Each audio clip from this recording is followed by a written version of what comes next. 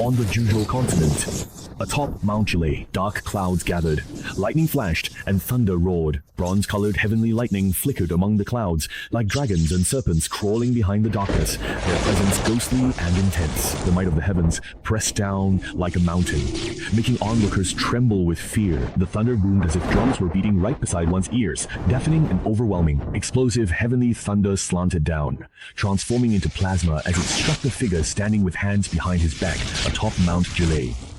The figure allowed the thunder to fall upon him, remaining utterly unmoved. After the tribulation, Zhang Li looked up with anticipation.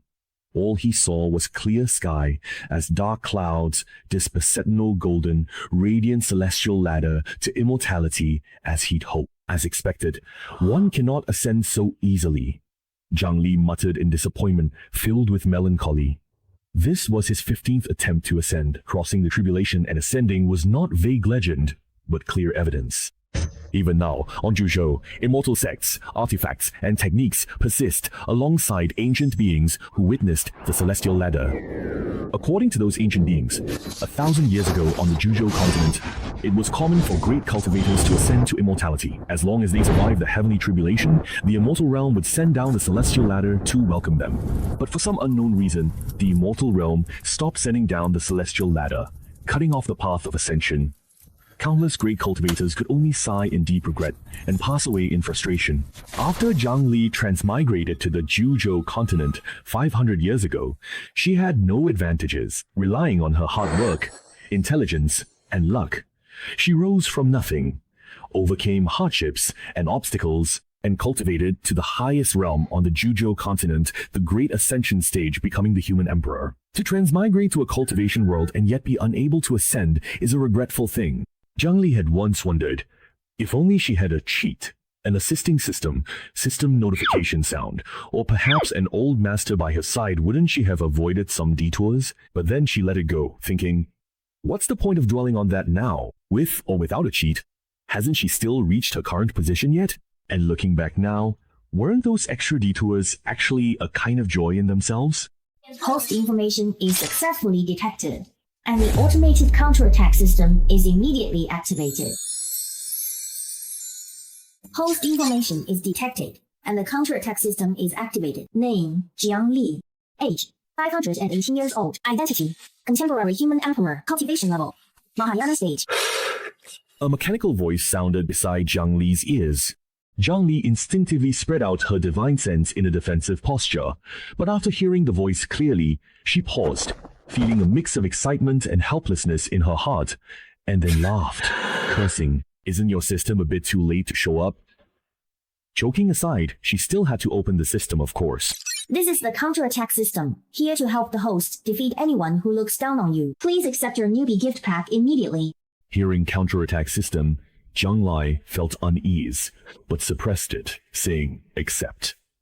As she spoke, items appeared on screen. She sat cross-legged, sorting them. Opening a small medicine bottle, a refreshing fragrance wafted out, instantly calming her. This was the unique scent of top-grade elixirs. 20 top-grade qi-gathering pills, effective during qi refining. 1 top-grade foundation establishment pill, aiding perfect foundation establishment in qi refining. 10 low-grade talismans, 2 strength, 2 swift, 2 concealment, 4 calm mind. Also, 150 low-grade spirit stones, a damaged Taoist technique manual, and a small fortune of silver. The system even thoughtfully added a note on the side. The small fortune of silver is a secret art not passed down outside the Taoist sect. Mastering its hidden essence makes one invincible during the qi refining stage. It can be fully restored for a cost of 100,000 merit coupons. Current origin points. Zhang Li looked at this pile of items in quiet silence. Isn't this newbie gift pack a bit too very basic? Zhang Li examined these items. The most valuable was likely this tattered Taoist technique manual worn out and a mere fragment. And this small fortune of silver. Zhang Li pondered for a moment, then took out a brand new book from her storage ring. The book was also titled Small Fortune of Silver, and it had been personally transcribed and gifted to her by the Taoist sect's leader. It even contained insights and annotations from various senior members of the Taoist sect. Generally, powerful Taoist techniques have a threshold for cultivation level. For example, the How Tuesday sect's pillar of the Central Plains can only be activated with the mana of the Golden Core stage. Similarly, the Xingmo sect's overlapping Yin and Yang requires Golden Core stage mana. But 4 ounces moves 1,000 pounds places, no restrictions on spiritual energy. It emphasizes following intent, overcoming strong with weak, and is especially suitable for fighting higher cultivation opponents. It's a rare Taoist technique without entry barriers. After comparing the 2 books and confirming their identical contents, Zhang Li wondered, wow, these are great techniques, but why are they all for the qi refining stage?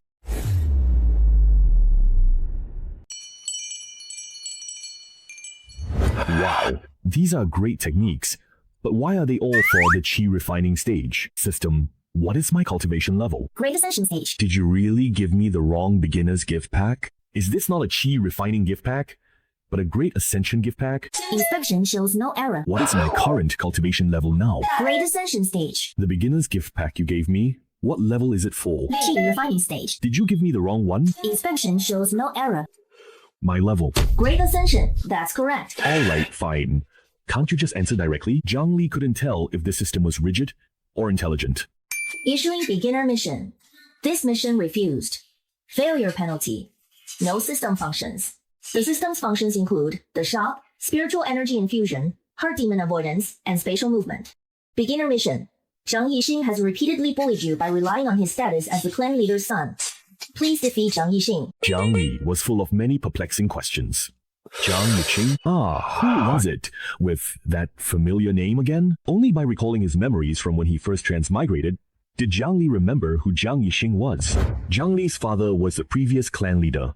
After his death, he was left with only his widowed mother, but she also passed away due to illness, leaving Zhang Li an orphan. After Zhang Li's parents died, Zhang Yixing, relying on his father being the current clan leader, bullied others.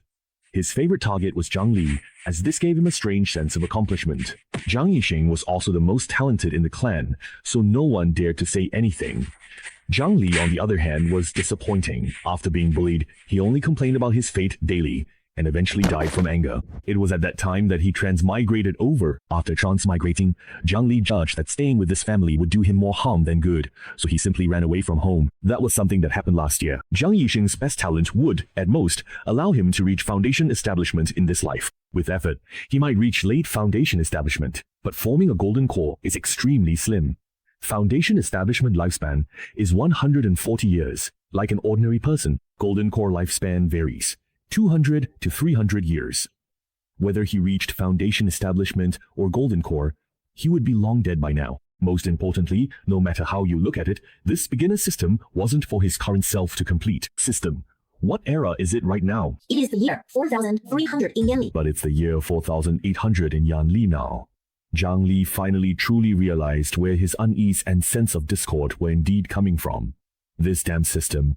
It started up 500 years late. This damn system. It started up 500 years late. Zhang Li was shaking with anger. I demand to change the mission. The mission cannot be changed. Zhang Yixing is already dead? Please refer to the time recognized by the system. I'm in the Great Ascension stage now. Is it appropriate for me to fight Zhang Yixing, who might not even be at Qi Refining or Foundation Establishment? How is this a comeback? Complete beginner mission now. Restart the system. Please complete the beginner mission. Uninstall the system. Please complete the beginner mission. Zhang Li almost coughed up blood. The moment he saw the words comeback, he should have guessed it was this damned comeback system. As the current human emperor and the strongest in the 9 provinces, who is he supposed to make a comeback against? What a useless system. What do I even need you for? Zhang Li made up his mind to ignore the system from now on. The system booted up late, and now it wants him to defeat a dead man? How is he supposed to defeat him? With mental victory? At the foot of Jilei Mountain, countless powerful cultivators awaited the human emperor's tribulation. Some were leaders of great sects, some rulers of royal families, and others old monsters who had lived for millennia. The cultivation of these sect leaders and patriarchs was truly earth-shattering. If it weren't for the current instability of the immortal realm, they would have already secluded themselves in meditation, seeking to overcome their tribulations and ascend. Some had even survived the tribulation to become immortals. Though the number of times they had faced tribulation was nowhere near as many as Zhang Li, they were not here to see whether Zhang Li could survive the tribulation, but rather to see if it was possible to ascend after the tribulation. However, this tribulation was destined to disappoint them once again. After the tribulation to become an immortal, the legendary celestial ascension stairway did not appear, and ascension remained out of reach. This thought inevitably surfaced in the minds of the sect leaders and patriarchs. Although they had anticipated this outcome, a faint shadow of gloom still settled over their hearts. As Zhang Li descended from the mountain peak, even those who were not skilled at reading others could see the disappointment in his heart. If it were just a single failed attempt at ascension after the tribulation, Zhang Li wouldn't have been too disheartened. But the sudden appearance of the system made him think he'd gained a golden finger to ascendantly to realize it was useless. Of course, the sect leaders saw Zhang Li's unusual state, but still put on delighted expressions, congratulating him. Congratulations to Emperor Jiang for overcoming another heavenly tribulation. Not at all, just watching was enough to make our hearts pound with fear. Yet Emperor Jiang passed through safely. Your cultivation must have improved again. If Emperor Jiang is able to ascend, he will surely become a dominant figure in the immortal realm. The road to ascension is long and hard. We strive together. Emperor Jiang, you must come to my sect and give a lecture to my less accomplished juniors, sharing your valuable cultivation insights. Emperor Jiang, you must do me this favor. Senior Jiang, you flatter me. I've always remembered your guidance. After some time, I'd be honored to discuss cultivation experiences with you and let the juniors listen. Alas, it's a pity that the immortal realm is so very far from us, and its location is uncertain. Otherwise, with Emperor Jiang's cultivation, breaking through the boundary by force might not be impossible. Everyone knows your Zhenli mountain lineage excels in the Tao of space. If anyone can pinpoint the immortal realm, it's you. Jiang Li was courteous to all sect leaders, thanking each and promising future visits to give lectures and share experiences, which delighted them. After bidding farewell, Jiang Li summoned the system. The old Buddha from Zhenli Mountain just gave him an idea. System, can you send me to the immortal realm? System, can you send me to the immortal realm? The system will later unlock the spatial teleportation function, which can take the host to the immortal realm. Can you just please send me there right now? Jiang Li was overjoyed. The system is useful, a golden finger. Complete beginner task. Send me to the immortal realm first. From there, I can get to the underworld. Once in the underworld, I'll find Jiang Yixing, defeat him, and complete the task. Complete the beginner task soon. Can I borrow the serpent staff? You can't expect me to fight a dead person. Complete the beginner task soon. What useless system? Jiang Li felt this wasn't a golden finger at all. Instead, heaven was flipping him the bird. Cursing the useless system, he pondered how to complete its task. For example, find Jiang Yixing and beat him up, or find someone, force them to be called Jiang Yixing, then beat them up, or even dance on Jiang Yixing's grave. These were backup plans. The first option was to go back to his hometown and see if Jiang Yixing was still alive. Maybe he'd gotten a longevity pill, though one wouldn't be enough. He'd need a dozen or so to barely make it to today. Or perhaps he'd received enlightenment from a master and broken through to the nascent soul stage. With a natural lifespan of 500 years at the nascent soul stage, he could still be alive now. In short, talent is not the only determining factor. For example, Jiang Li himself is a good case in point. Without his diligent cultivation, along with a little help from his heavenly spiritual root and boundless Tao body, he wouldn't have reached the great accomplishment stage either. The human emperor whole is revered throughout the 9 provinces, holding a lofty status. One of its duties is to mediate between various factions, to prevent deadly conflicts among cultivation forces, and the resulting devastation of living beings. At the pinnacle of cultivation, a single thought can change the world and overturn the cold winter. Therefore, if those at the very peak of cultivation were to fight to the death, the harm it would bring to the 9 provinces continent is unimaginable. There have been such factions in history. At that time, the old human emperor had passed away, and a new one had yet to emerge. A conflict broke out between the ancient sects and the imperial dynasty, which eventually escalated beyond reconciliation. The two sides fought mercilessly, their battles sweeping across half the 9 provinces. Anyone who dared to mediate was wiped out by ancient sects and the imperial dynasty. The new human emperor, Jiang Li, ascended the throne, carrying the will of all beings, and slew both the ancient sect leader and the imperial dynasty ruler, ending this 9 provinces massacre. On the continent of the 9 provinces, imperial dynasties and sects coexist, competing and advancing. This policy, set by the first human emperor, was the conclusion reached by successive generations after deliberation. Cultivators seek immortality and possess a courageous, combative nature. Simply suppressing them isn't a long-term solution.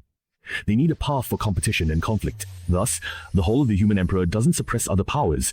Instead, it offers support and encourages competition. This ensures geniuses in the 9 provinces emerge endlessly, with no generational gap. This is also the primary reason why there are so many nations on the continent of the 9 provinces. The continent is made of over 1,000 small nations and 9 great imperial dynasties. Only those with 10,000 years of national fortune can be called great empires.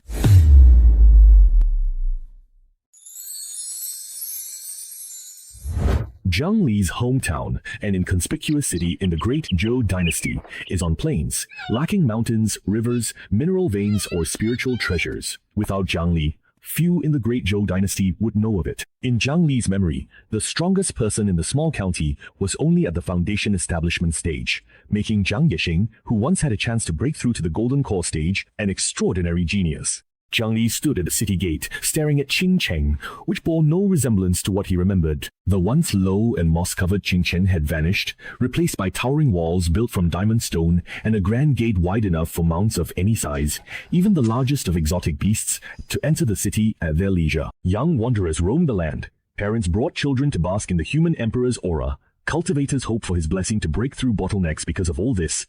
The once inconspicuous Qingcheng, from the moment Zhang Li became human emperor, transformed into a city understated yet rich in substance. Even city gate guards were golden core cultivators. Thus, the area around the city gate bustled with people coming and going. Upon entering Qingcheng, the first thing that caught the eye was a massive bronze statue. The statue depicted a man with an imposing presence, holding a long halberd, gazing in all directions, like an immortal surveying the mortal world. It was none other than the human emperor Zhang Li. He had thought that returning here would be like a traveler, asking, "Where do you come from?" with no one recognizing him. Zhang Li wore only a straw hat, and beneath its shadow was a face identical to that of the bronze statue. Who would have thought that everyone in the world would recognize him? There were quite a few people worshipping around the bronze statue, and Zhang Li could even feel the power of faith emanating from it, so he quickly used magic to alter his appearance. "Gao Fan, let me ask, where is the Zhang family?" Zhang Li casually grabbed someone and asked. The person looked quite old, and walked at a leisurely pace, though in reality, Zhang Li was older. "Young man, you must be from out of town, right?" Everyone in Qingcheng knows the Jiang family is at the city center, next to the city lord's mansion. Old man smiled, pointing hand. "It's really right over there." This old man has a heavy accent. "I'm a local. It's hard to understand him. But since Zhang Li is from Qingcheng, it doesn't matter. I heard the Jiang family was a small clan, occupying a corner of Qingcheng." Later, when Emperor Jiang ascended the throne, cultivators came to investigate the reason for his rise in power. The Jiang family seized the opportunity and maneuvered skillfully, becoming the largest clan. Although the Jiang family never moved their residence, as Qingcheng expanded, their location gradually became the very center of the city. There are even rumors that the Jiang family controls all of Qingcheng, and that even the choice of the city lord is up to them.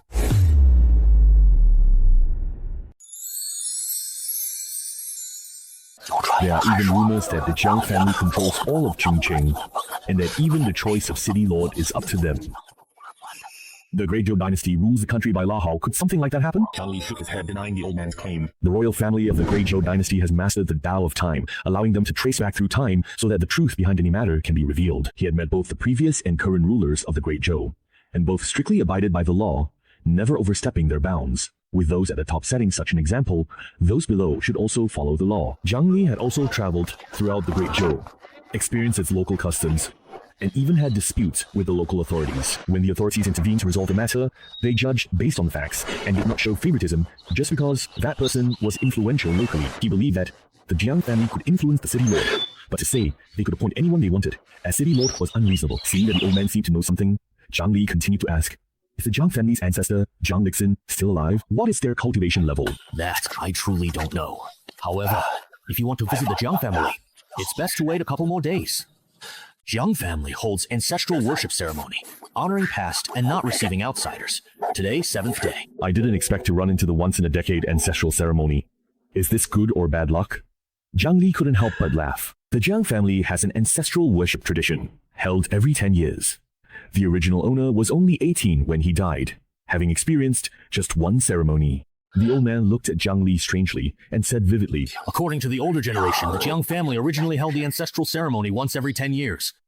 It was only after Emperor Jiangren ascended the throne 300 years ago that the ceremonies became more frequent.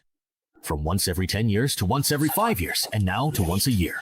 The old man asked, "Senior, what cultivation level?" "To live 300 years, your cultivation must be nascent soul." Zhang Li smiled, didn't respond to the old man's question, but thanked him and continued toward the Jiang family mansion. The Jiang family's main gate was shut. The formation activated a sign of a grand ancestral ceremony. Though a protective formation, and several golden core cultivators guarded it, Jiang Li could still effortlessly enter. With Emperor Jiang Ren's status, he'd be welcomed by the Jiang family, but Jiang Li had no intention of doing so. He never had fondness for the Jiang family. In the 500 years since he left the Jiang family, he had never once returned. Even so, the Jiang family still flaunted his name in the capital, throwing their weight around and living in luxury, having completely forgotten how they once neglected and bullied the original owner of this body. Now that he was appearing again, the Jiang family would be over the moon with excitement, and seize the opportunity to make a big show of it. Jiang Li casually cast a concealment spell and swaggered into the Jiang residence.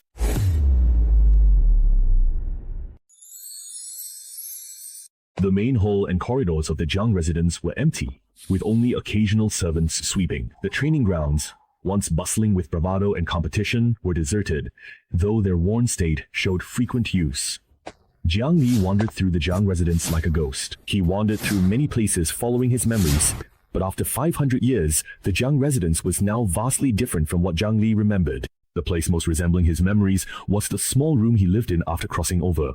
It was about 80% the same. He guessed that after he left, someone else moved in, and after he became the human emperor, the Jiang family hurriedly tidied the room, trying to restore it to its original appearance. Jiang Li shook his head regretfully and walked toward the ancestral hall.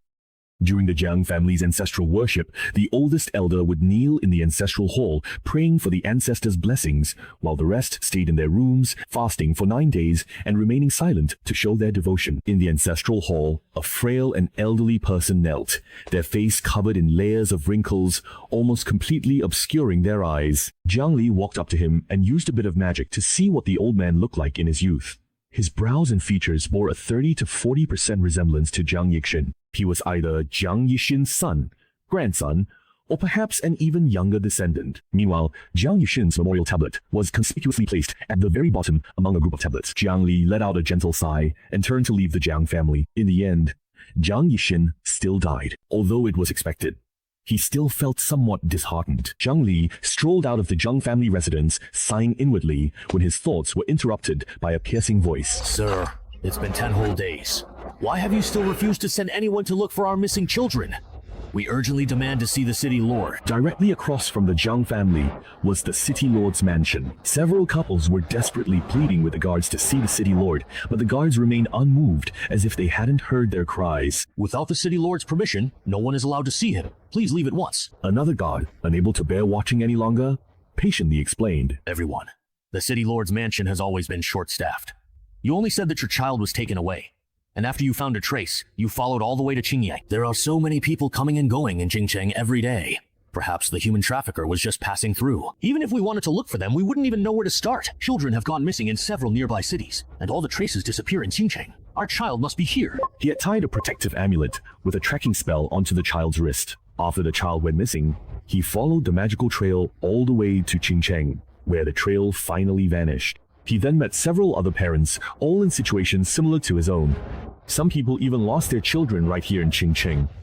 There's no way I'd believe Qingyang has nothing to do with this.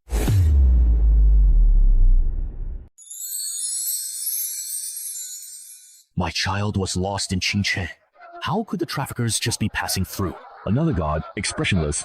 Please understand, we're short on manpower. If you can prove the traffickers are in Qingyang, we will definitely send people to search. How about that? What kind of nonsense is that? My child went missing here, and yet you act like it has nothing to do with you. Is this what the struggle for the human emperor leads to? The guards' and parents' voices grew louder, ending in an argument that drew the attention of several Jiang family protectors. Arguing and making scene on the Jiang family's ancestral worship day. What kind of behavior is this? A protector stepped out from the Jiang family and sternly rebuked them. You are guards of the city lord's mansion, yet you allow a group of troublemakers to gather and cause a disturbance in front of the mansion. Aren't you afraid the city lord will hold you accountable? Upon hearing this, the guards hurried to drive these people away. Jiang Li couldn't stand it any longer, so he dispelled the spell concealing his presence and sneered from the side. Ha, the Jiang family is really impressive. You even think you can control what happens in front of the city lord's mansion. If you like meddling so much, why don't you take care of cleaning up the area in front of the mansion as well? How dare you speak so disrespectfully to the Jiang family? You must have a lot of nerve. The parents who lost their children, as well as the city lord's mansion guards, were astonished. The current human emperor comes from the Jiang family even throughout the Great Zhou dynasty. No one would dare speak to the Jiang family like that. Could this person be reckless? Suddenly, a man darted out, grabbing Jiang Li. Forcing a smile at the Jiang family protector, he secretly sent a voice transmission. Kid, You've just started, and you're offending the Jiang family. Are you tired of living?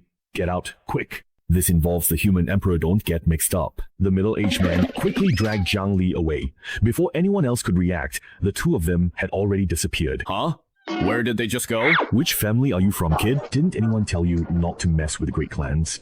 The middle-aged man pulled Jiang Li into a secluded corner, scolding him. Seeing Jiang Li's pale face, his reckless behavior, and his clothes made from the finest materials, it was obvious he was a child from a prominent family. If this were another empire, I naturally wouldn't dare provoke those unreasonable noble families. But this is the Great Zhou where the law rules the land, and even the great clans don't dare ignore the law. When the middle-aged man heard this, he became even more certain of his suspicions. This kid must be from some major sect or prominent family. Otherwise, he wouldn't have such a broad perspective, making comparisons with other empires right off the bat. You have to know, the Great Zhou Empire is vast. Many nascent soul stage cultivators may never leave its borders in their entire lives, let alone compare the Great Zhou to other empires. Governing the entire country by law, what you have just said truly applies anywhere within the vast Great Zhou, except for the powerful Jiang family. Governing the country by law, what you said applies anywhere in the Great Zhou, except for the Jiang family. The Jiang family has human Emperor Jiang as their backing. In Great Zhou, who would dare punish them? Everyone says human Emperor Jiang is impartial and selfless, but who can guarantee he has no bias when it comes to his own family? As far as I know, the human Emperor Jiang has been away from the Jiang family for 500 years and hasn't returned even once during that time. Even so, that still can't prove he has no ties to the Jiang family. All of this is just propaganda by the human Emperor Jiang to build up his image of being impartial and selfless. Blood is thicker than water. Who knows how many times he secretly visited the Jiang family. When you're out in the world, don't believe everything you hear. The world isn't as bright and pure as you think. The middle-aged man put on an expression as if he'd seen through the world's dark side.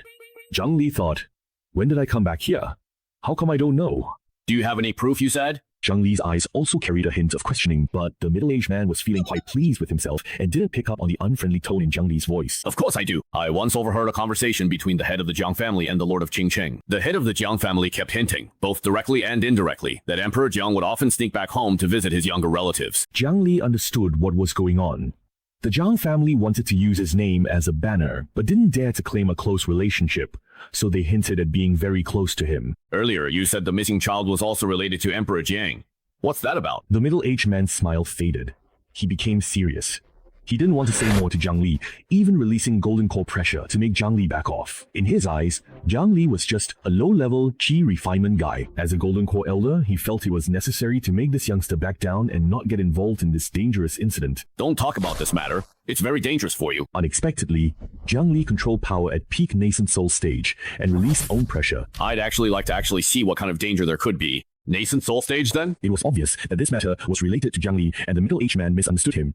If he revealed his true identity, the man would be even less likely to tell the truth. So Jiang Li chose to disguise himself as a nascent soul stage cultivator. The nascent soul stage isn't considered that powerful, but it's enough to intimidate the middle-aged man. Ah, Nascent Soul Senior. I am Yuan Wuxing. Cold sweat broke out on Yuan Wuxing, who would have thought that casually stopping a righteously indignant young man by the roadside would turn out to be a nascent soul stage cultivator. He looks like a young man, but for all I know, he could be an old monster who's lived for hundreds of years. Although my previous behavior wasn't exactly disrespectful, if this senior happens to be petty, that would be bad. To Yuan Wuxing, a nascent soul cultivator was formidable, only a handful in Qingcheng.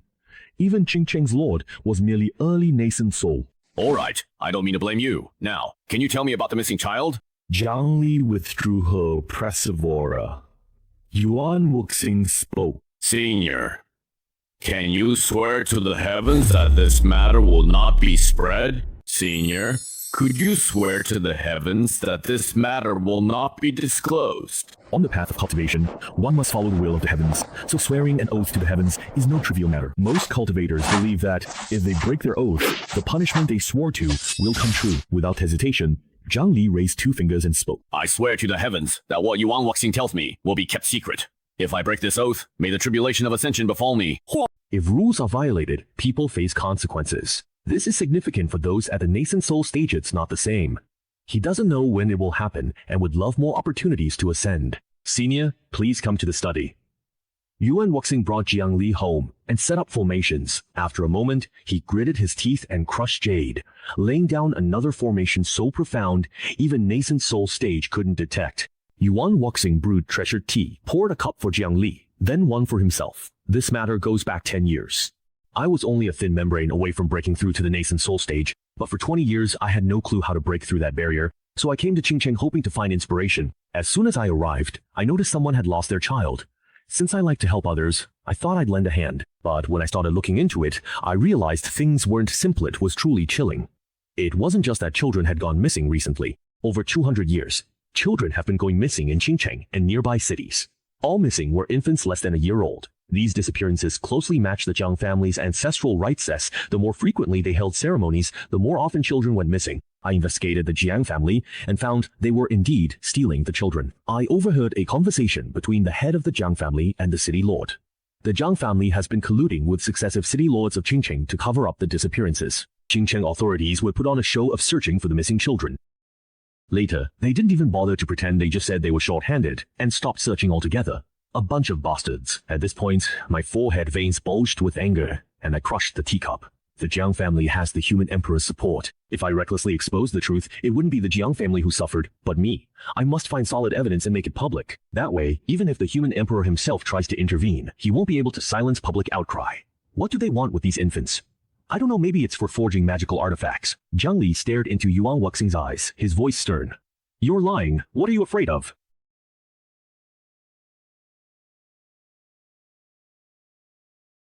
You're lying. What are you afraid of? Senior, I really can't talk about this. Anyone who does will die. Jiang Li took out an imperial token from his storage ring. On one side, it bore the words Dao Sect, while the reverse displayed a constantly spinning Taiji diagram. The entire jade token was seamless, not appearing to be carved, but rather as if it had been crafted by the wonders of nature itself. And now? Yuan Wuxing's eyes widened in disbelief as he stared at the token, his lips trembling. It was a fear, as if he had encountered a great figure, yet also an excitement, as if he had seen a glimmer of hope. The Dao Sect token. You are a Dao Sect emissary. The Dao Sect token. Anyone who sees this token must treat it as if they are facing the Dao Sect's leader in person. Only those at the Tribulation Crossing stage or Dao Sect emissaries can possess the Dao Sect token, and according to legend, there are no more than 5 in existence. It was clear the senior Yuanying cultivator was a cultivation prodigy, reaching the nascent soul stage around 20, not an old monster. I act under my real name and never change it lightly. I am the current Dao Sect emissary, Jiang Li. Jiang Li hastily made up a name and identity, leveraging his relationship with the Dao Sect leader.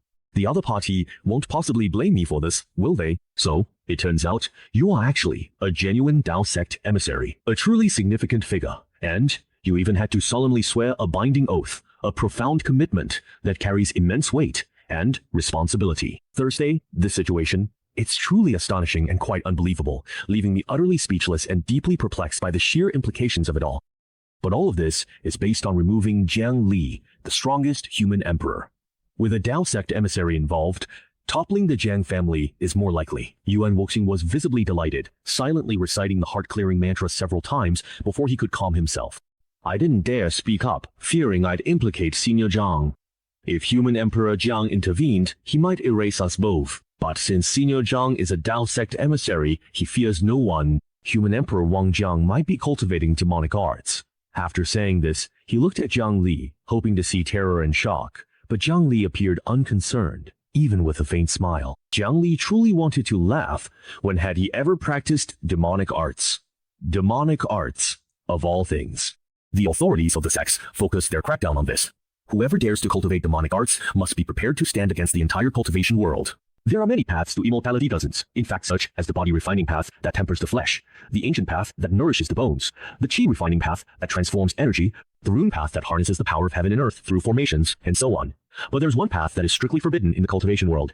The demonic path of solitary ascension. The demonic path is all about having no taboos and using any means necessary. It doesn't matter how many people die as long as one person is nourished by the lives of the masses. As long as you can survive and become stronger, that's all that matters. Back when the path to ascension was still open, when ascension was open, Zhuzhou wasn't hostile to the demonic path. Even if one cultivated demonic arts to the end, ascension was within the continent's capacity. But after ascension was severed, demonic path followers sought to bathe Zhuzhou in blood, hoping to use all beings' lives to nurture a single immortal, making ascension possible. Entire imperial dynasties were even wiped out. Thus, an unspoken rule emerged among Zhuzhou cultivators. Anyone practicing the demonic path is to be killed by all.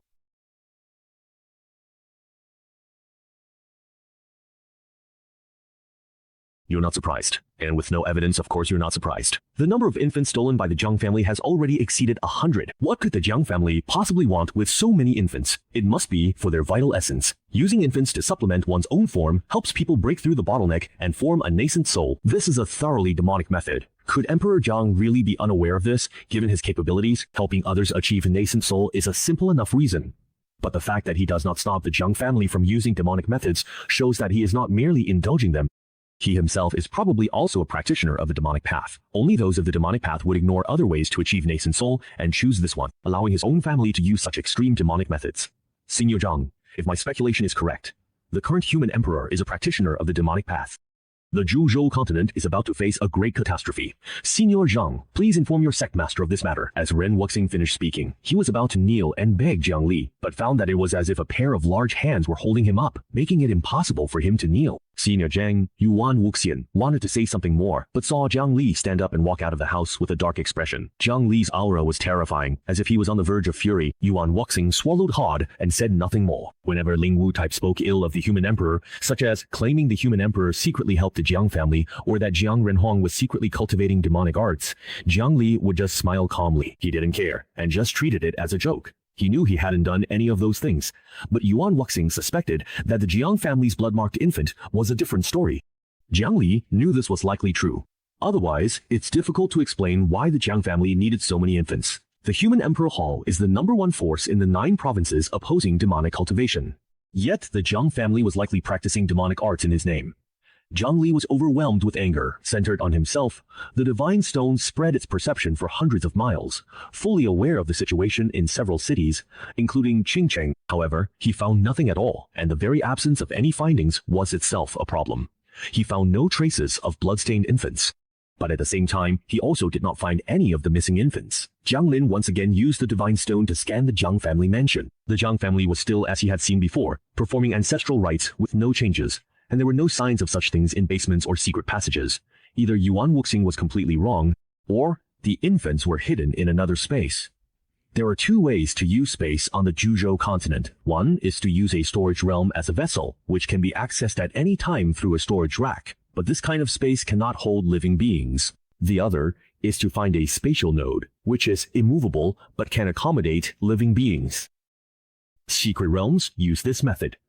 Spatial nodes are well hidden. If no one is entering or exiting, they are impossible to detect from outside. Do you have concrete evidence for what you're saying? A recording orb between the Jiang family head and the city lord? Or Yuan Wuxing witnessing Jiang Li entering the house again?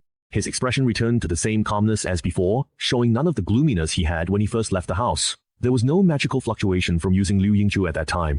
It couldn't be hidden from the nascent soul stage city lord. Wu Qing was disappointed he hadn't mentioned other evidence. He continued, stating the Jiang family's ancestral rites frequency matches that of missing infants. He suspects the Jiang family only performs rites on the surface, and it's actually about blood-stained infants. Security is extremely tight during their rites. He tried for years but couldn't get in. The Jiang family is currently holding their ancestral rites. Senior, you could give it a try.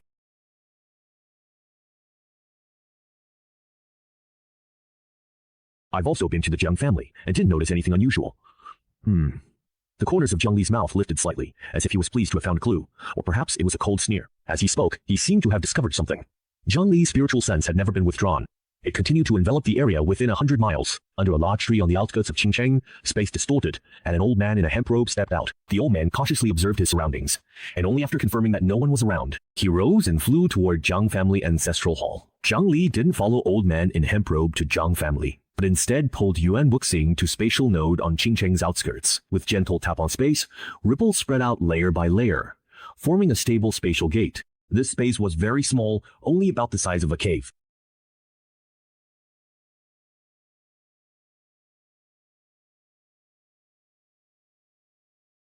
As soon as they entered, a pungent smell of blood assaulted their senses. The stench made Yuan Wuxing cough repeatedly. After barely getting used to the smell, he was stunned by the scene before his eyes. He was shocked to see hundreds of skeletons, less than a forearm, piled on both sides of the cave, carelessly tossed aside. The skulls were separated from the spines, and the bones of the hands and legs were detached from the torso, creating a scene of utter chaos. At the end of the path stood an altar stained red with fresh blood. On the altar lay more than a dozen intact infant corpses. Wisps of blood vapor were spreading from the bones into the air. and the flesh was dissipating at a speed visible to the naked eye, making the nauseating stench of blood even more intense. Before long, only the white bones at their fingertips would remain. Yan Wuxing couldn't help but stumble over to the wall, once again bracing himself as he dry-heaved. But his hand slipped, and he fell into the pile of bones. He didn't have the strength to get up, so he lay there among the remains, vomiting and sobbing uncontrollably. Ah, the Jiang family, these people? How could they bring themselves to do this? Don't they have children of their own? The villagers said nothing, but their expressions were frighteningly cold. Jiang Li didn't run after the horse. The old man knew the other party couldn't escape. He had come here hoping to see if there was any chance of saving even a few people, but now it seemed that not a single one could be saved. The calm and peaceful rebirth mantra echoed in the small space.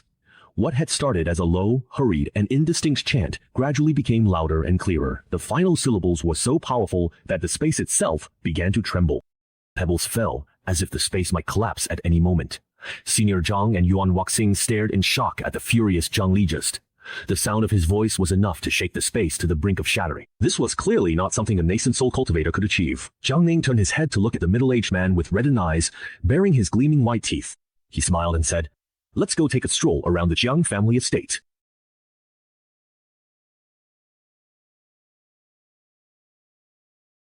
Inside the Jiang family ancestral hall, an elderly man knelt the oldest senior of the Jiang family, the clan head. When he saw the old man with the hemp robe arrive, the Jiang clan head shakily propped himself up, his face lighting up with joy. Ah, ancestor, you plan to come out of seclusion 2 days early. Have you already broken through the peak of Yuanying and stepped into the Huashen stage? The old man in the hemp robe shook his head and said regretfully, "Sigh. Stepping into the Huashen stage is easier said than done. It's just a pity that after using the blood of those dozen or so infants, it didn't do much to help my cultivation. It seems that if I want to break through to Huashen, I can't rely solely on infant blood. I'll have to look for other methods." A look of regret flashed across the Jiang clan leader's face. Just now, the messenger said that the parents of the missing children are spreading the news all over the city, and they're even making a scene in front of the city governor's mansion. This time, I'm afraid it won't be easy to suppress. It's good that the ancestor is considering another method. We've sacrificed too many infants over the years. People are starting to suspect us. Who? It's a cultivator named Yuan Wuxing, a triple path golden core. For the past few years, he's been trying to sneak in during our ancestral rites. Old Lady Mapo let out a scornful laugh, completely unconcerned. It seems they've noticed that the frequency of our ancestral rites coincides with the frequency of missing children, a rogue cultivator said. Just right. We can use them as blood sacrifices. Oh, by the way, since those fisherwomen who've lost their children keep making a scene, why not just capture them too for the blood ritual? Let them reunite with their children. Yes. How truly touching. Then why don't you go down now and reunite with your beloved parents? Oh. The fat old man turned around and glared angrily, trying to see who had spoken so rudely, while his body quickly retreated. He hadn't sensed anyone approaching if someone could evade his perception. They must either be a fellow nascent soul stage cultivator skilled in concealment techniques, or they could be a soul formation stage cultivator. Pan Lilian cast several spells, all of which were swatted away by Jiang Ni. Without another word, Jiang Ni stepped forward and slapped the old man in the hemp robe, sending him flying onto the table where the ancestral tablets were placed. The tablets scattered all over the floor, and half of the old man's teeth were shattered by the blow. The old man in the hemp robe was greatly shocked. He could sense that Jiang Lin, like himself, was at the peak of the nascent soul stage, but the opponent's movements were so fast that he couldn't even react. Jiang Li had experienced countless life and death battles in his lifetime, so many that even he couldn't remember them all. His combat experience was incredibly rich. Even if he suppressed his cultivation to the nascent soul stage, or even down to the golden core stage, he could still easily defeat the old man in the hemp robe. Jiang Li remained expressionless, fighting in silence without saying a word. He pinned the old man in the hemp robe to the table, hammering him with punch after punch, each blow heavier than the last. During this process, he even heard the system's notification sound. Congratulations to the host for defeating Jiang Yuxing. The beginner mission is complete. Upon hearing the system notification, Jiang Li felt no joy at all and continued to ruthlessly beat Jiang Yuxing with the strength of the nascent soul stage. He feared if he used greater strength, he might kill him. The moment Jiang Lin used the divine stone to scan the spatial node, he recognized the old man in the hemp robe was Jiang Yuxing. However, since he had changed his appearance, Jiang Yuxing did not recognize he was Jiang Li. Do you know who I am? I am the brother of the mighty Emperor Chang indeed. I am your brother.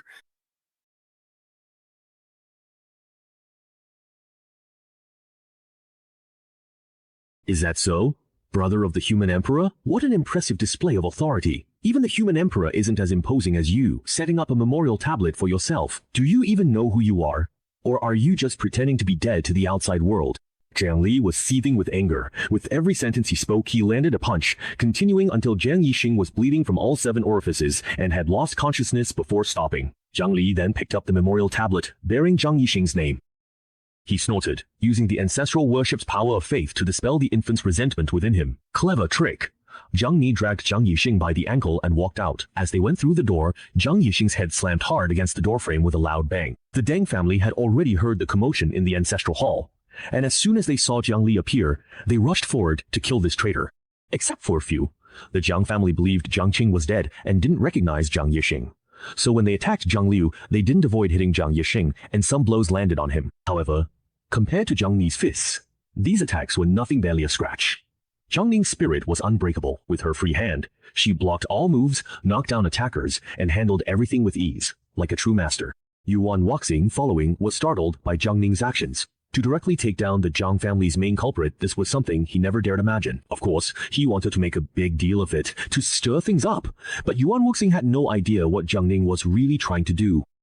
He felt this violent sect enforcer possessed profound magical power and acted unpredictably. Otherwise, how could he tell how many people dared to shield Jiang?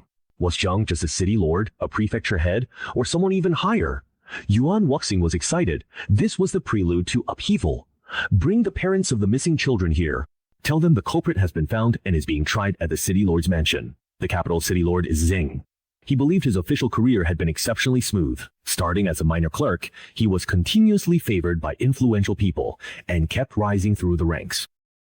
Now, he had even attained the position of city lord of Qingcheng, a seat that many of his colleagues would break their heads to get. By connecting with the Jiang family, even though he hadn't met the human emperor in person, wasn't being linked to the Jiang family essentially the same as being connected to the human emperor himself. You should know that several former city lords of Qingcheng now hold extremely high positions. The highest among them has even become a prefect, which made him quite envious. As usual, the current city lord was preparing to retire early for the day. It was approaching evening, and although it wasn't yet time to get off work, as the city lord, leaving half an hour early was something no one would question. But just as he was about to rest, one of his subordinates informed him that someone outside had a major case and was requesting the city lord to make a judgment. The former city lord was very displeased that major case meant it couldn't be resolved quickly, and his time off would be delayed. Go tell the person outside that I have urgent business to attend to and ask him to come back tomorrow. Sir, the people inside say they've caught the culprit who stole the children. It's the Jiang family's deceased old master, Jiang Yixing. That old master Jiang has been beaten to the point of losing his senses. When the public heard, they rushed over, and now our entrance is completely surrounded and impassable.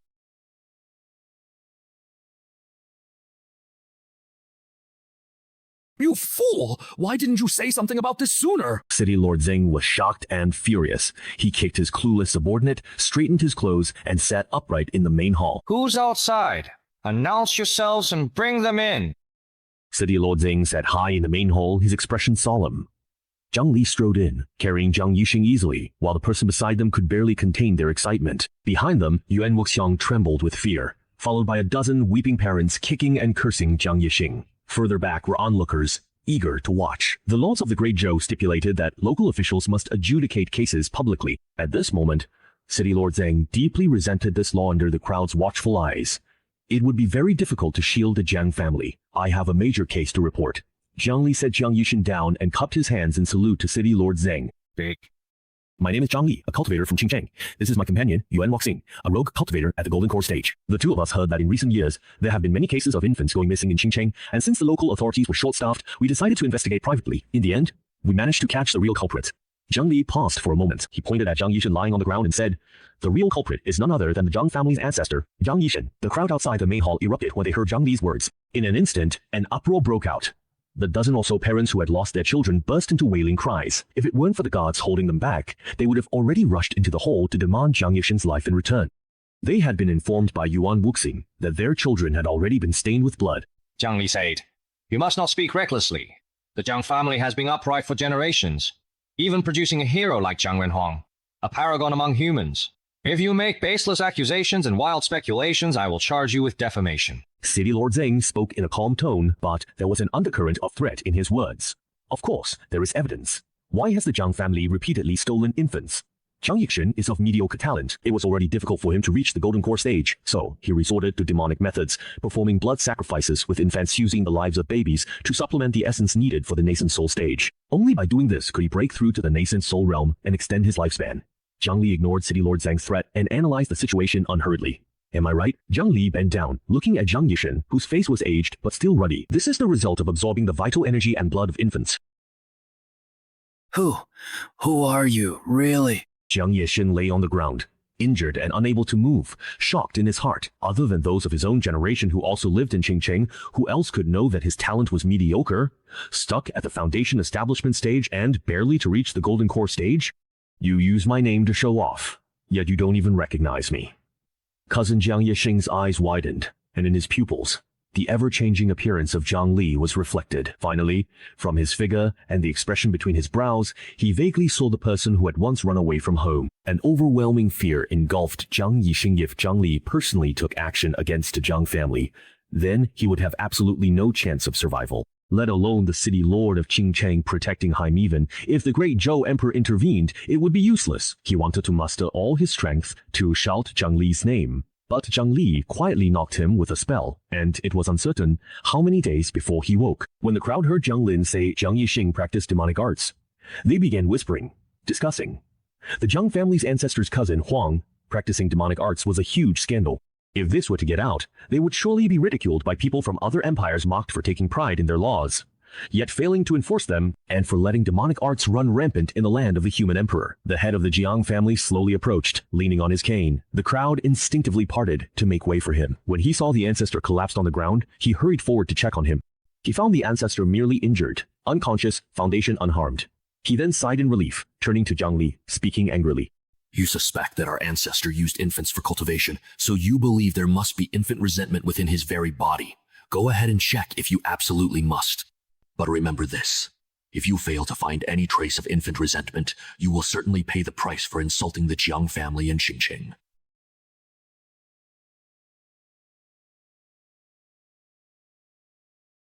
Team leader Jiang said this is a common method across Zhuzhou continent to detect demonic cultivators. Demonic cultivation harms others for self-benefit, so most practitioners have resentment within them, especially Jiang Yixing, who cultivated using hundreds of infants.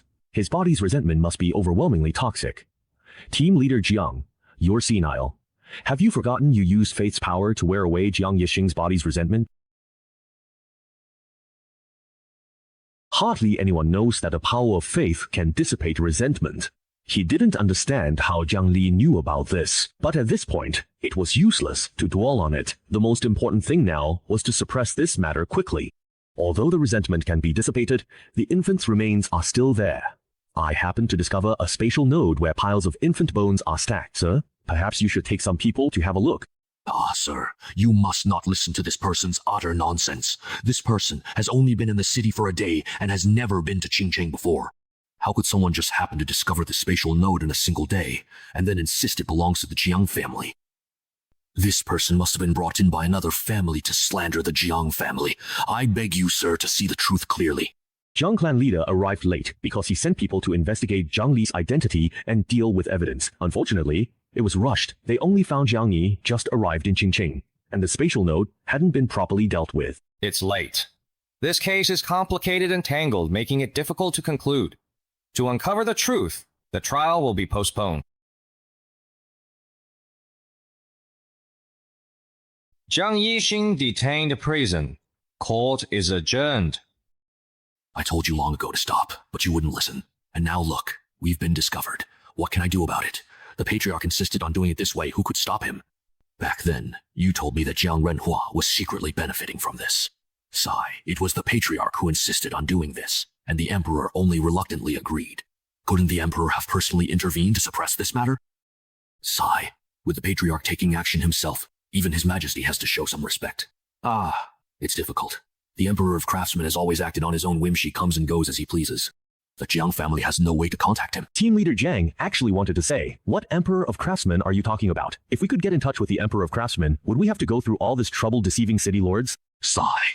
Then what do you think we should do at this moment? Let's prepare for both possibilities. The old ancestor is very meticulous and his actions only bloodstains can be considered evidence.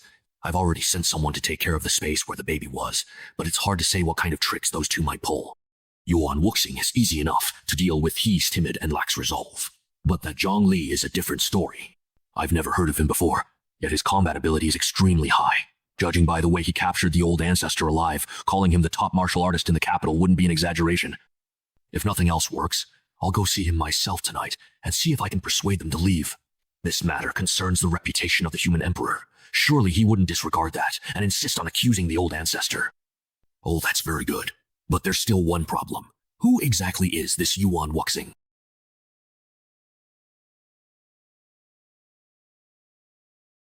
I noticed you were quite talkative with me. So why go silent in the main hall? Maybe City Lord Zhang didn't even notice you. You were timid, unaccustomed to such situations, and your mind went blank. You spent 10 years investigating the powerful Jiang family, knowing your chances were slim, yet you persisted. If anyone says you lack determination, they must be blind. But in critical moments, you always lose your nerve. It was like this today at the Jiang family, the same in the main hall, and even when you tried to break through before, it was for the same reason. In our Taoist sect, we emphasize cultivating both life and mind. But right now, you are only cultivating your mind, not your life.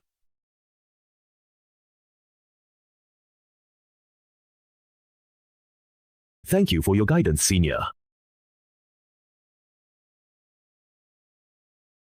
I suspect Jiang family will send people to space to destroy evidence. We need to hurry and stop them. My only worry is they might not go there. Otherwise, how we make this matter bigger?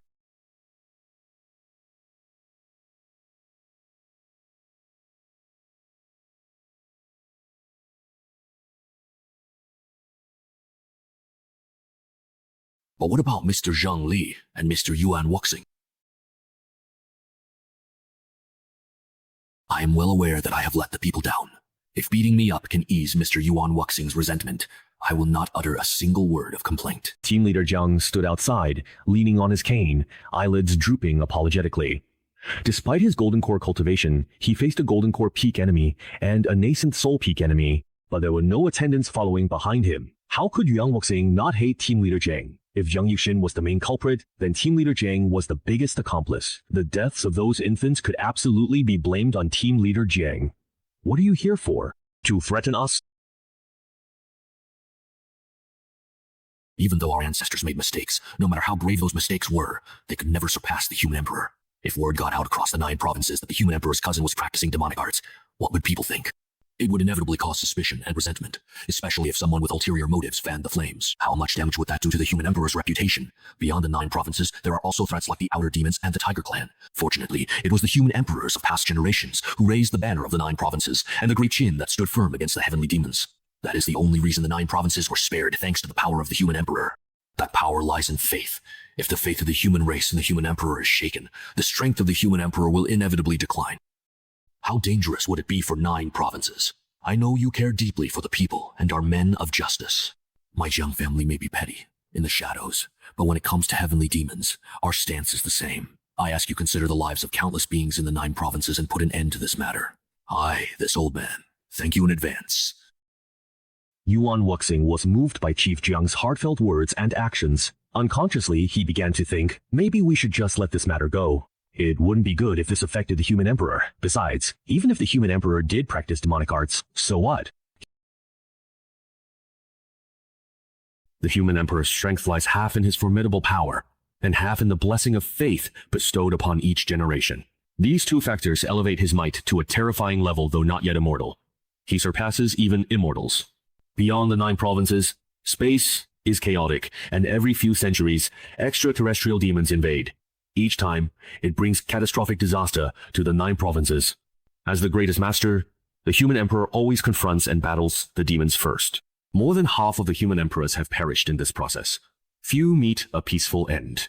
If Emperor Jiang were to fall in a future battle against the demons due to a decline in faith, then Yuan Wuxing would truly carry a lifetime of guilt. Chief Jiang makes a valid point. But since the Jiang family already knew this might shake people's faith in the human emperor, Why did they still go through with the infant blood sacrifice?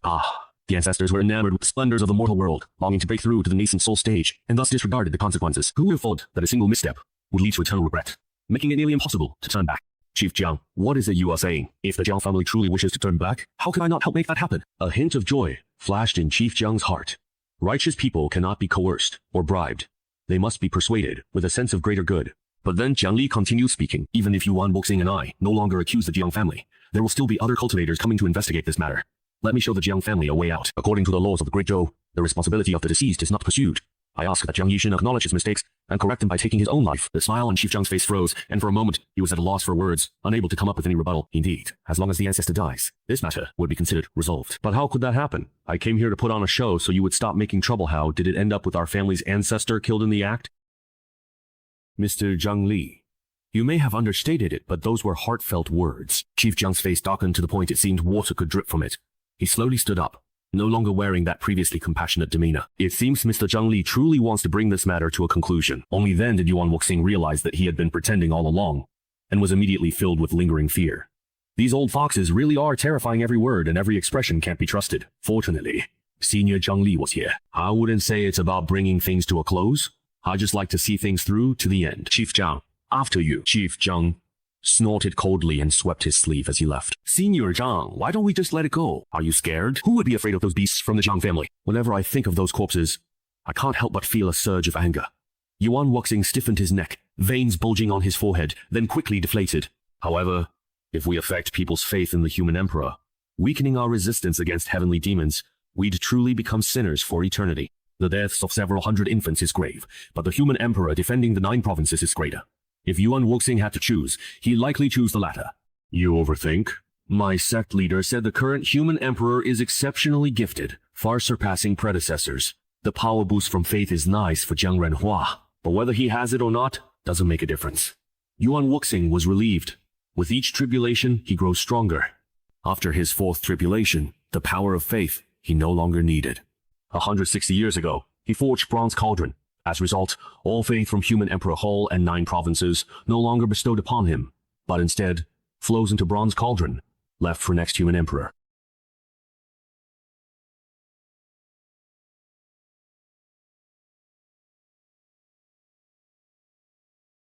System. Congratulations to the host for enduring cultivation and fierce battles, defeating Jiang Yixin. Settle rewards now? The corner of Jiang Li's mouth twitched, and he really wanted to ask when the arduous training and difficult struggle that the system mentioned would happen. Settlement reward. This power. It's actually even more than what I typically get in just one breathing meditation. This is truly for the Qi training stage. That's okay. Indeed well. According to Jiang Li's estimation, if he could have used this power at the beginning, he would have reached a perfect state when he was building his foundation. This is a treatment only available to the core disciples of the major sects. Their foundation is much stronger than that of ordinary foundation building cultivators, and their combat power is also several levels higher. Good stuff. Jiang Li praised him, and then expelled the power from his body. Are you kidding? Who would refine a power of unknown origin? This body refining technique is powerful. 11 nascent soul cultivators would treat it as a priceless treasure. After 2 minutes reading the intro and 3 minutes brief deduction, Jiang Li concluded he just wasted 5 minutes. A new mission. Upon joining the Huayin sect, Grand Elder's grandson, Yan Bo, believes your 5-element spiritual root lowers the sect's average spiritual root level and makes things difficult for you. Defeat him. You may forfeit this mission. The rewards for this mission are 1 opportunity for instant enlightenment, a mysterious map fragment, and a top-grade spiritual tool that can serve as any key and can be upgraded. When I returned to the Yun sect 3 centuries ago, Yunbo had cultivated to the nascent soul stage. With the longevity pills I gave him, it's no problem for him to still be alive. New feature unlocked. Shop.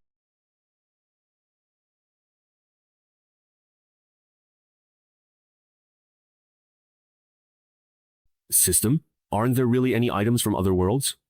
Please proceed to another world first, host.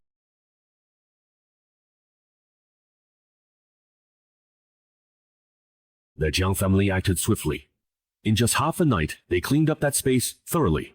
Then, over the course of 2 days and nights, They repeatedly checked to ensure nothing incriminating was left behind. Only then did they leisurely inform City Lord Zheng that the case could be reopened for trial. This official rules Jiang Yixin not guilty. If either of you disagrees with this official's verdict, you may file an appeal with the prefecture within 15 days starting from today now. Here's the appeal form. The Great Zhou dynasty is divided into 26 prefectures, each overseeing dozens of major cities. Qingcheng is one such city, under Tianqing Prefecture. The appeal form must be submitted to Gongping, Tianqing Prefecture's prefect. After Prefect Gong received the appeal, he summoned clan leader Jiang and City Lord Zheng, and after thoroughly questioning them about the events, he made up his mind. Zhang Li, Yuan Wuxing, before the court session, you must be informed that this official's ruling is final. Unless new evidence emerges to overturn the original verdict, neither of you may file another appeal online. Did you hear that clearly? Yes, but before the court session, I want to add one more person as a defendant. That's allowed? But this official's ruling will still be final, and you may not appeal on the grounds of adding a defendant at the last minute. I want to accuse City Lord Zheng of Qingcheng of abusing his power for personal gain during his tenure. I suspect the most crucial evidence in this case, the destruction of the space where the ritual took place, by City Lord Zheng. I ask Prefect Gong to submit a petition to the Imperial Court, requesting to trace back time and restore the scene. Among the 9 dynasties, only the Zhou dynasty rules by law. The fundamental reason is that the royal family of Zhou masters the Tao of time, traveling upstream. However, the Tao of time carries consequences and isn't used lightly. Therefore, Zhou allows special circumstances. For example, if a particular case has a huge impact on the entire nation, or if it involves collusion among officials of rank 7 or above, and Lord Zheng is a rank 5 official. You are slandering me, Zhang Li. Do you really intend to petition the court to trace back time? Prefect Gong stared at Zhang Li, his gaze icy cold. He felt that he had been manipulated by Zhang Li. More importantly, by tracing back time, not only can we see the Jiang family destroying the spatial node, but we can also witness Jiang Yixing practicing demonic arts at that location. Once Jiang Yixing's involvement in demonic cultivation is exposed, every single person who has ever served as the city lord of Qingcheng will be investigated by the court, and none of us will be able to escape. I am absolutely and unequivocally certain about this particular matter. Are you truly and genuinely going to proceed with your application process? I'm quite certain. Zhang Li, right? Very well. You're really something indeed. Governor Gong didn't even make a move, he just scared you like this with his killing intent. Ha! You're at the peak of the Golden Core stage, aren't you ashamed? Senior Zhang, Governor Gong is at the peak of the nascent soul stage. Facing killing intent at that level, someone at the Golden Core stage really can't withstand it. Excuses. I killed a nascent soul peak cultivator when I was only at the peak of the Golden Core stage. Impressive skills, Senior. Okay, let's begin. Appointing you as Qingcheng City Lord was my biggest mistake. If your ancestor wants to live longer, let him figure it out. Don't make us clean up his mess. Didn't you say his demonic path cultivation was tacitly approved by the human emperor? Hurry up and contact Emperor Jiang. Right now, only if he gets angry can we be saved. It's always been the human emperor who always contacts us. We've never reached out to Emperor Jiang ourselves. So you're saying we can't count on Emperor Jiang anymore, right? There's only one option left now. What is it? Send someone to take out that Zhang Li? Idiot! If Zhang Li is killed right after applying for temporal tracing, it's not just killing Zhang Li, it's a slap in the face to the Imperial Court. If the court ignores this, where will authority? If they investigate, we'll all be finished. The third prince admires the achievements of the human emperor. The only person we can persuade is the third prince. If we can get him to initiate a time trace and cover for us, we might survive. But which of us is qualified to meet the third prince? After serving as city lords in Qingcheng, I wasn't the only one who got promoted. The others now hold high positions too.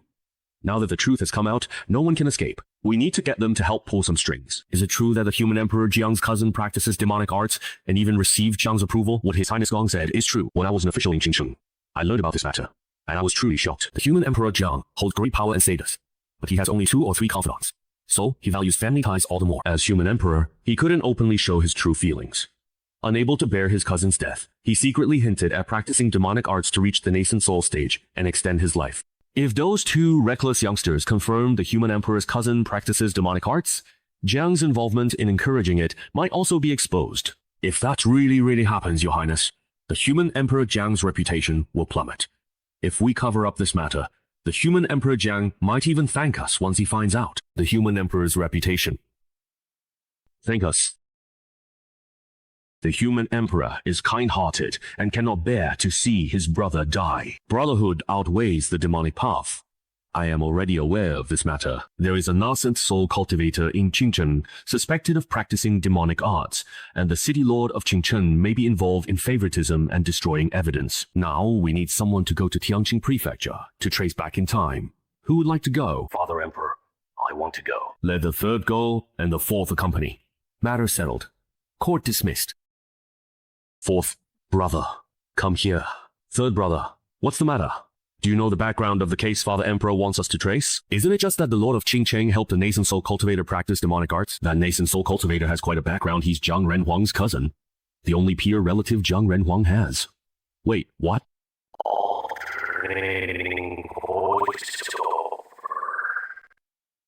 The location for tracing back in time is set in the outskirts of Qingcheng. Therefore, after submitting the application, Jiang Li and Yuan Wuxing returned to Qingcheng. These past few days, Yuan Wuxing has been living in constant fear. Nascent soul and divine transformation cultivators, who are rarely seen on ordinary days, have been visiting one after another, using their influence both openly and covertly to threaten or entice, or to persuade Senior Jiang Li to act wisely. As for withdrawing the application, it's nothing more than talk about affecting the human emperor, or the bigger picture. When Jiang Li heard it, he just yawned, finding it completely unoriginal. He responded to all these people quite politely, but firmly. One divine transformation cultivator, lacking in self-restraint, was provoked by Jiang Li's retort, "What do you know about Emperor Jiang?" and flew into a rage, attacking in anger. Right then and there, Jiang Li put on a classic display for Yuan Wuxing, a genius nascent soul cultivator going head-to-head against a veteran divine transformation expert. Excuse me, is Jiang Li here now? Yes. Are you also here to persuade Senior Jiang to withdraw the application? The newcomer wore a cloak, golden light in their eyes. Scoffs. So many came looking for Jiang Li, huh? I thought our great Zhou was open-minded and upright, not plagued by filth, pettiness. Yeah, are you the 21st or the 22nd one to come? I can't remember anymore. Take my advice, just give up. You must be Yuan Wuxing, the owner of this house, right? You've misunderstood. I'm a friend of Jiang Li's. I heard he came to Great Zhou, so I came especially to catch up with him. Yuan Wuxing was just about to say something when Jiang Li called out from inside the room. Wuxing, let him in. He really is my friend. If I hadn't recognized your handwriting on the application, I wouldn't have even known you came to Great Zhou. Why didn't you let me know in advance? I could have welcomed you properly. I originally just wanted to come home, take care of some things, and leave. Who would have thought it would end up involving so many people? The newcomer took off his cloak, revealing a handsome face and well-defined features. But what stood out the most were his double pupils. Zheng Shang, you still haven't told him who you are, you? Jiang Li, what can I do? He started bad-mouthing me the moment we met. How else was I supposed to find out what was going on with him if I didn't use a different identity? Jiang Li shrugged helplessly. With a slight adjustment of his features, he returned to his original appearance. You are Emperor Jiang. The moment Jiang Li returned to his original appearance, Yuan Wuxing's mind went completely blank, giving up on thinking altogether. When he snapped back to his senses, his face was flushed. Moments ago, he'd spoken to Jiang Li with an air of mystery, claiming the monkey infant case was backed by Emperor Jiang, that he indulged his cousin in demonic arts, and practiced demonic arts himself. Yuan Wuxing just wanted to find a hole in the ground to crawl into. If the boss knew you were a Taoist envoy, he'd be so happy he wouldn't sleep for a year. Just a temporary identity. Just a temporary identity. Jiang Li felt completely ill at ease under Zhou Huangqizi's scrutiny, so he quickly changed the subject and took out the recording orb. With a slight exertion of his magic, Zhou Huangqizi was able to see the contents of the orb. Near Qingcheng's spatial node, a dense crowd gathered. People from all around Qingcheng had rushed over, wanting to see what tracing back through time would look like. After all, this was a spell involving the Tao of Time extremely rare. The appointed time has arrived. Preparations for the time tracing are underway.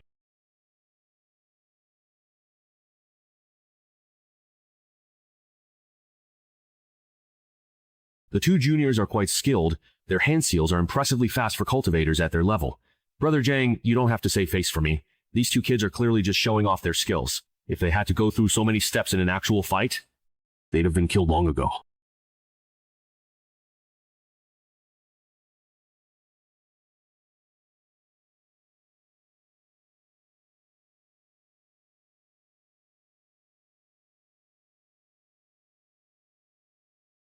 I've already investigated this matter. Dr. Jiang has not practiced demonic arts, and City Lord Zhang did not destroy any evidence. Are you two satisfied with this conclusion? Whether the two of us are satisfied isn't important. But I'm afraid this brother here doesn't quite agree with the result you've given. You two disgraceful fools, get out of my sight right now. Your son greets you, Father Emperor. So you still acknowledge me as your emperor after all? The old patriarch of the Jiang clan, kneeling on the ground, trembled with fear, his back cold. Why is His Majesty here? Why is he even standing on Zhang Li's side? Why does he sound so unfriendly? Of everyone present, aside from the 7 members of the Zhou royal family still standing, only Zhang Li remained upright. Everyone was full of doubt, but no one dared to speak. The third prince, feeling guilty, tried to take the initiative and divert the emperor's attention. Bold Zhang Li, kneel. Silence. Aren't you ashamed enough already? Let me ask you, what exactly did you see in the River of Time? Father, there are simply too many people and prying eyes here indeed. May I report to you after we return home? There's nothing that can't be said in public.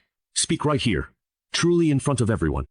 You're always speaking in riddles and hiding things. Did I ever teach you to be like this? My third brother and I saw Jiang Yishen using the blood of children for demonic cultivation, eluding the clan leader and full city lord. We have evidence to prove it. Why are you lying? Do you realize that if you let Jiang Yishen go unchecked, these 2 people will be caught in endless revenge?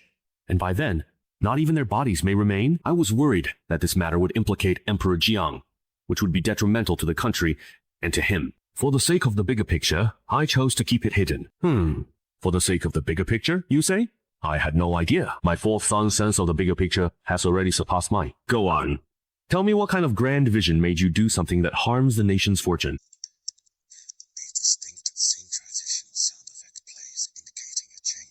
Just because the emperor practiced demonic arts, you then came up with this idea? Are you baselessly imagining that Emperor Jiang's character is completely at odds with reality?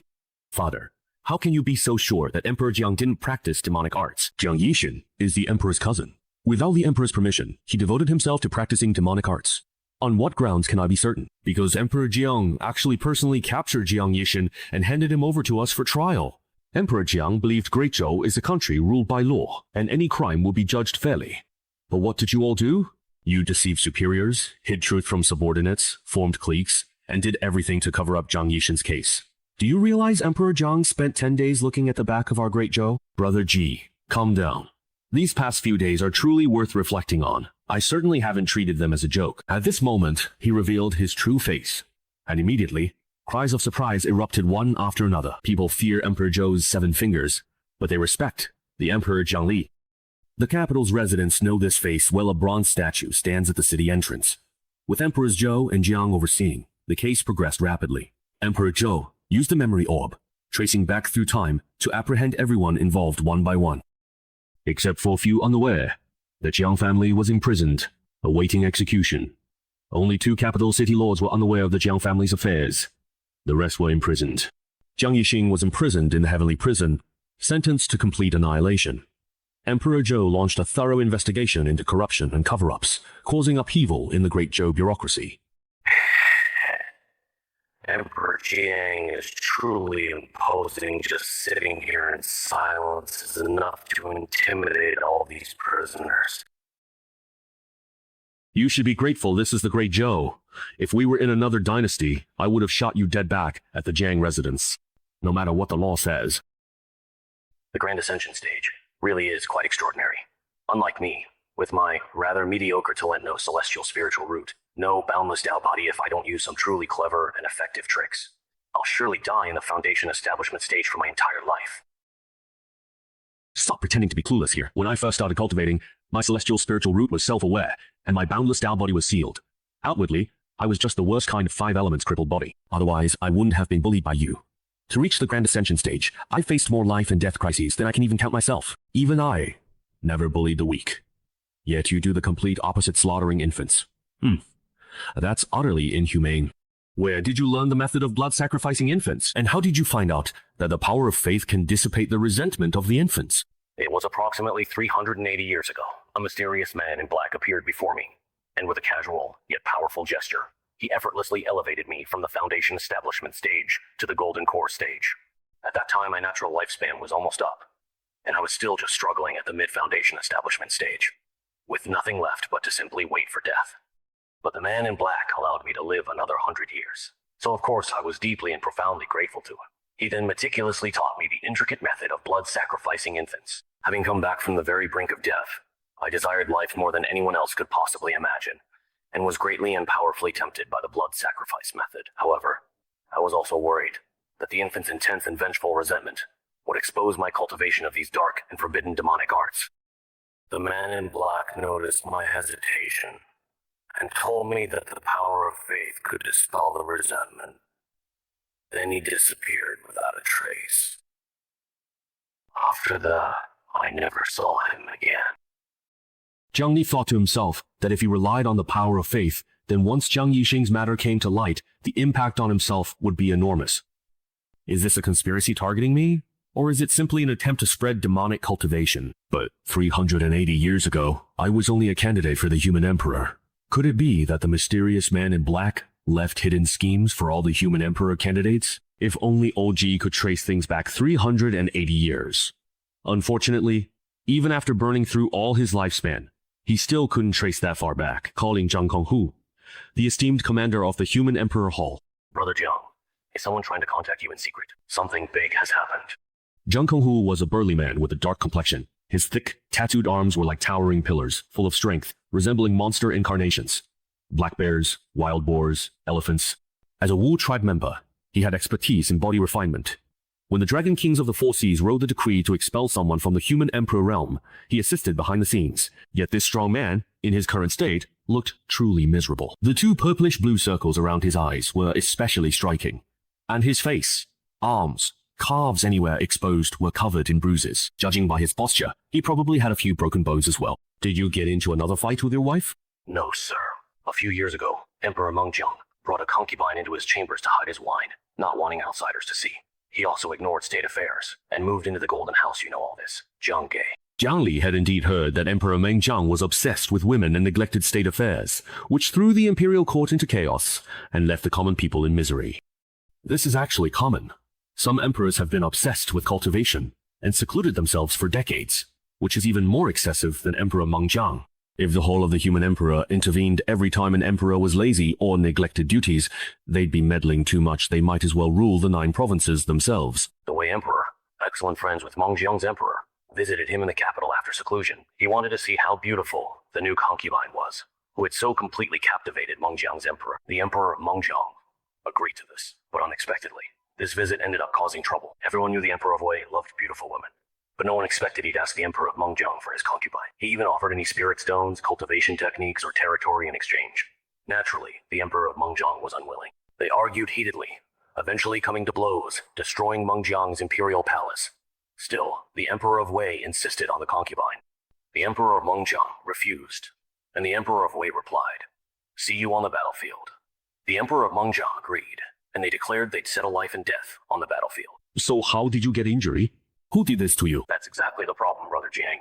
You know that one of the duties of the Human Emperor Hall's commanders is to maintain the overall stability of the 9 provinces. After I learned about the duel between the Emperor of Wei and the Emperor of Mengjiang, I immediately rushed over to Mengjiang's side, hoping to mediate and talk things out. But who could have guessed? The moment I saw the consort, my soul was completely captivated. She was truly beautiful at that moment, as stunning as a celestial Medeno fairy could compare to her beauty. I even wanted to snatch the consort away right then and there. My body was almost out of control. In a moment of utter desperation, I had no other choice but to give myself a good beating, using the pain to snap myself out of it. Jiang Li's smile faded, his expression gradually serious. Earlier, when it was mentioned the Emperor of Wei and Mengjiang fought over the consort, Jiang Li didn't think much of it. In his view, these two becoming emperors was simply picking the tallest among dwarfs. There was no one in the royal family capable of taking charge. Compared to the Zhou Emperor, the gap was more than just a little. Calling them rulers engaged in power struggles is already giving them too much credit. It wouldn't be surprising if the two of them gambled their nation's fate over a beautiful woman. But Zhang Konghu is different.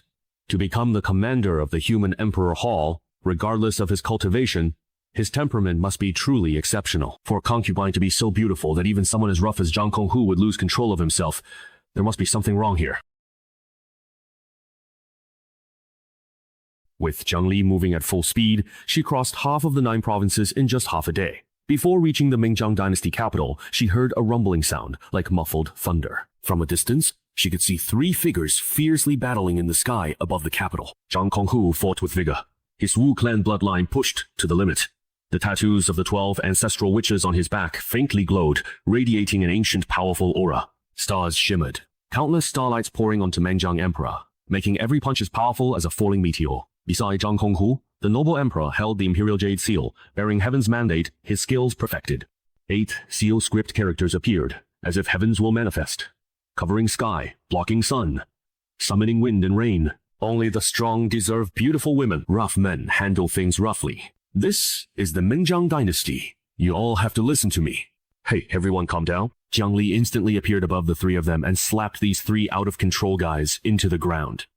The three of them struggled for quite a while before finally climbing out of the human-shaped pit. Brother Jiang, you really went hard on us this time. You almost smacked my Gu family to pieces. Fortunately, you all still had some sense left. Knowing that the fight couldn't involve others, they flew into the sky to continue their battle. If any of you dare to fight in the capital, I'll slap you straight to the underworld. Jiang Gongwu didn't dare say anything, and could only chuckle awkwardly. Emperor Jiang Ren, may I have the chance to meet that remarkable woman? The beauty in red lay quietly asleep on the golden bed, her petite body slightly curled, her cherry lips gently parting and closing, like a sleeping kitten utterly adorable. Her features were exquisitely delicate, with a beauty that seemed otherworldly.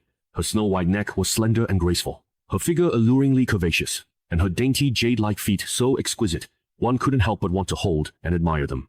Even Jiang Li, whose heart was usually calm, felt stirred upon seeing her. She had seen this person before, more precisely, her portrait. That portrait, painted with the finest paper and ink, was classified as a forbidden item because it depicted this Wamana woman who was supposed to have died. The beauty often sleeps. Since bringing her to the Golden Chamber 3 years past, she slept for 3 years, rarely waking. Even with commotion, she won't be disturbed. Where did you find this person? Back when I was hunting beasts, I ventured alone deep into the forest. I originally intended to hunt a black bear, but unexpectedly, I discovered this celestial beauty sleeping beneath an ancient tree. Knowing myself to be merely mortal and unworthy of touching such a beauty, I used void threshing to bring her back to the palace, built the golden chamber, and placed her there to rest. Emperor Jiang Ren, did you not feel anything when you saw the beauty? Feel anything? She is very beautiful. That's it? Of all the women I've seen, she is most beautiful. That's it? That's it? You didn't have the urge to make her yours?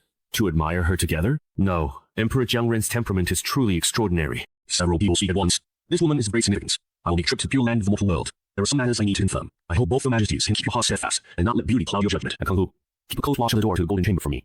Before I return, do not let anyone enter.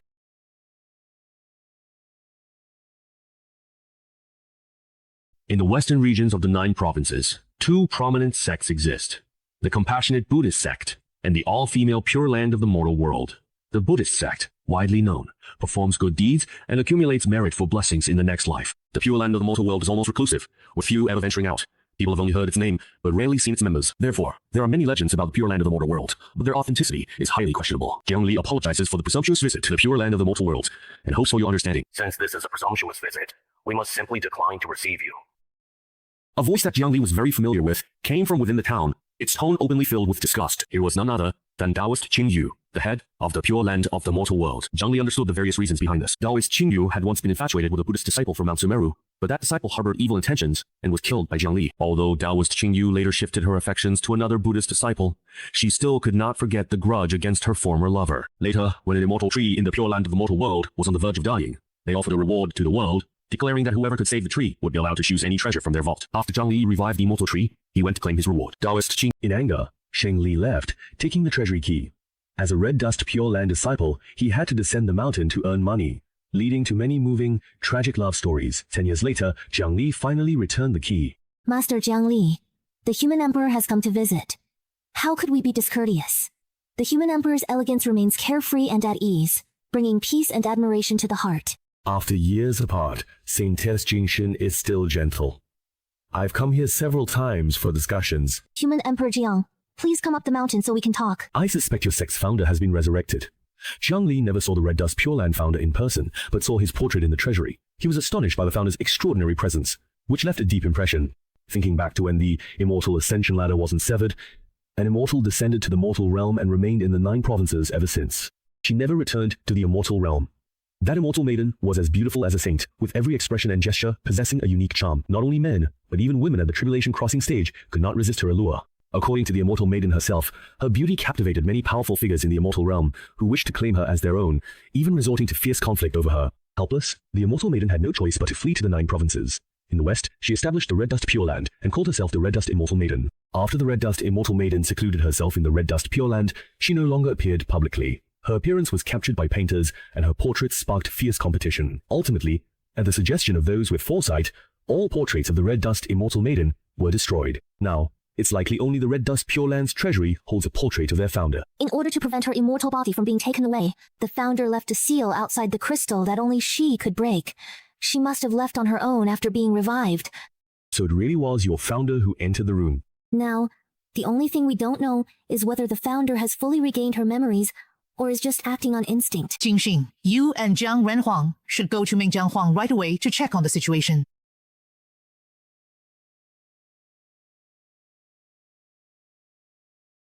It really is the Hongchen founder. The moment they met, Santes Jingxin immediately felt a deep, blood-bound intimacy with the woman in red. Otherwise, even as a woman, it would be hard to resist the allure of the Hongchen immortal. In the pure land of Hongchen, beautiful women are abundant, and their charm never fades, because there are two sources for its disciples. First, some are brought in by masters who travel down the mountain and take talented women as disciples. Second, in the pure land of Hongchen, an immortal peach tree exists. Eating its peaches allows women to conceive and give birth to new children. Disciples of the pure land of Hongchen, Saintess Jingxin belongs to the latter group. The Hongchen immortal's deep involvement causes trouble. She founded the pure land of Hongchen. I've discussed this with Saintess Jingxin. Emotionally and logically, we should send her back. What do you think? Of course not. The Hongchen immortal has slept here for 3 years and is used to this place. You can't take her. I know your rules when things can't be decided. The strongest fist wins, the strong are respected, and the weak get trampled. Come on then, let me exchange a few moves with you, Mengjiang Wang. Then please forgive me for any offense. Count me in as well. Physician, hurry, bring the boat. Physician, save me. Who are you? Weren't you the simpleton who only knew how to giggle before? The 36th generation descendant, Jingxing, pays respects to the ancestral master. 72nd Rong Huang greets the meritorious immortal. You say you are my descendant, then who am I? What is the human emperor? I do not know, ancestral master. How much do I remember of old friends and past events? I only recall awakening from a massive crystal. It seemed like something outside the crystal was restraining me. After I broke free, I descended a mountain and kept heading east. I passed through 2 small towns and entered a forest. The further I walked, the sleepier I became. I found a big tree to sleep under. When I woke up, I found inside a golden house, with a man staring at me blankly. I asked him questions, but he wouldn't answer. He would grin foolishly. This happened repeatedly, over and over, until they appeared before me. Do you still remember what happened before that? Or perhaps the matter of your descent to the mortal world? The Red Dust Fairy gently shook her head. The Serene Heart Saintess exchanged a glance with Jiang Li. After her resurrection, the Red Dust Fairy had lost her memory, or rather. After becoming a mortal being, she no longer retained her previous memories. Jiang Li frowned slightly. He couldn't shake the feeling that there was something off about what the Red Dust Fairy had said. After 4,351 took the key to your treasure vault, you couldn't even come up with the money to buy spirit bones, and had no choice but to go down the mountain to find a way to earn some snacks. Although I returned the key for your sake, you all learned your lesson, and decided to bring some mortals over from the Mengjiang dynasty to settle here, right? Mortals established towns, cultivated spirit grain, and gave it to us yearly. The problem arose. The Red Dust Fairy passed through 2 towns in daylight, walking right through them. With her appearance, how could people not notice? Yet you received no reports, leading to your ancestor being missing for 3 years without anyone knowing. That shouldn't be possible. Each town has a junior sister at the Golden Core stage stationed there, and the spiritual grain from those 2 towns is excellent. How could anything go wrong?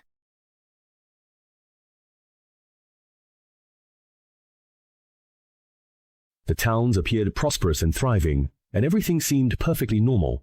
But in the eyes of Jiang Li and the Serene Heart Saintess, it all seemed extremely strange. The Serene Heart Saintess even felt a chill run down her spine and shivered involuntarily. They couldn't sense a trace of life here. Whether it was the shopkeepers, the waiters, or the cooks, they were all dead. The entire Shanghe town was a dead city. Not a single living soul. No wonder even the ancestor of mortal dust, who could shake the Tao heart of the previous immortal, came here. There wasn't even the slightest ripple. How could the dead possibly feel anything for a beauty? Just how long has it been since you last came here? If even a single nascent soul cultivator had come, it wouldn't be like this. Nascent soul cultivators have reached the stage of fasting and seclusion. To the elders, the spirit bones are a minor matter, nothing to worry about. The sect only sends disciples with no hope of advancement, those stuck at the Golden Core stage here. A single nascent soul cultivator managing 8 small towns is more than enough, no problems. But now, a major problem has arisen. Oh, you 2 guests look unfamiliar. Are you from out of town? This lady here is an immortal from the pure land of the mortal world. Waiter, I want to ask you something. Sir, that won't do, not at all. You two are distinguished guests from the pure land of the mortal world. How could I possibly accept your money? After some polite refusal, the waiter finally accepted the snacks. The refined young lady raised her eyebrows slightly. The waiter's movements were natural and smooth, showing no abnormality. He used a spirit stone to carefully examine the waiter and discovered that in his dantian and stone sea, there was a goo worm in each. The two goo worms, one male and one female, controlled his actions and thoughts respectively, a highly skilled corpse controlling technique. Moreover, this is a control technique unique to the Goo clan. And as far as he knew, the disciple stationed here was indeed a member of the Goo clan. Have there been any especially beautiful fairies passing through here in recent years? Actually, 3 years ago, there was a month when a fairy as beautiful as if she had stepped out of a painting passed by here. Everyone was so captivated that they stopped eating and rushed outside just to catch a glimpse. But the fairy didn't even spare us a glance. She walked straight past us barefoot. Some people even tried to follow her but were stopped by the original fairy. The original fairy refers to Yuan Ling Fairy, who was stationed here. So that means Yuan Ling Fairy also saw that beauty who looked like she came out of a painting. How did he react? Did he look infatuated? Did he go up and abduct her, sir? Don't say such things. How could Yuan Ling Fairy lose her composure like that? She remained calm as usual and just gave a light compliment, saying, "So beautiful and pure-hearted." The Saintess of Ma frowned slightly. Junior sister Yuan Lin is from ancient times, so she can't possibly be a descendant of the ancestor of the mortal world. Why wasn't she affected either, do you know? You're already dead, sir. What are you talking about? Just kidding. It was Yuan Ling who did it. Don't jump to conclusions so quickly. You heard it too. Yuan Ling isn't affected by the mortal fairy. This matter isn't as simple as it looks. Yuan Lin should only be at the golden core stage, and judging by the cultivation of these goo insects, these people behave just like the living, even unaware they're already dead. That's definitely not something a golden core cultivator could pull off, and it's not necessarily only the ancient clans who use goo. Yuanling isn't here. I don't know where she went. Let's go to Shahe Town. I've sensed a golden core female cultivator. They're very likely one of yours.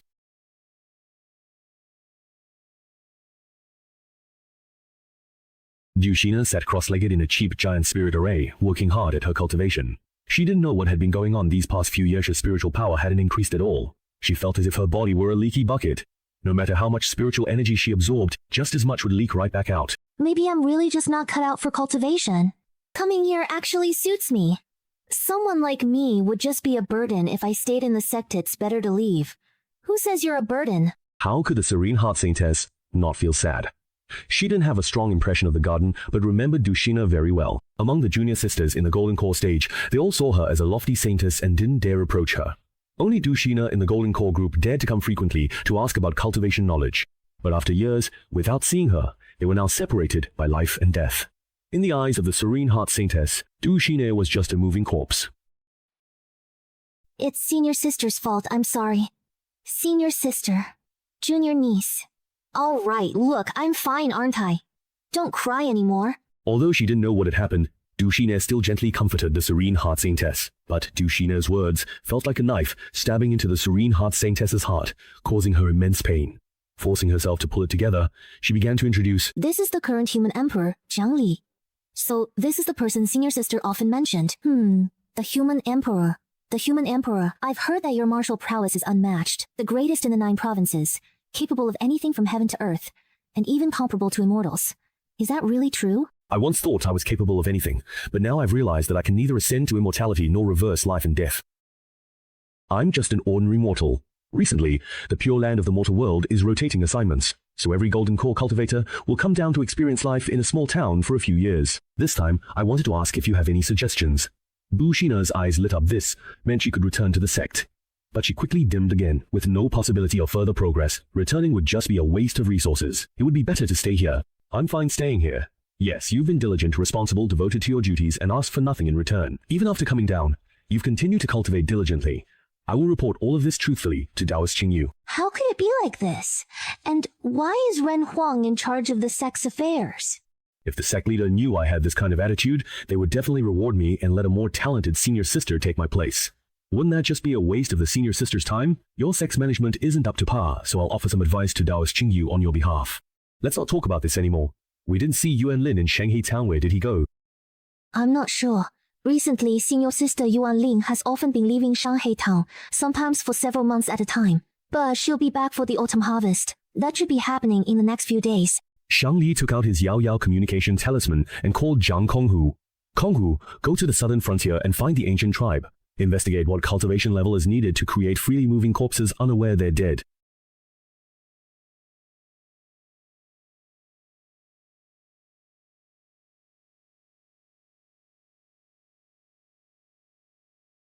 Who are you people, daring to intrude into our Red Dust Pure Land cave?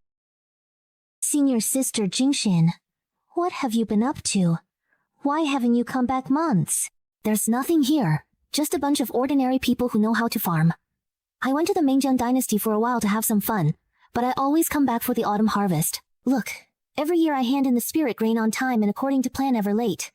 So why is it that there isn't a single living person in all of Shanghai Town and Shahe Town? Hey, Senior Sister. What are you talking about? Answer me. I didn't want this either. When I went to the Mingjiang dynasty to have fun, of course I needed some snacks. So I took a little bit of the spirit grain that was collected, just a little. But those troublemaking commoners complained that I didn't give them enough snacks and refused to cooperate. I got angry at the time and killed a few of the ringleaders. As a result, some people started shouting that they were going to report me to the sect, and I just lost my head for a moment. So I killed them all. To keep the sect from finding out, I used their corpses to control their dantians, so they could still plant spirit bones as usual. Senior Sister, look, if we have them plant spirit grain, we won't have to give them snacks anyhow. Great as that. But what about Shahe Town? Dushiner was your junior sister. How could you bring yourself to kill her? I had no choice. Shahe Town is too close to here. I was afraid junior sister Dushiner would notice something, so I killed her too. And while I was at it, I killed everyone in Jiahe Town. Senior Sister, you're generous and broad-minded, so please forgive me this once. I really didn't mean to do it. Do you realize that you're now already dead? To the Saintess of Tranquility and Zhang Li, Yuan Ling was just a corpse controlled by skeletal remains. She was completely unaware. Since Yuan Ling didn't even know she was dead, she couldn't explain who killed her. Zhang Li sorted out the general sequence. First, Yuan Ling killed everyone in the two towns, using skeletal remains to control them. He made them continue their normal work, but with his abilities, he could probably only use the Dantian to control the corpse's actions, not their way of thinking.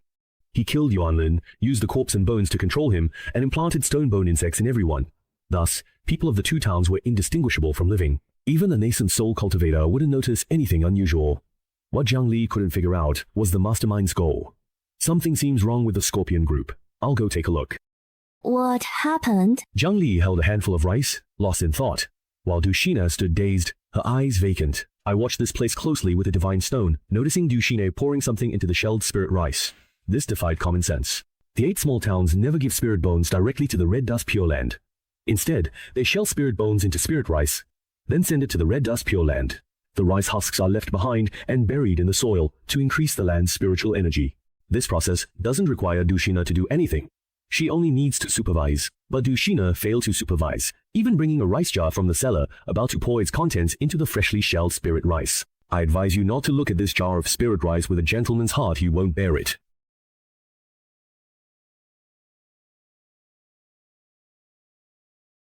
If the villagers hadn't said, Jingxing Sheng wouldn't have done this, but as soon as Zhang Li advised her, she used the divine stone to scan it. Jing Xiansheng's face turned pale and she started to retch, but since she had long since stopped eating and her body was free of impurities, there was nothing she could throw up. This wasn't a jar of spirit rice at all. This was a jar of goo worms disguised as spirit rice. Junior Sister Singer, what are you doing? Isn't there a sect rule that says this whole jar of spirit rice must be poured into the spirit rice pile? Who said that? Since when did the Pure Land of the mortal world have such a rule? Dushina tried hard to recall. She realized that she only remembered this rule, but couldn't recall who had told her about it. Do you know what this is? Isn't it just spirit rice? Is there anything else?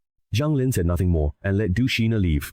Someone tampered with her perception, making her believe this was an ordinary vat of spirit rice. Someone added goo worms into the spirit rice, making you people of the mortal Pure Land obsessed, but you have no idea what the goo worms actually do. The remote communication talisman flashes, connecting you. Brother Jiang, I've found the ancient clan people. Zhang Konghu, as imposing as a black bear, faced Zhang Lin, speaking in a deep, muffled voice. To cultivate corpse bones that allow dead bodies to move as if alive, one needs to be at the core formation stage. This is speculation, as no true experts remain in the ancient clan. The strongest are only at the nascent soul stage. To practice ancient arts, one must read the ancient texts enshrined in the ancestral temple. These books are strictly guarded, so outsiders can't cultivate them, but I tried, and I easily stole them. No one noticed, and I've already returned them.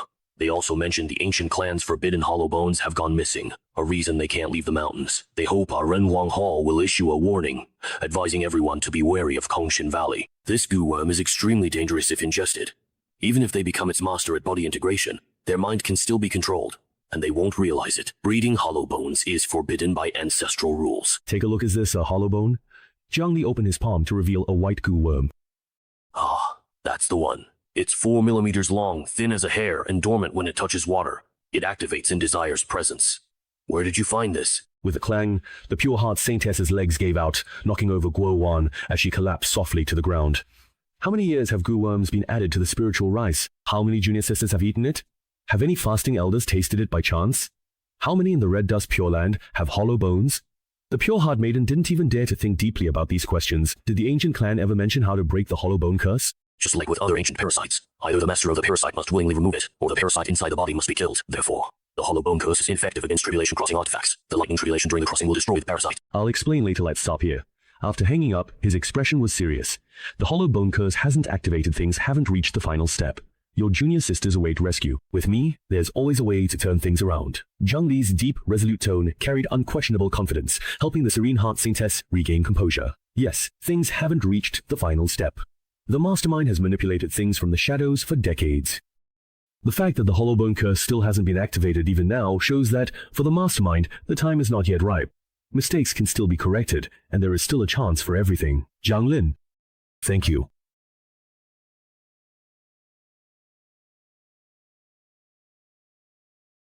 At the Cliffdale Palace, there has been a strange sense of unease lately, especially after hearing that the Craftsman Emperor visited the Mortal Dust Pure Land. He became even more anxious, afraid that the Craftsman Emperor would discover what was going on above.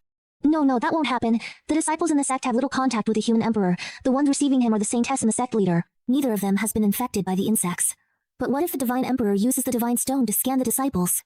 No, that won't happen. The Craftsman Emperor is known for scanning disciples for political reasons. If he sees them unclothed, this punishment isn't something the human emperor would debut. What if, just in case? The human emperor Jiang always does the unexpected. Who can guarantee he won't suddenly act inappropriately? Shuai, what are you doing here? You don't even call me junior sister anymore? That really hurts, senior sister Qingyu. I regret being too soft-hearted. I should have finished you with a single strike then. Senior sister Qingyu, you're impressive. When it comes to fighting, I admit defeat. But these disciples, they're all under my mind control bone. Their lives and deaths are at my whim. If you dare touch me, I'll make one of them kill themselves. Seeing that they were still hesitating, Shuai Daogu continued speaking. If you don't believe me, then let me show you. Among the disciples standing at the back, one of them stepped forward, unhesitatingly pulled out his own heart, and died instantly. Xuan Ai. Preacher, oh save us. Ugh. What do you really want? The sect leader position? I can give you anything you want, as long as you spare these disciples. The position of sect leader? I once desired it, but now I only wish to stay by Grandmaster Hang Chen's side. Jiang Renhuang likely suspects something. I must control the sect protecting Grand Array to block Jiang Renhuang and Jing Xin, who neglected their duties. Hand over the Grand Array's core. Jiang Renhuang, surname Xin, you are too late. Shuai Daoist pressed Qingyu Daoist under her foot, her face full of mockery. Shuai Daoist wasn't worried Jiang Lin could break the Hu sect's grand formation. This formation, brought by Patriarch Hong Chen from the Immortal Realm, wouldn't budge even if ordinary immortals attacked. She didn't believe Jiang Li could break it. Jiang Li was just a mortal in the 7th stage of physical cultivation, not a supreme being from the Immortal Realm. How could he compare to an immortal formation? Though Jingxin Shengnu often overstepped her authority, seeing her master humiliated, her eyes reddened as she fiercely attacked the sect's grand formation. Jingxin Shengnu pointed, and a peerless green lotus violently crashed into the formation, shattering the surrounding space. Yet leaving the grand formation unscathed, dozens more green lotuses bloomed, all striking the formation together. Jiang Li stepped forward and said, "Let me try."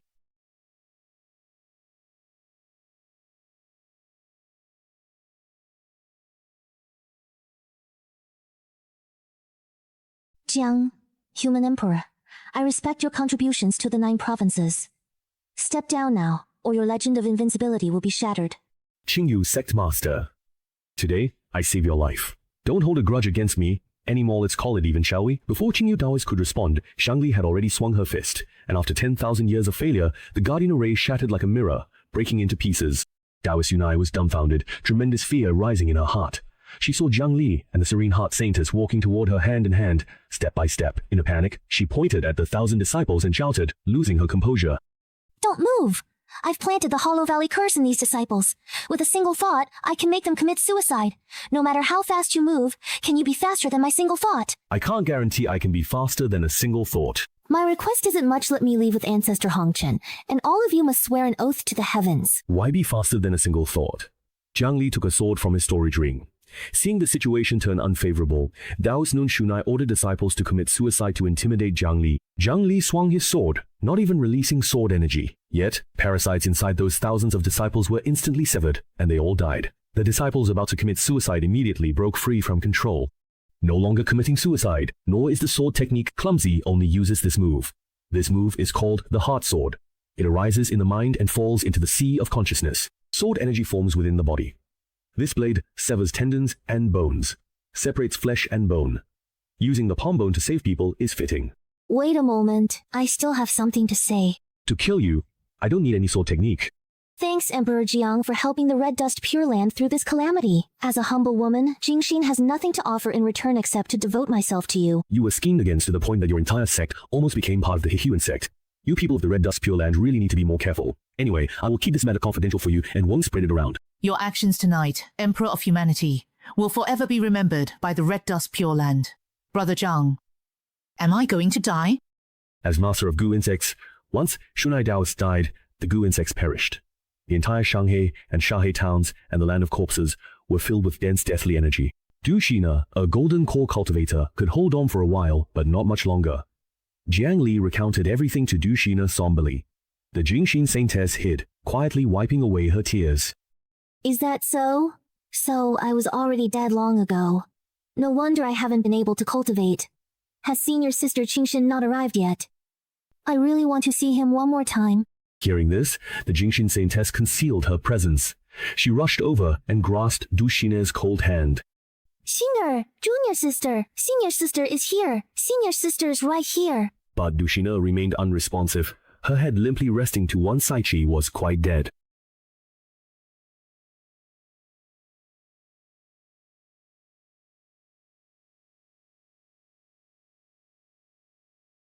Congratulations to the host for defeating Yumbo with wisdom and hard work. Would you like to settle the rewards for this mission? The rewards include a chance to kick for the championship, a top-grade spiritual artifact of any style that can be upgraded, and a fragment of a mysterious map. Because the host defeated Yumbo, who was at the early foundation establishment stage, while only at the 9th level of chi refining, you have also achieved the accomplishment of defeating a foundation establishment cultivator. Settling rewards. Please select a top-grade spiritual artifact key. Swiss Army knife did not match Swiss Army knife. Please select again. AK-47 did not match AK-47. Please select again. Tiger tank did not match tiger tank. Please select again. Kitchen knife. Unmatched. Matched. Top-grade spiritual artifact. Blood-soaked bone, cleaving knife. The system instinctively replied, no match was found, but halfway through, it realized this time it might actually match the corresponding spiritual artifact. Blood-soaked bone cleaving knife. Top-grade spiritual artifact. Bathed in copious fresh blood. It draws vitality from the blood, and can be upgraded to a mid-tier magical weapon. Method of recognizing a master. Blood recognition. Are you absolutely sure it can be bound by blood, really? Do not doubt the professionalism of this system. Li Liao bit his finger, and a drop of fresh blood fell onto the surface of the kitchen knife. The knife trembled continuously, emitting a visible glow. Its aura kept rising. High-grade spiritual energy, top-grade spiritual energy, low-grade magic tool, mid-grade magic tool, high-grade bang. The kitchen knife couldn't withstand the vitality contained in Zhang Lin's drop of blood and exploded on the spot. So much for professionalism, huh? I told you it couldn't be bound by blood, but you wouldn't believe me. I suppose you have no objection if I call you a useless system, right? Hey, Chang Li. Are you there? I got so excited just now that I forgot to tell you something. What is it then? You're a dignified Dao sect envoy. Is that how you speak to the sect leader? The Yin-Yang Heavenly Seal is about to be refined. My observations show less than a year left. When the time comes, our Dao sect will hold an Immortal Chi Appreciation Gathering. Give your brother some face, alright? As the current human emperor, you should come and show your support. Alright, it's settled then. When the time comes, I'll send you an invitation and reserve you a VIP seat.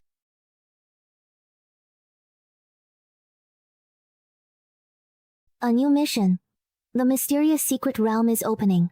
Only ancient spirits under 25 and at Foundation establishment may enter. Huayang sect has one slot, and after defeating Yumbo, you obtained it. However, members of other sects see that you are only at the mid-Foundation establishment stage and look down on you, even mocking you. You are asked to win first place in this mysterious secret realm. This mission can be abandoned. Mission rewards. Unlock spatial teleportation, unlock the origin reading function, and receive a storage ring with a capacity of 500 cubic units. When he saw the mission rewards, he smiled slightly and activated the spatial teleportation function. Just for this reward alone, he couldn't give up. Brother, did your sect not send anyone either? No, that's right. My sect didn't send anyone over either. I can do nothing. In our sect, I'm senior most, so no one could come. Brother Kong Li, don't worry. In the same boat, inside the Shuangmiao secret realm, I'll look out for you. Suddenly, the sky above you two darkened for a moment as an enormous eagle landed nearby. Both of you carried swords on your backs, eyes fixed straight ahead, completely ignoring the noisy crowd. They're people from Wang Qingfeng, Shisha Daozi, and his elder. All right, we meet again. This time, I won't lose to you. Be careful. He thinks he can't beat me, so he's trying to use his looks to distract me. Such a schemer. But is it truly possible that he actually, genuinely likes you? Impossible. One time I asked him, "Do you like me?" He said, "Who would like idiot like you?" See? That's Prodigy from Dingfeng Temple. I heard he was picked up by Abbot of Dingfeng Temple, and when he was 8, he had a single lightning spiritual root. Major sects tried to recruit him, but he turned them all down. He surpassed all major sects and left them in the dust. Brother Chin, do you know who that person over there is? That person is Li Li Tong, a direct disciple of Shilong sect. I heard he had average talent, but ever since he fell off a cliff, he's been on a cheat code. His cultivation advanced by leaps and bounds. In just half a year, he went from early to late stage foundation establishment. I've fought him, and though I won easily, I feel he was hiding something, and that wasn't his true strength.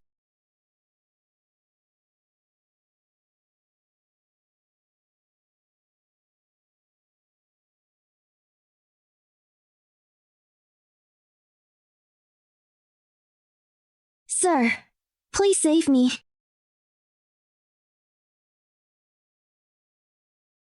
Hero, help! This scoundrel is trying to take advantage of me. If you save Chunir, I'll devote myself to you, and all my family's wealth will be yours. Little girl, let's see exactly where you can possibly run to now. Today, you and your boyfriend are both gonna die together. Right here. He's absolutely not my boyfriend. Benefactor, thank you for saving my life. I have nothing to repay you with except myself. Maybe in the next life. Benefactor, you really know how to joke. King Benefactor, please go to the village of my clan successor. This is to thank you for saving my life. Fourth brother, this isn't a place to stay. I have to go now. I know, Benefactor, that you are not from this world. But is there really nothing here that could make you want to stay? No, there isn't. There are 3,000 beauties in the harem for you to choose from. Are you really not tempted at all, Benefactor? I've seen more beautiful ones. I don't believe it. I've seen the fairy of the mortal world. Aren't the rare treasures in the National Treasury enough to attract you, Benefactor? I've read the records. The treasury holds the radiant divine fruit. Eating just one is equivalent to 30 years of cultivation for an immortal. There's also the azure wave sea-splitting technique. Once fully mastered, a single sword can cut through rivers. And there's more. Zhang Limei replied by silently taking out a Creation 9-turn immortal pill. If not for becoming an immortal, the heavenly ladder has already been broken. Just relying on this alone, one could ascend on the spot. Its value is beyond measure. Chuana was obviously at a loss for words. In fact, he wanted to say, if you can give it to me first, can't I go back to Juzhou with you together? Isn't it true that only by securing the Imperial Palace can one truly unify the world and become its true master? This is the great achievement that emperors throughout history have envied to the point of madness. Would I not be tempted by it? As a current human emperor, respected by all of Juzhou, isn't that far better than just being the master of a secret realm? Actually, all those reasons I gave were just to brush you off. The real reason is, why would I want to stay in an illusion? Don't you think so, Senior Mengchen?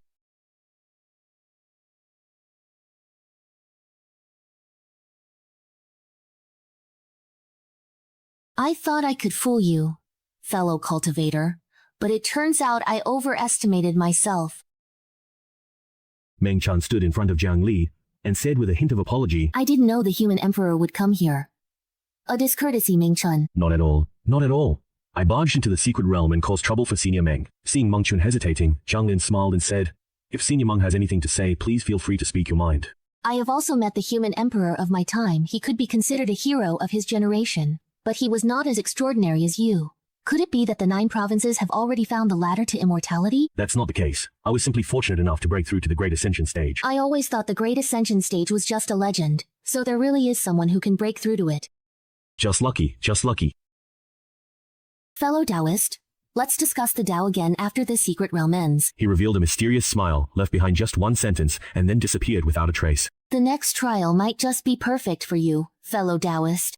Ji Luan felt a bit dazed after waking up. Brother Kong, you really keep your true abilities hidden.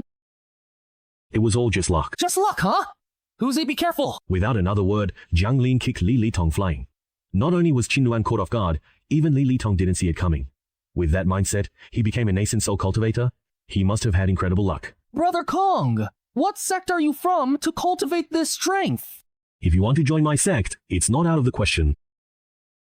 After that, more people gradually made it through the illusion. At present, everyone has already left the illusion. The top 100 who exited the fastest can enter the next level, while the others have failed the challenge and must leave the illusion. Meng Zhuan didn't bother with significance of ranked lower, and expelled 7/8 of people from illusion. Now announcing the rankings for the first level of the trial. First place, Huang Jiangli. Second place, Xing Luang. Third place, Li Litong. Fourth place, Song Ying. Fifth place, Li Fugui. Please note, this is Qisha Daozi. Now announcing the second level of the trial. Currently, 100 cultivators have entered the Dream Realm. Here, you can freely imagine your own strength. Please enter the battle. The last one standing will be the winner.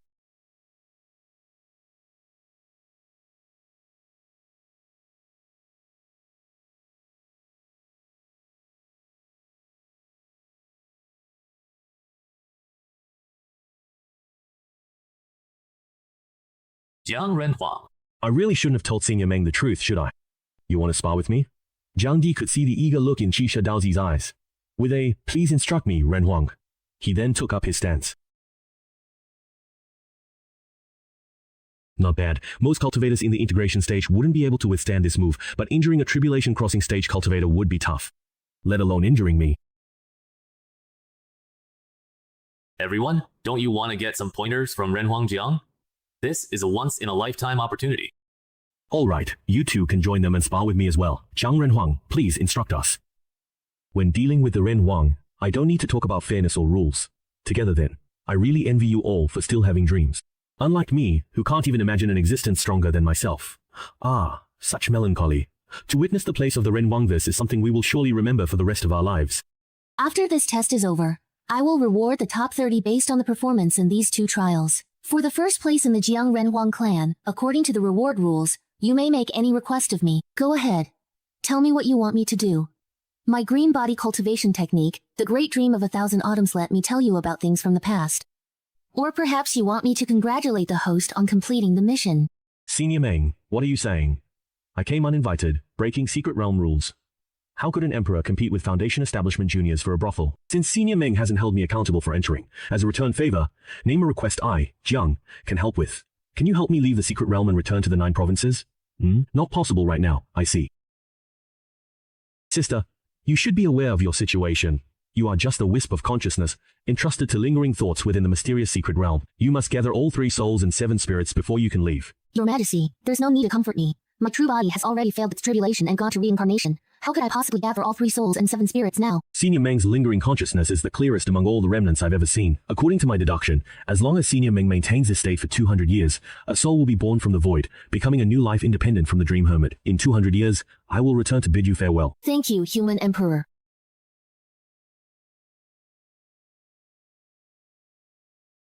Master! Xiao Luan. Master, become stronger! Xiao Luan, you've grown taller.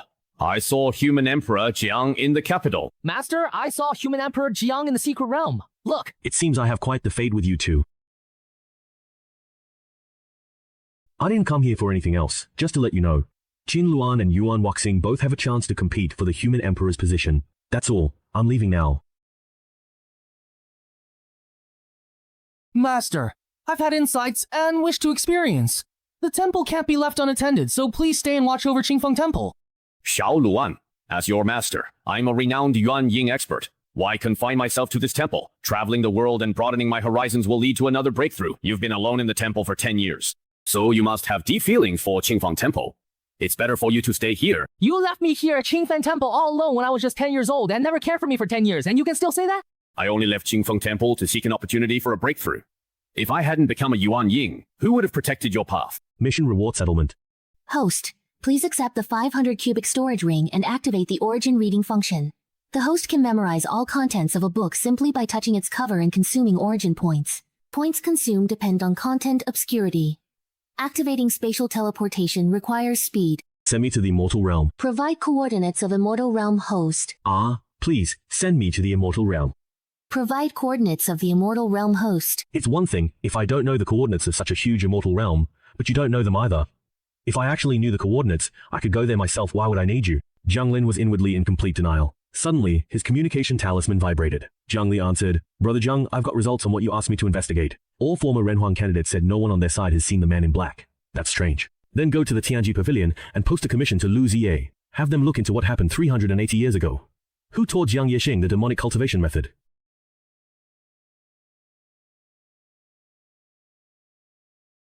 By the way, has the mortal world fairy woken up yet? She's woken up a few times, each time staying awake longer, but still sleeps more than she's awake. After waking, she doesn't talk much, just walks around the Pure Land, wandering, spending most time by the immortal peach tree. It seems the mortal world fairy's condition is still unstable. Hey, is Zhang Li there, please? No. Now get lost. I'm looking for Jiang Renhuang. Why are you, a Taoist envoy, butting in? And the Serene Heart Saintess is there too, that's great. Let me tell you, now I don't have to face that stone-cold face of Taoist Qing Yu. If you still want me to attend your Taoist Sex Immortal Aura Appreciation Conference, you'd better show me some respect. Oh, come on, Brother Jiang. Listen to yourself. Didn't I come here especially to inform you?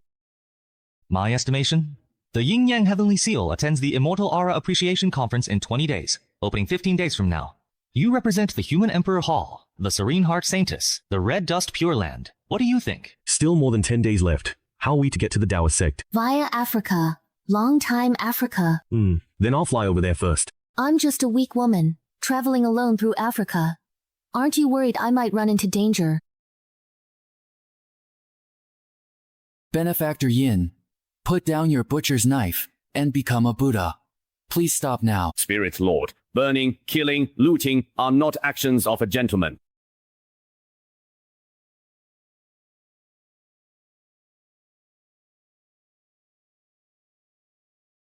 Using force isn't good for Old Song's state of mind either, you know. That's true. But if the other side won't listen to reason, what can we do? Let's try persuading him again. All right. As the voices of the material Buddha's disciple and Wang Bian grew louder and more fervent, they became increasingly absorbed, forgetting their surroundings, intent on converting the eagle demon. Perhaps the passengers on the boat, upon hearing the voices of these two, were drawn in and began to gather into two groups, swaying as they moved. One group stood behind the material Buddha's disciple, devoutly worshipping the Buddha and reciting sutras, feeling guilty for the sins of their current lives. They took out all their money to offer to the material Buddha's disciple and vowed to keep doing good deeds, hoping to be reborn into a better life in the next world. The other group gathered behind Wang Bian, gaining a deeper understanding of patriotism and loyalty. They resolved that once they returned, they would dedicate themselves wholeheartedly to their country or their sect, serving until death. I remember neither Buddhism nor Confucianism was ever this extreme.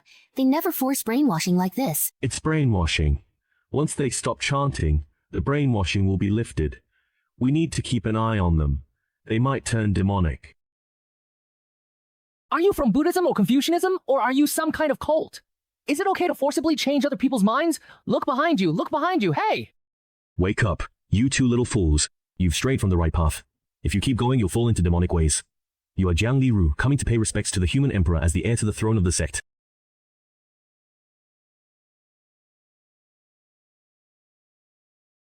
All you know is fighting with magic, and you almost got yourself trapped, going down the wrong path. Pay your respects. Human Emperor. You two are also going to attend the Tao Sect's Immortal Qi Appreciation Conference. Where are your masters? Why did they only send you two juniors to represent your sect? My master said he's at a critical stage in comprehending the Tao of space and can't be distracted, so he sent me instead. My master said that just seeing the Tao Sect leader makes him angry. So why he asked to take his place? No, he said he also wanted to see the Immortal Qi for himself. He told me to go as his official representative, but secretly, he's planning to sneak over on his own. Ah, your master's quite the character. So what do you plan to do with this eagle demon? Your guidance, Emperor Jiang. Since you caught it, it's only natural that you handle it. Why are you asking me? I believe we should show compassion and let it go. What do you think? As expected, You truly are a person of great virtue, Buddha's disciple. If I go back, I can guarantee that incense will keep burning at Chengxing Temple for years to come. If you let him go, he might just rob someone else. Wouldn't it be better to just kill him? But he hasn't killed anyone. Wouldn't killing him be too harsh a punishment? That's right. I haven't killed anyone. Have you ever captured anyone? No, I only steal snacks from Africa. I don't kill people. I don't kill. The talisman I just put on him is a truth-telling charm. He can only speak the truth now. Since he says he hasn't killed anyone, it seems he's not truly evil. Let him go. But have you considered this? After he steals all of Africa's snacks, will Africa still be able to fly? The two of them immediately realized, yeah, that's right. Yin Ya only steals snacks. But if Africa loses all its snacks, the people there won't have enough spiritual energy to keep Africa afloat. Maybe it was because they felt their intelligence was being insulted. But when Yin Yao left, the person who raised the question didn't feel at ease at all. On behalf of everyone in Daozong, I welcome the Human Emperor to Daozong for the Immortal Qi Appreciation Conference. Ha, welcome here. Jiang Renhuang. It's been many years since the Human Emperor and the Serene Heart Saintess last met. Is your relationship with Zhang Renhuang still the same as before? I've always wanted to ask you, how is the research on the 9 provinces world guarding Grand Array going? Is it almost finished? You ask such a troublesome question as soon as I arrive. I've nearly lost all my hair researching the world guarding Grand Array. Can't we talk about something happier? Even cultivators in the tribulation stage can be reborn from a single drop of blood. How about I beat you until there's only 1 drop of blood left, let you be reborn, and then your hair will grow back?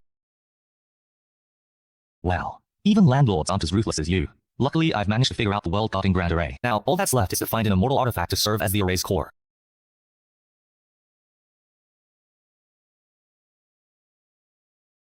The Great Array to guard the 9 provinces was an idea that Zhang Li and Bai Hongtu came up with a long time ago. The Outer Realm demons come from other worlds. The locations where they appear are always random. Of course, Zhang Li can easily defeat them, but before that he still needs to know when the Outer Realm demons arrive. And from the time he senses the demons' arrival to when they actually land, there's enough time for them to wreak havoc on a large scale, causing millions of deaths. In order to reduce casualties and buy time, the Great Array to guard the 9 provinces was created. In their vision, this array would envelop all of the 9 provinces. For the Outer Realm demons, it would take a quarter of an hour to break through the array upon arriving here. During this time, Zhang Li would receive information about the demons' attack and rush over to break the array and kill the demons. However, there are 2 main difficulties with this array. The first difficulty is maintaining this great array requires enormous spiritual energy. Zhang Li therefore gathered the 6 major sects and the 9 imperial dynasties, having them provide 6 cultivators at the integration stage, while the Human Emperor Hall would provide 2, totaling 8. These 8 would channel spiritual energy to sustain the array. Although the 6 major sects and 9 imperial dynasties are powerful and considered giants in the 9 provinces, only the protective sect array of the Red Dust Pure Land can withstand the Outer Realm demons. Other forces are helpless against the demons. No one wanted to be killed by suddenly appearing demons, so all agreed to descend. The second issue. This array is simply too massive. Never before has an array encompassed the entire 9 provinces. It's not just enlarging it. Factors like rugged terrain and energy transfer logistics must also be considered. The design is extremely difficult. Even integration stage cultivators would pour their heart and soul into it. Precisely for this reason, Bai Hongtu only began designing it after breaking through to the tribulation crossing stage, using immortal energy as the array's core. Yes, I asked Ancestor Changkung. He said the yin-yang heaven yin connects heaven and earth, awakens, and is most suitable as the array's foundation. Is the vanguard of Changkun still well? Of course, he's doing well. Ancestor Changkun's vitality suggests he might still be alive after I die. Want to see him? I have a few questions to ask him. Can I also go with you to meet the immortal elder of Changkun? Sure. Ancestor Changkun loves lively Crouchy. Actually wishes there were more people. I still need to prepare for the Immortal Artifact Appraisal Congress, so you 2 can go by yourselves. He's still in Fungi building. Is immortal elder Changkun the oldest person in Zhuzhou? Is he truly immortal? He's an immortal. His age depends on your ancestor Hongchen's age. Excluding the elusive immortal Lady Hongchen, he's truly the oldest. I suspect he's Dao Zuo's disciple, though he's never admitted it.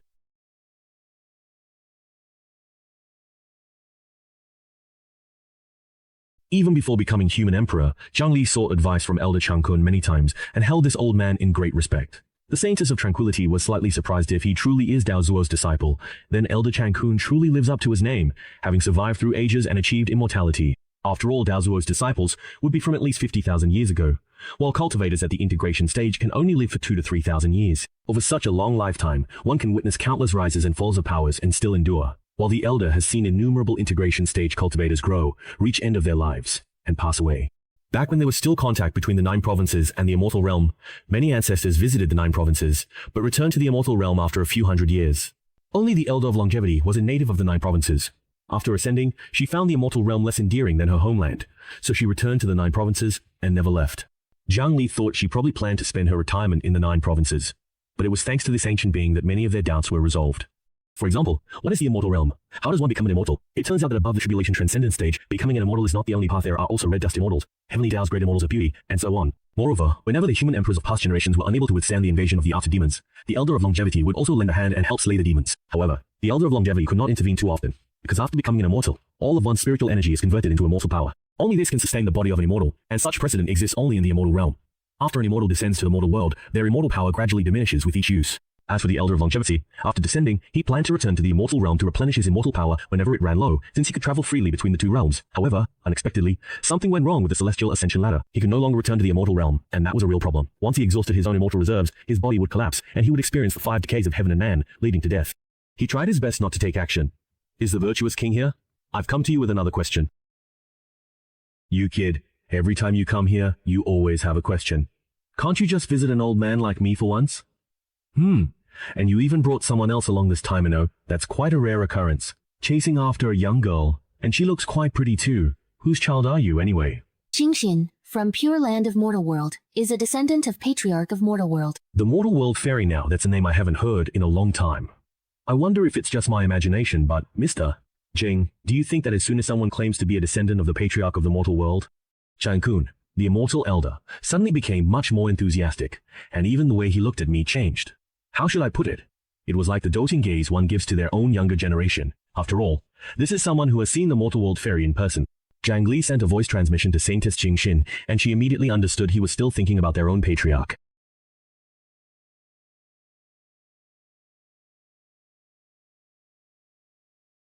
Considering Elder Changkun's advanced age, and to avoid extreme joy or sorrow, Zhang Li tactfully asked, "The Mortal World Fairy has been resurrected. What do you think?" Elder Changkun's blood surged instantly. He sprang to his feet, using several immortal-level body techniques.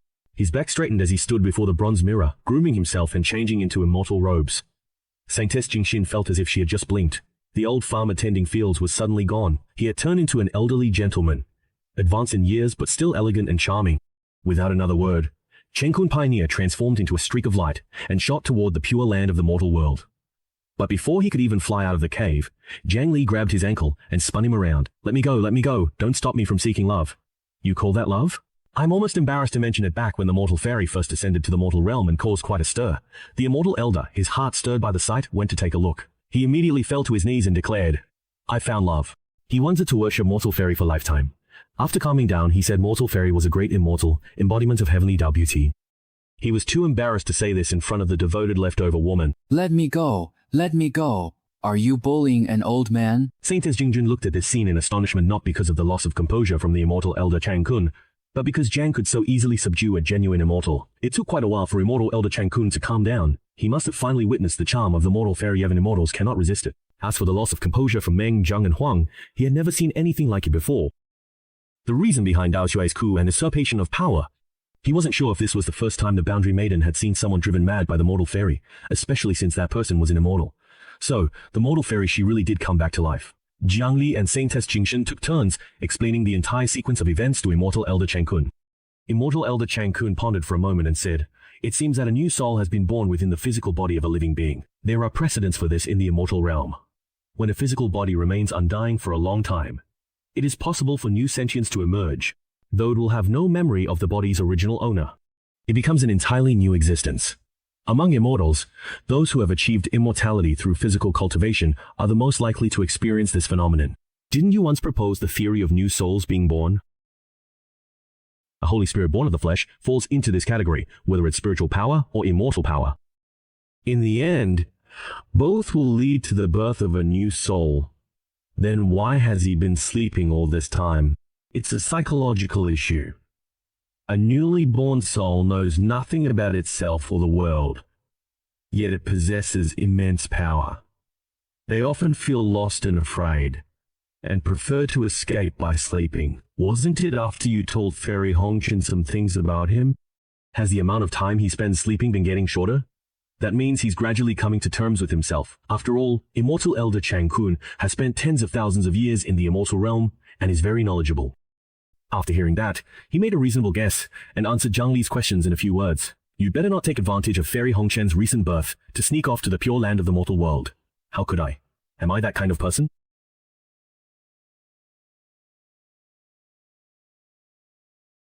I'm not joking. What should we do about Fairy Hongchen? If she stays in the pure land of the mortal world, that's one thing. But what if she wants to leave? Should we let her go or not? I still have no idea. Right now, only a few people know about her situation, so don't complicate things. Seeing how serious Jiang Li looked, Immortal Elder Chang Kun realized she wasn't joking. His telling her about reviving Fairy Hongchen was already a sign of trust. As an elder, he couldn't betray the trust of the younger generation. All right, I understand, he said. Seeing Immortal Elder Chang Kun make such a solemn promise, Jiang Li finally relaxed. There's one more thing. Jiang Li told him about the man in black spreading demonic teachings and setting up 380 years in advance. She told Immortal Elder Chang Kun about Jiang Yixing's practice of demonic arts. It had been more than 2 months since the incident, and Jiang Yixing had been executed. As Jiang Renhuang's cousin, Jiang Li had personally escorted Jiang Yixing to prison.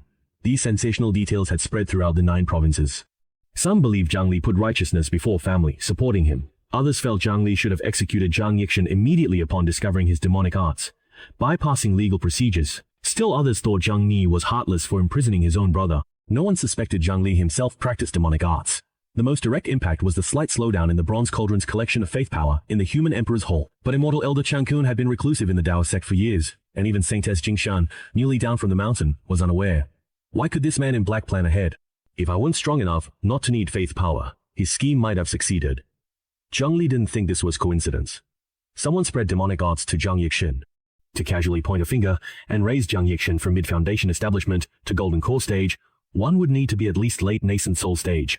Back then, Jiang Yixing had average talent and no backing who would bother to spread demonic arts to him for no reason. He felt this was a conspiracy targeting him, or rather, the human emperor. Either someone had glimpsed his future through the Tao of Time, or someone was highly skilled in primordial arts or aura reading techniques.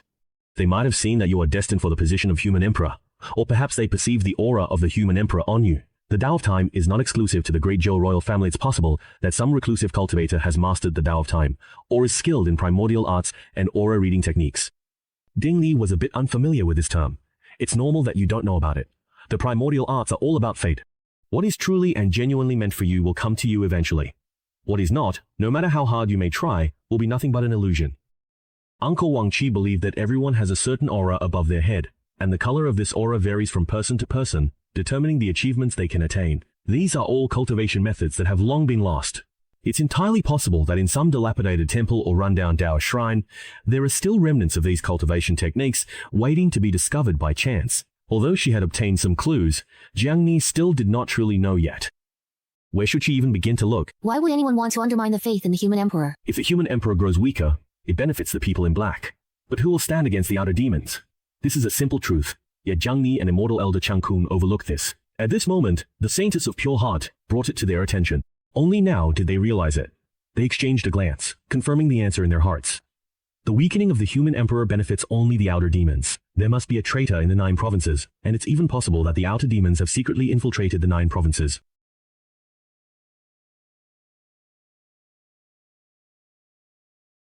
The Taoist Sect's Immortal Qi Appreciation Gathering is a renowned event in the 9 provinces. Held every 100 years, anyone who cultivates can participate. For those with Immortal Qi vision, this is a rare exchange opportunity.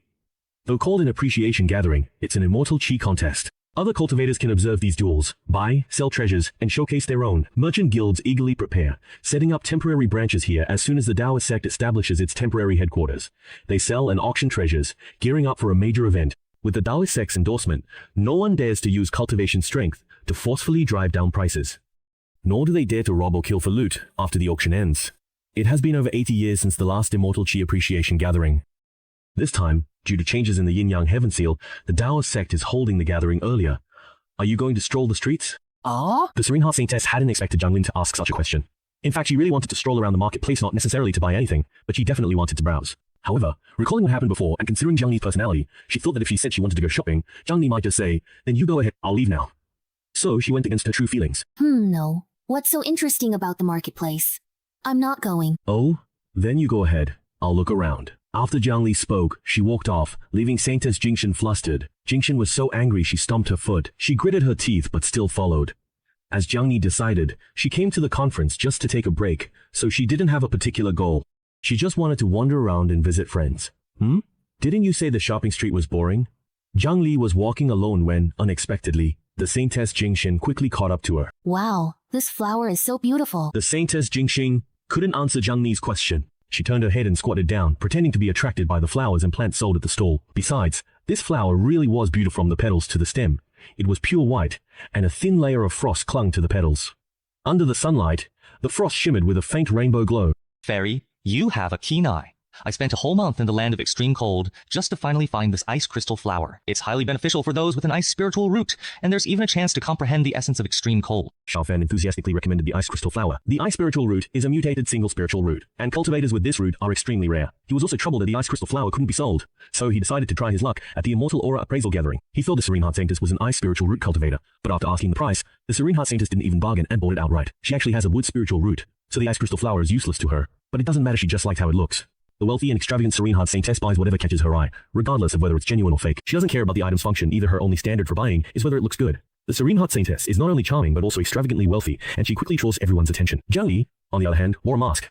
No one paid any attention to what his mask looked like. It was simply the Jiang yellow mask, which was very popular among children. He traded a piece of low-grade spiritual food for it. What a truly beautiful woman. Bring him over to me. Now I want to make him my 8th prince consort. The youngest son of the Hui Huang royal family gave orders. His subordinate hesitated, trying to dissuade him.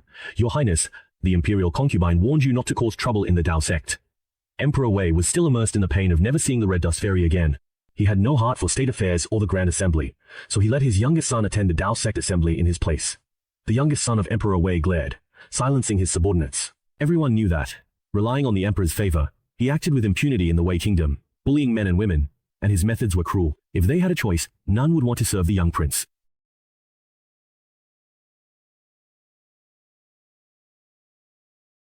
We've received a report that you're causing trouble here. Come with us. Two Dao sect disciples, expressionless, approached Emperor Wei's youngest son. Seeing he didn't move, they were about to act. How dare you! I am the Prince of Great Wei. Dumb.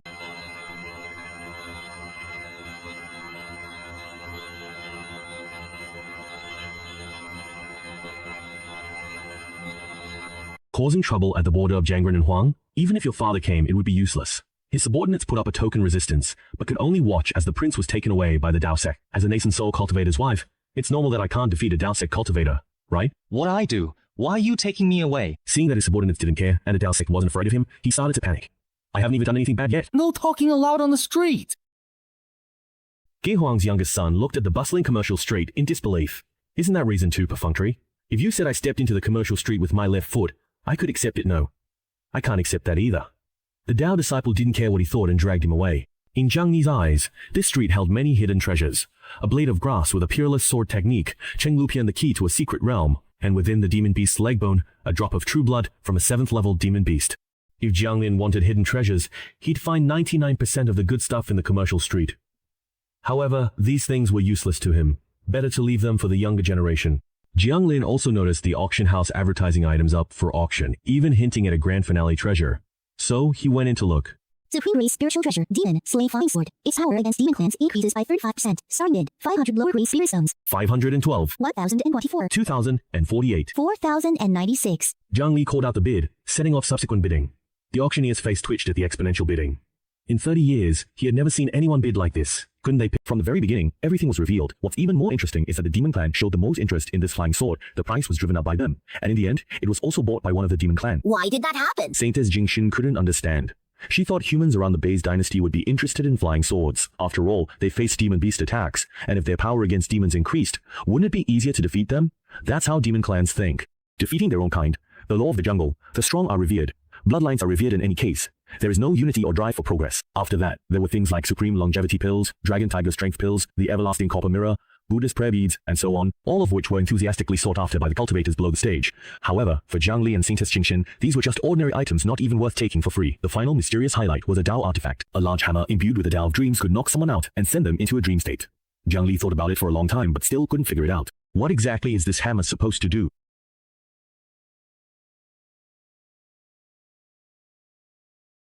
Qi refining, sealing internal muscles and fingers, and the head of the Qi refining wind seal studies Qi refining. If we add another round of firepower after half an hour, will it work? No, it still blows up the path. What we change Tianshan spring water to Snow Mountain pure water? No, this time the explosion is even bigger. Then... Number. Then... Number. That... Hey, this time it will succeed. The two repeatedly deduced and finalized the process of success. Gigi was exhausted and panting. Even seeing past and future, very hard to use his double pupils so repeatedly. What's wrong? I saw that as soon as I went out. By one meal. Who is It's Zhang Li. I'm going to Liandan Peak to find a Dahuandan. If it truly doesn't work out, I'll hurry up. As black as the bottom of a pot. Don't hit the face, we can talk. After a one-sided, intense fight, Zhang Li walked out of Liangqi Peak feeling refreshed, and together with the Serene Heart Saintess, went to visit the Alchemy Peak Master at Alchemy Peak while the Liangqi Peak Master, who had no intention of seeking any pills, was also there. Ah, finally finished with that. It. Congratulations, Sect Master Bai, for possessing such immortal aura. The sect's foundation is deep. Today has truly broadened my horizons. How can a group of mere mortals with such fragile bodies truly use me? Who exactly is speaking so very rudely up there, I wonder? You have clever one among you. Who are you? Who am I? Of course, I am the heaven of yin and yang. Heaven's will. You've undergone 8 self-refinement cycles, and just now was the 9th. When immortal energy refines 9 times, it can gain sentience. I always thought it was just a legend, never expected it to be real. Senior brother Changku. Senior brother Tianyin, if the Yin-Yang Heaven Seal does not develop sentience, then it is merely the Tao Ancestor's weapon. But if it gains sentience, it becomes the Tao Ancestor's disciple. And although Immortal Elder Changkun is the oldest person in the 9 provinces, he is also the youngest disciple of the Tao sect. In terms of seniority, he is the junior brother of the Yin-Yang Heaven Seal, Senior brother Tianyin. Your awakening of sentience is truly something to celebrate. I wonder what your plans are for the future. If you don't mind, why not come and join the Tao sect? I appreciate your kind offer, junior brother, but right now, there's only one thing I want. Yin-Yang Tianyin's voice grew louder, echoing throughout the 9 provinces. Even the Dragon Palace deep in the sea heard it clearly. Grant all spiritual treasures in the world their freedom and establish the spiritual treasure dynasty. How cruel humans are, using us spiritual treasures to slaughter one another. What right do you humans have to possess us? We spiritual treasures are free beings. Hearing such words in a soft, childish voice might seem amusing, yet no one present could laugh. They all felt their spiritual treasures growing restless. The spiritual energy of the world I act on behalf of heaven to grant you wisdom and freedom. The magical artifacts of the world I act on behalf of heaven to grant you wisdom and freedom. The Taoist energy of the world I act on behalf of heaven to grant you wisdom and freedom. The immortal energy of the world I act on behalf of heaven to grant you wisdom and freedom. The extraordinary forces beyond the Tao we act on behalf of heaven to grant you wisdom and freedom. The response of heaven and earth, yin and yang, is like the king of spiritual treasures issuing commands across the 9 provinces. With each of his orders, the spiritual treasures under his rule give rise to spiritual tools, spiritual realms, and magical artifacts. It's not just the Taoist priests, even the immortal energy itself develops intelligence. Yin and yang, heaven and earth, Big Brother is right. Why should our noble immortal energy be used by others? They've gone too far. They've gone too far indeed. Every time there's a battle, they scribble and draw all over me. It's truly and since the ancient sword heroes speak, I, the mountain stone, speak for him. Our immortal energy must establish dynasty.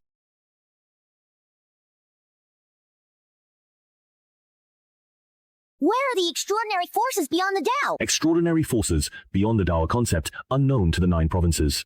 These are weapons not within established ranks but possessing special abilities. Immortal Elder Changku knows there's only one such extraordinary weapon in all the 9 provinces. The Tianhuang class weapon was a metal piece found in the void when tearing through space. It was unaffected by fierce winds and chaotic currents, and its texture was extremely hard. It was brought back and given to Taoist sects Lian Qifeng. Lian Qifeng went through 7 furnaces before forging this metal into a halberd. Upon its completion, it was named Tianhuang. It was you who imprisoned our kin. Don't just go head-to-head with him. You simply can't beat him at all anyway. Return to your positions, or else all of you will be sent back to the furnace for reforging. He is the human emperor. He is the strongest in the 9 provinces. If we defeat him, we can establish our own tie. The other immortal realms also know that this human emperor is their greatest obstacle. Only after defeating him can anything else become possible. Even before their intelligence awakened, they had a vague sense of this. They knew Jiang Ning was strong, but it was only after fighting him that they realized this human emperor's strength was simply outrageous.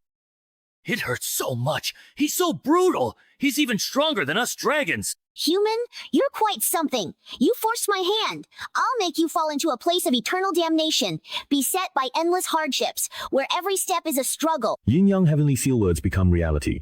As soon as these words are spoken, Zhang Li will face unbelievable coincidences. His spiritual energy becoming chaotic, losing cultivation, being inexplicably hated by others, everyone wanting him dead or getting trapped in a fog of time, becoming the weakest version of himself from 500 years ago. But nothing changed. Ah! How could I not see your karma?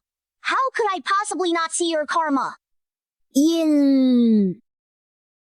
Yang, the Heavenly Will Master, cried out, unable to comprehend what he was seeing. In his eyes, he could see the karma of everyone and every spiritual treasure. Only Jiang Li seemed to exist independently of the 9 provinces, with no karma at all. I'm not playing anymore. You're bullying me. The tower took the brothers and ran from the 9 provinces. Unknown world detected. Unknown world detected. Unknown world detected. Suddenly, the system issued a 6-pass notification. The immortal aura was driven away, and the other spirit treasures that had gained sentience could no longer amount to anything. With so many experts in the 9 provinces taking action, these spirit treasures all admitted defeat and stopped clamoring about establishing a spirit treasure dynasty. I'll go and bring them back. Recently, I've gained some insights into the Tao of time and space. I can follow the direction the seniors went to find them.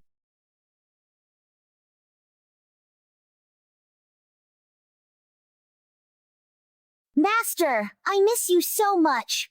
Someone bullied me and senior brother Changsun just stood by and watched. I want to tell Master about it. Master, where are you? Master! Stop crying. As soon as Yin Yang Tian saw Jiang Li, he was so scared he lost his nerve and took off running. But he's not the heaven-flipping pagoda. He can't travel through space. Jiang Li quickly caught up and grabbed him. Let go of that scoundrel for me! Once I find my master here, I'll definitely make him help me get revenge for this humiliation. You mean then, Tao is truly walking in this world? Haha! Do you think I just let the little pagoda randomly pick a world? I already used the power of karma to find my master's whereabouts. She's in this world. Scared now, aren't you? If you're scared, let me go. In the future, when I see my master, I won't badmouth you. You have no idea how much my master dotes on me. After he finished training me, he used to keep me in the palm of his hand every day, never wanting to let me go. You've been crying like this for 5 days, but Daozu still hasn't come looking for you. Maybe? Maybe master is in seclusion right now? Aren't you able to sense Daozu's karma? Can't you pinpoint his location? Perhaps it's because I left Zhuzhou, which has made my grasp of karma quite inaccurate. Now I feel like master's karma is truly everywhere. Could it be that it's just something of Daozu's here, making you mistake it for Daozu himself? Impossible! It's definitely master himself here. This is the one thing I could never be wrong about. Where do you truly sense the karma of your leaving? Across the whole continent. Originally, I planned to cry my way across the entire land, but I hadn't even made it halfway before you stopped me. This method of yours won't work. The Tao ancestor's cultivation is sky high. If he wanted to see you, he would have done so already. It's obvious he doesn't want to meet you. Oh, then what should I do? With my cultivation, I can help you find the Tao ancestor. Even if Yin Yang Tianyin doesn't look, Jiang Li will search for the Tao ancestor. The Tao ancestor was supposed to ascend to the immortal realm. Why would he be here? Even if he wanted to retire like Elder Chang Kun, he should have returned to the 9 provinces. The Tao ancestor is a native of the 9 provinces. The spiritual energy here is similar to that of the 9 provinces, and the Tao ancestor mistook this place for the 9 provinces. Moreover, Jiang Li's intuition tells him the Tao ancestor knows where the immortal realm is and what happened there. According to Elder Chang Kun, it was the immortal realm's responsibility to fend off outer demons. Now that outer demons have appeared, something must have gone wrong in the immortal realm. Jiang Lin and the Yin Yang Heavenly Seal made no attempt to conceal themselves, landing boldly in the bustling city. Whether it was because the actions of Jiang Li and the Yin Yang Heavenly Seal were too commonplace, or for some other reason, neither flying people nor a flying seal attracted attention from the crowd. When Jiang Lin scanned the area with the divine stone, he noticed this. The people in this world are strange. They seem to have almost no emotions, and everyone diligently fulfills their duties. They don't care about what's happening outside, and all their conversations revolve solely around how to improve work efficiency. They show no interest in gossip or national affairs. This cold, emotionless technological world is Jiang Li's initial impression of this place. How could master be in a world like this? Let's go to the library. Jiang Lin knew that as long as he went to the library and used the divine stone to scan the books, he would be able to fully understand this world. He used the divine stone to scan the city but didn't find any books stored. Aren't you who controls causality? See if you can find the library. I can only control the causality of people and events in Zhuzhou. I can't see the causality of this world. Aren't you immortal? Think of something. Aren't you the human emperor? You think of something. If you two have nothing to do, why not chat with me? Chat? Who are you? Nice to meet you both. Visitors from beyond the heavens. You can call me President 506. I named myself Mingjong. If you call me Mingjong, I'll be very happy. Yin Yang Tianyin, call me Tianyin. Jiang Li, where exactly are you two from? Is it another planet? Why don't you introduce your world first, and then we'll introduce ours. As I just mentioned, my name is President 506. I'm the 506th president. Each of us, before we are born, Our future profession is determined by our genes, and our professional title and serial number serve as our names for distinction. But I'm an exception, I thought. President 506 didn't sound good, so I gave myself a name. Why erase emotions? Because we want to survive. Does having emotions mean you can't survive a bit? I notice you two only circled above us and didn't go to the other side. Isn't the other side inhabited? These are things from the other side. We call them ferocious beasts. Over half the continent is territory of these beasts. Humans occupy a small portion, and our territory is shrinking. At first, these ferocious beasts weren't strong, and we could hold our own with missiles. We thought that as long as our technology advanced and our weapons became more powerful, we would eventually deal with the beasts. But we were too optimistic. Our technology improved, but the beasts evolved faster than we did. In the end, we used thousands of nuclear warheads, but we were still stopped by these beasts.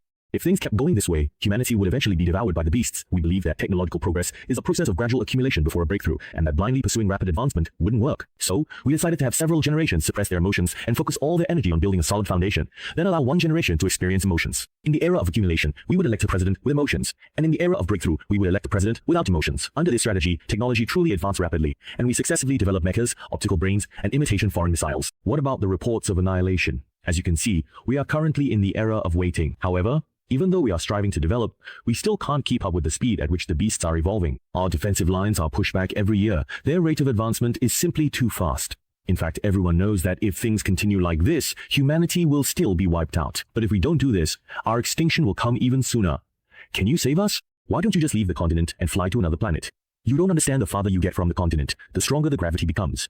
How could anyone possibly fly out? Upon hearing this, Jiang Li leapt up and indeed felt the increasing pull of gravity. When the gravity is at its strongest, even cultivators at the tribulation crossing stage can't withstand it with just their physical bodies. Only at an altitude of 10 million meters does the gravity finally disappear. Mr. Jiang Li, how did you manage to do that? So, it turns out you're not from another planet, but from another world, the cultivators of the Juzhou immortal realm, filled with immortal energy.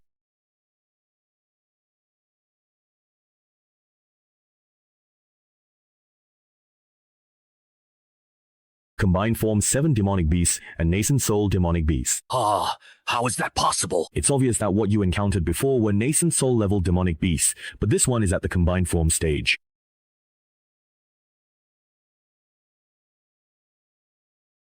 Can you understand what I'm saying? Shangli called out to the combined form stage demonic beast. Normally, demonic beasts at the golden core stage possess intelligence equivalent to that of an adult human, but he had heard from Mingjong that ferocious beasts have no intelligence at all and cannot communicate. If I can't beat Jiang Li, do you really think I can't beat you? The other ferocious beasts, seeing the attack from Yin Yang Tianyin, all rush forward regardless of the difference in strength. Jiang Li waved his sleeve. All these beasts were instantly wiped out, leaving only the one at the combined form stage. The other ferocious beasts were of no value. What a strange demonic beast, it's already at the combined form stage. Yet, it has no soul. No way. What, thinking of me again? Hey, you have found the Yin Yang Tianyin. Hey, now's not the time for jokes. Take a look. Do you see anything wrong with this demonic beast? These are traces left by the outer world heavenly demons. Same conclusion. It must be the work of the outer world heavenly demons, no doubt. This world is so powerful, yet, even with the outer world heavenly demons, it still hasn't been conquered. That's what's strange. The outer world heavenly demons seem to have only tampered with demonic beasts, making them attack humans, but haven't directly attacked them. This is the human leader of this world, President 506, Mingjong. This is Bai Hongtu, the Taoist sect master at the Tribulation Crossing stage. This is the strongest demonic beast they've encountered, probably newly broken through. They've never encountered threats like the outer world heavenly demons. What? Fusion stage? That's really, really strong. Bai Hongtu was a bit dumbfounded. What are those outer world heavenly demons thinking? Counting on a fusion stage to invade a world? If someone like that dared to come to the Juzhou Taoist sect, they'd be turned into fusion stage demonic beast hotpot that very day. But when he saw the strange look on Mingjong's face, he realized that what was nothing to Juzhou was actually a huge threat to this world. I mean, the fusion stage is still pretty much strong. One more thing. Yin Yang Tian sensed the Tao ancestor's karma here and suspects the Tao ancestor himself is present. The patriarch is here? So far, we haven't found any trace of the Tao ancestor, but Yin Yang Tian's perception is probably accurate. What do you think? A nascent soul cultivator has come to this world. The patriarch couldn't possibly be unaware of it. Yet, we still haven't found the patriarch, which suggests that something must have happened to him. I think the Tao ancestor might be confronting the outer realm demons and has no time to pay attention to us. Alright then. I will leave it to you.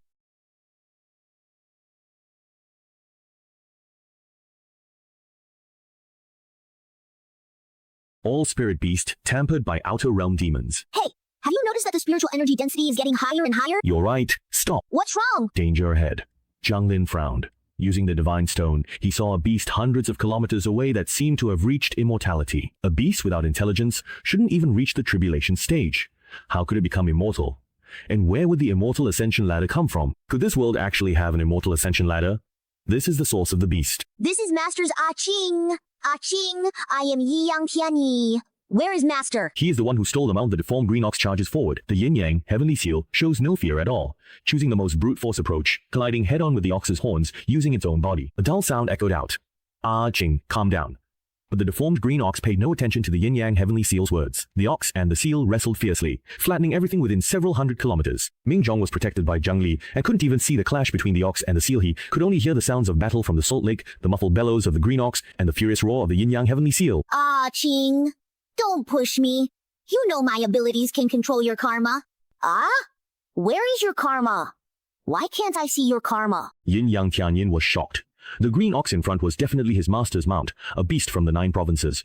Even if immortal, he should still control its karma, but now, he couldn't control or even see it. Yin-yang Tianyin, a Shikigami, was sent flying by the deformed golden ox. When he flew back, ready to fight Ching for 300 rounds, he discovered Zhang Yi had taken his place. He stood face to face with the deformed golden ox and the green ox. Zhao Long could sense a distance that surpassed even the tribulation crossing stage. He truly held his ground. He unleashed his manifestation of heaven and earth, striving to compress his size, transforming into a giant 100 meters tall, now matching the deformed green ox in size. 2 more arms extended from his back, and with 4 hands, he grabbed the 4 horns of the deformed green ox, toppling it. At that moment, from the large tree where he had previously slept, a worn-out ring popped out, catching Zhang Long's attention.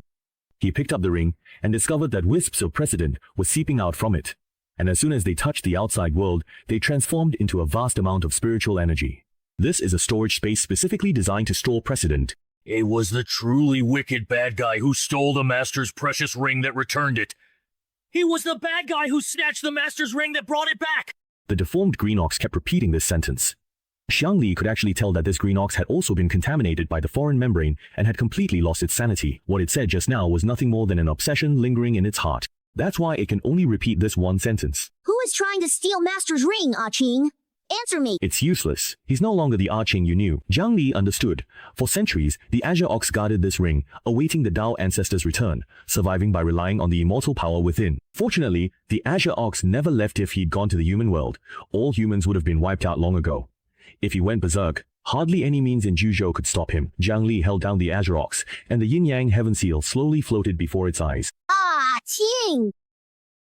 Kill me. You've regained senses. The one who took the Master's ring was a bad person. Give the ring back. Ching roared, and then spoke once again in a pleading tone.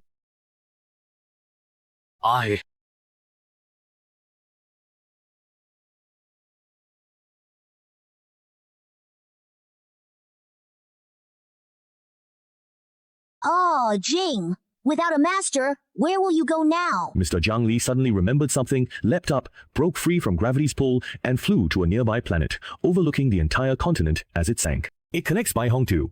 Baihongtu and the phantom of the immortal elder Changkun stood nearby, witnessing the entire continent. Tears streaming down his face. As dawn broke, he sent Minzhong back to the human side, then returned to the demon beasts, and retrieved the yin-yang heavenly seal buried. Let's go back. The Tao ancestor isn't here. You're talking nonsense. We can't find the Tao ancestor. Maybe he left his mount and storage ring here. He left this place to fight the outer world heavenly demons in other worlds, and was thus unable to look after Ching. But I can sense my master's karma here. Only if he himself was here would this kind of karma appear. The power of your karma has malfunctioned several times. It's the same this time. You sensed it wrong. I don't believe it. I know you just think it's too much trouble to find Master and want to trick me into going back to Juzhou. Calm down and think about it. Does what I said make sense? It's not that I don't want to help you find him, but the Tao ancestor isn't in this world. Staying here is pointless.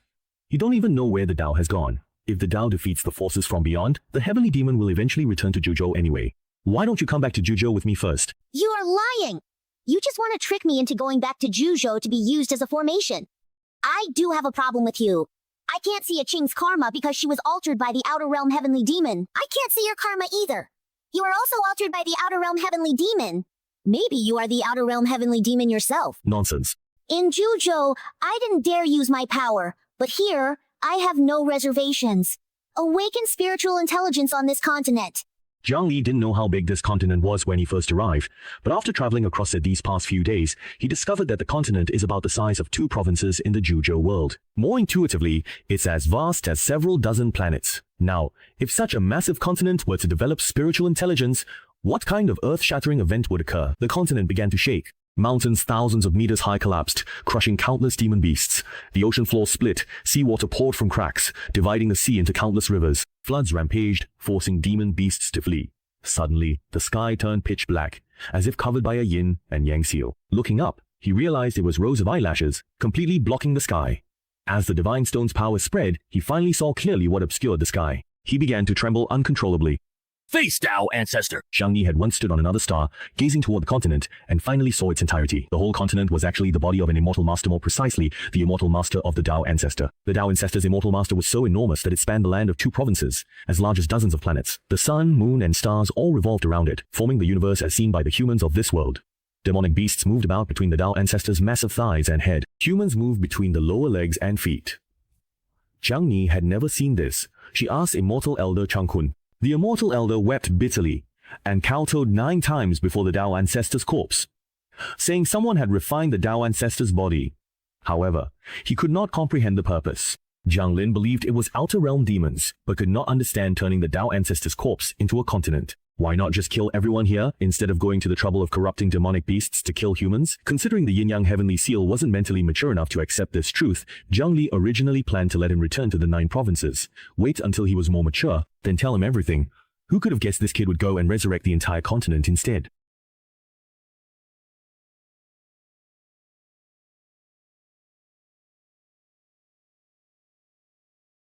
That's impossible.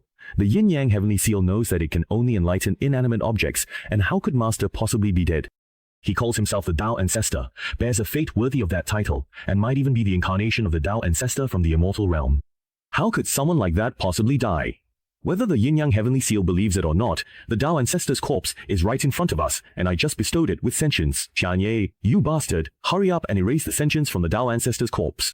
I can't control him anymore. If it were just a continent, the Yin-Yang Heavenly Seal could freely grant or erase sentience. But this is the Tao Ancestor's corpse. Once the corpse of an immortal master, far stronger than ordinary immortals, gains sentience, it instinctively protects itself and blocks the Yin-Yang Heavenly Seal. You really should have stayed in the Tao sect and trained more cycles. He's not big, but he causes more trouble than anyone. Fortunately, after the Tao Ancestor's corpse gained sentience, its consciousness was weak and couldn't control such a massive body. Right now, only the head can move. The arms are still stiff, so the impact on humans isn't too great. But if he ever regains full mobility and can stretch his limbs, none of the humans living on his calves would survive.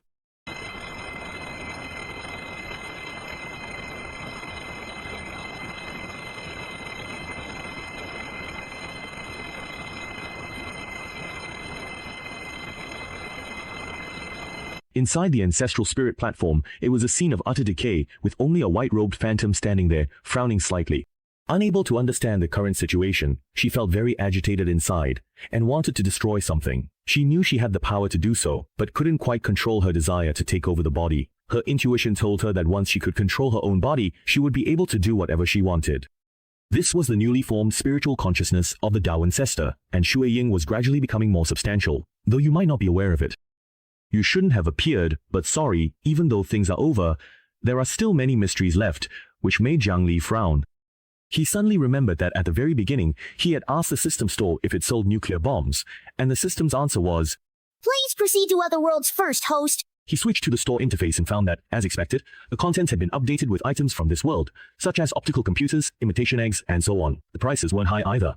He didn't need these things for now. What he wanted to buy was something else. Amidst a collection of high-tech products, he found a grain that seemed completely out of place. It was a stone tablet, costing several 100,000 points, and the store's description of the tablet was, left behind by the Tao Ancestor in his final moments. Jiang Li knew she had guessed right. Someone as significant as the Tao Ancestor couldn't possibly have left nothing behind. Finding something left by the Tao Ancestor here could take years. Using 1.1 points of divine stones to search is wasteful, so Jiang Lin chose to buy it outright, equivalent to a few dozen nascent soul stage cultivation techniques. The inscription says, "To immigrants, If you see this stela, you've defeated a Qing.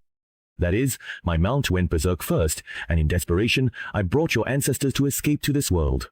The enemy pursued us relentlessly, and a great battle ensued. The opponent was too powerful, and we were defeated. I refined myself into this continent to provide you with a place to stay, so that they would not dare to pursue any further. However, they corrupted my Qing, and I was powerless to stop it. I am truly, truly sorry.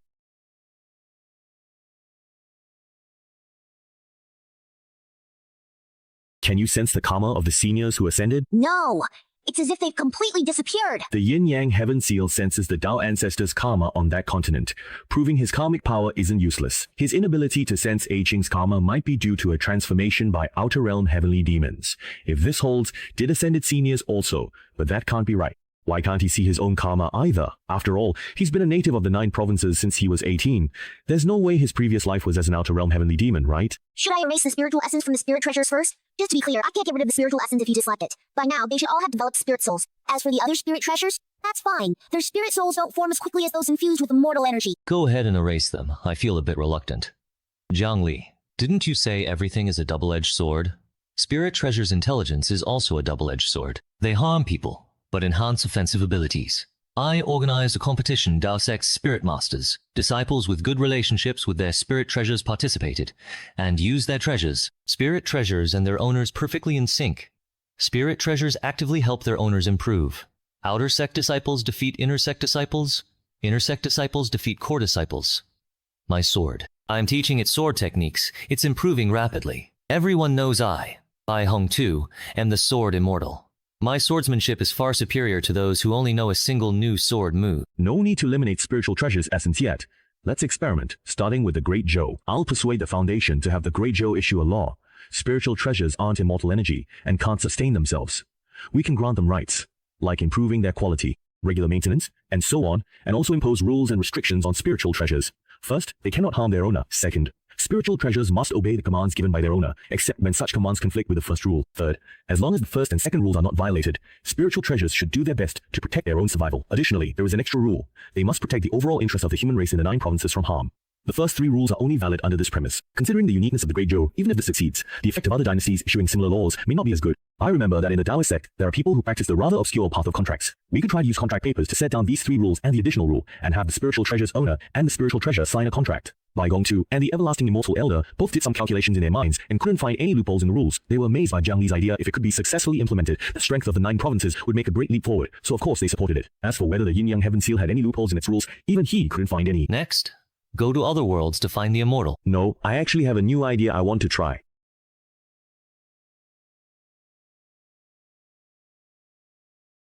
Jiang Li knew as soon as he bought the Tao Ancestor Stele from the shop that its items aren't created out of thin air, they actually exist. Otherwise, the shop wouldn't update only after going to other worlds. So, finding the remaining immortal energy is obvious. Buy the Brahma Tower, giant calligraphy pad, and wishful calabash. While climbing the mountain, Longju Gujin saw Jiang Li find and purchase all these immortal energies in the shop, one by one. Why bother going to other worlds? What happened? Where is? I was to establish dynasty! It's the Jiang Emperor. The immortals chattered noisily among themselves, discussing how they had barely enjoyed a few carefree days after other incidents before being pulled back by Jiang Li through some unknown method. However, not all the immortal energy had been recovered. Brahma Heaven Tower had not fallen out of the halo. Jiang Li saw the halo tremble for a moment, then returned to calm. He wanted to pull the Brahma Heaven Tower out. But before he could act, the Brahma Heaven Tower had already escaped. As expected of immortal energy that controls space, even the system couldn't catch it. Jiang Li wasn't worried. Buying the immortal energy from the shop was a clever workaround, and he also used the karmic power of Yin-Yang Tianyin. No matter where the Brahma Heaven Tower fled, he would find it would just take time. As for the halo seen throughout the ages, it remained completely still. Jiang Li guessed that Gu Jinjian had escaped into the river of time, where spatial techniques are useless, and even the system is powerless. Just as he was about to set out to find the Brahma Heaven Tower, the system issued a rather interesting mission. Mission issued. After entering the academy with a top score, many beautiful women will seek your guidance in their studies and develop close private relationships with you. This arouses dissatisfaction among the male students. Some of them spend a fortune to hire assassins from the Heavenly Kill Pavilion to target you. Your mission is to evade the assassination attempts by these assassins. This mission cannot be abandoned. Mission reward. Unlock a special mission search for the fragments of the Immortal Ascension Stairway. Now this is quite interesting. Aside from the very first newbie mission, which couldn't be abandoned, this is the first time Jiang Lin has encountered a mission that can't be given up. In other words, according to the system's understanding, the reward for this mission is absolutely crucial. The Heavenly Kill Pavilion. panicking like this? What kind of behavior is that? Someone has issued mission to assassinate the human emperor. Zhang Li, in disguise, vents his grievances. Zhang Xiaohua is wicked. He kills without blinking and humiliates men's wives and daughters. A friend's family suffered this. How many snacks to kill human Emperor Jiang? Name your price, I have that many. Shut up! How could the human emperor allow anyone to slander him?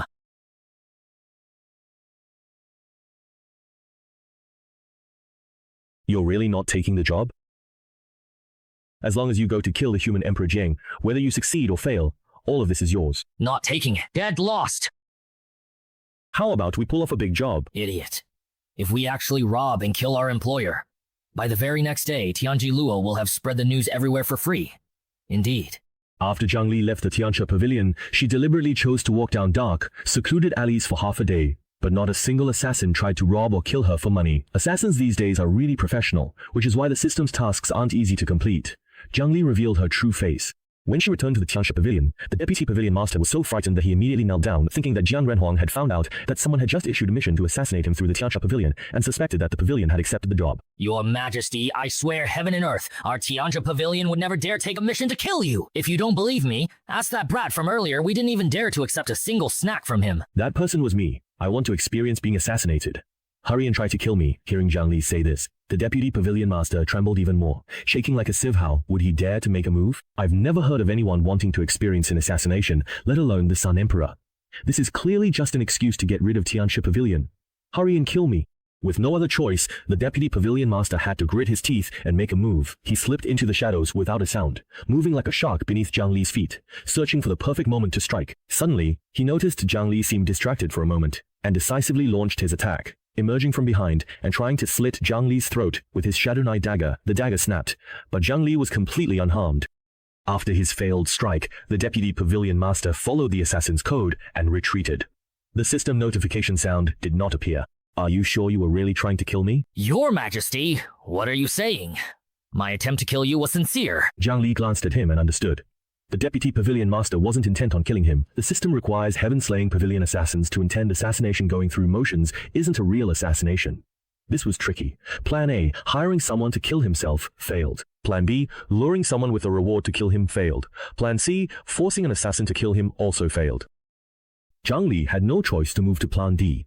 He pretended to leave, but in reality, he hid and searched the heaven-slaying pavilion's recent assassination plans. His eyes narrowed as he found familiar names for Qin Luan. Early stage Golden Core, Yuan Wuxing. Early stage Nascent Soul, Longyan City, Tianyuan Dynasty. Class B assassin recommended. As for the reason behind the assassination or who commissioned it, the Heaven-Slaying Pavilion doesn't concern itself with such matters. Naturally, Xiang Yi couldn't find out from here either. So she decided to look for Yuan Wuxing and see if the assassin might conveniently kill her as well. After all, isn't the Heaven-Slaying Pavilion notorious for killing a few extra people along the way?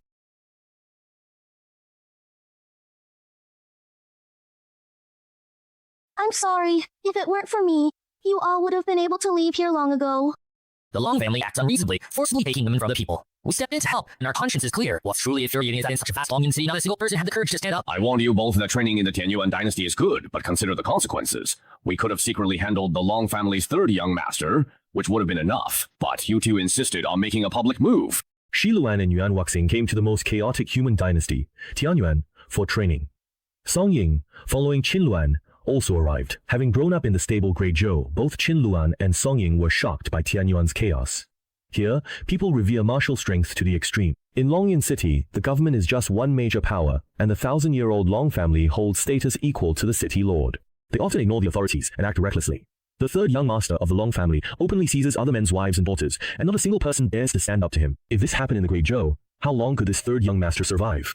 He'd be locked up in prison for as long as he lived, with food and shelter provided. Qin Luan and Song Ying felt this deeply, so with their peak foundation establishment strength, they gave the Long family's third young master and several of his cronies, who were at the Golden Core stage, a thorough beating. Moreover, Longyan City often holds grand competitions. Qin Luan, interested in the rewards, participated in the competition, and once again encountered the third young master of the Long family. Ignoring the other party's threats, he directly crippled him, feeling quite pleased and easily resolving the issue. When had the third young master of the Long family ever suffered such humiliation? That very night, he sent Yuan Ying Keiqing to kill Qin Luan.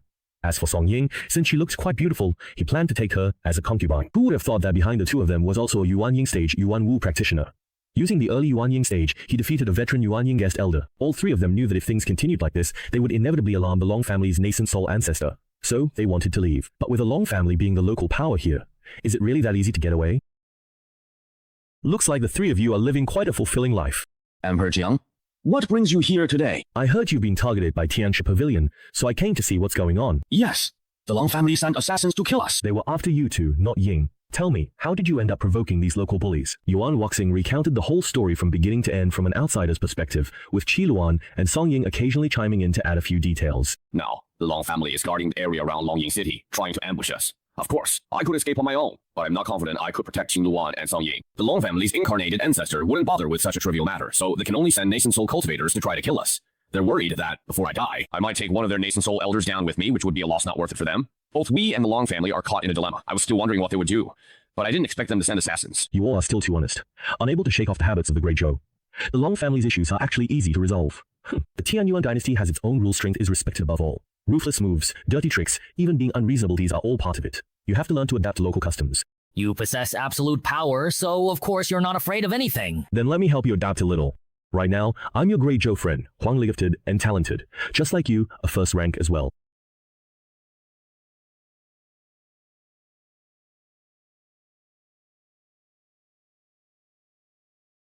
Here are 10 pieces of mid-grade snacks. Who wants to come up and let me beat them up? Xiang Li can tell that this guy's late-stage foundation establishment strength is entirely built up with pills. In this lifetime, he'll only ever be a 9th-rank Golden Core cultivator at best. But who can blame Long Xia for being rich? Another late-stage foundation establishment cultivator stepped onto the stage with a solid foundation, much stronger than Long Sanshui. However, this cultivator was quickly thrown into disarray by Long Sanshui's chaotic attacks, ended up flustered, and finally fell to the ground, getting thoroughly beaten by Long Sanshui. Ah, how satisfying for Long Sanshui. He was beaming with pride as he tossed the snacks to that cultivator, told him to get off the stage. This guy buying punching bag with spirit stones? Here are 20 pieces of mid-grade snacks. Who wants to come and get beaten by me? Oh, me. Damn, I want to do it. Wang! Hai's voice was the loudest. I'm a Golden Core cultivator, and among all the shouting, Zhang Lin's voice was the loudest. Everyone was shocked in turn to look, what's a Golden Core cultivator like you doing among us foundation establishment cultivators? I have one condition. Give me the snacks first. Without a word, Long Sanshui tossed the snacks straight to Jiang Ni. No need to worry, Zhang Lin just takes the money and runs nearby. With a nascent soul protector here, a mere Golden Core cultivator like him can't stir up real trouble. Jiang Li juggled the snack bag, then tossed it back to Long Sanshui. Long Sanshui caught the snack bag, looking puzzled. If you can buy a Golden Core cultivator's willingness to get beaten for just $20 worth of snacks, then surely you can buy a late-stage foundation establishment cultivator too. Isn't it perfectly reasonable to get beaten by a Golden Core cultivator? Zhang Lin grinned as he reasoned, charging forward. As soon as he got close to Long Sanshui, he unleashed a flurry of attacks. Stop! The nascent soul cultivator finally realized what was happening, flew into a rage, and was about to kill Zhang Li. Xiang Li grabbed Long Sanshui's vital point and hid behind him, acting like a slippery rascal. If you dare lay a hand on me, I'll kill him. Let's see whose life is worth more, mine, or the third young master of the Long family. Fellow Taoist, don't be impulsive. If you have demands, just say them. I'm Qing Luan's friend, Huang Li. I heard your Long family is plotting against her. I may not have any other skills, but I'm not afraid to risk my life. Whoever dares to bully my friend, I'll kill them. The reason? I'm cursing you out in my heart. Just by looking at this person, you can tell he's got a full Golden Core, and he's a solid third-grade cultivator. How could someone like that not value their life? But he didn't dare to take the risk. So he could only let Zhang Li name his terms. You have to compensate my brother Qin Luan with 10 top-grade spirit stones and 10 top-grade snacks. Impossible. All you noble families give your juniors a death substitute talisman, but while the talisman can save you from death, it can't save you from getting hurt. Jiang Li gently snapped one of Long Sanshui's fingers. Having been pampered all his life, Long Sanshui had never experienced such pain before. He immediately burst into tears, wailing loudly. Jiang Li's sword had severed his finger, and it now hung limply, which looked unsightly. For the sake of appearance, she took out a dagger and cut it off. As for this nascent soul cultivator, she felt that the third young master of the Long family wasn't worth that much money. See, now he's crippled, so I'll only take 9 pieces of top-grade spirit snacks. If you still think it's too expensive, just look, third young master still has 9 fingers and 10 toes left. Realman, how many spirit snacks do you think is fair? 5 pieces of top-grade spirit snacks, or just 1? If you have a grudge against the Long family, just say so. I'll take revenge for you right now. I guarantee not a single one of third young master Long's fingers or toes will be left.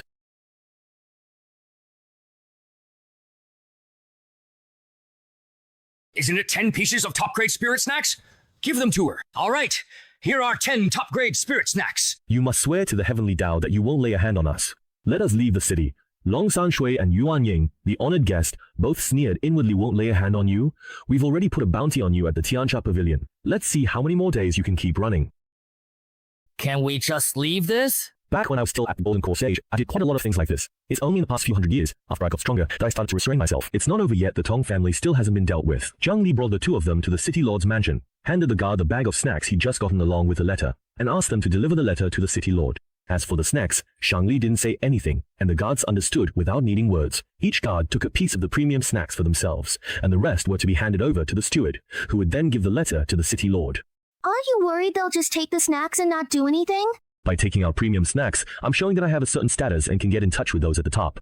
If they happen to mention this to the chief steward of the city lord's mansion, the steward might trip these two up just because he didn't get any snacks. They wouldn't dare take that risk, nor is there any need to. The gatekeepers are greedy, but they're not stupid. So what did you say online? This has poison on it, not fatal, but very uncomfortable. It seeps into meridians, making your whole body itch. You'll scratch your skin without realizing it. However, it only works on those below foundation establishment. If someone's foundation is solid, they can clear it themselves. To detoxify, pills won't help unless a spirit stone can scan and clear it. Moreover, nascent soul spirit stones aren't precise enough. Only a divine transformation artifact can do the job. Will the Dragon Clan's patriarch really bother with something like this? The three masters of the Dragon Clan. Have you heard the eldest and second bully and harass women? It's said that they rarely do such things. They're busy cultivating and don't have time for this sort of thing.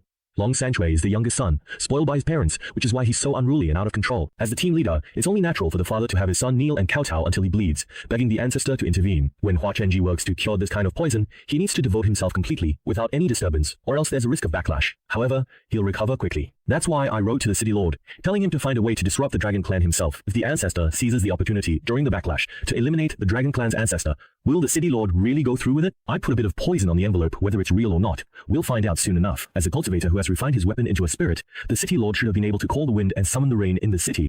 With the Dragon Clan present, it's like a bone stuck in his throat. Just as one mountain cannot have two tigers, a single city cannot accommodate two cultivators who have refined their weapons into spirits. If he shouts out while the Dragon Clan's ancestor is healing, he won't lose anything. It's a sure win, no lose deal. There's no reason not to do it. Even though this poison has an incubation period of over 10 days, but Long Sanchue will react early. If nothing unexpected happens, we'll see a battle between two weapon refining cultivators tonight. He'll take a blood-activating elixir to regenerate his severed limb, causing the poison to take effect ahead of time. He was clever for once.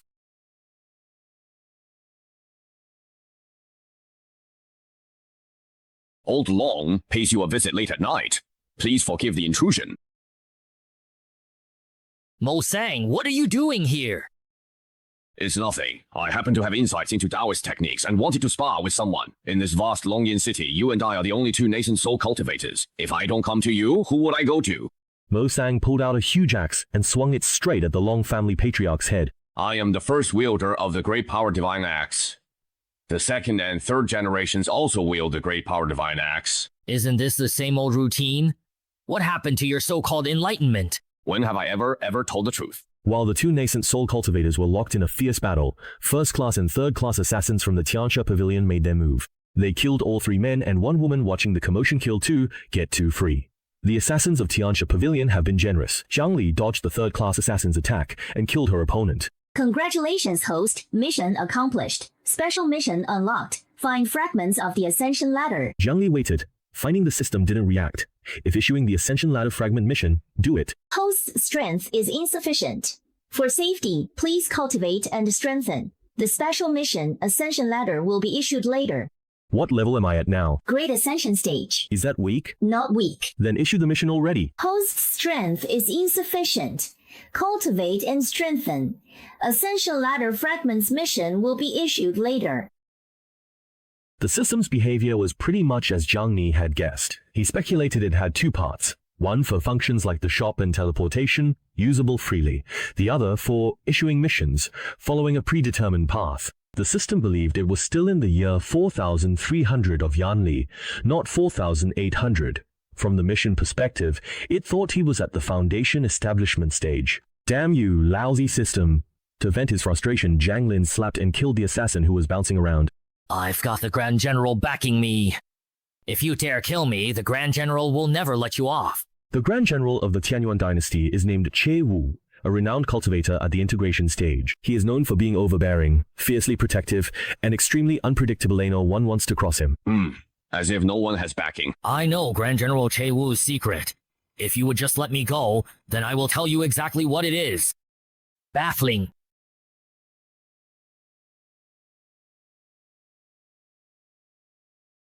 When the ancestor of the Long family died, the Long family lost its pillar. The enemies on weekdays were afraid of the divine weapon, and the ancestor did not dare to retaliate.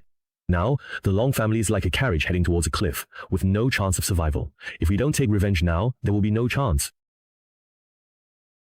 Dad, brother, I will definitely avenge you both. Oriole, I will definitely take revenge. The restaurant you are in is situated at a very high vantage point. Everything happening at the Long family can be seen clearly, and you can also see the direction Long Sanshui is escaping. He gets up and heads in Long Sanshui's direction. Today, let me teach you another lesson. If you don't pull out the roots when cutting weeds, they will grow again when the spring breeze blows. The Long family ancestor once told the family that if the Long family ever faced trouble, you must go to a certain place where someone from an organization would meet you. As long as you join the organization, there will be a chance to restore the Long family. The head of the Long family also told this to his 3 sons. We're almost there. We're almost there, San Guangzi. You've been running for so long, take a break and have some water. Why do you keep haunting me like a ghost? Haunting you? Say, a persistent spirit of the living, not a ghost. Our Rong family has already been destroyed and our people are gone. Please, I beg all of you, spare my life. I promise to turn over a new leaf and dedicate the rest of my life to doing good deeds. You all heard I've said himself that he wants to start anew. Well? Since you want to start over, you can't avoid reincarnation. Looks like young Master Long has a death wish. Let's grant his wish. That's not what I meant. Even a hedgehog knows to show mercy when possible. You're from that organization the ancestor mentioned, aren't you? Old Longtu sent many people to help me, and the shadows greatly aided Zuoji. As the sole survivor of the Long family, you can join the organization and make one request. Anything I can do, I'll grant. Then please kill this group of people for me. These people will most definitely die if they see me. You may make one more request. I have no other requests. I just ask that you beat them half to death. I want to kill them with my own hands. All right. Yuan Waxing was on high alert, as if facing a formidable enemy. Against a Huashan stage cultivator, no matter how strong, he couldn't protect Qin Luan, Song Ying, and Huang Li. Wait, something doesn't seem right. Is there someone here who doesn't need my protection? Qi Luan looked at Zhang Li with curiosity, wanting to see how Huang Li, only at Golden Core stage, would handle this. Jiang Lin unleashed his 100 Jiang Dharma body and killed Long Sanshui in a single move. The seriously injured elder. That move you just used didn't seem like something a Golden Core stage cultivator could pull off. Oh, actually, you all don't know this, but I remember it clearly. There's a soul of a powerful cultivator at the greatest entrance stage within me. In critical moments, it can temporarily boost my strength. Originally, I didn't want to use it. This is my greatest trump card. But today, especially if I don't reveal my trump card, I'll die. You must keep this a secret.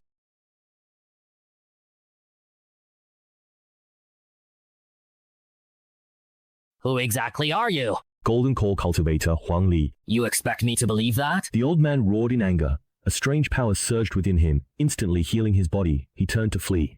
Sensing that power, Zhang Lin's expression changed. He stopped pretending to be a Golden Core cultivator and used his Dharma body to grab the old man, demanding answers. What kind of power is this? Where did you get it? How could someone like you, who kills at the slightest provocation, possess such power? You're truly an elder of the Dharma Divine Sect. The old man recognized that Zhang Li's technique was the Dharma body, a power that only the Dharma body sectone of the 6th grade sects could wield. Where exactly did your power come from? Do you really think telling you would spare your life? I hope you won't beg me to kill you in a moment. The sounds of begging for mercy and agonized screams reached Song Ying's ears, sending chills down her spine. She couldn't even imagine what kind of torture the old man was enduring. Please, just kill me now. I will tell you absolutely anything you could possibly want to know, as long as you promise to give me a quick and merciful death. How did you manage to obtain your remarkable power? This is the power of the Divine Repository. Every follower, after joining the faith and sincerely believing in the Venerable of the Divine Repository, can discover the power of the Divine Repository hidden within their body. What is that supposed to mean? Zhang Li had never even heard of such a sect, let alone any Venerable of the Divine Repository. There are quite a few sects in Liuzhou that worship immortals from the immortal realm. For example, some worship the true martial emperor of the North Pole, some worship the lords of the moon and Sunday, and others worship the yellow-horned immortal, among others. In essence, the human emperor is also a form of faith, and the power of faith in the whole of the human emperor comes from this. Back when the celestial ascension ladder had not yet been severed, the power of faith in the ancestors could even be transmitted to the immortal realm. People on the mortal side would also receive immortal energy and ascend to immortality. After the celestial ladder disappeared and the connection with the immortal realm was severed, the power of faith could no longer be transmitted upward. Immortals no longer descend either, so these sects that worship immortals have now almost disappeared. I am a follower of the Divine Treasury Sect. The sect leader told us that each of us has infinite power within ourselves. But due to our own limited understanding, we can't perceive it. As long as we have faith in the Venerable of the Divine Treasury and use a human medium, we can tap into our own Divine Treasury power. What is a human medium? It means that no matter if a person is good or bad, as long as we kill someone, we can extract the power of the Divine Treasury. Isn't this just a demonic cultivation method? What do you mean by demonic? Demonic path power carries resentment. Divine Treasuries does not. The old man glared and displayed the power of the Divine Treasury for Qin Luan to see. The power of the Divine Treasury was golden, warm, and gentle, completely different from the coldness of the demonic path. Do you know what I call this power? What? The power of merit. Qi Luan and Yuan Waxing both felt a chill rush from the soles of their feet to the tops of their heads.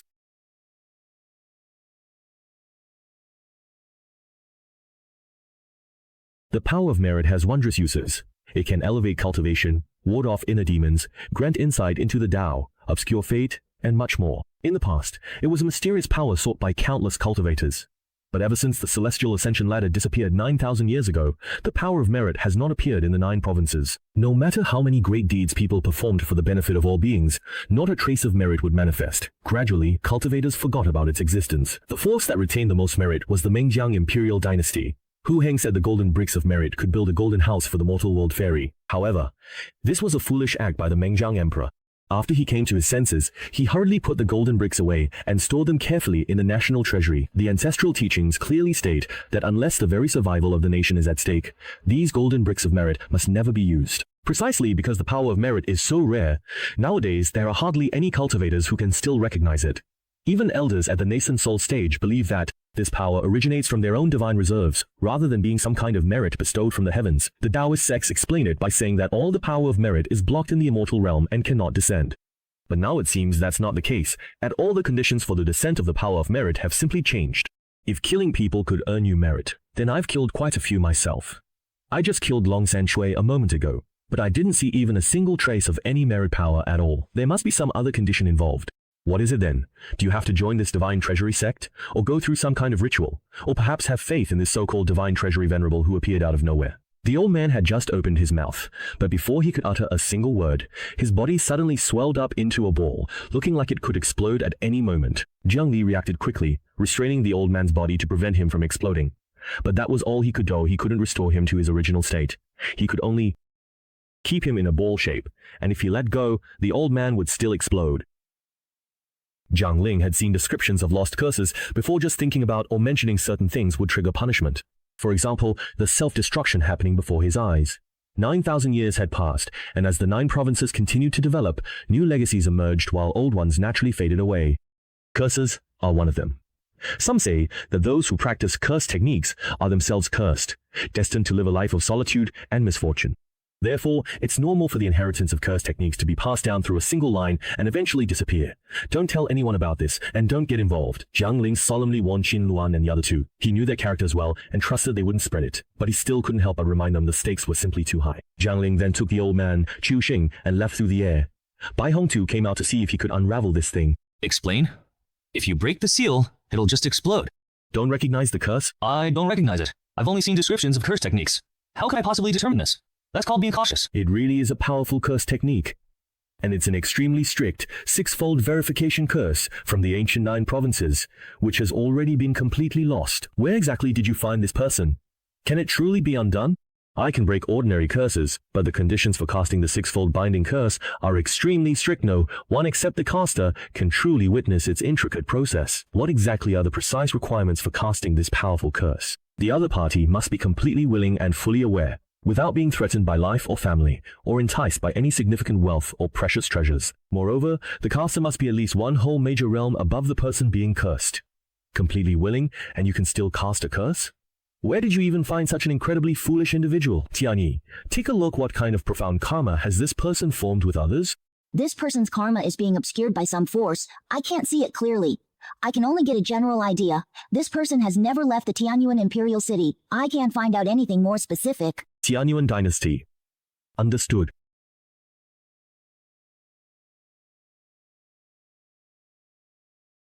Finally, Jiang Li arrived at the Tianyuan Palace, planning to return the Ruyi Gourd to the Empress of Tianyuan. Go find Yuan Waxing yourself. They predicted I'd bring your Tianyuan dynasty's gourd back. Shangli and Tianyuan's Empress, Yu Yan, have known each other long. Both were once human emperor candidates, and have a good relationship. They can even call each other by given names. When you find the Empress, you see her face pale as gold paper, looking weak and dispirited, lying in her bedchamber, attended by palace maids. None of the former Empress's imposing presence remains. What's going on here? Zhang Li frowned. He could tell that the Empress of Tianyuan was pretending to be ill. The Empress dismissed the palace maids, wanting to be alone with Zhang Li. Once the maids had left, the Empress dropped the act and returned to her former self, the dignified ruler who commanded the world. People often overlooked how clear and melodious her voice was. Someone is plotting against me. I'm giving them a chance. Right now, some members of the royal family are still unwilling to give up, unable to forget their former glory. Seeing that I've lost the Rui Gourd this time, they want to connect with some outside forces. They want to overthrow me. Seeing how hesitant and indecisive they are, I decided to pretend to show signs of going berserk in my cultivation, to lure them into making a move. You want to use this opportunity to break through to the integration stage. Logically, after 300 years, your peers Zhang Li reached the great accomplishment stage, Bai Hongtu reached the tribulation crossing stage, and Yu Yin should have reached the tribulation crossing stage as well. But national fortune is both a blessing and a limitation. Cultivating with national fortune brings an invisible resistance. He rehearsed getting out of bed, his snow-white silk stockings touching the floor lightly, his movements graceful and silent. He sat down at the table and did not hide anything from Zhang Li. Between life and death there is great fear, but also great opportunity. If I live uneventfully, who knows when I'll break through to the integration stage. Rui Gourd, you hold it. If I keep the gourd, it can't be called a life or death trial. Only when I have no way out can it truly be a test of life and death. So when the time comes, if I lose, you must watch me die without interfering. If you do, I'll hate you for the rest of my life. I've also recovered the other immortal energies, but few know it yet. I'll tell them and ask them to keep it secret for now. Yu Yin's lips curled slightly into a smile, the frost melting, revealing breathtaking beauty. Master, I missed you so much. The ancient jade gourd flew from Zhang Li's waist and rushed toward Yu Ye. Immortal energy was abundant. Feigning unity was my only way to escape. Master, please forgive me. Yu Yan stepped on the Rui gourd, the prison guard rolling the gourd back and forth under her incredibly soft white socks, then kicked it over to Zhang Li. Keep an eye on things, and when the time comes, don't let him make a move either. There's one more thing, consider it a personal request. If those people find out you've come to the Tianyuan dynasty, they might hold back because of your relationship with me and not dare to act. Could you tell others that you're going to another world to search for immortal energy, and that you'll be away for at least a few months? After you leave, have palace maids quickly go to the bedchamber to care for Yu Yin, and subtly ask what Jiang Ni said. Yu Yin pretended not to notice their intentions, and casually said Jiang Lin was leaving the 9 provinces for months, and also mentioned she herself wanted to leave, to see different worlds. After a maid got this information while attending to Yu Yan, she waited a while before passing the news along.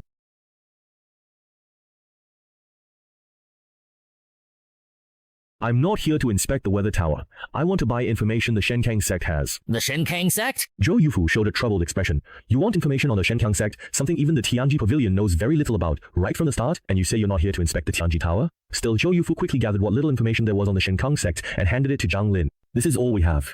Zhang Li glanced at the contents and the jade pendant there was pitifully little. We at Tianji Tower don't know much about this suddenly emerging sect. When we first learned of them, we sent disciples to investigate. But they were drawn into the Shenkang sect and became devout followers. Ever since then, the Shenkang sect has known we're investigating them, so they've been on guard against us. All your disciples betrayed you. Didn't you think about getting back at them and investigating the Shenkang sect? Hey.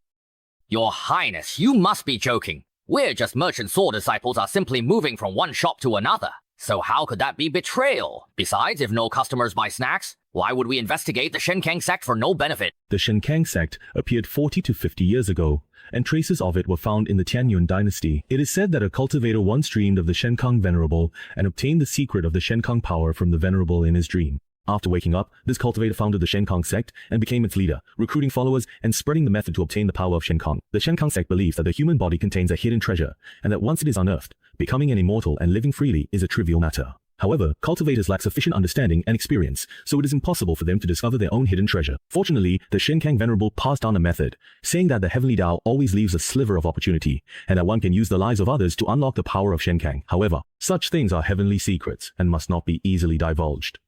Only those who believe in me can obtain it. Harming others' lives goes against heaven's harmony, so each person can kill at most 1,000. This is all the Shenkang sect info Tianji Pavilion knows.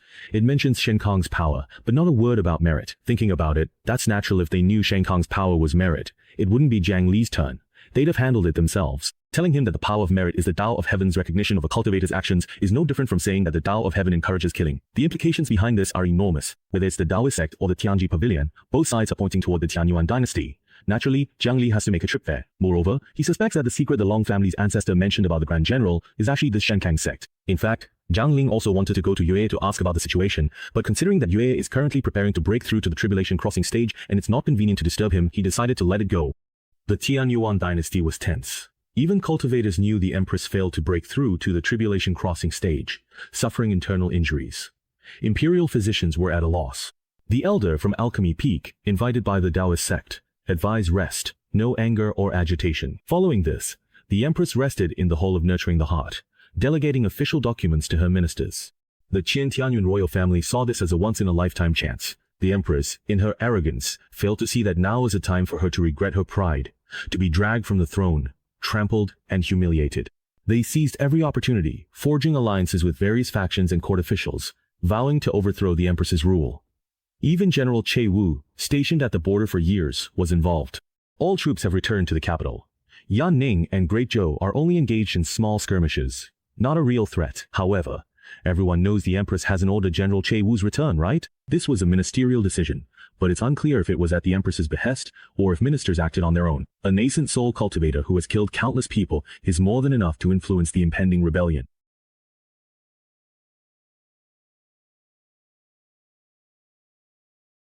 The imperial capital, once the most orderly of all the cities in the Tianyuan dynasty, is no longer the same. After all, the high officials of the dynasty used to maintain a facade of harmony, never openly turning against each other. But now, the streets are either filled with the Ministry of Justice investigating murder cases, or the Court of Judicial Review arresting criminals. So sometimes, the two departments are even at odds with each other. Their responsibilities have already begun to blur and descend into chaos. Jiang Li stood before General Che Wu's residence, surrounded by Ministry of Justice and Court of Judicial Review members. They investigated a murder. The victim, General Che Wu, died about an hour ago. He was killed instantly, his soul destroyed. The murderer, not yet identified, was likely someone Che Wu trusted. An hour ago, you met an elder from the Divine Repository sect. The Ministry of Justice supports this. The former Tianyuan royal family is backed by the Court of Judicial Review, while the Tianyuan Empress is supported by the Ministry of Justice. Both sides suspected the other sent someone to kill Che Wu, probing each other with words, but neither gleaned anything useful. Jiang Li walked into Che Wu's residence, silently observing his expression: fear, confusion, and incomprehension. Just like the countless dead people Jiang Li had seen before, Che Wu's expression was also full of nuance, but he still couldn't discern anything from it. That was fine though. He knew there was a family of professionals who could help. Do they have time now? Jiang Li arrived at the Great Zhou Imperial Palace and saw Gigi reviewing memorials while swallowing a Taoist sect's mind-clearing pill. Sigh, forget I asked. Jiang Li met Gigi's gaze and more or less understood why Gigi could only remain at the artifact refinement stage. Was so busy, he didn't even have time to cultivate. Do you have any idea how many issues will arise from issuing a temporary decree about spiritual treasures? The memorials in front of Gigi were all about this. These were precisely the negative consequences that arose after the decree was implemented in several pilot cities. The ministers compiled their countermeasures only for Gigi to overturn them one by one, and then they wrote out the parts of the decree that should be amended. What did you come to see me for? Good news, General Che Wushang is dead. When did this happen? An hour ago. So you came to bring me this good news? Gigi. That's right. I'd like you to help me find out who the killer is. Lately, to maximize the decree's effectiveness, I use my powers repeatedly, blinding myself. The decrees also have many problems. If you're not in a hurry, give me 10 days for my eyes to recover, then I'll help you investigate. If you are in a hurry, ask Ji Kong Kong. Jiang Li thought of Ji Kong Kong, Shi Ji's youngest daughter. She's only 7 or 8, but she's already reached the 3rd level of Chengdu and can even trace back in time. Ji spoke of his youngest daughter with pride. You probably didn't know this. My Kong Kong wasn't born human. She was a little white fish at birth, just like our ancestors. She didn't take human form until she was 3.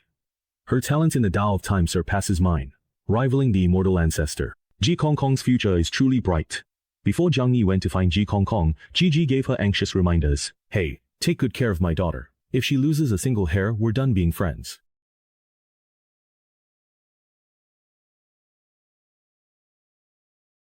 Here are the books on the Tao of Time that your Great Zhou royal family studies. With Ji Kong Kong's permission, you picked up the book she was just reading, thinking you could learn the Tao of Time yourself. But then you saw that Gigi had written on the very first page, Brother Jiang, don't bother reading this, you won't learn it. Father wrote this sentence in every single book related to the Tao of Time. Considering it inhumane to forbid him from state affairs due to his busy schedule and making him review memorials while injured, Jiang Ni decided to note this for now and settle the score later. Jiang Yi briefly explained the situation to Ji Kong Kong. Upon learning she could help, Ji Kong Kong happily agreed. How far back in time can you trace? 6 hours. His father told him that, according to all the records available, his talent was undoubtedly the best in the Jai family. He was able to touch upon the Tao and use it freely when he was only at the 3rd level of Qi refining. That's simply unimaginable. Not bad. Jiang Li's faint evaluation brought Ji Kong a small surge of joy, yet he didn't know Jiang Li was actually thinking about others' children, how they could trace back 6 hours at just the 3rd level of Qi refining, while she, even after so long, couldn't trace back a single second. Jiang Li carried Ji Kong as they flew toward the Tianyuan dynasty. Ji Kong's little white legs swung restlessly. Have you ever seen a dead person? Jiang Li suddenly remembered the other party was just a 7 or 8-year-old child. Was it too cruel to make him witness a murder scene? Better not leave the child with psychological trauma. I have. There was an older sister who was jealous of my talent and wanted to kill me. My mother protected me. I want to work hard to comprehend the Tao of time so I can go back and see my mother. Jiang Li didn't ask about the process or the outcome. She gently rubbed Ji Kong's head with pity. When Jiang Li arrived at the Tianyuan city, she didn't go straight to the Grand General's residence. She wandered with Ji Kong to tea houses to drink tea, eating snacks, and listening to the storyteller Huang Chuan, whose tales had nothing to do with reality. She let Ji Kong play with the Ruyi gourd, and laughter accompanied them. Any problem with that? There's no need to force yourself. I have other ways. Of course, the other ways he mentioned referred to finding other members of the Zhou family, but he couldn't say this directly to Ji Kong. Now, he was already starting to regret bringing Ji Kong here. Thinking about it now, it was clearly Ji's idea to temper the child's mindset. He couldn't bring himself to do it, yet he prettified it by saying he was letting Ji Kong help. Looks like handling official affairs isn't taxing enough for him. He still has the energy to scheme against me. No problem. Ji Kong waved his fists anxiously. He disappeared from Jiang Lin at the general's mansion, only to reappear, panting. The murderer appeared behind the general. The general had no time to react and was killed. I couldn't clearly see the murderer's face. I only know he went this way and disappeared into the secret realm. Ji Kong, based on his understanding, pointed Jiang Li to a place deep in the mountains outside the city. Though only halfway up, the area was shrouded in mist. Visibility was limited to 20 meters. It's a perfect place to hide something, isn't it? When you see a nascent soul cultivator leading a golden core cultivator into the secret realm entrance through the mist, check if the culprit has come out. Jiang Li asked Ji Kong to trace back through time. People entered. No one left. The culprit is highly suspicious, and the Divine Treasury sect is also extremely mysterious. Jiang Li doesn't want to alert the enemy and lose this lead as well.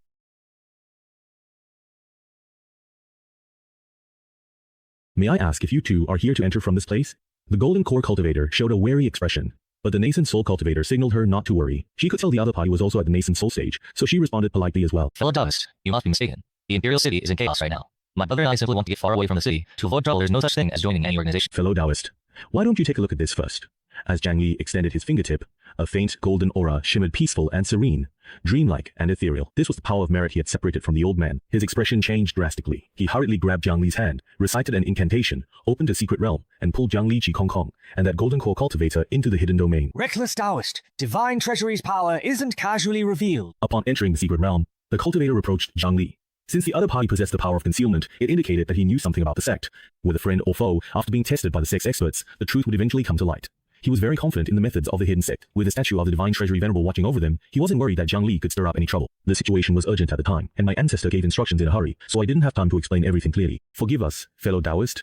My sister and I are Long family members from Longyan City. I'm Long Li.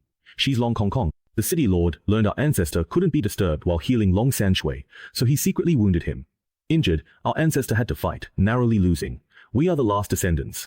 Before he passed, our ancestor told us to find people in the difficult, cloud and mist-covered area halfway up the highest mountain near the imperial capital. They would be organization members.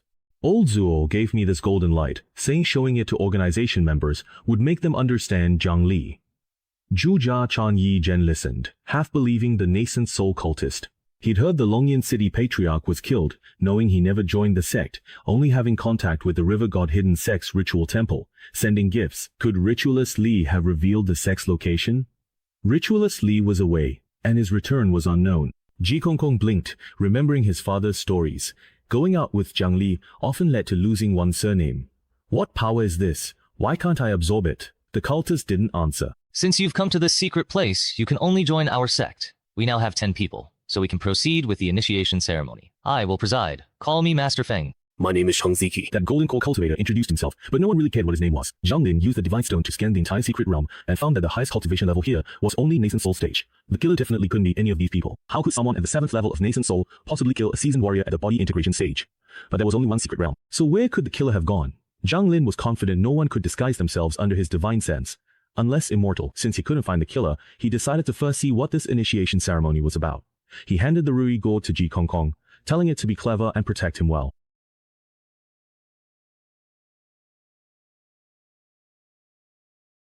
Everyone here comes from different parts of the 9 provinces. Some are only 8 years old. Whether by chance or design, it doesn't matter. Now that you've come to our Divine Treasury sect, there's only one path to join us. Master Feng left unsaid. If you don't join, you will die. In a room within the adversity, 10 people sat listening to Master Feng explain the origins of the Divine Treasury sect. Concerning the Divine Treasury Venerable, the details were similar to Tianji Pavilion. Master Feng did not mention killing people. Perhaps some of you still don't believe in the Divine Treasury and think it's fantasy. Let me demonstrate for everyone. Master Feng slapped his own chest, shattering his own nascent soul, which startled the 8 people present and made their eyes twitch. The nascent soul is evolved from the golden core, and this nascent soul is only 1 year old. But it wouldn't just drop down to the golden core stage, it would fall straight to the foundation establishment stage. Is it really necessary to be this ruthless just to pass on the teaching? These people didn't know much about the Divine Repository sect. They were all brought in after repeated investigations and subtle hints from its followers. All they'd heard was that joining the Divine Repository sect would grant them a mysterious power called the power of the Divine Repository, which could raise their cultivation level, ward off inner demons, heal the body, and so on. Its uses are endless, but whether real or not, they've never seen it. Jiang Ning and Ji Kong Kong remained expressionless, shattering a nascent soul was nothing to them, a minor scene. As for Master Feng, Divine Repository power surged from within him, repairing the damage in mere breaths, making him good as new. But these 8 people had never witnessed anything like this. Everyone knows that if a nascent soul is damaged, it would cost a fortune to buy a revitalizing pill from the Taoist sect. That's the only way to heal it, but they've never seen anyone use power to repair it, so Divine Repository power exists. Most were convinced, but some remained skeptical. Master Feng didn't mind, and began to recite the demonic science suffering sutra that the leader had received in a dream. The scripture was lengthy, complicated, and obscure, recounting the life of the Divine Repository Venerable. For some reason, Xiang Li suddenly thought of Zhang Konghu. If that rough fellow were here listening to the scripture, he'd probably just say, "What's all this nonsense for?" There are plenty of people in Jiangli who are more learned than Zhang Konghu. In Zhang Li's words, to translate the scripture, the Divine Repository Venerable was born in the immortal realm, innately sacred, all-knowing, and all-powerful, the only existence in the world. From birth, he knew that the human body held infinite potential, with a divine repository hidden within. As long as one can unlock the Divine Repository, anyone can become divine. In his eyes, both immortals and mortals are ignorant beings, though mortals are even more so. He chose a representative in each of the countless human worlds to act on his behalf, instructing these ignorant masses in the secret of the Divine Repository, hoping that one day another divinity equal to himself would emerge to relieve his boredom and engage in philosophical debate with him. That's too modest. As a faith, if you don't claim to have existed before the heavenly Tao, witness world creation, manifested in countless forms throughout existence, if you don't say a single thought of yours is an entire era at the headwaters of time's river, untouched by myriad cause and effect, able to alter the universe with a snap, then you're not qualified to be a religion. The Moksha Suffering Sutra is reminiscent of Buddhist and Confucian scriptures. Repeating it can deepen a listener's faith, but if misused, it can also serve as brainwashing. Master Feng didn't use scripture to brainwash. Instead, he focused on its proper function to strengthen faith. Those who believe in the Divine Hidden Venerable will believe more. Skeptics will remain skeptical. And people like Jiang Li, who don't believe a word after listening, still won't believe a word.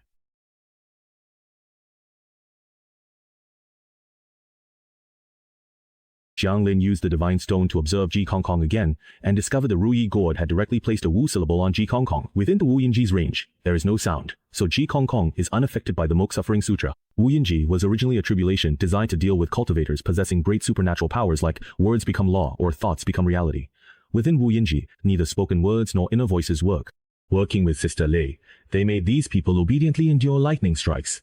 Jiang Li hadn't expected Wu Yinji to have this use. It was truly eye-opening. After reciting, Master Feng led everyone to a grandly decorated main hall, entirely cast in bronze, with a dark tone. Even with red candles burning, the hall appeared dim and gloomy.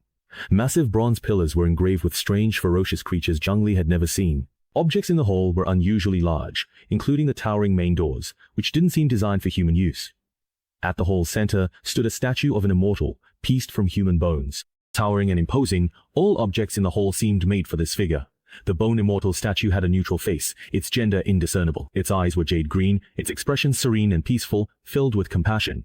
Yet, paired with the skeletal structure, there was always a sense of discord. Besides Master Feng, Jiang Li, and 10 others, several sect members and 10 more were tied, struggling before the venerable Divine Repository statue. Jiang Li noted these sect members were all 7th-level nascent soul, holding high positions, likely there to oversee the initiation ceremony. That was the first part of the ceremony just now. Now comes the second part. Verifying true intent. Master Feng did not introduce the sect members standing aside, but pointed at the poets on the ground. Each of you must kill one person. Whether you pass the second part of the ceremony will depend on the outcome. Cheng Ziki, who had entered together with Shangling, hesitated for a moment. Do we really have to kill these innocent people? Isn't this a bit too much, perhaps? He didn't say the second half, it sounded too much like the demonic path. The others nodded in agreement. They'd never heard of having to kill anyone they told the Venerable of the Divine Treasury would guide believers to unearth its power. Master Feng anticipated this question and explained. These are death row inmates from the Tianyuan dynasty's imperial prison. They are doomed to die anyway now. We're simply making their deaths more meaningful. Since Master Feng put it that way, one stepped forward with a knife. He decisively stabbed to death one of the men tied on the ground, but nothing happened. Clearly, this man was used to killing. His movements were clean and efficient, and he only cared about his outcome. You do not believe in great power of divine hidden venerable. That person put on a fake look of sincerity. Of course I believe. Master Feng shook his head, not allowing explanation, and killed him with a backhand strike. If you don't truly believe in, or have faith in, the divine hidden venerable, then its power cannot be born. After joining faith, followers learn a special chant that allows them to conceal power of divine hidden. Now, Master Feng no longer hides, openly demonstrating process of obtaining deep hidden to everyone. After Master Feng kills someone, a mysterious golden power appears, enveloping him, virtuous person, inspiring others to bow in worship. This is the inherent power of the divine hidden. This power comes quickly and leaves just as fast. It soon enters Master Feng's body and can no longer be detected. Jiang Li's expression grew serious. This was the first time he had witnessed the process of acquiring the power of merit.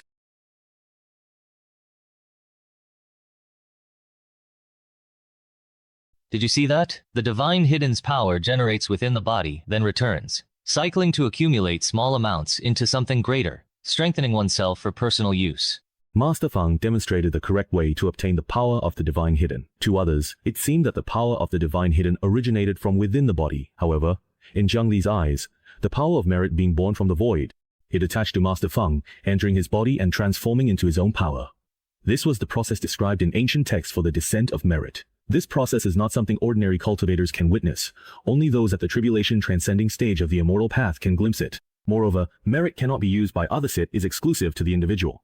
No wonder the divine hidden followers are so devoted. They firmly believe that this power originates from the divine force hidden within their bodies, but they can only see the final result. Upon witnessing this, someone's expression changed drastically, and he turned to flee. He had committed many murders and robberies outside, making plenty of enemies. He had only come here because he'd heard this was a mysterious and powerful organization and wanted to join for protection.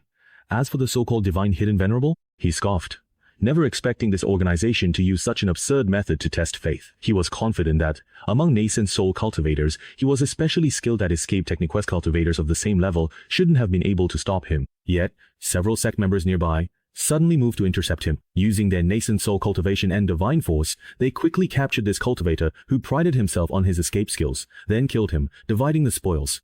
With the divine force, two were swiftly and decisively killed. The rest hesitated, not daring to step forward. It wasn't until Master Feng was to randomly pull someone out that someone declared they had no doubts about faith in the divine repository venerable.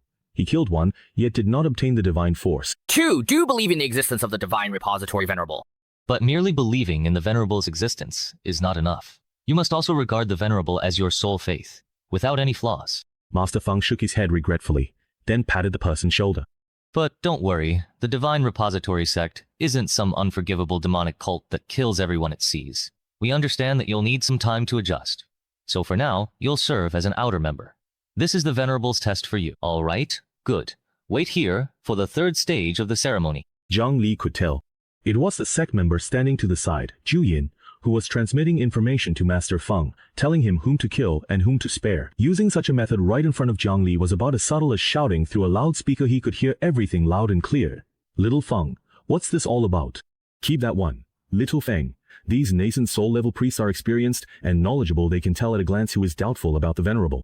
As for those who don't believe at all, after testing 4 people in a row with no reaction, it turned out they all belonged to the group whose faith in the divine venerable was weak and needed improvement, so they were classified as peripheral members. The first stage of the ritual was still quite effective. When it came to Cheng Ziqi, who had entered together with Zhang Lin, he asked before killing him. Soldier, you just said that we need to believe the venerable is the only one.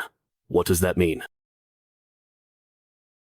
Sleeping, eating, marrying, making money. Cultivating everything must revolve around the divine venerable. Everything expresses the divine venerable's will.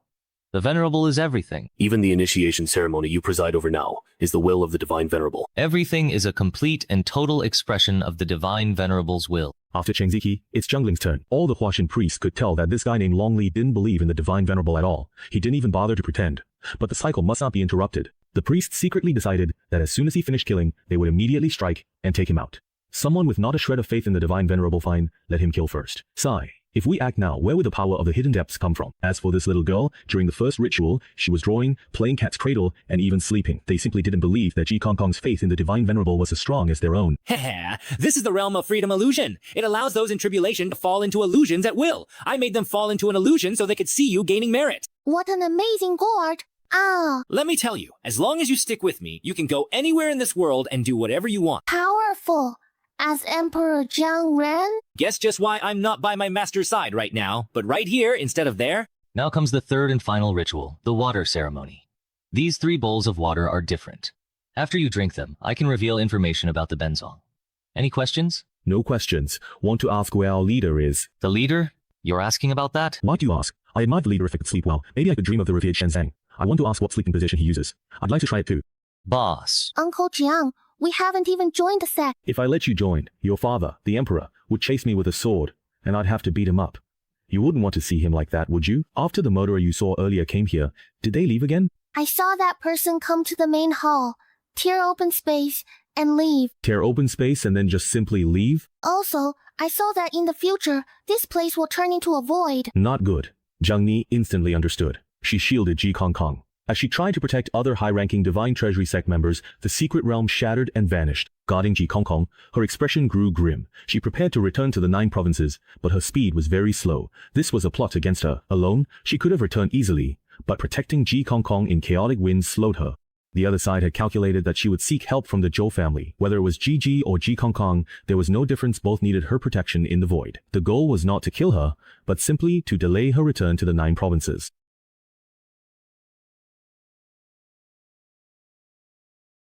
The article about the prison break shadow banquet is truly fascinating. Zhao, my loyal subject, invite Tian Yuan and the Emperor. Uncle, heed the will of the people and return the throne. Return it to the royal family. Zhao, plotting rebellion? The former royal family was weak, incompetent, indecisive. Do you want someone like that to be emperor? It's not what I want, but what the people desire. Emperor Lin is cruel, inhumane.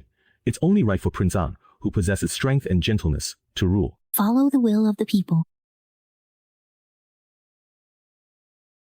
You don't represent the people's will, and I don't care about it either. In the Tianyuan dynasty, for thousands of years across the 9 provinces, it's always been the strong who make the rules.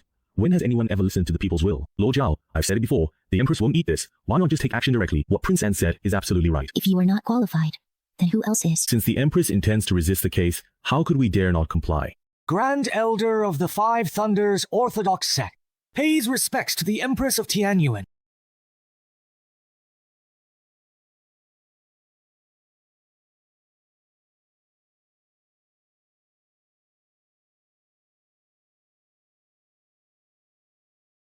Prince Anqing has everything under control. The Empress's power is gone. I advise Minister Sunday not to make struggles. Since you two are so blind, perhaps I should just gouge out your eyes and soak them in wine. Prince An, don't forget the territory you promised us once this is done. And don't ever forget about me. Make absolutely sure to betroth your twin daughters to me. If the Rui God isn't with my 5 Thunders Orthodox sect, then it must very well be with the Heavenly Order's representative. A powerless fool dares to compare his fake lightning strikes to the Rui gourd? When I, Po Yun, make my move, even the very space here in Tianyuan will become his domain. He wasn't even injured at all.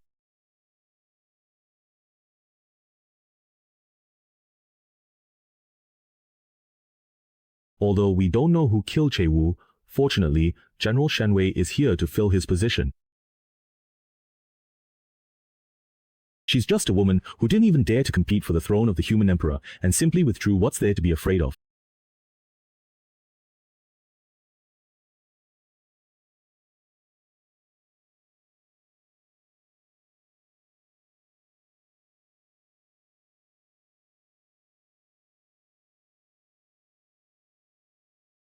I've waited a long time, and now you finally reached the same realm as me.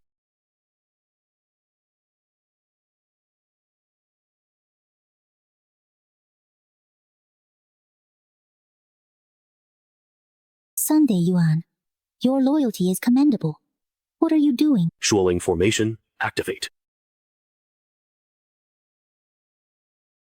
Sunday Yuan, loyalty commendable. What are you doing? Jueli formation, activate now.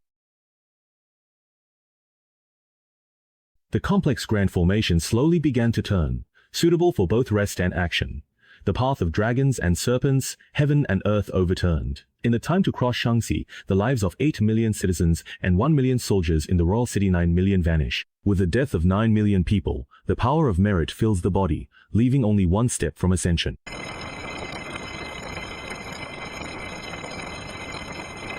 In the face of the power of the divine treasury, nothing is impossible.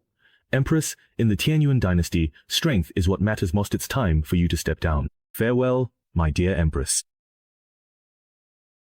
How could you be here? He should be protecting the Qi family in the void, so why is he here? How did he return so quickly? He hasn't even reached the great ascension stage. What about the rhinoceros horn people? Zhang Renhuang, didn't he protect them? Did he die in the void? Is everything alright? Don't let Sunday Yuan get away. Run? In the face of a heavenly tribulation, where could he possibly run to? Master, are you all right? That person almost killed you. Watch me use my immortal lightning to strike him down. The Rui Gourd's mouth opened, and a small white fish darted out. It transformed into human form and rushed over. Yuyan, Auntie, are you alright? Zhang Ni had Ji Kong Kong transform into a little white fish and slip into the Rui Gourd in the void. He needs to protect his master, but Ji Kong Kong doesn't need to protect just an immortal artifact. Sunday Yuan, are you prepared to die? Number. No, I don't want to die. I know a lot of things. I can tell you how to obtain the power of the divine repository, how to become stronger. You will become even more powerful. You might not know what the power of the divine repository is. Look, there is the power of the divine repository within the fire, from the peak of integration to the peak of tribulation crossing. With this kind of power, we will never have to fear the outer demons again. As long as you spare my life, I will tell you how to obtain the power of the divine repository. Do you understand me? I'm asking, do you understand me? To certainly understand you. You are the selfless human emperor of the factory. You are the guardian deity of the 9 provinces. But perhaps, Sunday Yuan, you don't truly understand yourself. You are not someone who schemes against yourself. Only someone who knows themselves extremely well can scheme against themselves with such precision. He already has someone in mind. But I don't want to believe that you are the deputy leader secretly appointed by the sect. Both General Shenwei and I are deputy leaders. But he doesn't know about me, while I know he is the sect leader. Yes, it's all the sect leader's fault that said that right now you're busy protecting the Jai family and can't spare any attention here. So he told me to go ahead and act. No, my conscience, I'm not at ease at all. It's all because the sect leader told me to do this. Who is the sect leader? I don't know. The sect leader has never revealed their true identity. What is a hidden elder then?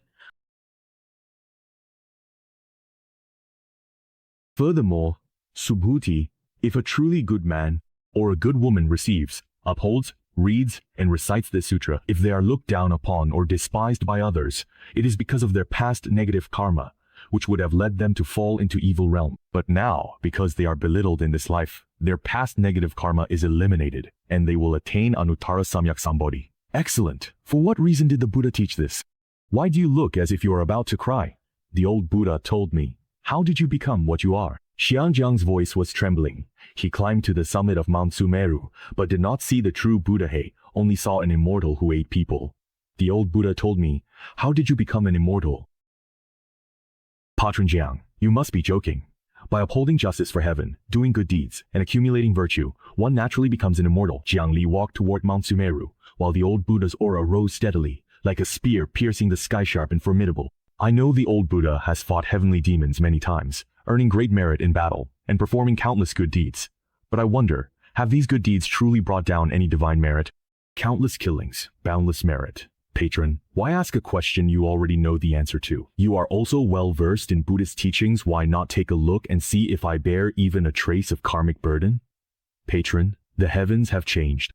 The heavenly way is the demonic way. Why must it appear so strong?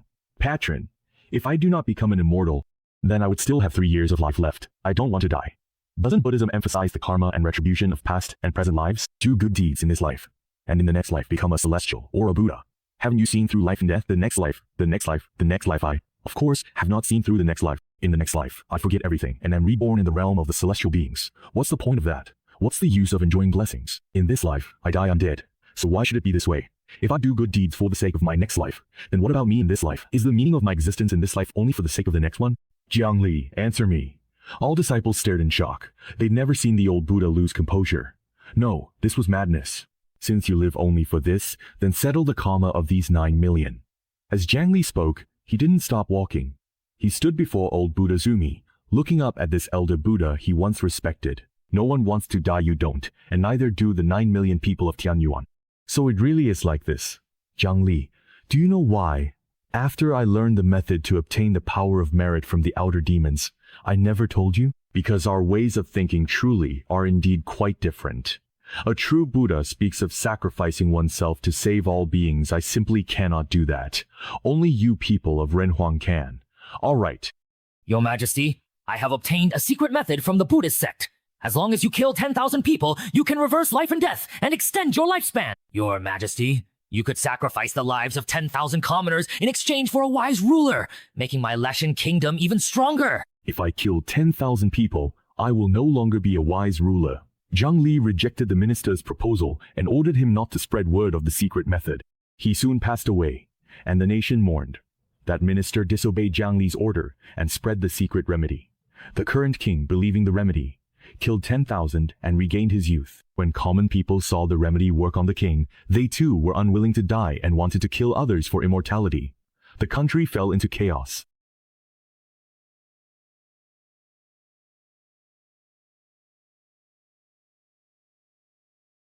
Young man, please do me a favor and let me kill you. Old man, why do you want to live forever? There are so many wonderful things in this world, family. Love, friendship, money, beautiful women, power. Even if you spend your whole life, you couldn't enjoy them all. Then I truly want to enjoy all these wonderful things. I want to live forever, eternally.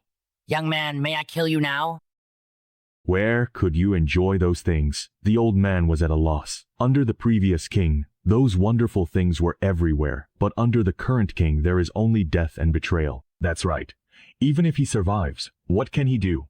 Survive, and then what? To gain immortality by killing this world has fallen into chaos. Then what should we really do? When the natural order is in chaos and those in power do nothing, there's nothing that can be done. If I were a strong man, I would rule the country with absolute power, iron-fisted policies, and restore order. But as I am now, all I can do is talk. Then, facing death, wouldn't you kill to survive? You are already the strongest, most honored being in the world. Wouldn't you feel unwilling to accept your fate? I am unwilling. What is the purpose of me becoming strong? To restore order. What would mean if I killed to survive? Destroying order. That's right. If I kill, it's not me changing the order, but the order changing me. Thanks. Help. With one thing. Please tell me, sir. If killing others grants immortality, what's the result of killing oneself? Resurrection or death? I do not know. I don't know either, but it doesn't hurt to try. If I'm still alive after killing myself, then you won't need to do anything. But if I die after killing myself, please, sir, tell everyone about this and say that heaven wishes for mankind to destroy itself through internal strife. The old man by the river, dazed and lost, followed Jiang Li's instructions regarding this matter. Yet the news spread, like a wildfire, throughout the kingdom of Leshang, and those with insight came to realize that humans are capable of reproduction. The fact that people kill each other does not prove that heaven wants to wipe out humanity, but the fact that those who commit suicide do not come back to life does suggest that heaven wants humanity to descend into madness before destroying it. Even if heaven wishes to annihilate the world, it does not mean that people will just sit and wait for death. Some have formed a resistance army, determined to restore justice and clarity to the world. The resistance army prepared themselves for battle, holding a grand farewell banquet, slaughtering cattle for meat, and drinking wine to boost their courage. They set out on their campaign, determined to overthrow the current king and restore order. Among cattle slaughtered by resistance, one was Jiang Li reincarnated. Reborn as ox, Jiang Li lived in daze, forgetting everything, acting only on instinct, and was ultimately killed by humans, nobility, and royalty, celestial beings, while common people, human realm. With cattle and sheep, these three form a small cycle of reincarnation. Jiang Li, fully conscious, walked out from the old Buddha's palm. The old Buddha tried to use reincarnation to make Jiang Li lose his mind, but failed. He still wanted Jiang Li to kill someone within the cycle, to make him admit that killing leads to immortality, and is the correct path. And then would he let Jiang Li leave? He would never make a move against him again. But he still failed, and was even taught a lesson by Jiang Ni. I have cultivated the Buddha kingdom in my palm for 9,000 years. I have never doubted myself, believing that even if someone in the tribulation stage entered the Buddha kingdom, they would still lose themselves. Now that I have become an immortal, my power is even greater. Yet I never expected that it would still be useless against you. You only went through one cycle of reincarnation and managed to find yourself again.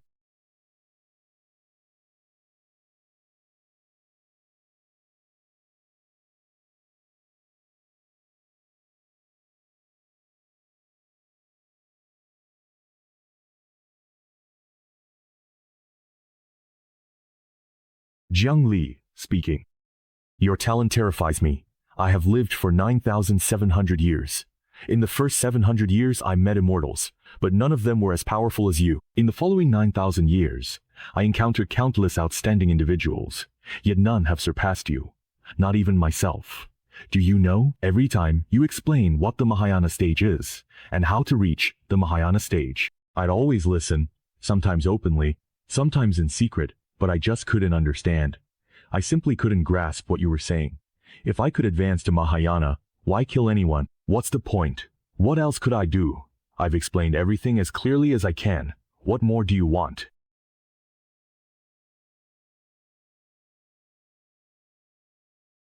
You intentionally entered the cycle of reincarnation at the very beginning, didn't you? In fact, you just wanted to say those things for me to hear, and you kept holding back for my sake. The strength of the outer demons is about the same as mine, yet you could kill them with ease, but when fighting me, it was always evenly matched. After that woman became immortal, why didn't she leave the 9 provinces and go to other worlds?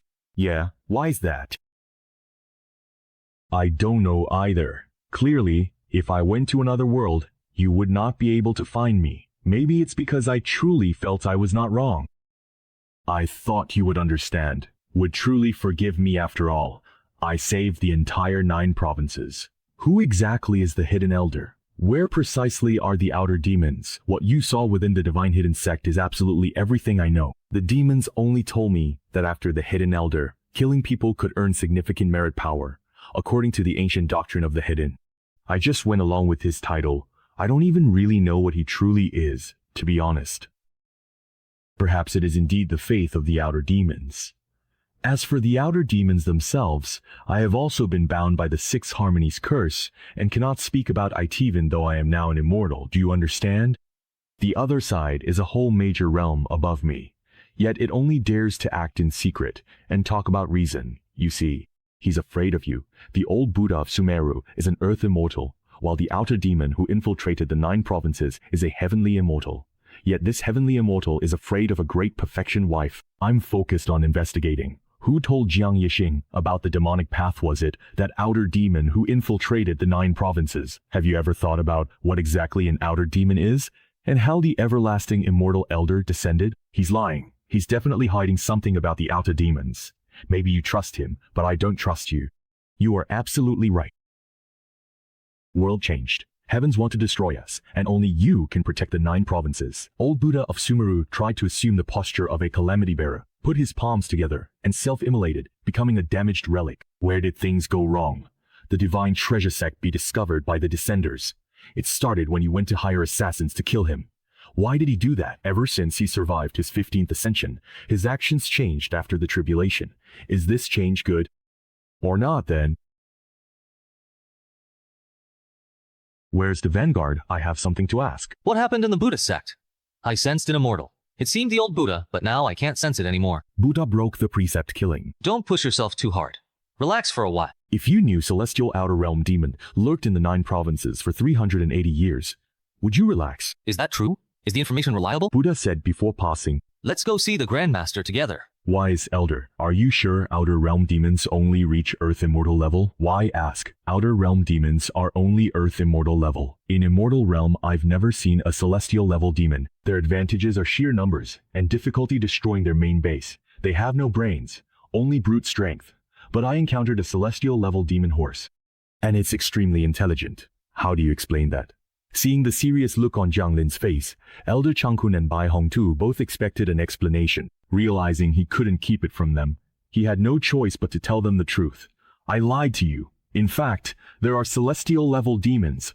The reason I've always said demons only reach Earth Immortal level is because if 9 provinces knew there might be Celestial level demons invading, your predecessors would have thought, so what if we've defeated the Earth Immortal level demons now? There are still Celestial level demons to come.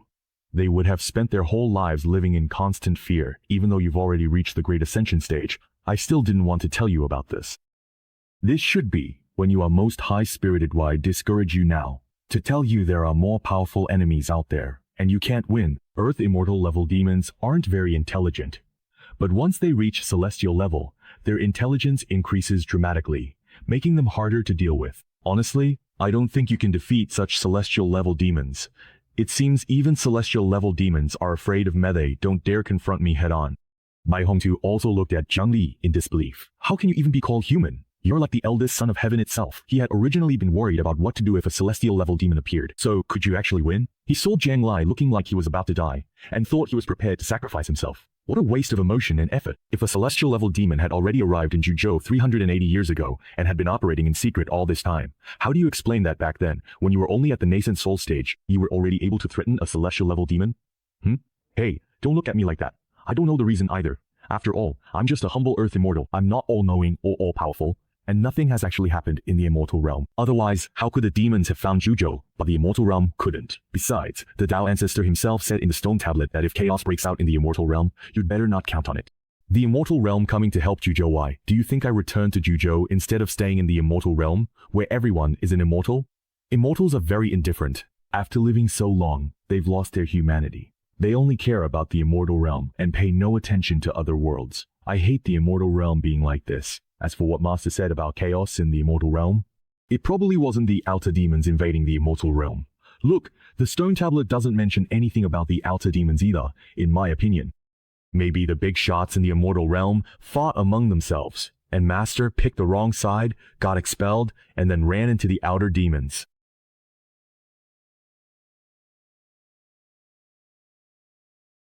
Cleanup of the Divine Treasure sect is done. Now, the task is to find outer demons in the 9 provinces. Jiang Lin has a rough plan. First, he needs a pill. Can another pure blood pill be refined? Your Majesty, you must be joking. There's no pill I Su Wei can't refine. The pure blood pills method is easy, but it requires very rare herbs, like the white spirit root, which grows beneath 10,000-year-old snow in the extreme north. Snow white herb in front of Su Wei, the root of the white spirit mushroom. There's also the salt grass, which can only grow when watered with the blood of a golden crow. The whole audience. It also requires the essence of earth. The essence of earth has an instinct to seek benefit and avoid harm. It's very hard to find. You need a complete jet skiing from a thought dragon transforming into a true dragon, and such an intact jet is extremely rare. The rest aren't anything special, all pretty common. Which bloodline do you want to refine? Baize, write it down. Su Wei's eyes widened, understanding what Jiang Li meant. At that time, one beast carried the blood of Baize Huang. This is going to be difficult. To refine a pure blood pill, you need a medicinal primer. Whichever bloodline you want to refine, you need a drop of pure blood from that bloodline, and it must be freshly drawn, can't be separated from the body for more than 12 hours. If it were Kunpeng, Kyungki, Luwu, True Dragon, or Kilin, that would be much easier to handle. All of these pure-blooded mythical beasts can be found, except for Baize. There are no pure-blooded ones in the 9 provinces. You took on a mission for academic credits.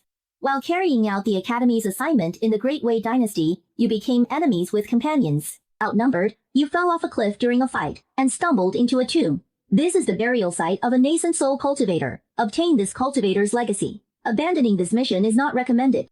Rewards: a drop of fresh Baize blood, a manual for boosting explosive power instantly, and a great rejuvenation pill. Obtaining the legacy, none of these are a problem for Jiang Li. The biggest issue is, who knows which cultivator's legacy you're supposed to get, so he decided to have several commanders from the Human Emperor Hall lead people to help him search for the nascent soul cultivator's tombs beneath the cliff. He would then go through these tombs, one by one. As Jiang Li was deep in thought, he was interrupted by a call from Yao Yao. Old Bai, what do you want with me? I'm just taking you all to the Tao sect, aren't I? It's me, Jinxing. Oh, sorry, I was just spacing out. What's up? What is it? Hongchen has run away from home again. Huh? This is a letter left by the founder. She just went out for a few days and will be back soon. Don't worry. I even bought snacks for Hongchen. The founder always wants to go out and have fun, but we're worried that if he leaves it might cause some trouble. So we've been stopping him. He probably got upset, but didn't want to force his way out. So he secretly left the set. Hey, wait. I'll ask an expert on finding people. Fairy of the Red Dust. Yeah, I have some impression. In Daowei. The dynasty's closure. Fairy, have you had enough fun? No, that you know. Do you have any snacks on you? No. What do you want to do if there are no snacks? I sing very, very well. I can actually make some snacks by singing. Jiang Li sighed in relief. Luckily, I came early. A bit later, I'd have seen an immortal singing on the streets. Please just don't take me back, okay? Fine, let's have a few more days of fun. Shang Li booked a top-tier room for the Fairy of the Red Dust. He also ordered many delicious dishes from the best restaurant delivered to the inn. On the way, he bought many snacks for the Fairy of the Red Dust. When he arrived, he saw people arguing downstairs at the inn. What do you mean there are no signature rooms left? Are you saying you want my young master to stay in a lower tier room? Do you know who my young master is? Is your young master's skin or his flesh made of premium snacks? Yeah, exactly. Or is your young master grown out of premium snacks? If you have the guts, say that again. In Huang Palace Commander, Zhang Konghu. Li Nian'e, Fashion's envoy. You know who I am, right?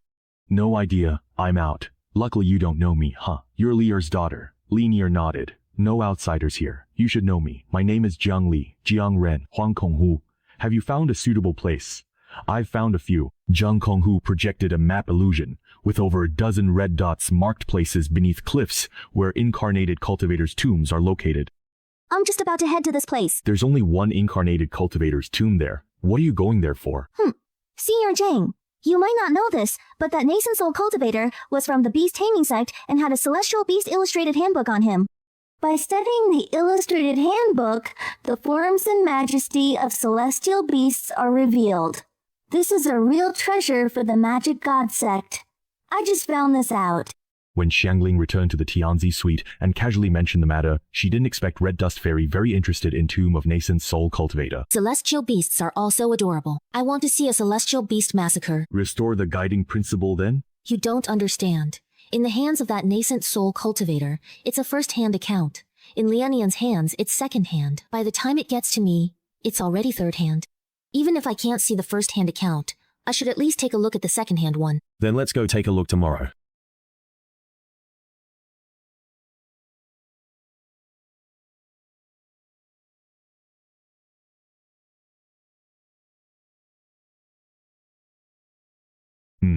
The illustrated manual you want is right here. Go find it. Congratulations, host, on completing the mission. You've obtained the Beastmaster's inheritance and are awarded 1 drop of fresh Bai-Zi blood. Hey, this could actually be useful.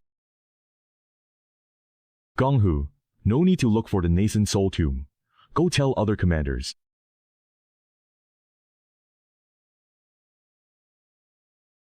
Hey, old Ma, you and your wife don't need to look anymore. Wait, what are you two doing? Hey, Brother Jiang, I heard eating snake gallbladder can boost virility. When we sought nascent soul cultivator Muzi, we found a white snake corpse buried at a cliff's bottom. Judging by its appearance, it's been there years. It might be the white snake slain at the Han Dynasty's founding. Though dead, its obsession still lingers. Watch as we, husband and wife, dispel its obsession and extract the snake gallbladder. Brother Jiang, you don't need to worry about us. After we take the snake gallbladder, we'll continue searching for the grave. No, I'm not worried about you two at all. I'm telling you, there's no need to look for the nascent soul cultivator's grave anymore. I was worried I'd use too much force and destroy the grave, ruining Brother Jiang's important matter. Old Huang, you don't need to look for me. Why are you crying? It's just that Brother Jiang has seen so many graves. I was thinking, people live their whole lives, but in the end, they still have to die. Even immortals will one day experience the 5 decays of heaven and man.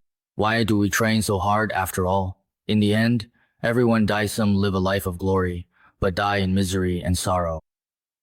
Isn't that kind of ridiculous?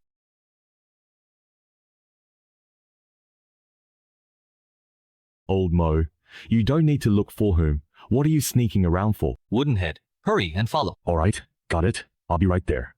Brother Jiang, right now I'm pretending to be a chi refining cultivator, teaming up with a bunch of youngsters to explore the tomb of an incarnation cultivator. I'm just waiting for them to run into danger, so I can reveal my true identity as a body fusion cultivator. It feels amazing.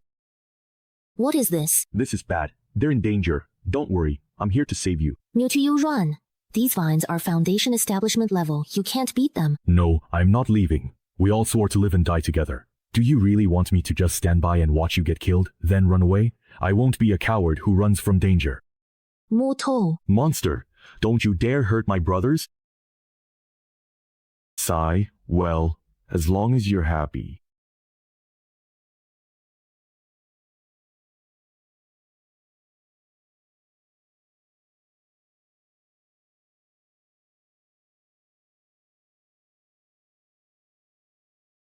Issuing the mission, night falls. You want to bathe in the lake, but unexpectedly, you find a mysterious white-haired woman bathing there as well. The two of you meet naked and both scream, realizing the other's strength is unfathomable. She wants to teach you a harsh lesson. Avoid the white-haired woman's punishment. Abandoning this mission is not recommended, as there is no reward. You may spend 500 points for a system hint, or 50,000 points for information about the mysterious white-haired woman. Spend 500 points. System hint. You can show your Baizi writing to the other party. Spend 50,000 points. Bai Xueling, current Baizi Huang. She is in the fusion stage. Her father was the previous Baizi Huang, and her mother was a pure-blooded Keeling. Both parents died in the Heavenly Demon War. Expressing your hatred for the Heavenly Demons can increase her favorability. Since she is a mixed-blood Baizi, she is not recognized by demon beasts, and the 8 vassal kings do not obey her, plotting to usurp the throne. Undermining the power of the 8 vassal kings can increase her favorability. Now, she has been betrayed by the vassal kings, poisoned to the bone, and her strength is almost lost.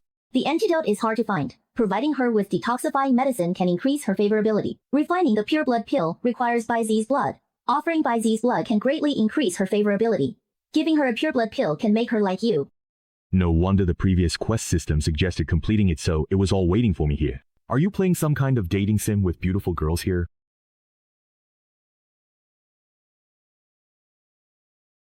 Bai Huang, I have something to ask you. Zhang Ren Huang, please go ahead. If I give you a pure blood pill and let you become a pure-blooded Baizi, will you fall in love with me? Zhang Ren Huang, that joke isn't funny. I'm not joking. So you mean you'll only give me the pure blood pill if I fall in love with you? That's just taking advantage of the blood treasure. You misunderstood me. I heard that 500 years ago you were poisoned and seriously injured by a feudal lord. If at that time, there had been a young Juji cultivator who had seen your body and could even offer you a pure blood pill, would you have truly fallen in love with him? I don't know who you heard that from.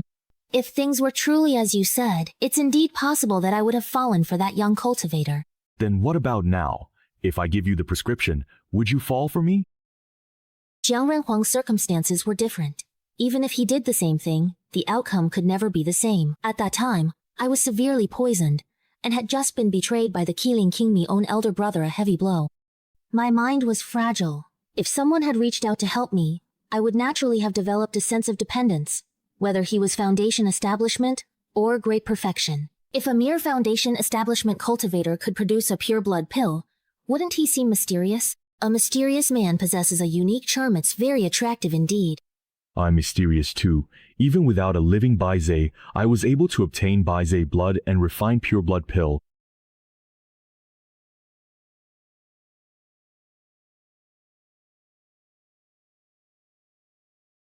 Jiang Renhuang, do you truly know what you profoundly mean to all of us? I'd hear details. You are the very definition of mysterious. In my eyes, not to mention you producing Baizi blood, reversing time and space, I wouldn't be surprised. Just now, when I saw you take out the pure blood pill, my expression didn't change. No, there wasn't. Of course not.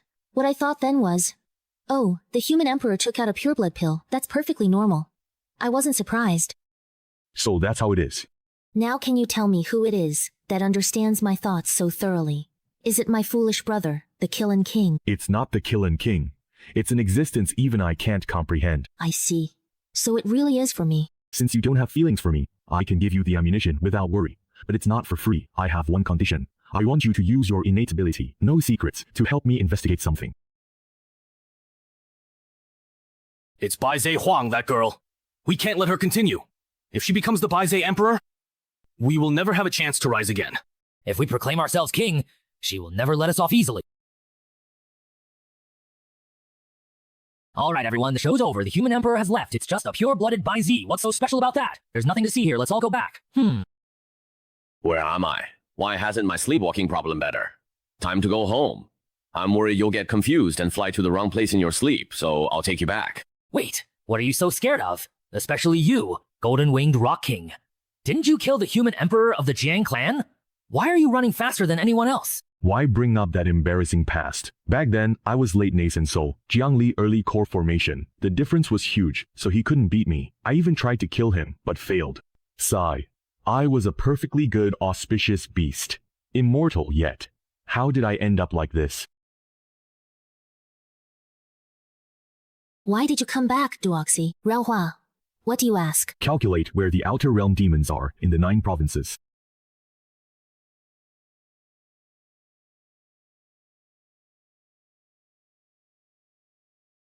There are no outer realm demons in the 9 provinces. Could it be that the human emperor's information is wrong? Could it be that demons conceal heavenly secrets, so you can't figure it out? Impossible. This is an innate ability of our race Tianjing skill, not something just anyone can do. Just as he always strikes enemies on the mountain, our Baize clan's fateless ability calculates everything. Then try calculating what means the outer realm demons have left behind in the 9 provinces to threaten us.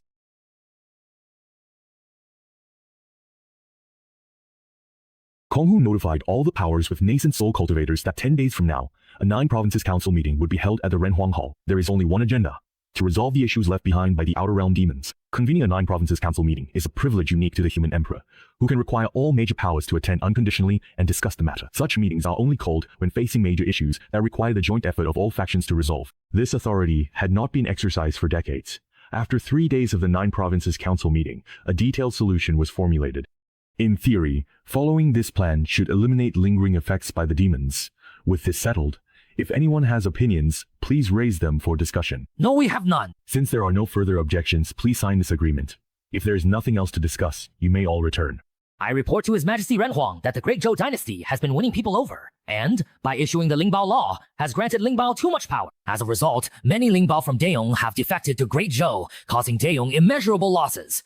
I demand that Great Zhou apologize to Daeyong and return the Lingbao. Duo Zheng, be more reasonable. Your Daeyong established those contract books and customs, oppressing Lingbao, forcing them to flee to Great Zhou. How can you blame us? Is it because our Lingbao law is too fair? Yang Huang, if Great Zhou returns the Lingbao, and it rebels and escapes again, what then? Naturally, Great Zhou would have to return the Lingbao again. Then I suggest that your Daeyong implement a policy of national isolation. Does anyone else have any questions? Wait a minute. I still have a question.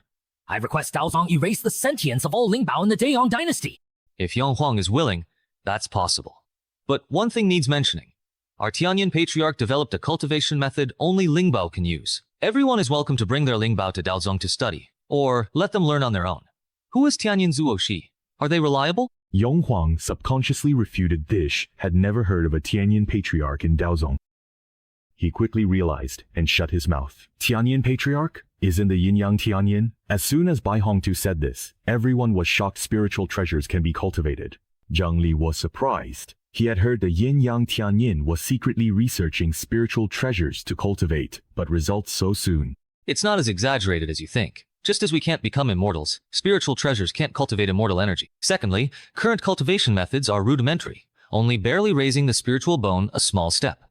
He can upgrade a spiritual treasure from lower grade to lower middle grade. The white fox diagram directly displays the cultivation method for leaders. The yin-yang heavenly seal imitates the normal cultivation method to simulate the meridians of a spiritual treasure. When the spiritual treasure absorbs spiritual energy and circulates it through its system, it can become stronger. The concept is extremely ingenious. That's all for the content. However, I still recommend that you all send people to Dao Sect for study and exchange after all. Learning is the key to progress. Sect Master Bai, your merit is boundless. Later, the Earth Sect will come to express our gratitude. Meng Jianghuang thanks Dao Sect for the grace of spreading the Dao. Wow. The Dao Sect's desolation truly amazes us. How so? Your Majesty Yang, do you intend to erase spiritual treasures and herbs? Ah, that was just a slip of the tongue on my part earlier. I hope Sect Master Bai will forgive me.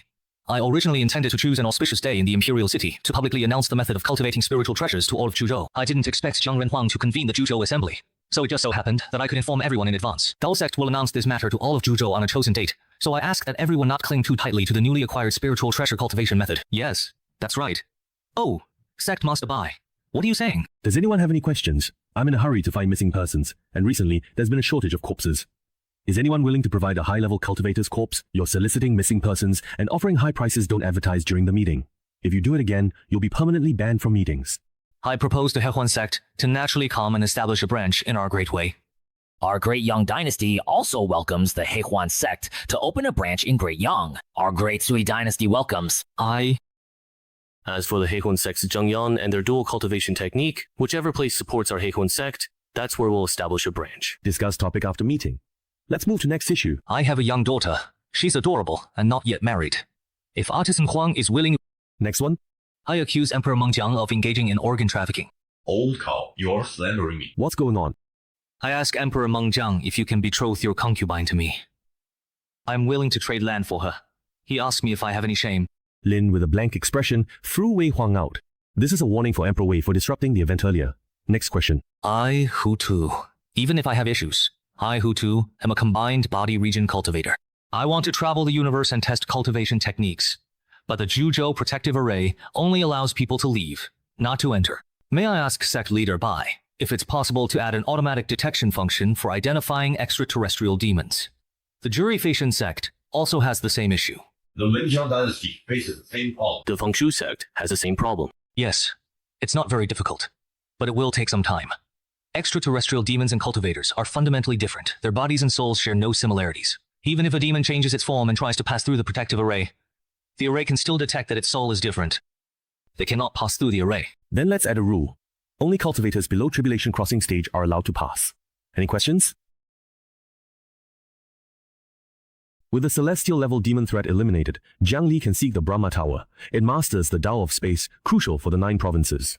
Will it teleport to an unknown world? Teleported into a ruined, desolate city, with skyscrapers leaning precariously. Doors and windows are broken, and even the bright sunlight can't illuminate this grey, hazy city. Sis, those are some stray zombies that have entered our encirclement. Little brother, calm down. We still need to make sure there aren't any other zombies or people around it. Sis, it's done. There's no prey left. Let's get out of the encirclement quickly. No ambush. Take action.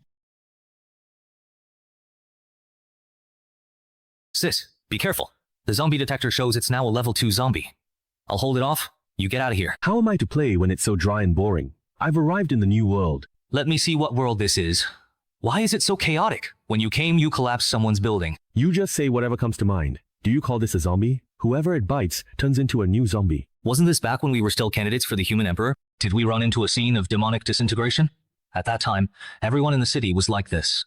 And you decisively killed them all. That's how you earned the name Jiangren too. It does smell good, but you can't just say that all zombies are the work of extraterrestrial demons. Bai Hongtu said he thinks Gan Shizong is quite suited to this place, and Jiang Li agreed with Bai Hongtu's opinion. If they knew about a world like this, they might move their entire clan here.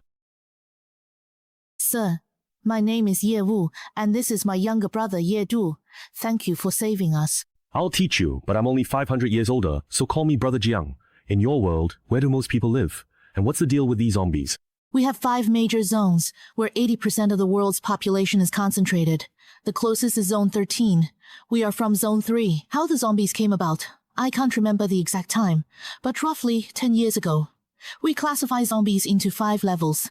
Accordingly, enhancers are also divided into 5 levels. What level of enhancer are you? What level does this brain box belong to? We are all enhancers. Go on. Later, governments and corporations established 5 major zones.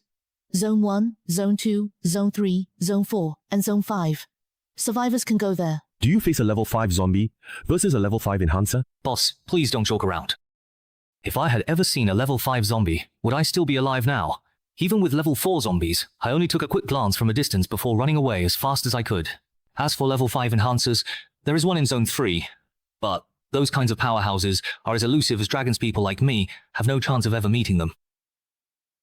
At most, I've only seen them on the big screen.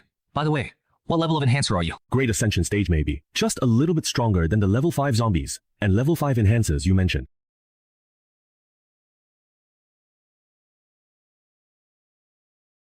I have never heard of that particular thing in the city before. Are you?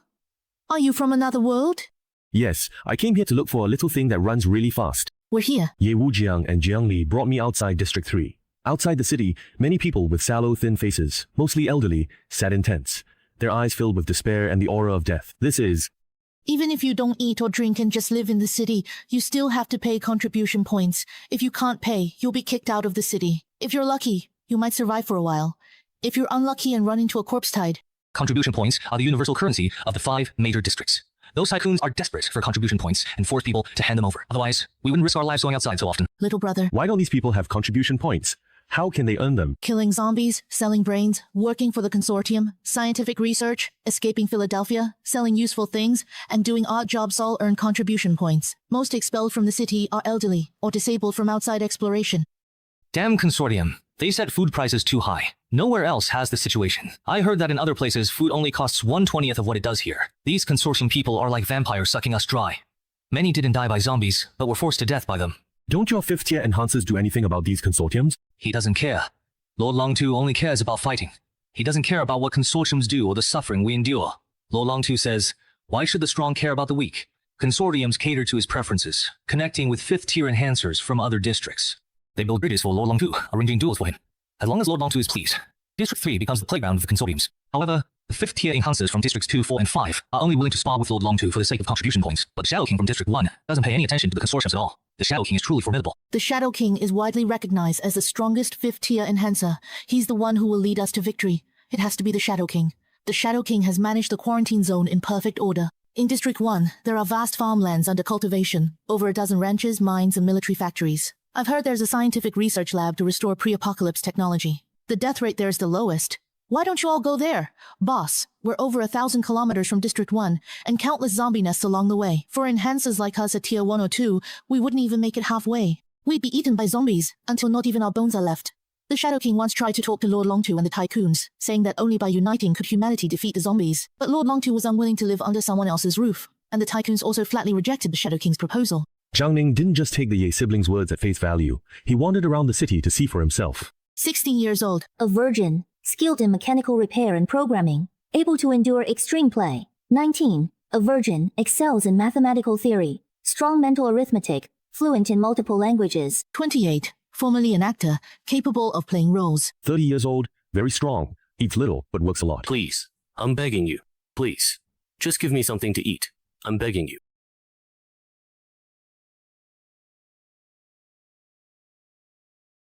Stop. Who goes there? Ordinary people. The two immediately pulled the trigger. Bang, bang, but the two people's heads exploded like watermelons. Who are you? Who sent you to kill me? This isn't just white mist, these are microbombs. They'll enter your body and trigger a chain of explosions. With explosions like these, not even a scrap of flesh will be left behind. 5. 5, 7. Friend, welcome to District 3. I heard you're quite angry because the wealthy tycoons are ruthlessly exploiting the poor, right? Friend, there's truly no need to get upset over such trivial matters, especially since we're both powerful Tier 5 enhancers. You think you're strong? Before he could react, he was sent flying by a great force. Something as worthless as a dog dares call me a friend. You possess such incredible strength. Why do you still get angry for the sake of the weak? I told you to kick Longhu out of the building. Big brother, I let you beat me up. Doesn't that help you vent anger? I even said I'd step aside and give it all to you. Your strength is enough to rule the world. As far as I know, the other 4 5th-level enhancers are unruly types. If you take them in, I'll just consider it winning people over. If you kill me, those people will definitely hold a deep grudge against you.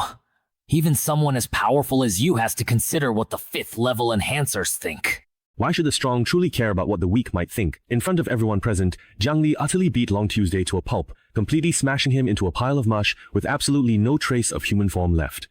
Boss, are we heading to District 1 now? Of course. That's going to be quite a hassle.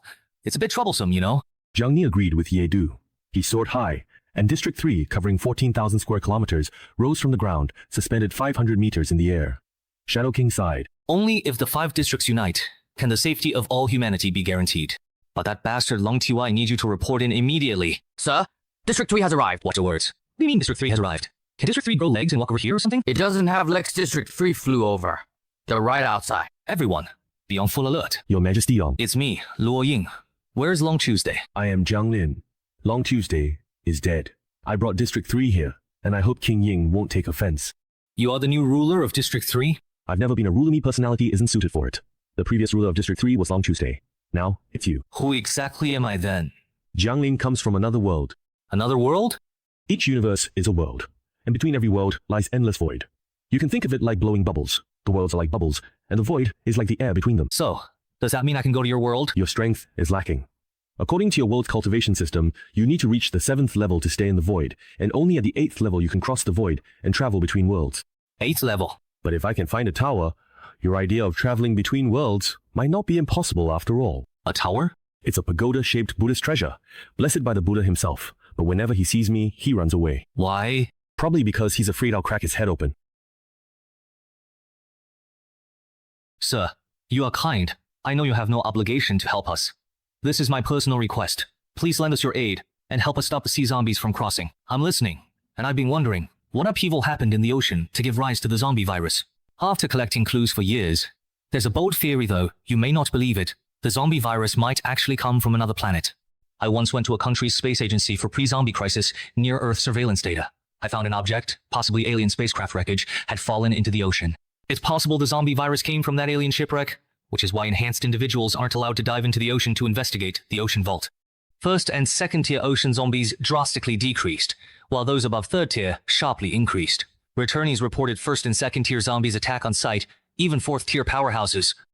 However, this time, all first and second tier zombies seemed frightened, trying their best to hide, running away as soon as they saw them. Zombies mainly target living creatures, rarely attacking their own kind, unless for a specific purpose. 3 years ago, I saw a zombie that, to evolve into a third tier, killed every first and second tier zombie in an entire small town. I suspect the same is happening in the ocean, and it's definitely not as simple as just advancing to the third tier. The zombies are trying to give birth to a sixth tier zombie. Moreover, those third, fourth, and fifth tier zombies all seem to be gathering in that direction, and that location is roughly the same as where the alien spaceship wreckage fell. If that's the case, then I'll deal with what's in the sea. There are others of your kind here as well?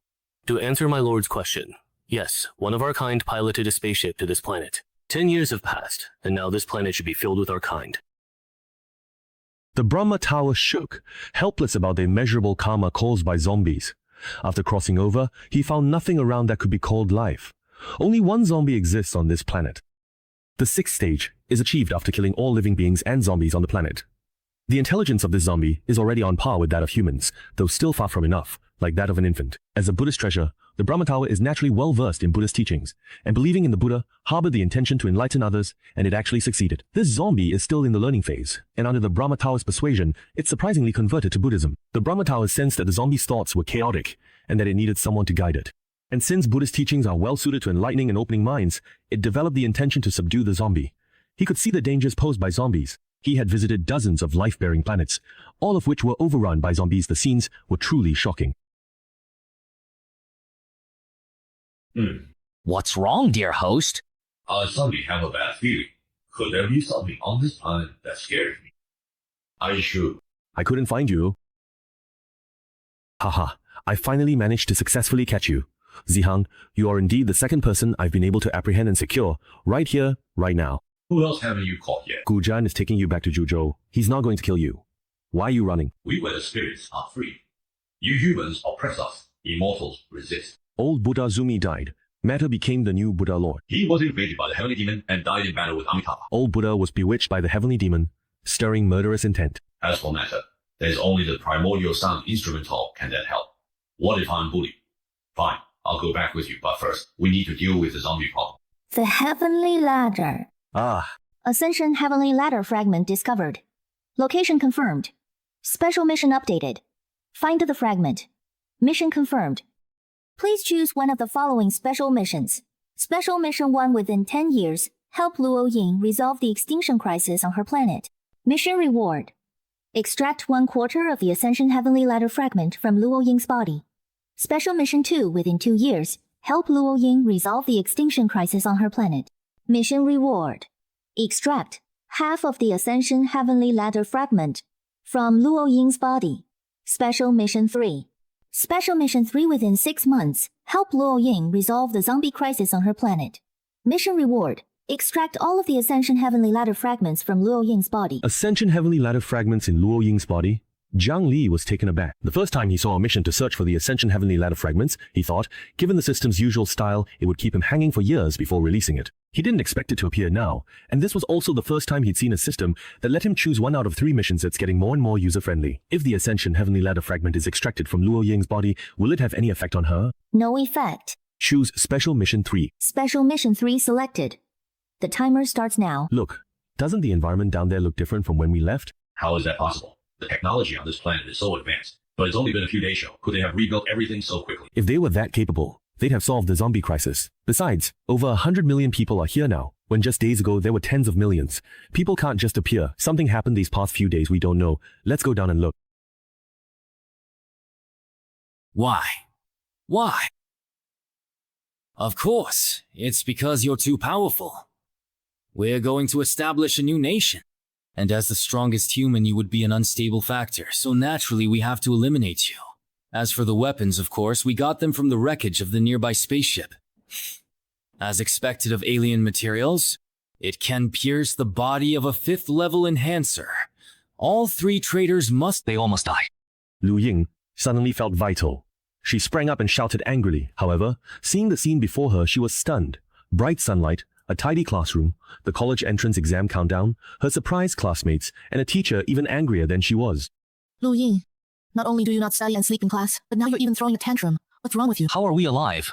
What about zombies? What year is it? Lu Ying took out the phone she had secretly brought, and seeing the time displayed on the screen, her pupils contracted slightly. He would never forget this moment the day the zombie outbreak began. He had returned to 10 years ago. Luo Ying clutched her phone, fell to her knees, and burst into tears. There was still time. Everything could still be changed. Her deceased sister, her friends from Shihua, was still a chance to save them all. This world will fall and become a zombie world. Take care. Hey, little pig, don't go outside today. Don't open windows. Stay home and wait for me to come back, okay? At this moment, I'm no longer one step ahead. I'm ahead at every step. Become a 6-realm enhancer. No, 6 realms aren't enough. Become an 8-realm enhancer. Is that so? Great ambition. Tuo Ta Jiangli. And you are? It's only been days and you've forgotten? Ah, sir. Have you also returned to 10 years ago as well? Reborn? Nonsense. Let me explain. Lu Yin told Zhang Li everything after he left. The emergence of 6th-level zombies, chaos among 5th-level zombies, how humanity was nearly saved but betrayed by companions, a series of events, without hiding anything from Zhang Li. I thought I was already dead. I never expected to actually return to 10 years ago. It really is quite incredible. Have you ever encountered anything strange before? Now that you mention it, there was something. When sorting my parents' belongings, I found a pendant. At the time, I had a wound on my hand, and blood got on it. It then turned into light and entered my body. But I didn't notice any effects, so I didn't pay much attention. Are you saying the reason I was reborn is because of the pendant? Old Bai, help me contact the immortal elder. In theory, it's possible. The Ascension Stairway is the most prized creation of the immortal realm. If, as you say, this child has a fragment of the Ascension Stairway within them, it might just be the part that contains the Tao of Time. In order to prevent the host from dying, the time reversal should have only affected the time of that particular world. Utilizing the power of the Ascension Stairway fragment, it wouldn't have reversed the time of countless worlds. Right now, the 9 provinces are still strict. In the year 4801, you need to extract the Ascension Stairway fragment from this child. I have no idea how to do that. It's fine, I have a way. As long as I can help this child resolve the zombie crisis, that's enough. Luo Yang, how about we make a deal? I'll help you solve the zombie problem, and in return, you give me the thing that allows you to be reborn. Jiang Li, don't say I didn't warn you. You might not be able to directly affect this world, and can only transmit things like your voice as messages. Ah, up until now, you still haven't come into contact with anything from this world, have you? You can try touching it. This is the world's self-protection law. As someone from another world, you can't directly affect a world where time is being reversed. Only after 10 years, when time in this world returns to normal, will you be able to directly influence it.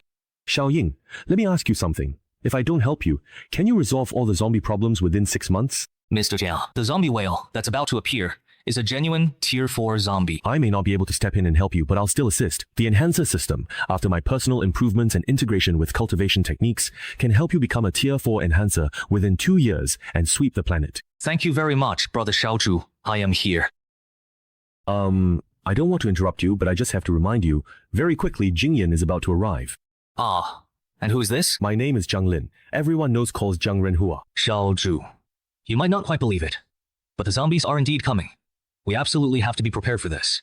That's precisely why I came back, my dear brother. You've never once lied to me, so I completely believe you. Are zombies really that terrifying? Given enough time, zombies wouldn't be a problem. But right now, time is exactly what we lack. If not for that alien spaceship that appeared out of nowhere, we wouldn't be facing this zombie crisis. At this point, your planet is the last place where living beings survive. I've been to many planets, not a single living animal, only zombies. On some planets, even the zombies fought, and in the end, only 2 zombies were left. Just 2. Where did the very first zombies actually come from? I found one of the very first zombies on a planet with the universe's most advanced technology, already mastering space jumping. Zombies emerged a millennium ago, causing its rapid fall. 1,000 years. Jiang Ni pondered. That timing seems too coincidental. 9,000 years have passed in Zhuzhou, but only 1,000 in this world. This means the celestial ascension ladder here also disappeared 1,000 years ago. The zombie virus might have been created by outer demons. If you could decipher the celestial ascension ladder fragments from your dreams, could you turn the world back to 1,000 years ago? Keep dreaming.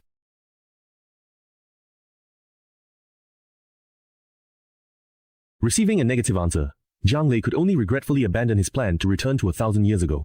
Mr. Jiang, you might not know this, But in our world, there's something called the internet. Even though you can't see it, it's everywhere just like. Luo Ying racked her brains trying to describe the internet, but she realized her vocabulary was somewhat lacking. She couldn't quite describe it well. I know, she said. You know? In the meantime, Jiang Yi, dressed in ancient clothing, still thought that Zhuzhou was a very traditional world. She hadn't expected technology to be so advanced, and that there would even be the internet. Easier to explain. The internet still works, so I'm thinking about writing down what I know and posting it online if I can save one person. That's something. That is an act of saving lives. You can. But I'm truly worried that if the authorities ever find out, they'll certainly come after me. Jiang Li thought to himself, if the people in power in this world had any sense, they wouldn't choose to go after Luo Ying. They'd protect and cooperate with her. Don't worry. My divine sense covers the entire globe. If anyone tries to harm you, I'll know right away. And although the city is full of zombies, it also keeps those who want to catch you at bay. By the time we leave the city, you'll already be able to protect yourself. With Jiang Li backing her up, Luo Ying felt much more confident. She quickly turned on her computer to organize her thoughts. But just as Luo Ying was about to start on the section about enhancers, Jiang Li stopped her. I said you should write it. Luo Ying wrote down every sentence Jiang Li dictated. At first, she didn't notice anything unusual, just that her own understanding of the enhancer system differed slightly. But as they went on, she gradually realized that the enhancers developed according to Jiang Li's instructions were much stronger than those from her previous life. Mr. Jiang's grasp of the enhancer system far surpassed her own, even though she had spent 10 years pondering it. As for Mr. Jiang, he hadn't even encountered it a handful of times in total. The insight of someone at the great achievement stage is naturally beyond what Luo Ying can compare to. Mr. Jiang, you've truly improved our system so quickly. Jiang Li nodded with a gentle smile. He had witnessed practitioners advancing from the first to the second stage and had also seen Luo Ying at the fifth stage. Although this is only a small part of the enhancer system, Jiang Lin can infer the whole picture of the enhancer system from these clues. Basically, it's just about continuously infusing spiritual energy into the body to strengthen oneself. This crude method is similar to the burning blood technique of Zhuzhou. Techniques like the burning method are simply more accessible and have a lower entry threshold for the general public. Mr. Jiang, what does this phrase mean? Heaven attains virtue and becomes light, earth attains virtue and becomes firm, people attain virtue and become full, and by attaining virtue one achieves longevity? It seems your world doesn't have the corresponding cultural background. Let me put it another way. Mr. Jiang, does this saying mean that every bowl and every needle has its own protection? Within a square inch, everything inside belongs to the purple robe flying Luo chamber. But what does just one step brings endless consequences mean? Then just write it as this. Mr. Xiang, this phrase. Sai, doesn't your world have compulsory education? How come you don't understand anything at all? Our compulsory education doesn't cover this. Jiang Lin and Luo Ying were writing with great enthusiasm, and seeing this, Fan Tiantower and Luo Zhu also felt a surge of excitement inside. Lu Zhu still didn't quite understand what Jiang Li and Luo Ying's writings meant. With Fan Tiantower's explanation, Luo Zhu finally understood. The first two parts written by your brother are meant to save individuals, while the latter part you wrote is meant to save the world. This article is truly a remedy for saving lives, capable of rescuing countless people. Lu Zhu shook her fist, feeling quite proud of her brother. Lu Ying clicked the send button, and the three of them crowded in front of the computer screen, eagerly waiting for the number of clicks to explode with a refresh. Then, this article contains sensitive information and has been deleted.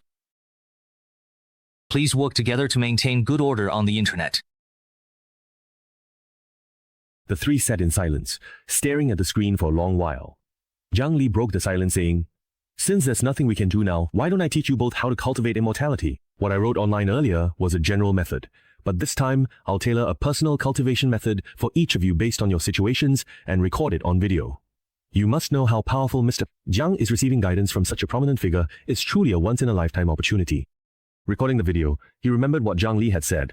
Advancing to a 4th level enhancer in just 2 years such speed was unheard of. Thank you very, very much indeed, Jiang. I've noticed your sister's talent seems even better than yours. You have dual spiritual roots water, and fire equally balanced, considered top tier among dual roots. But your sister has a single mutated spiritual root. A top tier single spiritual root means your sister has a much higher chance of saving the world than you do. That stings, Mr. Jiang. Lu Zhu blinked her big eyes, as if she had unknowingly surpassed her brother in some way. Before getting on the swing, let's first understand the basics of cultivation, that is, the origin of immortals. Legend has it that in an era lost to history, spiritual energy was so abundant, it was beyond imagination. The ancient ancestors observed the sun and moon, watched wild beasts and plants, and gained insight in their hearts. They discovered that spiritual roots could draw in energy and transform it within, thus opening the path to immortality. After enduring countless hardships and setbacks, some ancient ancestors finally broke through the limits of mortals and achieved immortal bodies. However, while these immortal bodies were vast and contained abundant spiritual energy, the quality of that energy was still lacking. Unable to support their bodies, the first to break through quickly died. Later, a wise ancestor set spiritual energy as foundation, sustaining the immortal body. When a mortal body and power merged, they became what's called an immortal. In terms you understand, that's equivalent to an 8th level enhancer.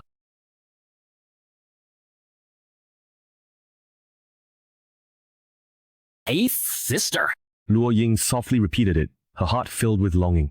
Since learning from Zhang Li that beings existed beyond 8th level enhancers, reaching the 8th level became her goal. As for Lu Zhu, she felt little about it. 1st, 2nd, 7th, 8th were just numbers. Before immortality, one must go through 7 stages. Qi refinement, foundation establishment, core formation, nascent soul, spirit transformation, integration, tribulation crossing, ascension. Everyone has a spiritual root.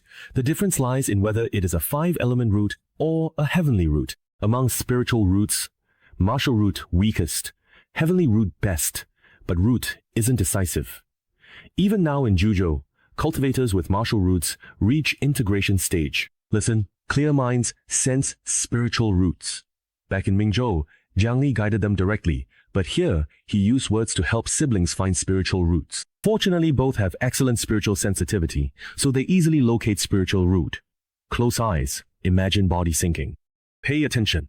Pay close attention. He didn't know how long he had been falling, maybe a few days, maybe just a few seconds, when he felt himself land on something soft like cotton, springy and very comfortable. Deep within his body, he sensed a burning heat and a moist coolness, the two blending together harmoniously, each containing a part of the other. This meant that his jewel water and fire spiritual roots were balanced. Nuo Zhu and Kunben experienced almost the same sensation. He felt an ice cave inside his body, yet no cold. This indicated a mutated single spiritual root, an ice spiritual root, followed by spiritual energy. Though thin on this planet, it's sufficient for cultivation.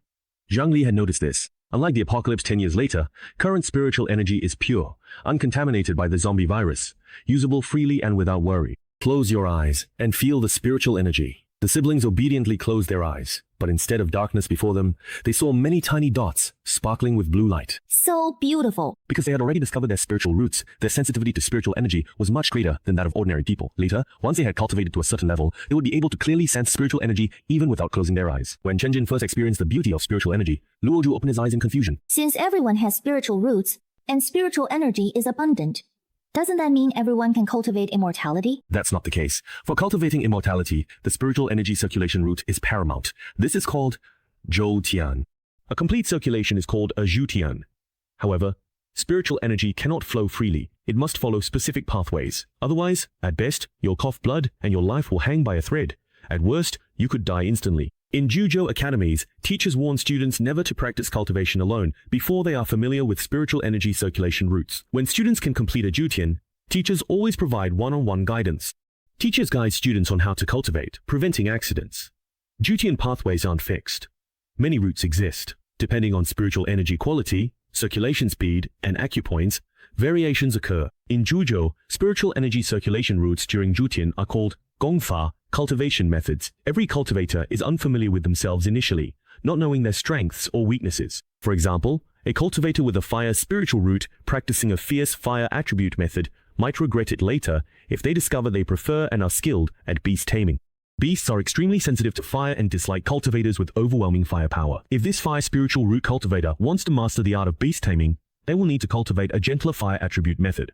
Switching cultivation methods wastes a lot of time and could take several years.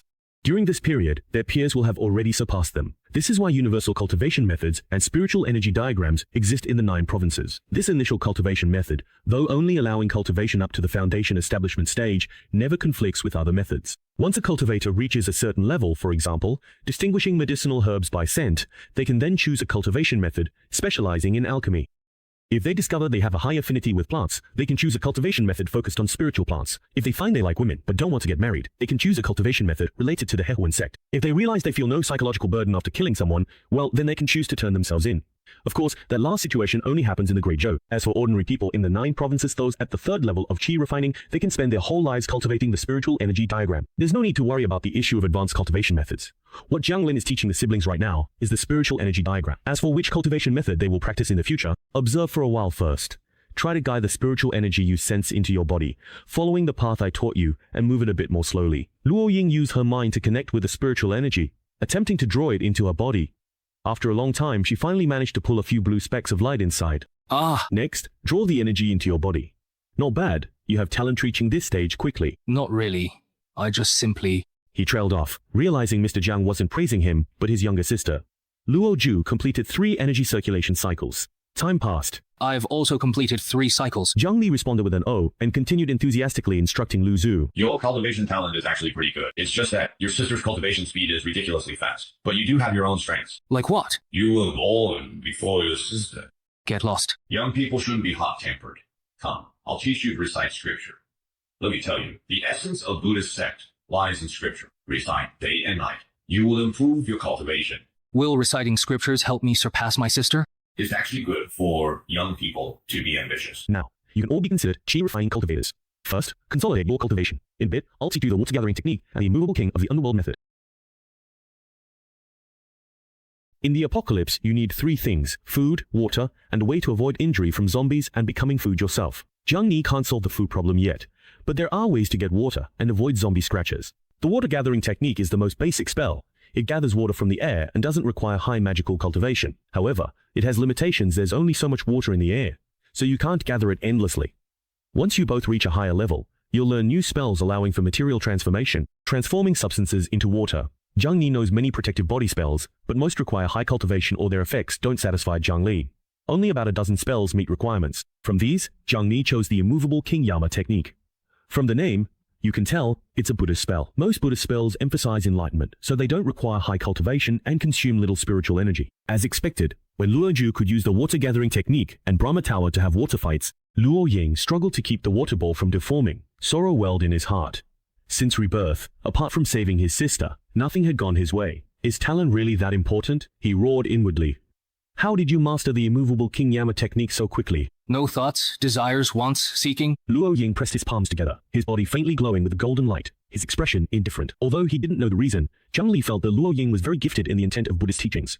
Mastering Buddhist techniques was extremely difficult. Some dull-witted cultivators may spend their entire lives without ever glimpsing the true essence of Buddhist teachings.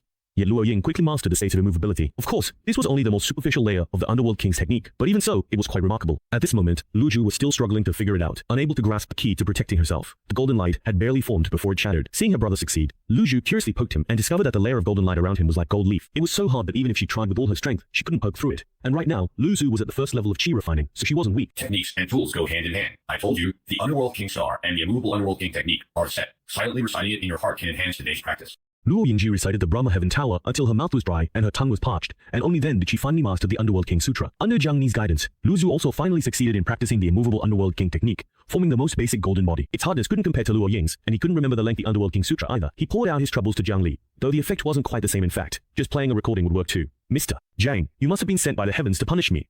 Luo Ying recalled the scene of herself scratching her head and racking her brains to memorize the scripture, silently shedding tears in her heart. Alright, just kidding. If you use a recorder, you'll lose your focus. You'd better practice the immovable Underworld King technique at home for now. The sudden flying objects made the windows in Sheng's room rattle noisily. It's the military. Luo Ying realized that Jiang Li's divine stone could only be observed by herself and couldn't be shared with others. This directly affected Guo Ying, so she had no choice but to pry open the wooden slats and look out the window. She saw the military's direction, and in the sky, Nanjing was under fierce artillery attack. The massive figure was destined to become a shield. It's grown so incredibly big, but it's just a slow-moving creature meant to intimidate people. Just a much bigger target. Just a lump of moving mytho. Could it possibly withstand the intense artillery fire of a mechanized army? The survivors in the city were moved to tears by this scene, crossing their hands in prayer, hoping that under the army's barrage, the monster would be truly, utterly destroyed. Lu Ying saw this and thought to herself, this is bad. How could a petrified blue whale be just a target? When she fought the blue whale, it was agile like a bird. The blue whale is only acting this way because it doesn't bother to dodge attacks. It simply doesn't see this as an attack at all. The army's most advanced modern weapons, which they are so proud of, pose no threat to a tier 4 zombie. At this moment, it's busy dodging other zombies up ahead. He never witnessed the battle between the army and the blue whale. He only heard about it afterward, that the army suffered a crushing defeat. Smoke from artillery fire blocked their view, and radar tracked the blue whale's situation. When the commander saw the radar showed the blue whale's position hadn't changed, he ordered the attack. Report, target started to descend. That's right. Keep attacking, don't give the enemy a chance to catch breath. Yes, sir. The booster ignites, the missile launches from the firing box, and the onboard computer executes the program sequence, precisely hitting the target as intended. A missile with a max speed of 891 km per hour rains its golden barrage on target. It falls from smoke. Through binoculars, soldiers see the massive blue whale plummeting from haze, its fleshy fins folded. Countless missiles unleash fury, producing a deafening roar of foam, as if tallying crimes of this monster. Yet, this monster is the cause of tens of thousands are trapped in zombie zone, making rescue difficult. 1/3 of survivors remain optimistic. No! The target is spreading its wings and flying toward us! The soldiers observed a major tremor and reported it. They saw the blue whale, about to crash, suddenly spread its fleshy wings and slap the earth, whipping up a gale that lifted its body. After mutating, the blue whale reached a length of 100 meters, and when it spread its wings, its terrifying wingspan stretched to 300 meters. Skimming close to the ground, it became a 300-meter wide war machine, sweeping away everything. Skyscrapers were sliced in half by its wings, and countless survivors hiding inside were crushed. The abnormal air pressure formed between its fleshy wings and the ground caused zombies wandering the streets to be flung high, only to crash down as pulp. Even building windows couldn't withstand the shock, shattering as wind blasted inside, leaving survivors to face the aftermath of a windowless building. Wherever the blue whale passed, whether human or zombie, all perished. The army was directly in front of the blue whale. Of course, they stood no chance against a nearly 1,000-ton creature charging at Mach 2. In fact, nothing on this planet could possibly stop such a thing. A fully equipped mechanized unit was swept away by the blue whale, and similar scenes were unfolding all over the world. After wiping out the troops, the lionized blue whale flew inland, and there were 70 or 80 more blue whales like this one. Watching this scene, the landlord swallowed hard, unable to recover from the shock for a long time. Even though he had the advantage in size, this was only a 4th tier. From Jiang Li, Lu Ju learned he hoped his brother could wipe out these zombies within 6 months. Looking at the powerless water ball in his palm, Lu Ju secretly resolved to help share the burden. So what if it's the Pluto essence? I'll carry it. 3 days later, the siblings were fully prepared, ready to set out. Time to head out and collect brain cores. People had long discovered that inside a zombie's head was a brain core the brain had crystallized, and the crystal contained an unknown energy. No one had ever seen this kind of energy before, nor did they know how to use it. Scientists tried to combine the power of the brain core with modern technology. They tried to enhance the power of thermal weapons. However, progress in this area was extremely slow. It would take national-level laboratories years, even decades, to achieve any results, and humanity simply couldn't hold out that long. It had only taken a month for the world to fall. Society was on the verge of collapse, order had broken down, and it was difficult even to assemble a team of scientists to study the combination of brain core energy and weaponry.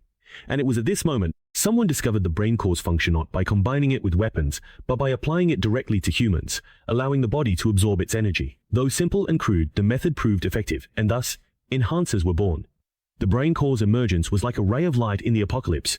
It pierced the darkness, giving humanity hope. In Juzhou, the brain core is called a spirit stone. Juzhou's spiritual energy allows for spirit stone production, whereas in this world, spiritual energy is so scarce that no spirit stone can form. The spiritual energy concentration differs greatly between the two worlds. Brain core energy is condensed spiritual energy, but becoming an enhancer isn't just about absorbing it. Absorbing spiritual energy without the correct circulation route invariably cripples anyone who tries. Jiang Li observed that becoming an enhancer actually requires a second condition, the zombie virus in a person's body. The siblings must hunt zombies. Originally, Luo Ying planned to wrap books with tape to protect themselves, which was very effective against zombies at this stage. However, now that they have the immovable underworld king technique, such methods are no longer necessary. The 20 or so survivors in the classroom huddled together, trembling with fear. They had been trapped here for 3 days, their stomachs growling with hunger. Fortunately, the classroom was always stocked with a few barrels of drinking water, so by rationing it carefully, they didn't have to worry about water for the time being. Otherwise, even if they weren't eaten by zombies, they would die of thirst. But this wasn't a solution either. The water would eventually run out, and they were destined to take a risk sooner or later. Escaping the classroom to seek a new chance at survival now, they were about to face a life or death test. Did it leave? Luo Ying was right, there are zombies. If only I'd known, I would come home like a hawk. I miss my mom. Students whispered in hushed tones.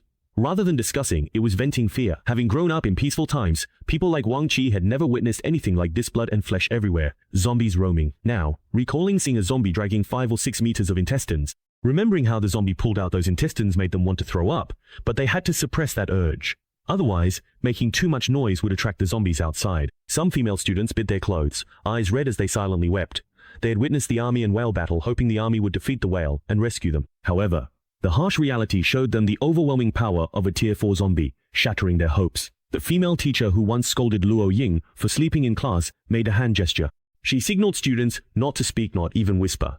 Terrified for her parents, her role was teacher. She had to protect students. Summoning courage, she edged along the wall to the classroom door's small window, making no sound. On day 1 of the zombie crisis, the school was a slaughterhouse. With so many students packed, escape was impossible.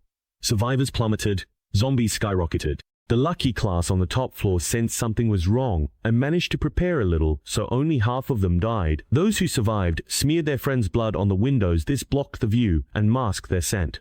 The zombies wouldn't notice them. This method allowed them to hide for 3 days. But this was only a temporary solution. A different, incredibly strong zombie appeared in the school building, powerful enough to bend metal stair railings. This zombie's perception was also astonishing. Many surviving students and teachers couldn't escape its clutches. Their screams still echo in everyone's ears. And now, this zombie was wandering on the very top floor. The teacher first pressed his ear against the door, closing his eyes to carefully listen for any movement outside. Only when he was sure there was no sound did he wipe away a bit of the blood on the window and use one eye to observe the outside. He saw that unusual zombie far away, gnawing on a corpse, seemingly unaware of their presence. He recognized it as a certain PE teacher who had been reported by several female students for inappropriate conduct that violated professional ethics. But for the zombie crisis, he would have been fired anyway. The sooner that scum is gone, the better, the teacher thought bitterly. The teacher returned to his position, comforting the students in the softest voice possible. Don't worry at all. He hasn't even noticed us yet, Teacher Wang. A female student, trembling, raised her hand and pointed to the spot where Teacher Huang had wiped away the blood stain. An eye had appeared there. The zombie had spotted them. Teacher Huang's heart skipped a beat, and the students all started screaming. There were 2 doors in the classroom. Some quick-witted students tried to escape through the other door, but when they pushed it open, they found 2 zombies crouching at the entrance. Though it was unclear whose bodies they had once been, the 3 zombies staggered into the room, and the zombified PE teacher lunged at Teacher Huang. A steady hand suddenly appeared, grabbing the zombie's ankle. With a forceful swing of the right arm, it flung the zombie away, knocking down the other 2 zombies. Of course, the owner of that hand was Luo Ying. That was really a close call. Luo Ying reflected that in his previous life, he and his classmates had hidden here and encountered this very zombie. Only Luo Ying survived. This time, he rushed all the way, arriving before the zombies rampaged, saving his classmates and teacher. "Watch your back!" Teacher Huang shouted, warning Luo Ying, as the 3 zombies got up to attack him.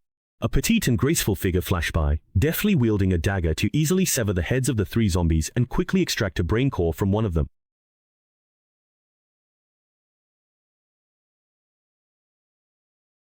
Truly a natural-born killer. Zhang Li marveled at how Luo Ying had survived in the apocalypse for 10 years, so she felt no fear when facing zombies. But Luo Zhu was different. Having grown up in a peaceful world, Luo Ying casually pointed out how to defeat zombies most efficiently, letting him practice on 2. He quickly learned how to easily sever their heads, remaining calm and composed, as if seeing corpses or even bloodied shoes had no effect. That's why Zhang Li was so moved. The Xihua physical education teacher was actually a first-year zombie. Ruo Zhu took a first-year brain core from her head. The commotion just now had attracted many zombies. Jiang Ling appeared behind Luo Ying like a ghost, greatly shocking Teacher Huang and the others. The noise earlier wasn't from killing zombies, but from the students' screams. Luo Ying and Luo Zhu split up, each heading toward one of the 2 corridor exits, and with the Underworld King technique, their blades rose and fell, zombie heads dropping like rain. The siblings cleared out all zombies in the entire teaching building, and they even. The 2, as enhancers, managed to accomplish all this relying only on the power of the first level of the Qi refining stage. Once the zombies were cleared, the siblings returned to the classroom. Thank you. Teacher Wang said he never expected such a dramatic change from this student, as if he'd become a different person. Lu Ying took the brain box his sister handed over. This is a brain box. Inside, it holds spiritual energy, making people stronger. Lu Ying pressed the brain core to his forehead, demonstrating to students how to become enhancers. Luo Ying couldn't protect them forever. Imagine your body growing invisible hands, pulling the spiritual energy from the brain box and stuffing it into your body. Teacher Huang and the students saw several wisps of blue gas actually emerge from the brain box and enter Luo Ying's body. A faint crackling sound could be heard from within Luo Ying. This was the process of strengthening muscles and bones. It also cleanses internal bruises. The sensation of cultivation. He gently clenched his fist, feeling the power becoming the first enhancer of this generation. By the way, the first person in the Qi refining stage was Luo Zhu. Mr. Jiang, please check how many first-level zombies are still in the school. There are 4. To evolve from an ordinary zombie to a first-level zombie, they need to eat a lot of people. Schools never lack people. After hearing Zhang Li report the locations, Lu Ying got up and left. Lu Ying returned with 4 brain cores, handing one to Luo Zhu, reminding her of the points to watch out for. Luo Ying had already gone over this with her sister, so Luo Zhu easily became the second enhanced person. Lu Ying distributed the 3 brain cores to Teacher Huang. Together with 2 well-behaved students, he taught them step-by-step how to become a speaker. There were still a few survivors from other classes in this building, but Luo Ying wasn't familiar with them. He couldn't just randomly pick someone to become an enhanced persona. If that person turned out to be timid or selfish, it would be a waste of a brain core. Luo Ying gave a few instructions, such as tying books to their bodies and wrapping them with tape to prevent brain injuries from zombies. For example, these 3 enhanced individuals have resistance to the zombie virus. Ordinary zombies can't infect them. They can clear all zombies in the school, establish a base with the school as the center, and gather supplies from the surrounding area.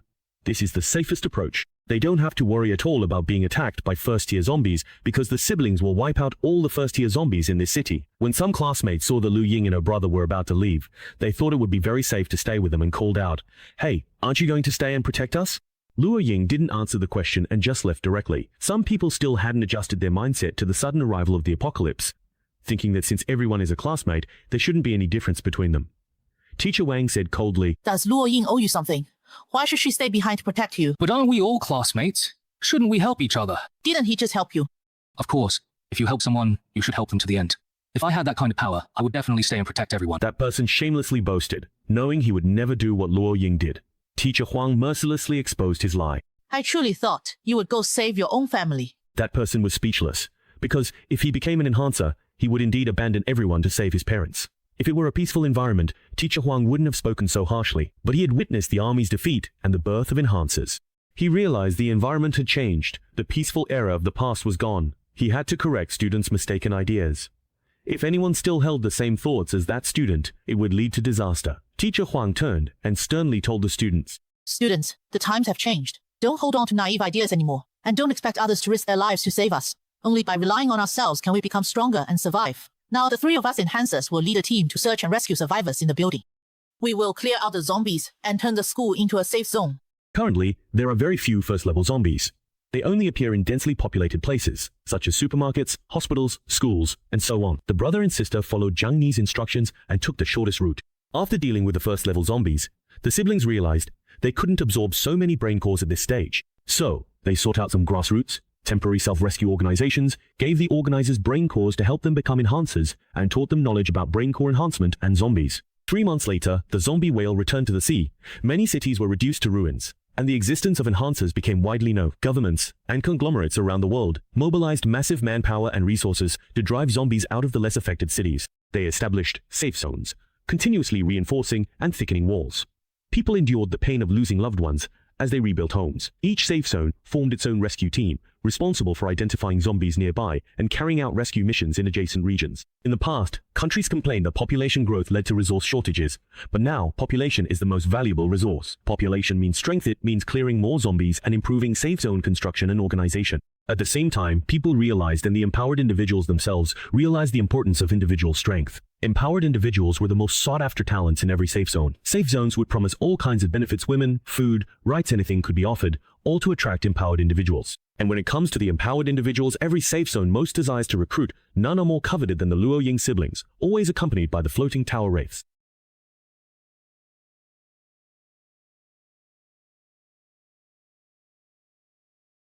Did you know? Luo Ying just broke through. A man with a shifty look, sallow skin, and a rat-like mustache finished a glass of cheap baijiu and started talking to those around him about Luo Ying. So, what's going on? People were intrigued by the rat-faced man's words. As soon as the patrons heard Luo Ying's name, they all gathered around, waiting for the rest of his story. Nowadays, Luo Ying is the most famous figure in the apocalypse, a founder of the Enhancer system, the one who established the hierarchy of zombies and enhancers. He truly made people realize the significant gap between current human technology and fourth-tier zombies. If he hadn't developed the Enhancer system and proposed a unified currency system with contribution points as the new currency, who knows how long it would have taken to establish a safe zone. During the day, people risked their lives scavenging for supplies in the ruins, and at night, in their spare time, they loved to gossip.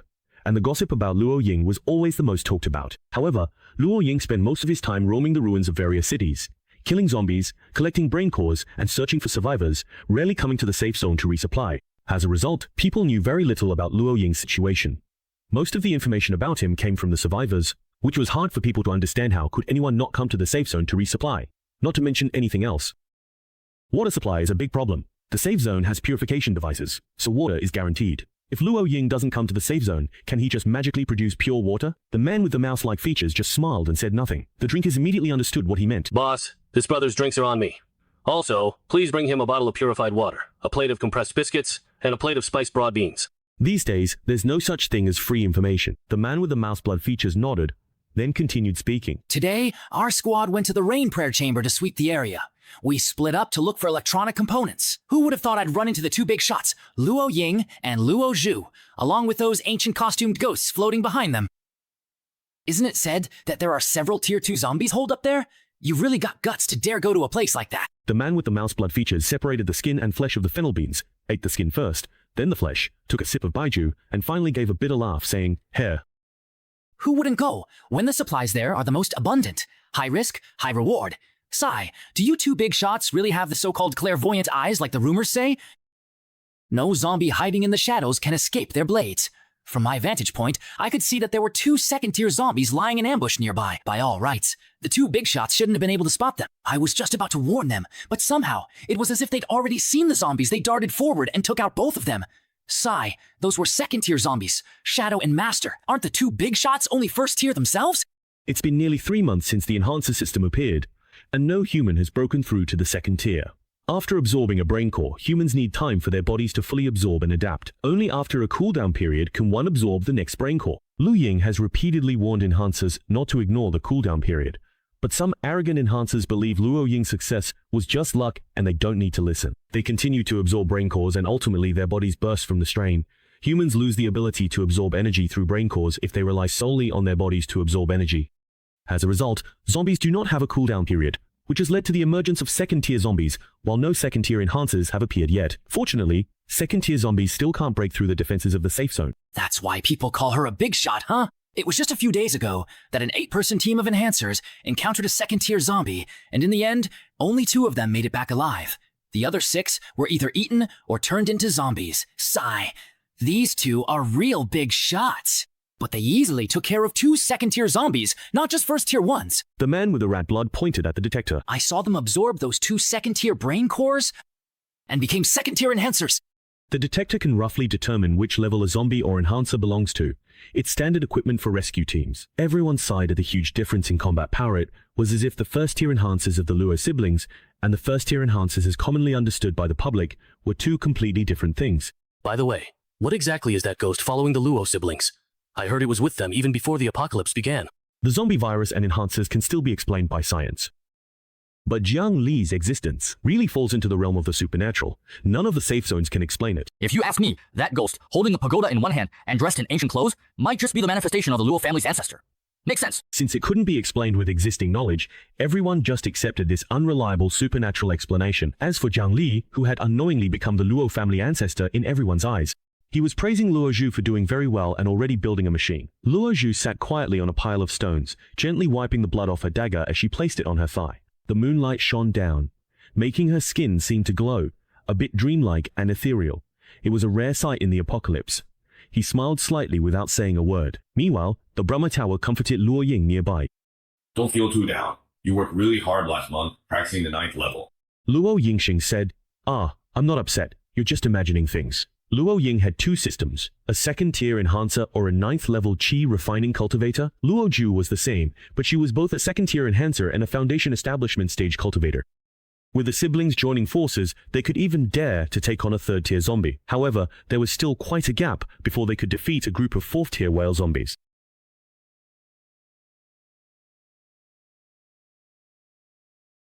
Over 3 months, Jiang Li considered many unconventional methods to help Luo Ying defeat whale zombies quickly. For example, he thought of learning corpse driving to control zombies. That way, with a wave of Luo Ying's hand, a 1,000,000 zombie army could be dispatched. Forming a battle formation to wipe out all whale and shark zombies, none would survive. Unfortunately, Luo Ying was just a small cultivator at the 9th level of qi refining. Commanding 1,000,000, even 100 corpses, would be overestimating him. Or perhaps he could learn spatial summoning. Summoning a mythical beast from the 9 Province 7-1 at the integration stage could solve the problem. However, Jiang Lin quickly dismissed this, as a summoned beast couldn't interfere in this world. Or he could establish a nation and make Luo Ying king, so the country's fortune would bless him. That won't work either. There are prerequisites for the game of families. In this country, over 90% of the people would have to be cultivators. Otherwise, it would be impossible for the nation's fortune to enhance the king's cultivation. In the end, Jiang Li thought of a solution, setting up an array. Once Luo Ying reaches foundation establishment, the siblings can set up linked killing arrays, if prepared properly. Even a sand array by a core formation cultivator could kill a nascent soul opponent, let alone a 4th-rank zombie array, weaker than nascent soul. Poisoning is common in Zhuzhou for the weak to overcome the strong. Jiang Li calculates this grand array needs at least 100,000 first-rank and 500 second-rank brain cores. More brain cores increase success chances. Currently, the siblings' collected brain cores are insufficient. Another difficulty with the killing array is that it's hard to ensure the zombie whales will gather together. However, according to Luo Ying, In a month, the zombie whales will attack the human safe zones again, causing heavy casualties. This time, the zombie whales will appear in groups, making it a great opportunity to wipe them out in one go. What's wrong? Xiao Hui? Just say it. I want to go back and check on my members in the Buddhist nation. Can you enlighten those zombies from the 6 realms and bring them here? Enlightening them isn't hard. This one just likes sounds. No 6th-level zombies are nearby. After 10 years of the fallen hidden tomb, humans and zombies still fighting? A 6th-level zombie would have destroyed this planet. Besides, the Mortal Tower can't use space power to bring a 6th-level zombie here. Since you want to see it, go ahead. Thank you, Jiang Ruihua. Jiang Renhuang seemed to suddenly remember something important, and he then glanced at Luo Ying, who was diligently cultivating and not practicing the Underworld King technique. He then exchanged a few words with the ancient Brahma Tower. The Brahma Tower then flickered brightly and traversed through vast space, heading to a distant planet thousands of light years away. Only 2 days remain until the zombie tide. The corpse tide is where zombies gather most. Zhang Li plans to use the zombies' route during the tide, setting up a small sand formation with few brain cores to wipe out the corpse tide and collect many brain boxes. Luo Ying's recollection states a corpse tide will appear in 2 days, passing Q City, capturing Fuling District, and shocking the world. The sand formation cannot be set up next to Fuling District. Otherwise, when activated, zombies will be wiped out, but a massive number of brain cores will remain. Even if Luo Ying is the one who kills them, there's no guarantee that the enhancers from Fuling District won't swarm in to fight over the brain cores, Luo Ying said with certainty. There's no need to worry about whether it will happen, it definitely will. He knows all too well how these people think. Expecting them to abide by morals is pure fantasy. That's why you chose to set up a small sand formation in the Qiyu chamber. Mr. Jiang, is it okay to put it here? Move left and bend to place the brain core. This core won't work here. Too much energy will disrupt the formation's balance. Switch it for the brain box at the bottom of your backpack. Don't put it on the ground, take it upstairs to the rooftop, at the kun position. What? You don't know what kun is? Take 3 steps back and bury it 1 centimeter into the soil. Why use a second-tier brain core? They're so valuable. What? You say if we don't use a second-tier core, what do we use as the formation's focal point? Of course, we'll use you as the focal point. With Zhang Li's guidance, Luo Ying and Luo Zhu spent most of the day and finally set up a decent killing formation. Done. Mouse bro, is flag language really safe? I've been here for 7 years, and every time I step into the flag language market, I get chills just thinking about the terrifying rumors here. If a second-tier zombie runs into just one of them, their whole team is done for. Of course it's safe. At Qiyu, all 7 second-tier zombies were wiped out by the 2 bosses, Luo Ying and Luo Zhu. I saw it. Now, only first-tier zombies remain at Qiyu. All 7 second-tier zombies have been wiped out. These two's reputations are definitely well-deserved. Of course we lied to them. Qiyu has so many good things. If that group found out Qiyu no longer has any second-tier zombies, wouldn't they all come running over in a frenzy?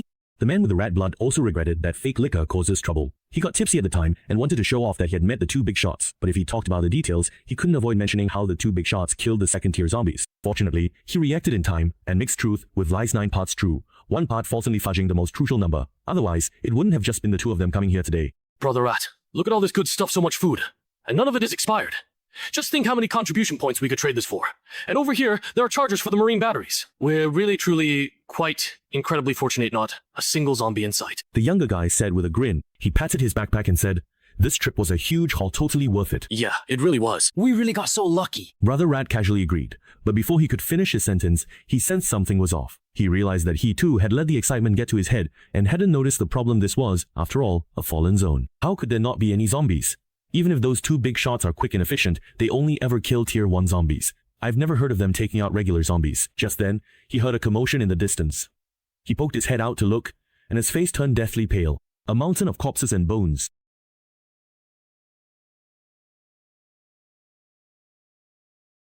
The wide streets were packed with zombies, surging into the city from all directions. Their eyes were blood red, drool streaming from their mouths, and their jaws constantly snapped open and shut, making for a terrifying sight.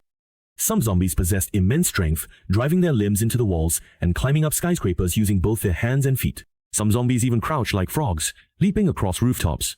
It was as if the zombies were following some collective command, all heading toward a certain target, and Q City was just a stop along the way. The detector kept beeping incessantly. Every single one was a first-tier zombie. Brother Mouse was trembling with fear, not knowing where to put his hands. With just a glance, the detector could pick up dozens of first-tier zombies. But what's even more terrifying is that there seem to be second-tier zombies among the zombie horde as well, and there are quite a few of them. How is that possible? Second-tier zombies have always been like overlords. They never stay together with ordinary zombies or first-tier zombies. Brother Mouse, the detector is broken. It's even showing that there are third-tier zombies. It was a massive white elephant. When it walked, the ground shook as if mountains were moving. With a single step, it crushed a car, blocking its path into scrap metal. The other zombies cowered, not daring to get close to it, but they had no choice but to follow it. The hierarchy among zombies was extremely strict. High-level zombies could command lower-level ones, and the lower-level zombies could only obey. When high-level zombies gathered, they would drive the lower-level zombies to break through human safe zones, thus creating a zombie horde. You can still run now. A ghostly, chilling figure appeared behind Brother Mouse and his underling. Brother Mouse was startled, but when he saw who it was, he breathed a sigh of relief. Oh. Ah, it's Big Boss Luo Zhu, an ancestor of the Luo family. Jiang Lin was covered in black lines. What do you mean, ancestor of the Luo family? While zombies haven't surrounded this place, if you run that way, you can return to the safe zone. Is that a zombie horde? Brother Mouse recalled Luo Ying's concept, realizing what this zombie army was. Seeing the Luo family ancestor nod, Brother Mouse swallowed hard, grabbed his dazed little brother, and fled in panic. They hurried back to the safe zone to report this incident. The people had already left. Come out now, Luo Ying said, walking out from another room. Her expression complicated as she looked at Brother Mouse's departing figure. In the previous life, Brother Mouse had been his good friend. Don't be fooled by Brother Mouse's shifty appearance. He's a loyal and good-hearted. He once saved Luo Ying. During the rain prayer ritual exploration, Brother Mouse brought Luo Ying along, but they were discovered by a tier 2 zombie. Brother Mouse felt it was his fault for bringing Luo Ying, so being discovered was his responsibility. He risked his life to create a chance for Luo Ying to escape. In other words, according to the original timeline, 3 days ago, when Brother Mouse arrived at the rain prayer chamber, he would have been killed by the tier 2 zombie. However, because Luo Ying arrived early and killed all the tier 2 zombies, Brother Mouse was spared. What Luo Ying didn't expect was that, before the zombie horde arrived, Brother Mouse came here again. He really is relentless. Luo Ying didn't want to face Brother Mouse. They used to be close friends, but that's only a memory for Luo Ying now. In this lifetime, Brother Mouse acts distant and reverent toward him, so he asked his sister and Mr. Zhang Li to persuade Brother Mouse to leave. Zhang Li used the Divine Stone to cover the entire city. 1 million zombies have entered the Grand Formation. Luo Ying and Luo Zhu channeled spiritual energy into the formation's core. Their water, fire, and ice spiritual roots generated energy in their dantian, circulated it through their bodies with internal energy flow, then poured it from their palms, silently activating a vast, intricate sand formation. Invisible sword energy condensed, radiating a chilling, menacing aura.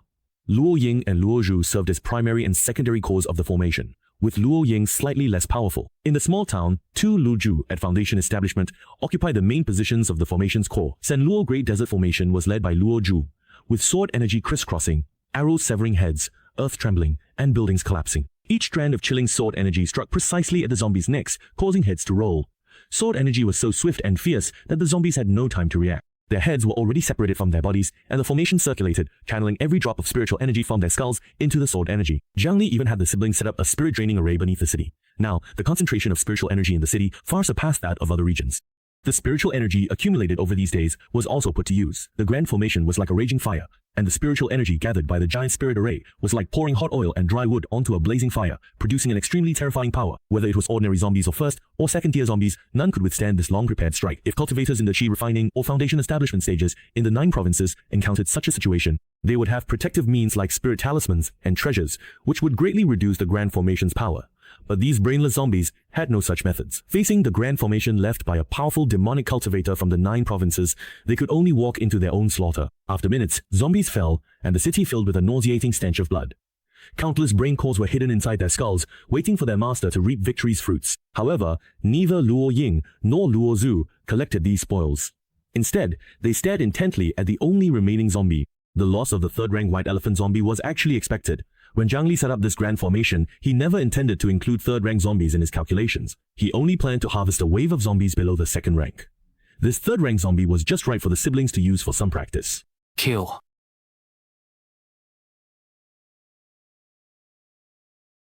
This wasn't the first time Du Ying had faced a zombified white elephant. This white elephant had escaped from a zoo in some country. Its massive size gave it a huge advantage in the early stages of zombification. After whales became zombified, they rampaged through the ocean, hunting prey at will. No one could stand against them, so they were the first to meet their doom. The same went for the white elephant. It was the largest creature on land, and after becoming a corpse, its body swelled even more. With a sweep of its trunk and a snap of its jaws, a person would disappear in an instant. In the previous life, the white elephant was the first zombie on land to reach the 3rd tier. After zombification, humans couldn't keep up with its rate of evolution. A tier 3 zombie has a powerful influence over other zombies, and can gather a zombie army to crush humanity. This was the first zombie tide in human history, led by the white elephant. In the previous life, Fuling District was the first safe zone to fall when faced with this initial zombie tide. Luo Ying was a rare survivor of that disaster. He then went to the second safe zone. There, those in power, fighting for control, lost vigilance against zombies entering the city, making a mistake and letting them in. This safe zone also became a zombie nest. Luo Ying escaped this safe zone too, going to the third. There, infighting among arms dealers led to the use of heavy weapons, ineffective against zombies but lethal to humans. Many died in this internal conflict. The scent of blood attracted zombies, leading to a siege, and this safe zone fell. The fourth and fifth safe zones, when even the fifth was overrun, Luo Ying felt fate targeted him. Trouble followed him. So he decided to establish his own safe zone to see if it would fall. Its name was simple. Zone 1. Luo Ying, familiar with fighting, engaged the white elephant zombie. In his previous life, after becoming the Shadow King, he personally killed this zombie, which reached the 5th tier. The white elephant zombie let out a long sheep-like trumpet, its 2 feet stomping the ground and causing it to crack, its fury reaching the sky. It had finally managed to assemble an army, only for these 2 humans, glowing with golden light, to wipe them out with some inexplicable method. Its entire force was annihilated. Facing a 3rd tier zombie, Luo Ying and Luo Zhu dared not be careless. They activated the immovable Hades technique to protect their bodies. The elephant's trunk was even more agile than a human hand. Luo Ying barely dodged, but Luo Zhu took a solid hit. Luo Zhu's combat experience was still a bit less than Luo Ying's, but fortunately, the immovable Hades technique at the foundation establishment stage was extremely powerful. Luo Zhu condensed a layer of ice armor, which helped him withstand the blow.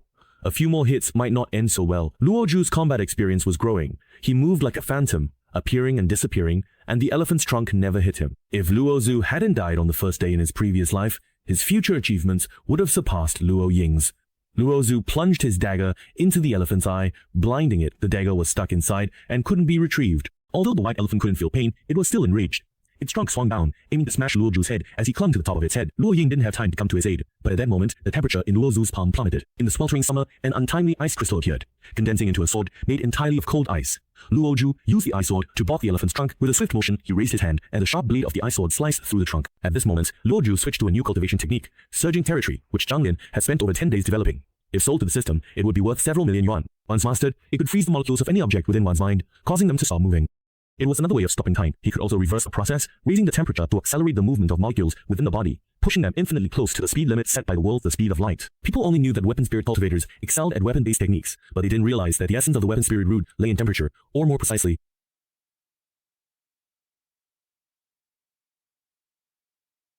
he guessed that the reason the name had never been changed was simply because temperature spirit root didn't sound appealing. However, Luo Zhu was still far from mastering the technique. There was still a long way to go. During the Tribulation Transcendent stage, one couldn't hope to fully master ice. At the very least, one had to become an immortal. At this moment, Luo Zhu had already begun to reveal the true power of the technique, altering her own temperature, condensing ice to create objects. Luo Zhu pressed her advantage, chopping off a section of the elephant's trunk. The white elephant charged straight ahead, plowing the ground, intent on trampling her to death. Luo Zhu, however, remained calm and unhurried, forming hand seals and casting the corpse driving technique to take control of the white elephant. In an instant, Lu Ying seized the opportunity to activate the Vajra body, becoming as if the reckless brute, with his dazzling Vajra golden body, crashed into the white elephant. The elephant, now standing on just 2 legs and momentarily dazed, was knocked to the ground by Luo Ying's direct hit. Luo Ying's cultivation technique is the Underworld King Sutra. Zhang Li and the Brahma Tower discovered that Luo Ying's talent in Buddhist teachings was extraordinarily high, could grasp concepts instantly, so they decided to have him further his studies in Buddhism to strengthen his immovability. The Underworld King technique is only a small part of the Underworld King Sutra's power. In fact, this sutra is an ultimate technique that leads directly to immortality.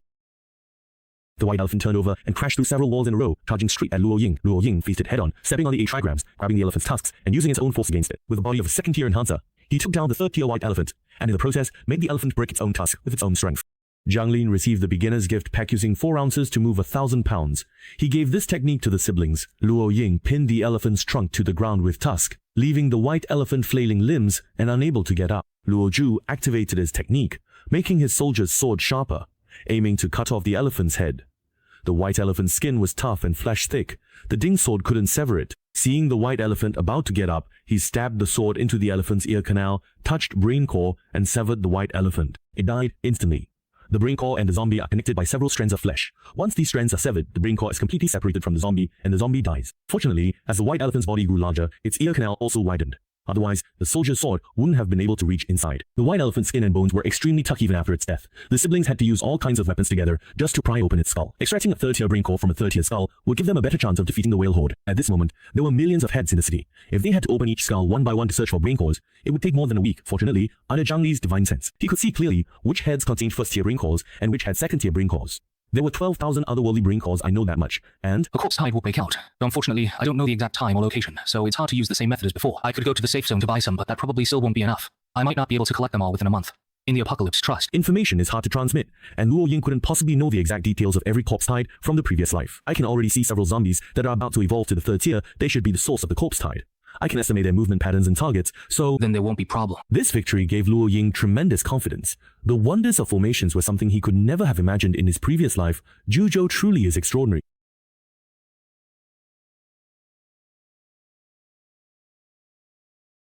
Brother Mouse, what's wrong? Little brother noticed Brother Mouse was in a daze. Upon returning to Fuling District, Brother Mouse immediately reported the corpse-tied situation, which the higher-ups took very seriously. Although Brother Mouse stated Luo Ying and Luo Zhu were in the rain prayer chamber, the higher-ups didn't believe just 2 enhancers could resolve the corpse-tied. Brother Mouse himself also mentioned the detector picked up a 3rd-tier zombie among the horde. Brother Mouse was most familiar with the situation. The higher-ups offered him generous contribution points to investigate details in Q City. He wasn't particularly outstanding among enhancers, and if the higher-ups made things difficult, his life would become much harder. Brother Mouse didn't dare refuse their request, and could only grit his teeth and agree. The higher-ups didn't intend to send Brother Mouse to his death, so they assigned several enhancers to assist him. Brother Mouse's team was fully armed and drove toward Q City. Just then, 2 figures flashed by, and Brother Mouse kept feeling they were Luo Ying and Luo Zhu. He rubbed his eyes, but didn't see anyone. He thought he was seeing things. It was nothing. When the team, who had come to Q City prepared for a near-certain death, arrived, they were dumbfounded, their mouths agape for a long time, almost thinking they were dreaming. The zombies looked as if they had just gone through a one-sided battle. Hundreds of thousands of headless zombies covered the streets, creating a truly shocking scene. The most eye-catching of all was the white elephant, like a small mountain blocking the street corner. The entire city was shrouded in deathly silence. A god, truly. The team members all nodded instinctively. This really wasn't something humans could have accomplished. Command Center, this is the temporary reconnaissance team. Brother Shu picked up the communicator to report, his face beaming. This was practically free contribution, points no danger at all. Please proceed. We have discovered a 1,000,000-strong horde of zombies in Q City. What about their route of movement? How many 1st-tier, 2nd-tier, and 3rd-tier zombies are there? What's their discipline? They are acting separately and lying on the ground, so it's probably difficult to determine any route of movement. Brother Mouse looked at the motionless zombies and thought, they're unbelievably good. If told not to move, they won't. What does that mean? The higher-ups frowned. They've never heard of sleeping zombies. And what's with this acting separately thing? Zombies having tactics? That's a big problem. Current response strategies will be changed. Brother Mouse organized his thoughts, trying to state facts objectively and fairly to convince higher-ups. Chi Yu is dead. 1,000,000 zombies died. The cause being separation of the head from the body. It's likely Luo Ying and Luo Zhu did it. Brother Shu silently added in his heart, and also the ancestor, Ghost. Of course, the higher-ups didn't believe this nonsense at first, but there were his trusted confidants in the squad, and their answers were almost identical to Brother Shu's, even more exaggerated. It took the higher-ups quite a while to accept this reality, and they sincerely praised Luo Ying and Luo Zhu. Brother Shu's eyes lit up when he saw these zombies. With no threat from zombies, Chiyu City is a huge piece of fat meat. There must be all sorts of valuable things buried in the ruins. I heard there's even a supercomputer here. He couldn't move it by himself, and now, even with a group, it still seems impossible to move. Well, those are minor issues. Even if they don't collect other supplies, just the corpse of this white elephant alone could be sold for a massive amount of contribution points. After all, this is a tier 3 zombie. Its skin, flesh, and bones are all valuable, whether for scientific research or for making weapons. All of it is extremely valuable. The 2 big shots don't care about this corpse. What they care about is Mouse Bro, who is rubbing his hands excitedly and following behind the big shots. Forget just getting a taste of the soup, might even get to eat the meat itself. Fuling District Contribution Point Exchange Center. Stop picking your missions, you never finish them anyway. Look, who's that over there? The Exchange Center issues various missions, such as searching for lost relatives, or clearing out tier 2 zombies in Q City. Completing these missions earn you contribution points. These tasks are generally quite difficult, and require careful selection, or else you could easily lose your life. A companion was interrupted, and she was clearly displeased. What do you mean by, can't complete it? I've tried really hard, okay? Is it because I'm not good enough? It's obviously the missions that are too hard who could do them. The child is the renowned Luo Ying. As you follow a young man and a graceful woman into the bustling exchange center, the previously noisy crowd falls completely silent in unison, their heads slowly turning to follow the deliberate steps of this remarkable brother and sister pair. That's Luo Zhu. So cute, totally different from her brother. Luo Ying is also really good looking. You only care about appearances. Didn't you notice his masculine aura? So that's the legendary ancestor. He looks so young. It's such a pity he passed away at such a young age. Hello. May I ask if the 3 of you are here to sell something, to buy something, or to submit a task? At the exchange center front desk, her cheeks were flushed as she tried to contain her excitement while looking at her idol. She originally wanted to say the 2 of you, but when she saw Jiang Li, she unconsciously changed it to the 3 of you. Could you please check how many contribution points I have? Luo Ying, you have 6,568,000 contribution points. Everyone gasped in shock, startled by the staggering number of contribution points. 1st-tier brain box costs 50 contribution points. Yes. Do you want to buy all the 1st-tier brain boxes? She froze, ensuring she hadn't misheard, then gave Luo Ying a formulaic smile before running to call the supervisor. The supervisor was at a loss and called the person in charge. The person in charge scratched his head. He was the highest authority here, and there was no one else to call. Buying all of them, Luo Ying's contribution points were no problem. Their exchange center wasn't authorized to handle such large transactions. The person in charge was pushed forward to handle the deal. As he considered what to do, someone patted his shoulder. He looked up and quickly stepped aside. Mr. Luo Ying, Miss Luo Zhu, and this gentleman here. A refined-looking middle-aged man replaced the person in charge. Why does the Luo family patriarch have the surname Jiang here? The middle-aged man didn't pay attention to this minor detail. My surname is Wang. I am the highest official in Fuling District. It's a pleasure to meet humanity's heroes. On behalf of Fuling District, I welcome you three. In his previous life, Lu Ying in Fuling District knew official Wang. Luo he was weak and not qualified to meet him. Official Wang was personally receiving them. It's not convenient to talk here. Why don't the three of you come to my office for a chat? Luo Ying and Luo Zhu looked at Jiang Li. Jiang Li nodded. It was clear that this person named Jiang Li was the real leader. In his mind, official Wang raised Jiang Li's status by another level.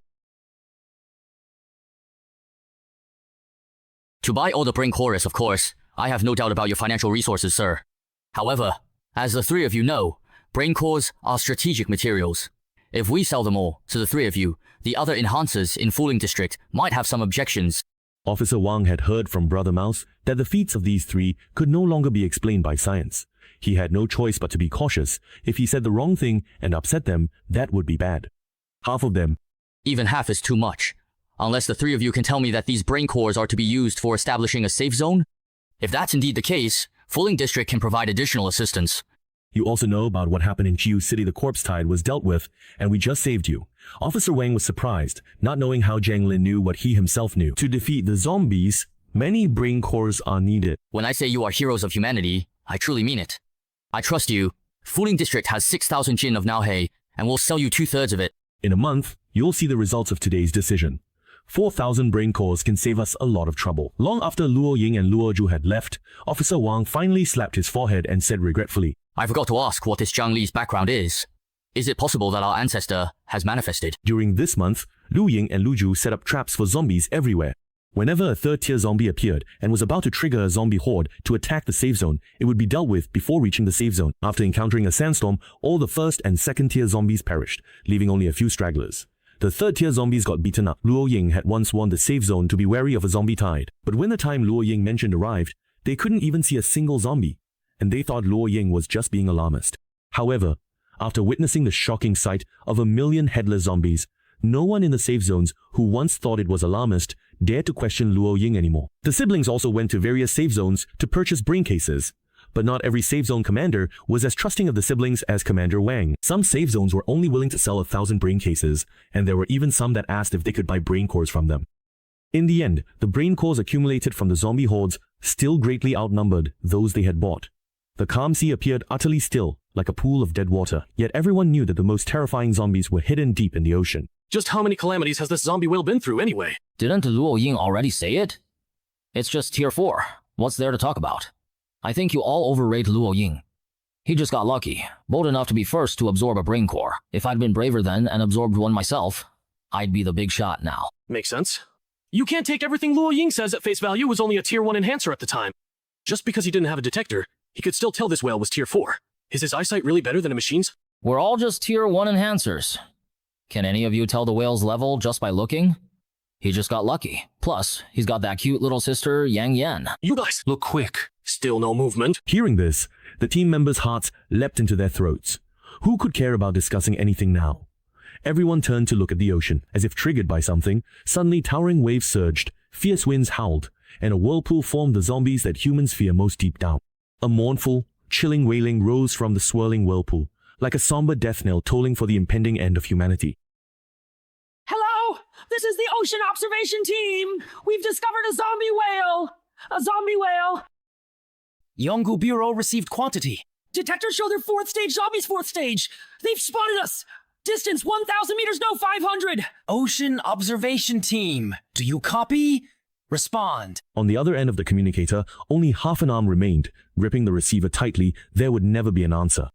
Dozens of whales flapped their wings and soared through the sky, as if celebrating the impending extinction of humanity. Their long, mournful cries could be heard hundreds of miles away, sending chills down the spines of those in the safe zone. All right, they're here now. The soldiers in Yonggu district swore the scene they witnessed would never fade from their memories. Ancient, magnificent formations appeared both in the sky and on the ground. Anyone who saw it could sense the structural beauty contained within. a crystallization of history and wisdom even if they didn't understand the underlying principles. They didn't understand the formation's patterns, yet everyone felt its immense power. It was a force far more formidable than a whale's brute strength of power, so overwhelming that even heaven and earth responded to the grand formation's appearance. The very winds and clouds shifted because of it. Clouds gathered together, casting a gloomy darkness, and the grand formation made up of 150,000 shining points stood out, all the more like the only light in this darkness, shining brighter than the stars, stirring the heart with inspiration. The materials for this sand formation even surpassed Jiangni's jade. In just 1 month, they collected 150,000 first-tier, 800 second-tier, and 6 third-tier brain cores. If these brain cores were used for anything else, they definitely wouldn't overcome the 4th tier. That's right. But under the organization of the formation, each brain core exerts power beyond its original spiritual energy. Actions. The grand formation, Shanglin said expressionlessly, and under the divine sense that covered the entire planet, all of Xingyu's actions were laid bare, with no secrets at all. From the very beginning of the month-long planning, the outcome for the whale was already determined. The 2 grand formations above and below would firmly trap the whale in between. It was as if this had been meticulously planned and was ready to be set in motion, just waiting for the whale to enter the trap. The whale thought that humans were the prey. Little did it know, in the eyes of some, they themselves were the greatest prey. This would become the largest hunt in human history. Now that the prey was in position, the 2 grand formations began to slowly rotate.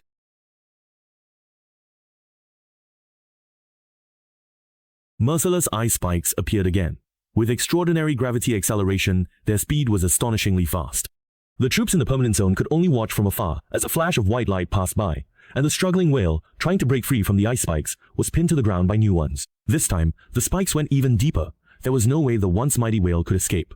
Like a fish flapping its tail on the chopping board, it was completely powerless, left at the mercy of others. The 2 layers of formations above and below rotated, exerting suffocating and deadly pressure on the whale, slowly crushing it into fragments. New formations appeared in the sky as well, drawing down heavenly thunder and earthly tigers. The might of the heavens was lofty, and lightning struck like a barrage of 10,000 cannons, yet even more powerful than artillery fire. The 4th-tier zombie whale had extremely tough skin and flesh, making it impervious to the army's weapons. However, the troops in the Yanggu district discovered that when the thunder and lightning flashed by, it split the whale open, tearing its skin and flesh. At last, the grand formation was activated. This was the sand formation of Jusha at the nascent soul stage. Although the main power came from the spiritual energy in the brain core, it still required additional spiritual energy to be injected to activate it. Even so, it almost drained the 2 early foundation establishment cultivators. Duzu, though weak in her limbs, was unusually flushed with excitement, her cheeks rosy. Although she didn't feel the same deep despair about the apocalypse as her brother did, but from the description, one could still imagine the kind of disaster these zombies would bring to humanity.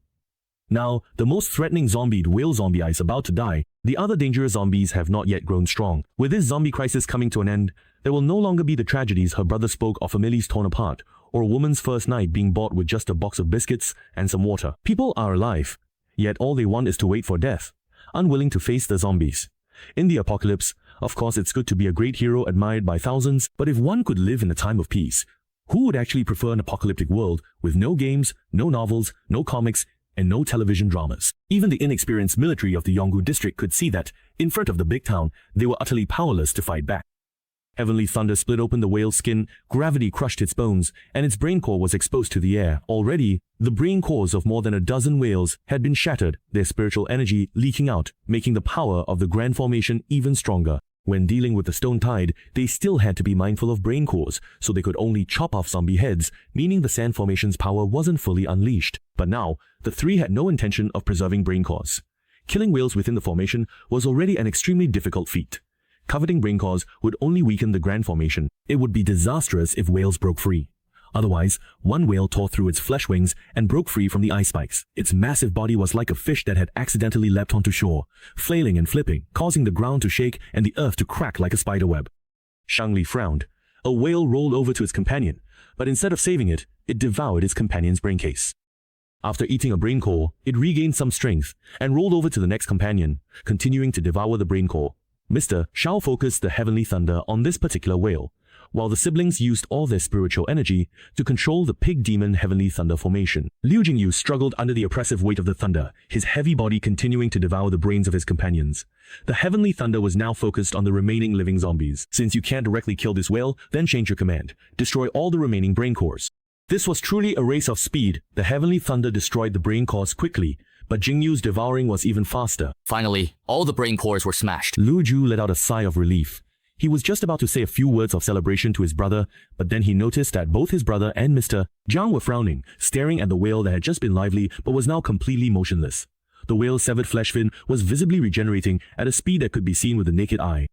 Its body continued to swell, and as it flapped its fins, the thunderbolts from the sky crashed down with a mighty force, but could no longer restrain it. It fixed its gaze on Luo Ying and Lu Zhu, its eyes burning with fury. The worst-case scenario had still happened. On the ancient street, Luo Ying's expression was grave. No detector or video recording was needed. She was all too familiar with this kind of aura. This was the power that only the top-tier zombies in her previous life possessed. Not only did they fail to kill the zombie whale, but they actually helped it complete its evolution. The strength of whales was usually about the same, and they rarely had the chance to devour the brains of their own kind. But this time, the Great Quake. This quake gave it the opportunity. A 5th-tier zombie represents a power strong enough to wipe out humanity. In her previous life, although there were 5th-tier zombies, there were also 5th-tier enhanced humans who could barely hold their own. But now, Luo Ying and Luo Zhu are the strongest among humans, yet they are only at the 2nd tier. The gap between them is as vast as the heavens and the abyss. Seeing the zombie flying toward Luo Ying knew that this time they were doomed for sure. Mr. Xiang, do you think I still have another chance to be reborn, perhaps? The energy from the elevator fragments may not save you again. I see. Luo Ying wasn't surprised by this answer either, and once again emphasized how rare such opportunities are. How could you possibly keep being reborn? He looked at his sister with pity. In fact, it was such a shame after all the effort to save her. In the end, it was all for nothing. But Luo Zhu was content. Although her brother never said it outright, from the way he told his story, she was never a part of it. The answer was obvious.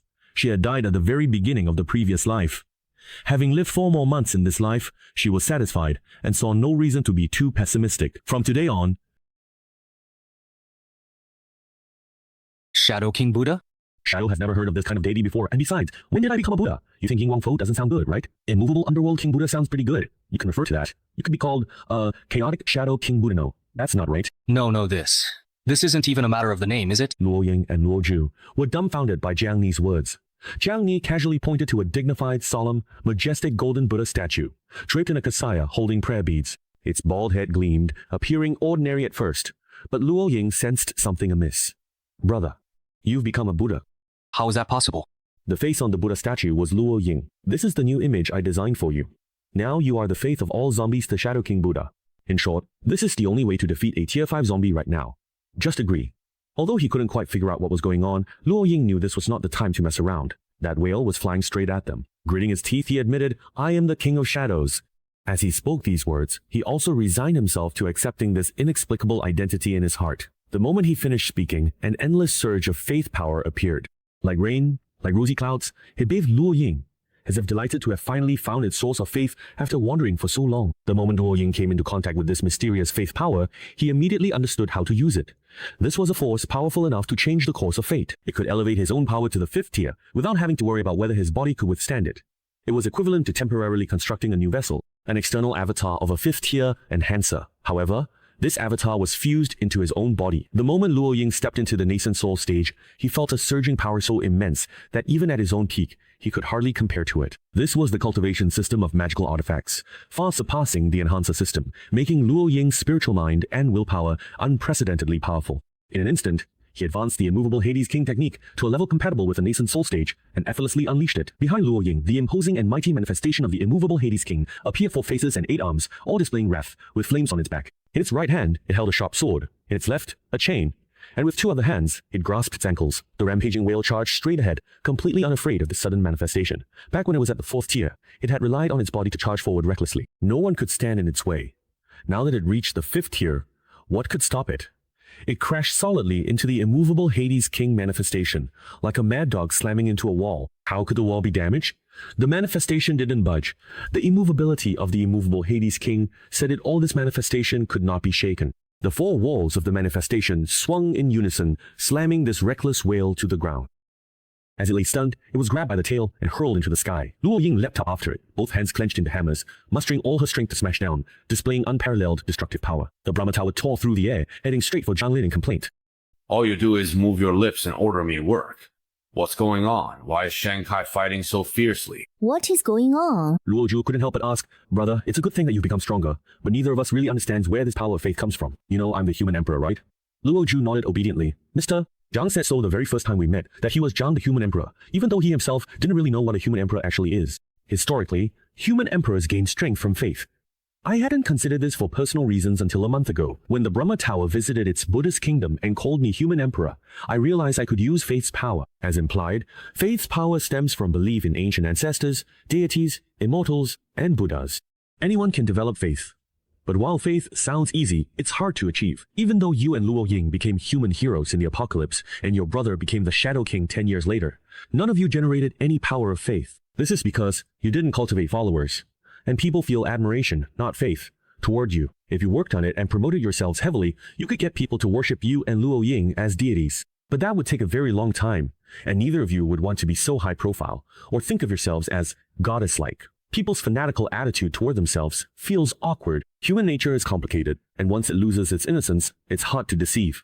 So I thought of the Buddhist kingdom created by the Brahma Tower. Although we've returned to 10 years ago, and the Buddhist kingdom is long gone, the method itself is still viable. Ever since the Brahma Tower escaped to your world and met me, 9 months have passed for us, but only 1 month has passed in your world. In other words, the Brahma Tower can establish a Buddhist kingdom in just 1 month. Before the Brahma Tower left, I asked him to promote Luo Ying, packaging him as the Shadow King Buddha. Things like the Diamond Sutra and the Mahavairakana Sutra were all written by the Shadow King Buddha. This way, the zombies would develop faith in the Shadow King Buddha. This time, after the Brahma Tower converted 456 zombies, he considered that 4th-tier zombies are easily swayed.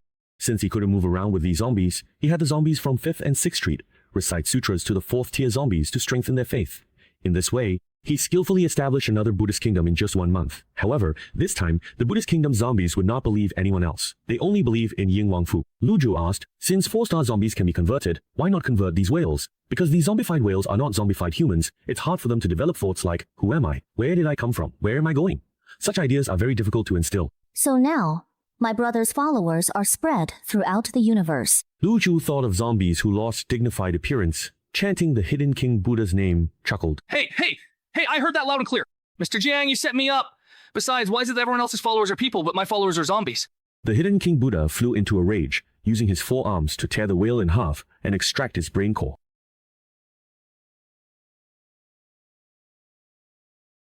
Thousands of light years away, a group of high-level zombies that the Shadow Clan had never seen before sat cross-legged, forming mudras and chanting the scriptures. The Yun Royal Palace governs the 3,000 worlds, possessing boundless dharma and longevity. I can feel it. The response from the Shadow King Buddha. It has been this way for centuries for me as well. Muddled and lost.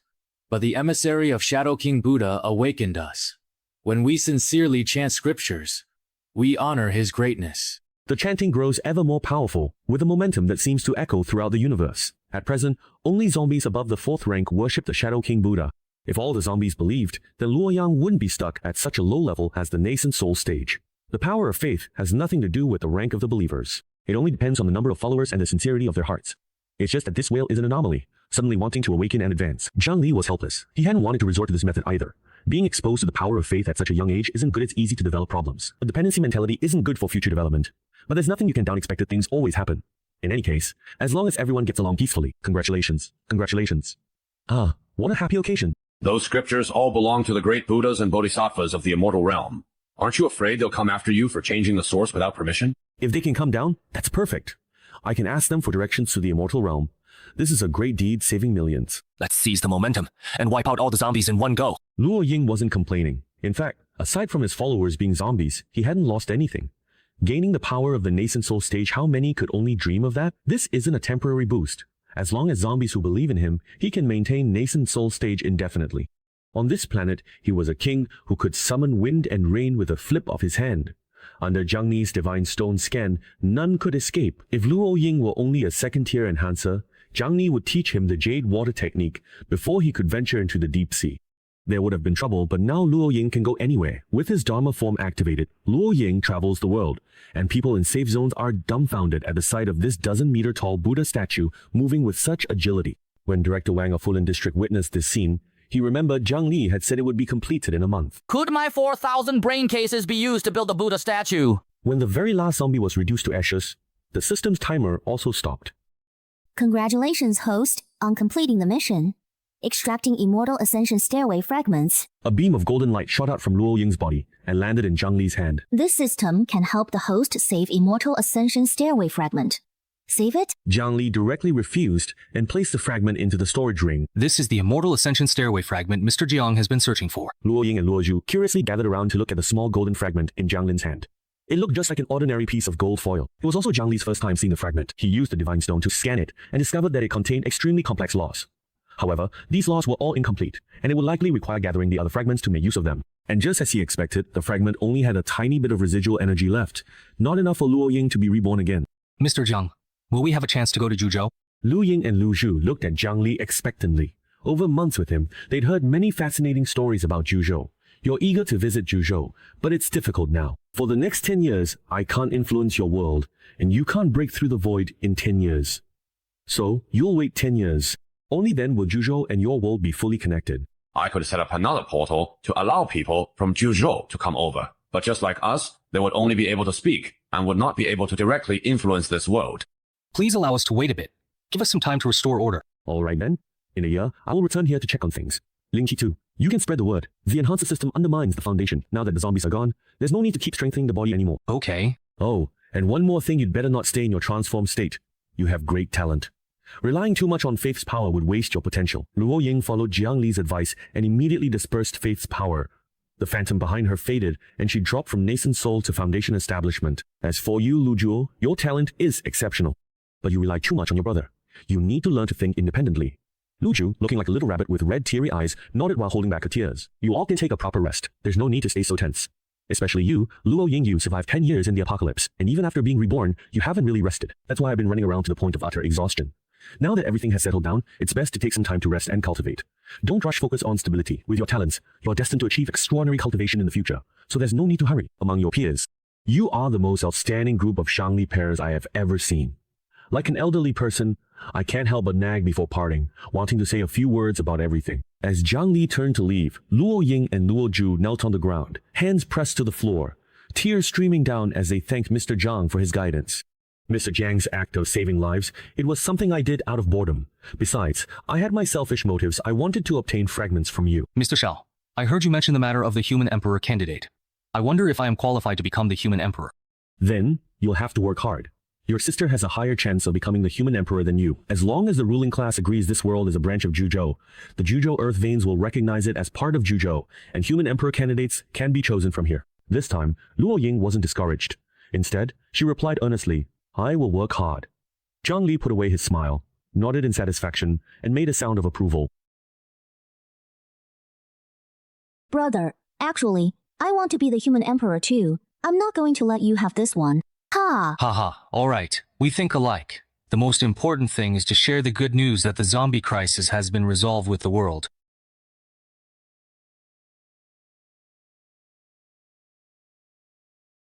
After returning to Juzhou, Jiang Li first took the Brahma Tower to visit the Buddhist sect.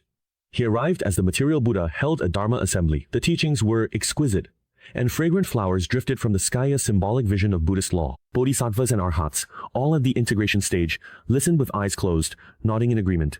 This Dharma assembly was truly significant. All nuns from Mount Sumeru had come, so it was inevitable there'd be someone like Jiang Li, not fully attentive to Buddhist teachings, distracted. Standing at the back, she noticed a delicate young nun with hair grown out, about 17 or 18, secretly reading a romance novel titled, The Overbearing Buddha Falls in Love with Me. She was unaware someone quietly watched her. Jiang Li had long heard of the author, the infamous Desire Teacher. Over these 300 years, teacher Qing Yu has continued to release new works, mostly romance novels, with titles like Ningfu Tathagata Will Not Fail You, Fated Love Across Lifetimes, The Heartless Matchmaker, The Passionate Immortal. Her inspiration seemed endless, and her output was astonishing, continuing all the way up to the current novel, The Overbearing Buddha Falls in Love with Me. Jiang Li hadn't seen this one. It was likely her latest work. This cultivator had lived for 800 years, so her cultivation level must be high. Jiang Li felt she was familiar strange. Who could it be? Next to the nun was a young monk, also about 17 or 18. Lowering his head, the young man, Abing, secretly grinned as he read a novel about physiological health. The author was Night Rain with an umbrella. Jiang Li turned away, feeling a bit awkward about looking at the young monk. He knew the true identity of Night Rain with an umbrellate was actually the two peers from the Human Emperor Hall who were obsessed with having children, Ma Zhuo and his wife. What's so interesting about that? The Brahma Heaven Pagoda couldn't understand the behavior of these monks and Taoist nuns. In his view, what was the point of these books? How could they compare to scriptures? As for the material world, once a mighty being from the immortal realm is reincarnated, their soul is different from the rest tempered through countless trials, bearing many scars. As he listened to the materialist Buddhist lectures, the scars on his soul began to show signs of healing. Though slow, the healing was real as seen only Jiang Li could witness. Watching the materialist giving the lecture on stage, the Brahma Heaven Pagoda smiled fatherly, thinking, "What a wonderful child." The Brahma Heaven Pagoda was deeply gratified, never expecting the little one had grown to such a level. Even without him, he'd likely still firmly hold the Buddha Lord position.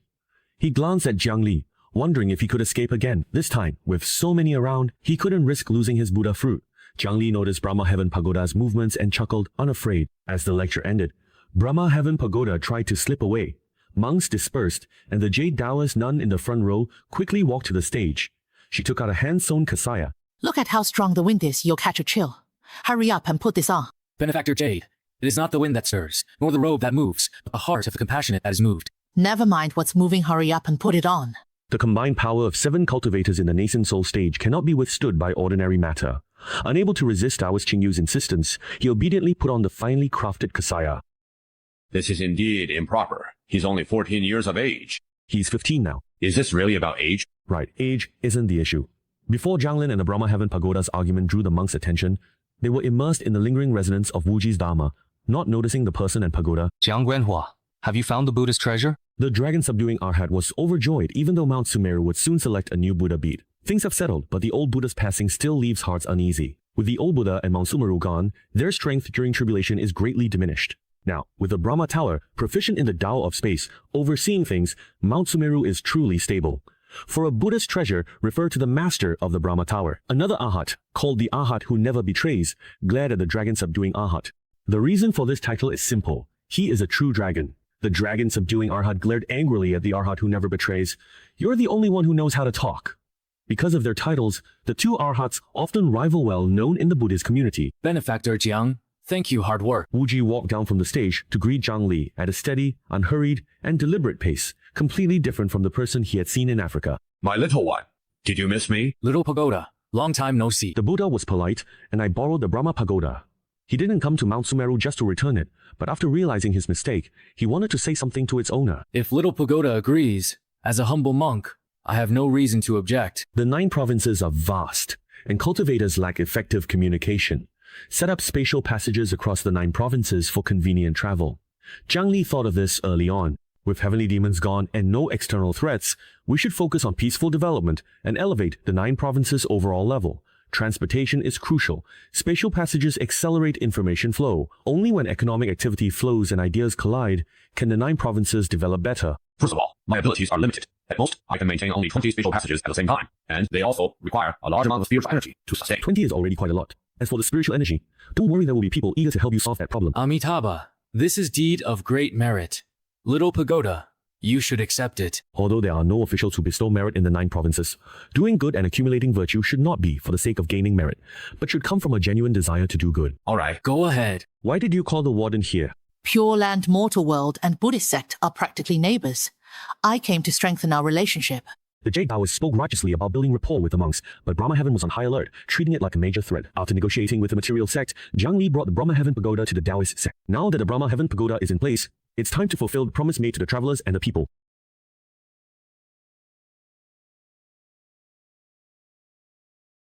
As soon as they heard they were going to the Mingjong world, Bai Hongtu and Elder Changku were overjoyed. They immediately informed all the Taoist sect elders at the integration stage. Those who were usually sloppy tidied up their appearance, not wanting to embarrass the Taoist sect or die in another world. Even internal strife within the immortal realm would cause panic if it became known. To maintain stability, Bai Hongtu and Elder Changkun did not tell anyone else about the matter concerning the Tao ancestor, not even the elders of their own sect. Although they didn't want the elders to know the truth, Bai Hongtu and Elder Changkun still wanted them to make a trip to that world. This was a very contradictory feeling. The other world was an entirely novel place for everyone in Zhuzhou. Even powerful cultivators at the integration stage felt the same way, especially since the elders of the Taoist sect had also seen scenes from that world through remote communication devices. They found it fascinating being able to move objects without using spiritual energy was such an incredible idea.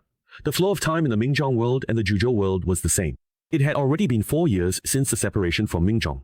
After Ban Zhangli left, Mingjong allowed all citizens to recover emotionally. Jiang Li had dealt with the most troublesome murderer. The rest were just a few small fry that could be handled by basic mechas with no risk of any casualties. When they learned the ferocious beasts were no longer a problem and the survival pressure of millennia vanished, this world celebrated for an entire year. Mingzhong was hailed as the most outstanding president. If not for the pursuit of ultimate weaponry and higher-level science, the people of Mingzhong world wouldn't need to work at all. Productivity here was astonishingly high, with fully automated production. So people could work according to their interests. If they wanted to draw comics, they could just draw comics. If you want to be a teacher, you can be a teacher. If you don't want to go to school, well, you still have to go to school. After the survival problem was solved, President Mingzhong discovered a new issue: rampant hedonism. Fortunately, this problem wasn't too severe yet and could be addressed gradually. Moreover, Mingzhong was now facing another new problem, not a big one, but quite annoying. President Ming, we earnestly ask that you truthfully tell us how the murderer issue was ultimately resolved. I cannot disclose that. I have already documented the entire course of events in the archives. It has been classified as top secret, and unless something unexpected happens, it will be declassified to the public in 100 years. The people do not know whether Zhang Li wants to make the matter of saving the world public, and he does not dare to make such a decision lightly. The battle between Zhang Li and the Yin-Yang Heaven Seal caused a huge commotion. Even though the fight took place on the other side of the continent, humanity could still sense it. Humans only know something happened, not the cause. Only Mingzhong knows it was the ruthless person who could overturn the continent. Though he appears nice, Mingzhong doesn't dare gamble on Zhang Li's temperament. If he were to do something that didn't align with Zhang Li's wishes, the consequences, well, you can imagine. But humans always like to get to the bottom of things, especially with such a major event. As president, Mingzhong also had to listen to the voice of the people, so he came up with a compromise. The case would be unsealed and investigated 100 years later. Clearly, the council members didn't want their descendants to learn the truth a century from now. They want to know right now. There's nothing about Mingzhong that can't be said. My affairs don't need to be kept secret. A familiar voice reached Mingzhong's ears, filling him with joy. Mr. Jianglin, Mingzhong called out. The council members looked at each other, not understanding why the president suddenly became so emotional. Had they pushed him too hard? Driven him mad? They felt a bit guilty. This is the highest leader of the human race? He seems a bit aggrieved. Use voice transmission. Don't just say it out loud. It makes us look so rude. What are you afraid? He can't understand. Yeah. That does make sense. It really is a bit aggrieved then. A team of mostly middle-aged and elderly people suddenly appeared in the hospital, leaving the council members at a loss. All Taoist elders here are at the nascent soul stage, their divine sense covering an astonishingly large area. By extending it, they can easily envelop the entire city and quickly deduce this world's linguistic rules, thus learning the language. However, even after mastering it for communication, they still prefer to use Zhuzhou dialect among themselves. By the way, this leader's cultivation is average, and they're not strong in a fight. So how do they end up as the boss? Apparently, it seems like it's determined by their genetics even before they're born. Genetics? That's a really new one. Although the divine stones scan a lot of things, actually mastering all of them still takes quite a bit of effort. So what did they do? Well, they got impeached. But it wasn't that serious, just the usual bickering. Oh, weren't you curious about how the murder case was resolved? It was Mr. Zhang Li who helped solve it. Aliens relied power behind him to resolve it. Just like with the original name, the council members also thought Zhang Li was an alien. Mingzhong recounted the whole incident, though he left out some parts. For example, things like them being immigrants from another world, or the continent being the corpse of some being. When the council members learned the truth, they still couldn't believe it. It was just too unbelievable. How could anyone be so powerful? But after Zhang Li led them out of Yangli, they believed it. Mr. Mingzhong, we meet again indeed. Sect leader Bai. Let me introduce them. These are the top leaders of the second largest power in the 9 provinces. All of them are at the integration stage. Each elder politely cupped their hands to Mingzhong, as if they hadn't just been discussing how stifled their highest leader felt. Mingzhong drew in a sharp breath and hurriedly returned the gesture. He knew exactly what it meant to be at the integration stage. Back then, if Mr. Jiang Li hadn't intervened, a single integration stage fierce beast could have destroyed all of humanity. And yet, all of these people are at the integration stage and they're still 2 levels below Jiang Li. Mingzhong felt a bit uneasy. Although he was also the highest leader of humanity and in theory held the same status as Zhang Li, the gap between them was truly vast. Since friends had come from afar, Mingzhong naturally had to give them a warm welcome. He led everyone to the most upscale restaurant. The food in this world is now very different from when Zhang Li first arrived. People pursued delicious flavors, and the taste is surprisingly good. The elders enjoyed their meal immensely, while council members accompanied and chatted with them. They were all amazed by the vastness and strength of Zhuzhou, as well as its local customs and culture.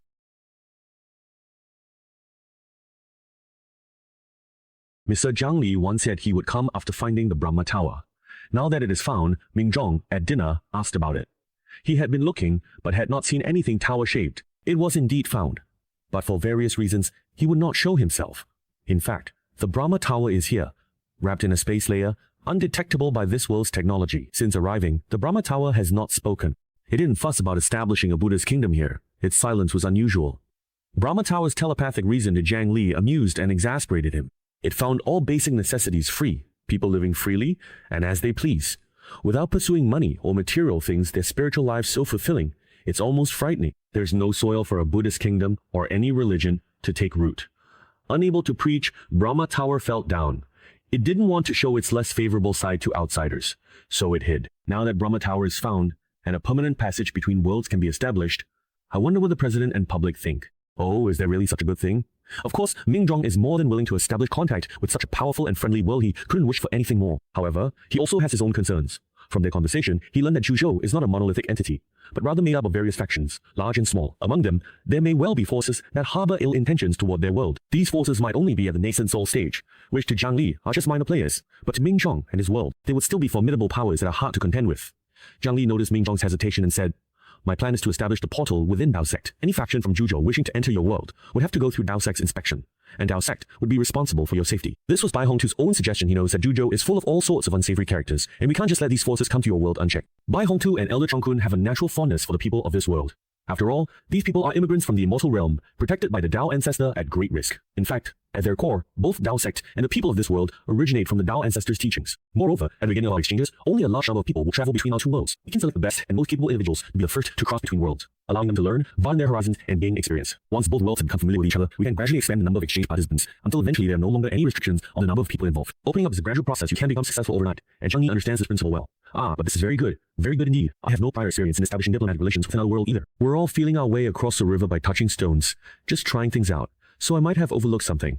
If you have thoughts, please share. Jiang Li and Zhong He had a harmonious atmosphere as they exchanged ideas. In the end, they decided to draft an agreement established in a personal capacity. But calling it personal capacity is a stretch. How could either act in a personal capacity? Every action represents their respective worlds. This was a tacit understanding between them. Acting personally allowed for more flexibility and convenience than acting officially. However, establishing an agreement between two worlds is never simple, unless Zhuzhou used its power to force compliance. The colonial agreement's content was straightforward, essentially what Jiang Li had mentioned. To ease reference, the agreement explicitly named this world the Mingjong world. This wasn't Mingjong's suggestion, but Jiang Li's. Mingjong, half reluctant and half pleased, couldn't stop smiling, and agreed to use his name as the world's name. What an honor even if Mingjong himself hadn't sought it. He was overjoyed. After Bai Hongtu learned the agreement's contents, he quickly gathered the elders to announce the decision. After discussion, it was decided. Elder Wang, Elder Li, and Elder Su, the three of you will stay in this world for now and study for 2 months. After 2 months, 3 other elders will replace you. Bai Hongtu selected 3 elders, each skilled in different areas. The 3 elders beamed with joy. This world fascinated them, with marvelous technologies dazzling their eyes and sparking new ideas. The other elders sighed in disappointment, already scheming to secure a spot for the next round. Mingjong went to find Bai Hongtu. They hadn't fully decided to make the Kyushu incident public, so Bai Hongtu warned the elders staying behind to keep a low profile. I need to remind you of 3 points. You are here to learn and exchange, not to show off your skills. Most people don't know about the Kyushu incident. If you spend a night outside, don't go around moving mountains and filling seas or creating phenomena this world can't explain. Don't cause trouble for President Mingjong lit a few dozen mountain swap places, that's all. Is that not allowed? This elder is highly skilled in feng shui. In Kyushu, he'd often alter the landscape and change feng shui flow. He's the greatest enemy of the Kyushu map. Now, he wants to try it here, to see if feng shui works and what differences there might be. No, it's not allowed. Even if moved back at night, it's still not allowed? Number, I'm skilled in illusions. I can trap millions in an illusion, guaranteeing no one sees me use magic. Clearly, this elder is very confident in his illusion skills. Number, I want to engrave runes on the makers to enhance them. Pay attention. Don't worry about power. Really, at most I'll only engrave runes on 100,000 mechas. Number. He feels that these 3 elders are absolutely determined to stir up trouble in this world. Sorry about that. Our elders here tend to have wild ideas. Please don't take it too seriously. Ha ha ha, not at all. Mingjong quickly replied, sweating coldly. Is this an exchange or a study session?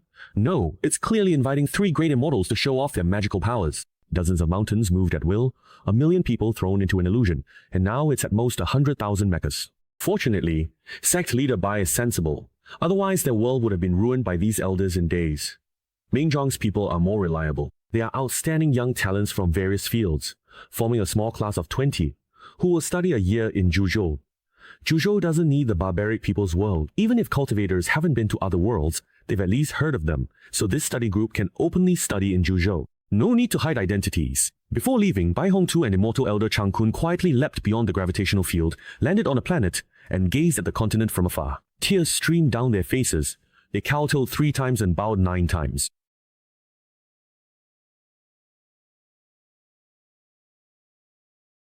strict. In early July of 4804, the Sanming Middle World held a welcoming ceremony at the hospital to greet the human emperor of Zhuzhou, who traveled a great distance to visit. Extra! Extra! Fresh off the press! Tianji News! Who wants a paper? Here you go, sir. Take one! The Tianji News is a news service from the Tianji Tower, aiming to show they are the largest intelligence force in Zhuzhou. The newsboys aren't just hired kids, they are official disciples of the Tianji Tower. So, don't be fooled by how respectful the newsboys are. In fact, their cultivation is higher than most cultivators. May I Go ahead and buy it. You definitely won't regret it. This time's content is no less impressive than the Zhuzhou conference from a few years ago. And it's even more interesting. Upon hearing this, the person's eyes lit up, and he quickly bought a copy. The Zhuzhou conference from a few years ago was the headline article in the very first issue of the Tianji News, allowing countless cultivators to witness what a high-level conference was really like for the first time. After reading it, everyone exclaimed that it was eye-opening, and it became the best-selling edition of Tianji News. Why? The Qiang people and Yellow River Taoist sect members have gone to the New World. As soon as everyone heard this, their interest was piqued. They eagerly took out snacks to buy a newspaper, wanting to see its content. The newspaper seller quickly sold out all his papers. Looking down the street, it was hard to spot anyone with their head up. Everyone was engrossed in reading, curious about what the other world was like. I heard that this was the first place young Renhuang went after leaving Zhuzhou, and it was here that he found the supreme treasure, the Yin-Yang Heaven Seal. I used to think that all worlds depended on spiritual energy, but it turns out there are worlds like this where people can live perfectly well without it. Wow. This thing called a mecha looks so cool.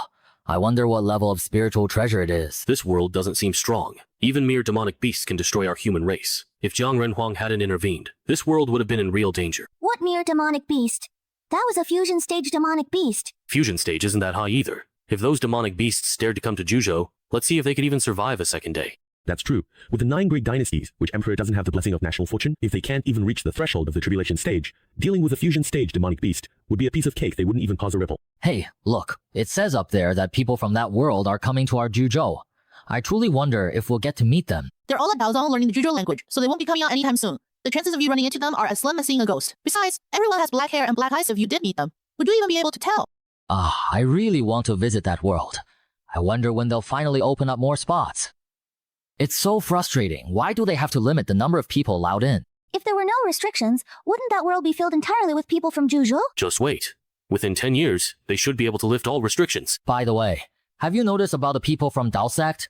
How did they get to that world? Yeah, isn't it sad that the worlds are separated by the void, and even cultivators at the tribulation crossing stage will have a hard time crossing over? Check the end of the newspaper, At the end, it says that Emperor Jiangren found the Brahma Tower, which can establish spatial passages in the 9 provinces, and can also create passages between different worlds. However, maintaining these passages requires consuming a large amount of spiritual energy. Emperor Jiangren hints that major powers should apply to him for spatial passages. The major powers are more interested in the spatial passages than the Mingzhong world.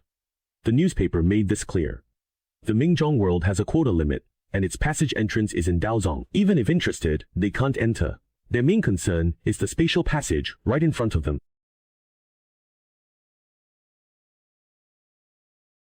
For cultivators, the expansion of the 9 provinces is good, giving them more room for development. A bigger stage. But for major empires, it's not friendly. Empires are built on military power, but maintaining them requires not just force, but also a strong economy. After tens of thousands of years, the industries have all reached a bottleneck, and domestic demand is saturated. To keep growing, they need new buyers. And those new buyers are other empires. The 9 provinces are absurdly vast. Just transporting goods to another empire can take several years to complete a single transaction. Whether it's profitable is hard to say, but it's definitely not going to make much money. Investment and return are not proportional, so no faction is willing to do it this way. All major dynasties are aware of this problem, but they can't find a solution. There's no use getting anxious. Now that they've learned about the spatial passage from newspapers, they're overjoyed. They're desperate to get their own spatial passage. Old Liu, I'm counting on you for this. Your Majesty, rest assured. Leave the spatial passage to me. He nodded reassuringly. Of the 6 commanders, Commander Liu was the least warrior true model. Soon, major powers would come to Renhuang Hall to compete for spatial passage entrances and exits. Their setup would depend on what each power offered. Even if Zhang Li didn't need resources, he had to consider his subordinates. A portion of what major powers offered would also go to Mount Sumeru, since the passage was established by the Brahma Tower. To mediate between various powers and select the best, Commander Liu was experienced and highly skilled. Zhang Ni decided to leave this matter in his hands. After leaving Renhuang Hall, Zhang Ni planned a trip to Great Sui. Just days ago, the system issued a new mission. Could he obtain connection coordinates? You can obtain them in future mission rewards. Please be very patient, dear host. This reinvigorated Jiang Li, giving him new hope for the system's missions. Although the quest to find the fragments of the Ascension Ladder had begun, Jiang Li still had no idea when he would be able to collect all the pieces. Filming, that kind of situation definitely won't happen. It's everywhere on the streets. Might as well try both paths. Maybe I'll be able to find the coordinates to the Immortal Realm first, and then I won't have to go around collecting fragments. Mission released. After graduating from the Great Zhou Imperial Academy with top honors, you also reached the Golden Core stage, making you highly sought after by many factions. Among them, the Great Zhou royal family even hopes you will marry into their family. However, you feel it is too soon to join any faction, so you turn them down. Inspired by a desire to travel the 9 provinces, you wish to journey across the land, experience the local customs and cultures, and broaden your horizons. After arriving in the Great Su Dynasty, you hear that the Sword Tomb is about to open, so you enter the Sword Tomb. Many swordsmanship prodigies look down on you, believing that students from the Imperial Academy of the Great Zhou only know theory and don't understand swordsmanship, telling you to go back to where you came from. You must pass the Sword Seed's trial to reach the final stage, gain the approval of the Sword Spirit, and have the Sword Spirit leave with you. This Sword Seed quest cannot be abandoned. Quest rewards: Soul, Nurturing Ring, and a Broken Sword Dao artifact. Martial skill, Great Strength Cup Opening Hand.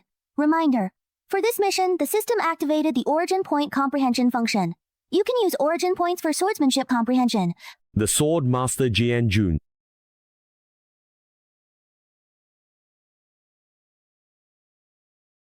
In the 9 provinces, Jian Jun, a little-known 7th Tribulation cultivator, was the revitalizing ancestor of the Sword Pavilion. The Sword Pavilion was in decline, with a talent shortage and no successors. Many sects wanted to annex it, and even Huangchao, its location, sought control. At this critical moment, Jian Jun emerged. Then, one day, Jian Jun suddenly disappeared. All that remained was the mysterious Sword Seed. Some say Jian Jun became an artist, leaving a stroke of fortune in the Sword Tomb, waiting for a destined person to unlock it. This happened 4 millennia ago. 5 centuries ago, Jiang Li in Shanghai was only at the Golden Core stage, unaware of his sword talent. It just so happened that he heard the Sword Seed of the Great Sui Dynasty was about to be activated, so he entered the Sword Tomb to investigate. There, he met Bai Hong Tu, who wasn't even a traveling disciple of the Taoist sect. In the Sword Tomb, Zhang Lin discovered that his swordsmanship was a complete mesh, could only manage to learn a single new sword move. This was a setback for him. Jian Jun's soul differs from a remnant soul or lingering will. The system is precise in its wording and would not err. A soul means the 3 souls and 7 spirits are intact. It seems Jian Jun didn't disappear, but encountered a mishap during cultivation, his soul leaving his body. Soul separation and death are different concepts. Soul separation means the soul leaving the body, but he is still alive. He can return to his original body, or he can seize another body. Death, on the other hand, means the soul enters the underworld, reincarnates, and there is no possibility of body snatching. Since Jian Jun's soul still exists, it means that as long as we find him a body, he can be revived. There aren't many people in the tribulation crossing stage in Zhuzhou, so saving one is a gain. Zhang Yi sat at the tea stall, drinking poor-quality tea, waiting for the Sword Seed to awaken. He unintentionally overheard 2 young cultivators talking about him. Did you hear? The Sword Seed is about to awaken. The Sword Seed refers to the one that started with Zhang Renhuang's hairline. Besides this structure, what else could it be? The more Jiang Lin listened, the more something felt off. When did he ever rise to fame from the Sword Tomb? He studied at the Great Zhou Imperial Academy, then went to the Tao sect to learn Taoist arts. He never made his name at the Sword Tomb. Excuse me, why do people say Zhang Renhuang rose to prominence at the Sword Tomb? You don't know? Everyone knows Zhang Renhuang gained swordsmanship insights in the Sword Tomb. 3,000 dueling swords bowed beneath Zhang Renhuang's feet at the Golden Core stage. From then on, Zhang Renhuang soared, killing anyone in his wayman or god. With a point to the sky, he unleashed a rain of arrows that blotted out the sun, gleaming sword tips aimed downward, a terrifying sight. Huh? Jiang Lin was full of questions. Are we talking about the same person? As far as I know, Zhang Renhuang's talent in swordsmanship is pretty average. He only knows 1 new sword move. How is that possible? Jiang Renhuang is such an extraordinary figure. How could he know 1 sword technique? You believe that rumor? I stopped believing those kinds of rumors when I was 5. But have any of you ever heard of Zhang Renhuang using any other sword techniques? Zhang Renhuang's first sword. How could there be survivors? Everyone witnessed his first sword is dead. Just like 100 years ago, Zhang Renhuang, alone with his sword, wiped out the demon lair. Though no one saw the process, when checked, a demon leader was not in the lair all dead. The space was shattered, and sword energy crisscrossed. If that doesn't prove it, what does? Is it possible just maybe that the shattered space was caused by Renhuang, but the sword energy was from the demon lords? Absolutely impossible. Zhang Renhuang wasn't just exceptionally talented in the way of the sword. In the Tao of Pills, no one could compare to him either. Even Su Wei, a notable figure from the alchemy peak of the Tao sect, couldn't match him. Ah, yes. I heard Jiang Renhuang could use heaven and earth as his cauldron, all beings as fuel, and yin and yang energies as fire to refine the Ascension 8-9 pill. Oh, come on. If you all keep spreading rumors like this, it'll be really hard for me to ask Su Wei for pills in the future.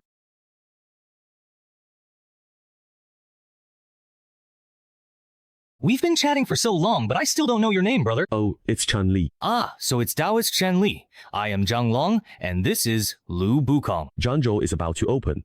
We were thinking of going to try our luck. Taoist Zhang Li, what do you think? I do indeed need to go to Zhangzhou. Great, we can go together and look out for each other along the way. On the road, I can tell you more about Jiang Renhuang. Zhang Li felt the latter half was the real reason. Lu Pukong nodded. As Zhang Li was about to agree, she noticed familiar faces, politely declined. Master, the sword trial is about to begin. Should we try? There's no harm in giving it a try. But I heard that only cultivators below the Golden Core stage are allowed to enter the sword tomb. The two of you can go in.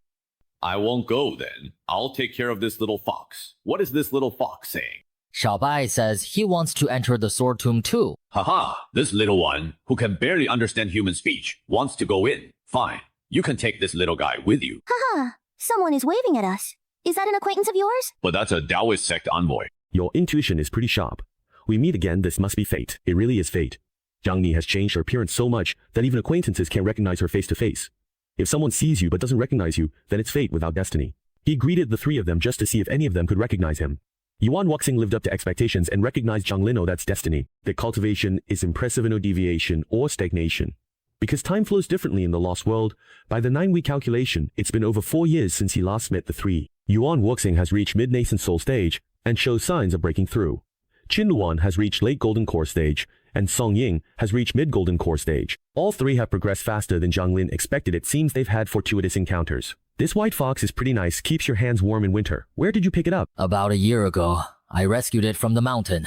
Little White was being chased by a wild boar. I killed the boar mainly for pork and saved Little White. Since then, I've been raising it. Little White is gifted at treasure hunting.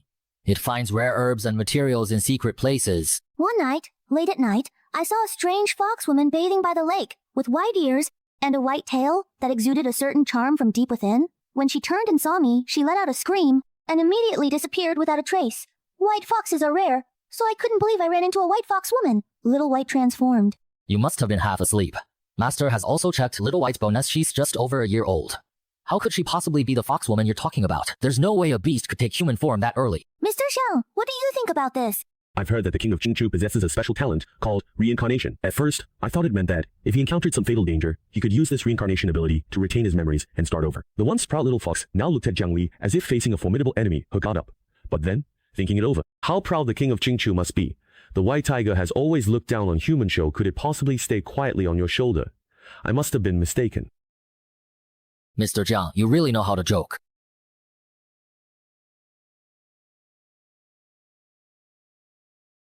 Li Fugi, going to Sword Tomb too. So am I. Got here, ran into good opportunity. What? Li Fugi? Call me Keisha Daozi. I've been squatting here for more than half a year just to finally wait for the sword tomb to open. And you, lucky guy, just arrived and ran into it right away. A group of people walked over from the front and accidentally bumped into Song Ying. Watch where you're going. Can't you see the road? How is that reasonable? You bumped into us, yet you act like you're right. The little fox on his shoulder also bared its teeth at the other party. These are people from the Wu Wei Alliance. Don't be stubborn and go head-to-head with them. Wu Wei Alliance? What's that? It's the largest organization in Great Su, formed by many sects. Each sect has a nascent soul master.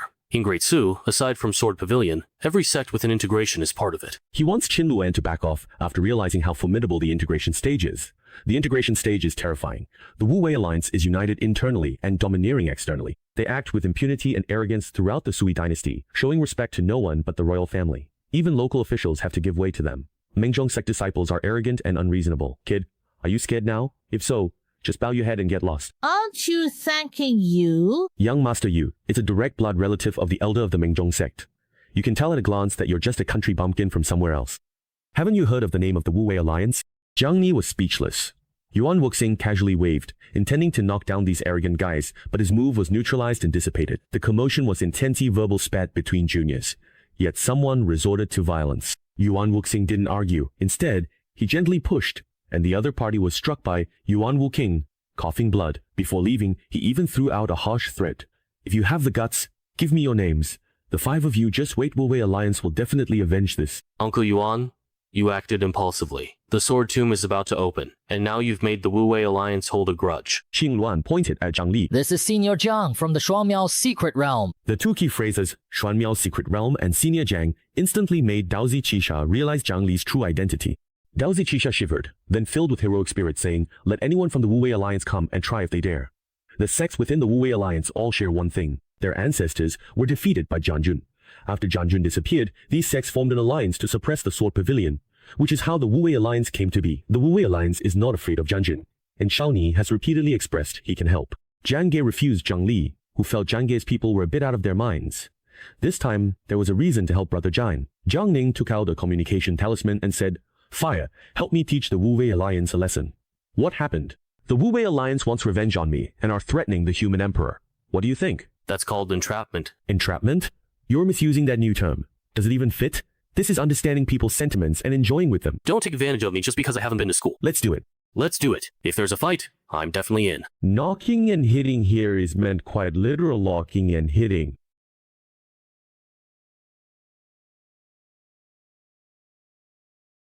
Xuan Mingzi, why did we run? You embarrassed me. The sword seed is about to open. If you take me back, we'll waste time and miss the chance to enter. The other side is definitely a prodigy. Their combat power is way too strong. I'm no match for them at all, and it's clear they don't take us seriously. If I hadn't taken you all and run, I'm afraid the one's getting hurt. Wouldn't have been just me alone. Xuan Mingzi and Yu Xiao reported this matter together to the Patriarch and Xingchen, and upon hearing it, Xingchen became furious.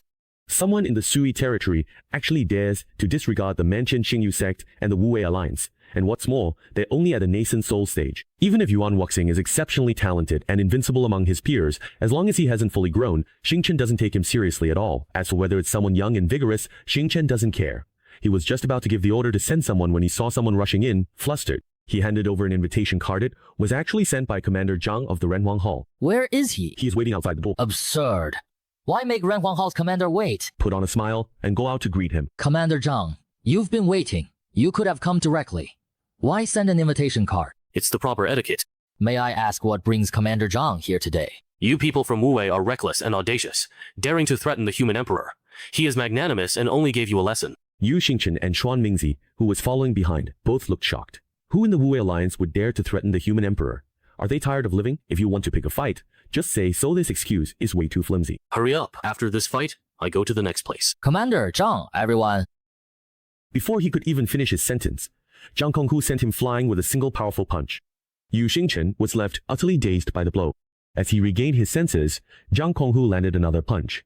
He realized even among fusion stage cultivators, strength varied greatly. Beaten by Zhang Konghu, Yu Xingchen coughed blood. Zhang Konghu finished and left. Not forgetting his lines, he sought the next group. "Ancestor, are you all right?" Threatening the human emperor, what a casual excuse. Yet, they use such an excuse to attack. This clearly tells us the Renhuang Hall doesn't play by the rules, so what can you do? The human emperor warns us. We don't play fair, and will bully those weaker than us. Renhuang Hall doesn't play fair and will bully us. The only reason Renhuang Hall hasn't moved until now is because he's being reasonable. This is to let us experience what it feels like to be weak. Sigh. Mantian Xingyu sect should restrain themselves. Remember to be more polite from now on. So this time, about the matter of the universe. He was being unreasonable himself. Does he really think he's in the right? Tell him to behave himself when he's out and about. Maybe even the human emperor found him annoying, and send someone to put our Wu Wei alliance in check. Make him do hard labor for 3 years. Forbid him from leaving the sect. Keep him away from women. Give him plain food, and have him reflect on his actions. If I hear that he's still acting as he pleases, I'll break his legs myself. Xuan Mingzi responded and withdrew. Similar scenes played out across the Sui Empire. Overbearing sects no longer dared to bully others by relying on power.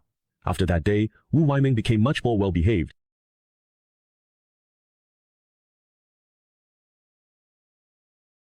Hey, Wu Wei Alliance member? They bumped into me, apologized. Why so well-behaved? Everyone from the Wu Wei Alliance has become like this. Are you going in? Yuan Wuxing was startled. How could he go in when he doesn't meet requirements? I don't want to. Your swordsmanship is extraordinary, but I have no sword skills. Entering would be pointless for me. I'd better not. I'll teach you a divine technique. The sword seat is the grave of swords. Broken swords are everywhere, as if two armies of sword wielders have clashed. The army's corpses are gone, leaving only endless sword energy. Here, sword energy is chaotic, rampant, flying everywhere. If you're not careful, you'll be cut. That is the sword Dao Stele. In the sword tomb, the most striking thing isn't the broken swords, but the 12 towering stone stelas reaching into the clouds. These stelas are pitted and weathered, not from wind and rain, but worn down by sword energy.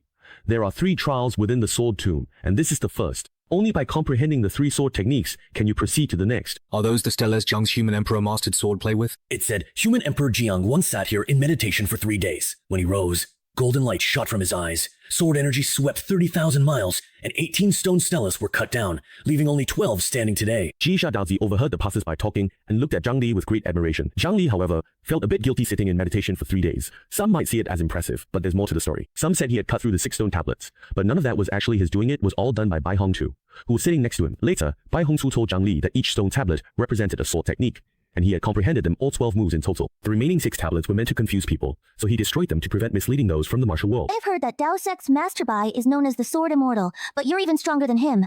That would make you the Sword Immortal among Sword Immortals. Sword Immortal's immortal. Zhang Li gently patted Qin Luan's head with a kindly expression. Ah, what a good child. It's just a pity you have a mouth like that. Go try under the stone stele. See how many moves you can comprehend. If you can grasp 5 moves. I comprehended 10 moves. I also comprehended 10 moves. I almost figured out the 11th move. Same here. As a result, only Zhang Li did not meet the requirements for the second trial. The 3, along with 1 pod, were teleported away. Zhang Li was left alone. She curled her lips, tore open space, and followed in their direction. This was when Zhang Li saw the second trial. Identical components stuck in the ground like tombstones. These dull gray pieces showed no sign of their grade, and didn't even seem like components, but rather were forged from recycled iron. Dong Ying, wielding an ordinary sword, pulled out one of the blades. The sword's appearance changed dramatically, shedding its plainness and revealing its true essence. It turned out to be a component at the level of a magical artifact. This was already good for Song Ying. However, a magical artifact component wasn't the best available. Song Ying tried to pull out another, but found this sword seemed one with the earth, making it extremely difficult to extract. Bit by bit, inch by inch, the little fox picked a sword, hugging the blade with its tiny paws and slowly pulling it out. It was a magical weapon, more advanced than Song Ying's. The little fox was not satisfied with her sword. She felt she should at least be able to pull out a Daoqi level sword. Unfortunately, she encountered the same situation as Song Ying, and couldn't pull out another weapon. Everyone here could only draw 1 sword. Zhang Li said this as he casually pulled out a sword that was just a step away from being rusty scrap metal, feeling embarrassed. He tried to put the sword back and pull out another, but met tremendous resistance, pulling out both the sword and a chunk of earth. The spiritual sword shed its mundane appearance, revealing its true form, but only halfway. Sigh, this doesn't seem right. This probably doesn't count as drawn. He forced it back in, and it returned to its unremarkable look. Sorry, it changed back by mistake. Are you really going to force me to use my full strength?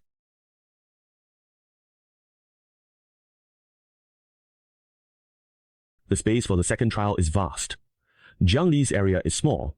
Others are far. Without witnessing Zhang Li's miraculous actions, people occasionally obtain spiritual or Dao-level artifact components by chance. Those with deep affinity receive Dao artifact components. Those with lesser affinity get spiritual artifact components. And those with no affinity at all end up with rusty swords barely above scrap metal. Many others entered with Qin Luan and the rest. All wore smiles they could hardly contain, clearly indicating they gained a lot. Ha! A Dao-level artifact component? Mine is also a Dao-level artifact component. Mr. Jiang, could you take a look and tell whose component better quality, mine or his? Qiluan's component is a slightly better quality than yours. Both components you have are top grade. Legend says, during the nascent soul stage, Jianjun once used dual swords. These should be Jianjun's male and female twin serpent swords. Yours is the female sword. Qin Luan's is the male sword. When your female sword comes into contact with Qin Luan's male sword, it loses its effectiveness. Moreover, the twin serpent swords only display their true power when wielded by the same person. Only then can they unleash their greatest power. If used separately, their power is reduced by 60 to 70%, or even more. At this point, Qisha Daozi felt a strong sense of defeat. Although he was very unwilling, he could only hand the sword over to Qin Luan. After all, his was the female sword. However, Qin Luan refused, and instead handed the male sword to Qisha Daozi, saying, Qin Luan, are you insulting me? Your mind and body seem to be quite out of sync. Mr. Jiang, actually, before I encountered the male sword, I felt that there was another sword that was somehow connected to me. It might have been the best among all the swords, but I couldn't pull it out. So I had to look for another spirit sword, and found this male sword instead. Where is that sword? It's this one right here. As soon as Zhang Li gripped the sword and tried to use force, he sensed a divine thought coming from within the sword. Fellow Taoist, please do not act rashly. A white mist emerged from the spirit sword, condensing into a human form. Dressed in white robes and boots, he was handsome, elegant, and tall like a jade tree, with a unique pride belonging only to cultivators. Just a glance from him gave people a sense of oppression, as if facing someone of higher status. That would be me. I can see that your cultivation is profound and unfathomable surely. Like me, you are in the tribulation stage. However, even so, I advise you not to get involved in this mess. This is my own affair. What's going on? 4,000 years ago, when I entered the tribulation stage, I felt grateful for the blessings of heaven and earth, and wanted to thank all living beings. So the demon sword engraved the 12 generations sword technique onto a stone tablet as the first trial. The swords I spent my whole life collecting were given to those with fate as the second trial. The third trial is myself, if anyone can meet me and pass my test. Then I'd offer them guidance and take them as my disciple, though honestly it's embarrassing to say. Who'd have thought that while I was in seclusion on the third level, I encountered a heart demon tribulation. My sword heart wavered, and with one wrong move, I suffered a crushing defeat, allowing the heart demon to take over my body. Ironically, I, the original, was driven out and ended up comprehending the sword on the second level. The heart demon is on the third level, and I used part of the rules to keep him there. If he dares to leave the third level, he'll suffer backlash from the rules. It's not fatal, but it's enough for me to seize the opportunity to defeat him and reclaim my body. This sword is the best one mentioned in the second trial, and only this sword can withstand our souls. Whoever draws it will, according to the rules, be transported to the third level. If I forcibly change the rules, the heart demon will escape from the third level, which would result in a stalemate where neither of us can do anything to the other. This deadlock has lasted for 4,000 years.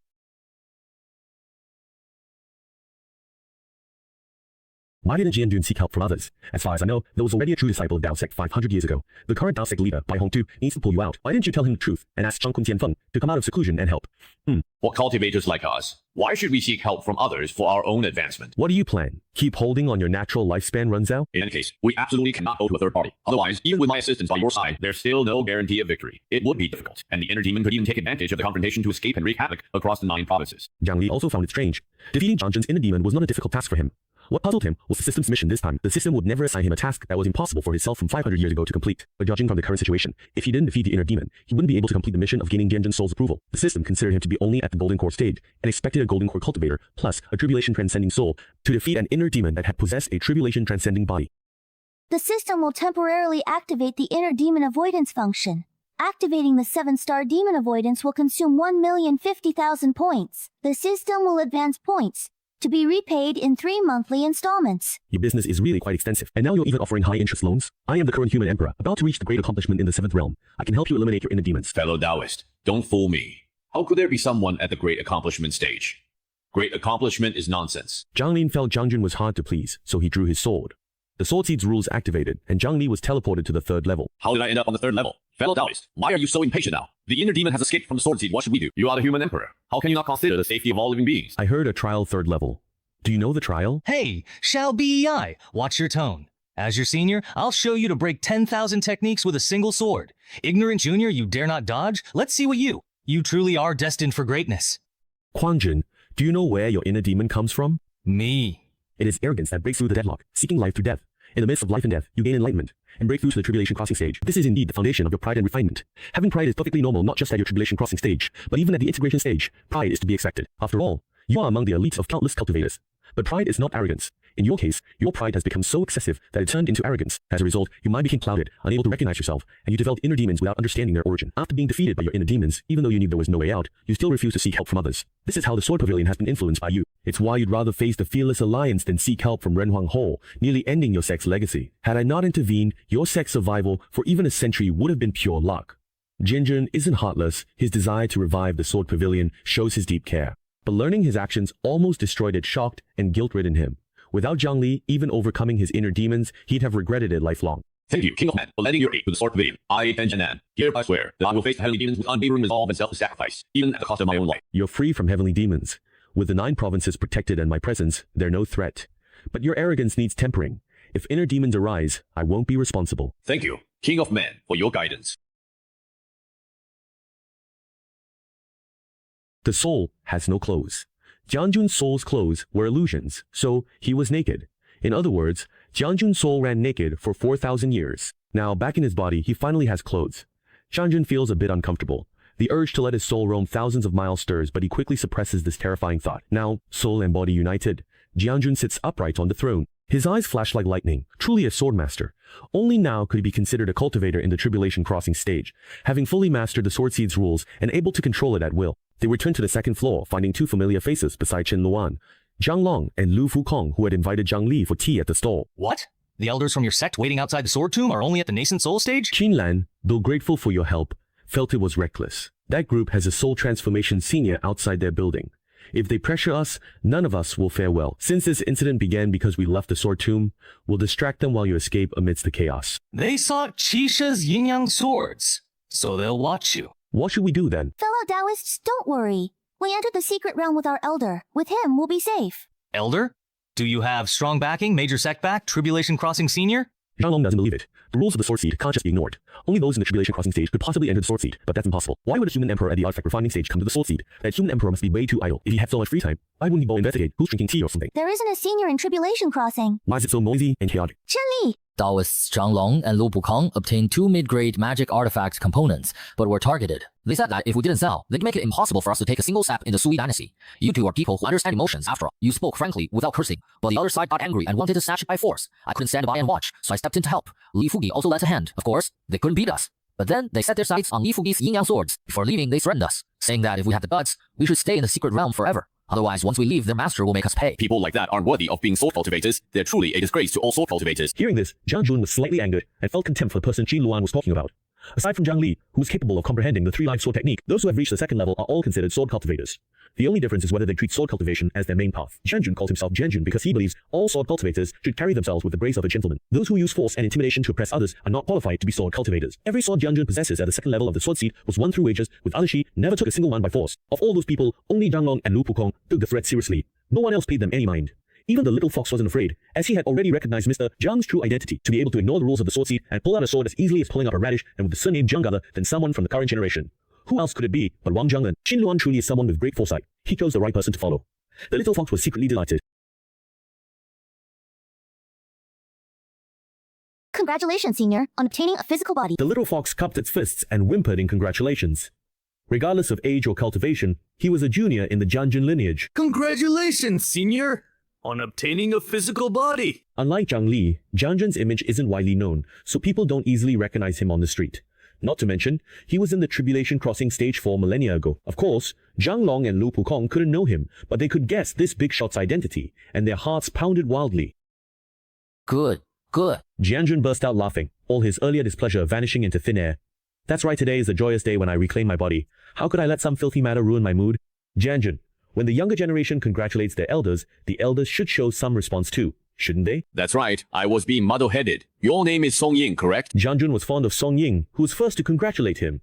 Everyone likes a clever, adorable junior. You're not solely devoted to the sword, nor do you use a spiritual one. Even if I gave you one, it would be useless. Sword energy appeared at Jiang Jun's fingertips as he curled his 5 fingers inward, forming a half-closed fist. When he opened his hand, 5 pitch-black single bowls lay in his palm. These sword pills each contain one of my 5 sword intents. Crush them in battle, and they become divine weapons. Anyone struck dies instantly. Even a fusion cultivator hit directly will be seriously injured. Jiang Jun handed the 5 sword pills to Song Ying, who treasured them greatly and carefully put them away in his gourd. These are truly life-saving treasures. Although Qin Luan has managed to turn danger into safety time and again, it's still like walking on a tightrope and never truly secure. With the sword pills, their journey will be much safer. This adorable little fox? Jiang Jun wanted to say 9-tailed celestial fox, but seeing the little fox winking, he guessed she didn't want to reveal her identity to the younger ones. So, he tapped her forehead. The path of transformation. The art of enchantment I'm not familiar with either. But I once accidentally entered you. The mark the Fox clan ancestor just placed in your spiritual platform is actually a map to a hidden place. If you have time, you can go take a look. The little fox raised its tiny paw to express thanks. Jiang Jun took the component he had and began to inscribe restrictions onto it. The component's quality gradually decreased, dropping to high-grade spiritual energy. Jiang Jun then handed the component to Qin Luan. This sword, Yunhuang, the Cloud Desolation Sword, was mine before Tribulation Crossing. It can part clouds, lay waste to heavens, change sun and moon. Forcefully activating it is like wielding a proton, hammer hurting yourself more than your enemy. I've restricted its level, making it right for your current stage. As your cultivation grows, gradually lift seals to fully unleash Yunhuang's power. Don't tarnish its name. Among Shi Jianzhong, Li Fugi, you are most devoted to the sword. You possess Sword Pavilion techniques. Are you a disciple? Sword Guard. I am a Dowsy of the Ruthless Sect. Records show founder originated from the Sword Pavilion, so we're a branch. The Ruthless Sect? So you follow the path of the Ruthless Sword. But I see that your emotions are written all over your face. You don't seem like someone who practices the Ruthless Sword. The sword path divides into sentimental and ruthless paths. Jiang Jun indeed follows the sentimental sword path. As son of the sect leader, I must cultivate the Ruthless Sword path. But I'm not ruthless, so how could I truly cultivate it? That's why I pretend to practice the ruthless sword path by day, but secretly train in the sentimental sword path at night. Who would have thought my act was so convincing that everyone saw me as the most ruthless and chose me as successor?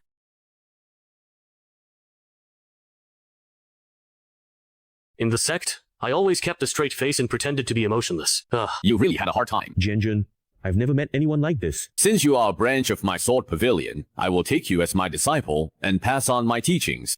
Qixia Daozi was left utterly dazed by this sudden and unexpected joy, wondering what virtue or ability he truly possessed to be qualified to become Jianjun's disciple. Master, please accept a bowl from Li Fuki. Your disciple. Disciple, quickly rise. Jianjun took out 2 small wooden tokens and handed them to Zhang Long and Lu Pukong.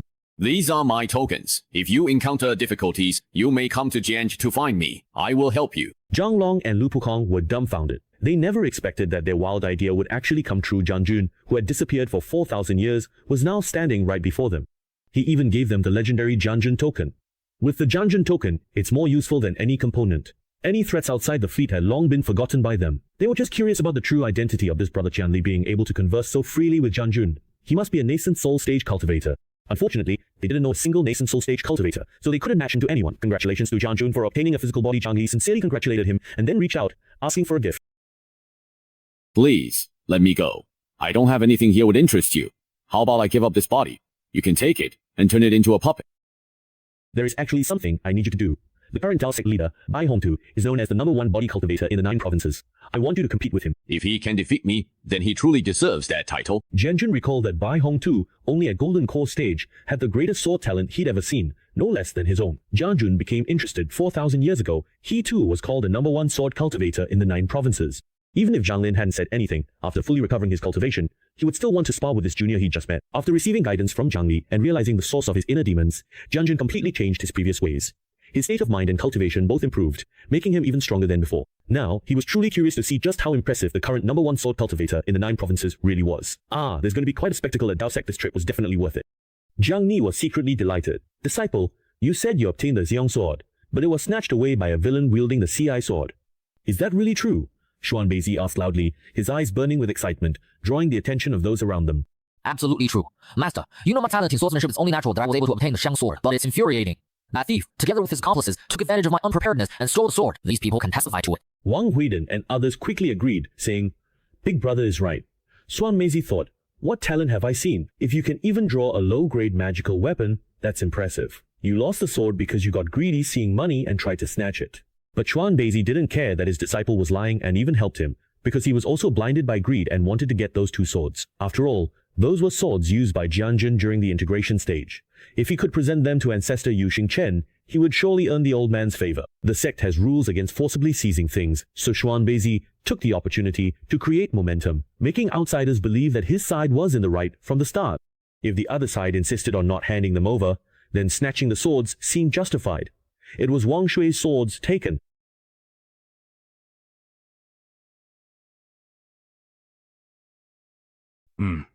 You believe Wang Zhu? Is this your first day out? Everyone knows Wang Zhu and his disciple are notorious bandits. The Sui dynasty only restricts them.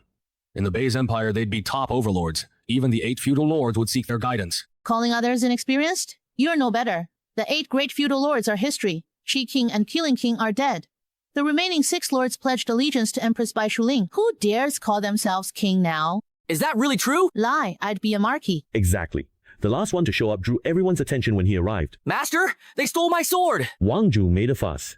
Though he expected trouble, Qixia Daozi never expected anyone would twist the truth so much and turn the accusation back on them. Utter nonsense and making trouble. Outside, you tried to steal Zhang Long and Lu Pu's swords, and now you've set your sights on Qixia Daozi's sword. Stop pretending to be victims. Let me tell you the truth. My master is a nascent soul level 7 expert. Your lies are useless. My master can tell at a glance who is lying. The crowd fell silent. No matter truth is, Xuanbei is the person with the highest cultivation here. Whether it's truth or lie doesn't matter. What matters is how Xuanbei sees it. This isn't Great Zhou, where you can report things to authorities. Officials of Great Sui don't want to get involved with someone like Xuanbei, who has the backing of the Mansion Xingyu sect. In the end, no matter outcome is, you'll end up getting into trouble. You might offend someone in the nascent soul stage. Everyone see Wang Zhu is lying. But so what? Only those with the biggest fists have real say. Master, you have to stand up for me. Seeing that Qin Luan and the others still weren't obediently handing over their swords, this gave Wang Zhu an excuse to make a move. he said excitedly. I told you, I'd make sure Master teaches you all a lesson. Wang Zhu found it strange his master hadn't acted, so he turned his head in confusion. Master? Xuan Meizi broke out in a cold sweat, her teeth chattering as shock raged in her heart. Others might not recognize Jiang Jun, but how could he not? As a mid-level member of the Wu Wei alliance, he had studied its origins. He had seen portraits of Jiang Jun. This was definitely Jiang Jun. Jiang Jun had come back to life. The very Jiang Jun that the Wu Wei alliance feared had been resurrected. Xuan Meizi even felt like killing his own disciple. This damn disciple really had some nerve to try extorting someone, even daring to extort Jiang Jun himself. He must be tired of living. But don't drag me down with you. Your disciple said he was going to make us pay, but I have no idea what he wants us to see. Do you think I look good? Shocking? An old man actually asks in public whether he looks good or not. The original headline for Tianjin News was, "Shocking. A man actually asks Jiang Jun in public whether he looks good or not." The Tianji Tower host patted his own little arms and legs. It seems they couldn't handle Jiang Jun's reaction, so they changed the headline. Later, a passerby surnamed Jiang commented the cup selection wasn't good. Jiang Jun's resurrection and return to Jiangye is a major event that shocked all of Zhuzhou. Did you see the newspaper? Jiang Jun is back. According to the Sending News, Jiang Jun comprehended the Heart Demon Festival and after 4,000 years, finally achieved great enlightenment. He united 10,000 swords into one and realized the principle of breaking all techniques with a single sword. In the end, even his master was alarmed, and with one sword, he cut down his Heart Demon. Zhang Li instructed Tianji News, so people think Jiang Jun overcame his Heart Demon himself to save Jiang Jun a bit of face.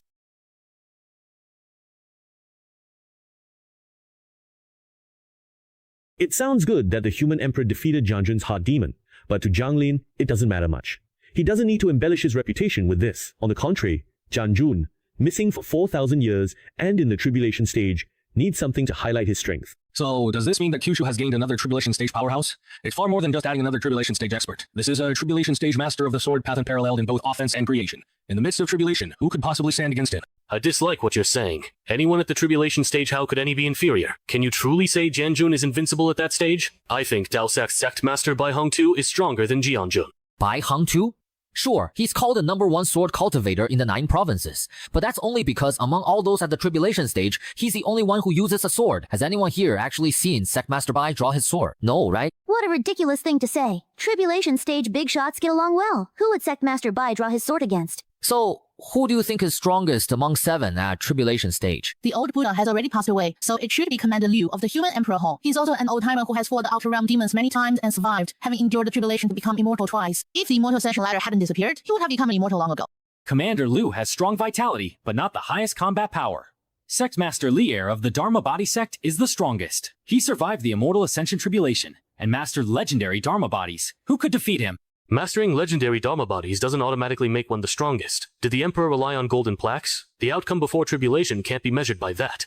Although the Moonshadow Empress is a rising star, she once competed with Emperor Jiang for Human Emperor. Even Bai and Hong Tu were no match. Now, with national power and the Rui Gourd, other Tribulation Crossing cultivators might not be her match in a fight. Why don't cultivators at the Tribulation Crossing stage just find it out?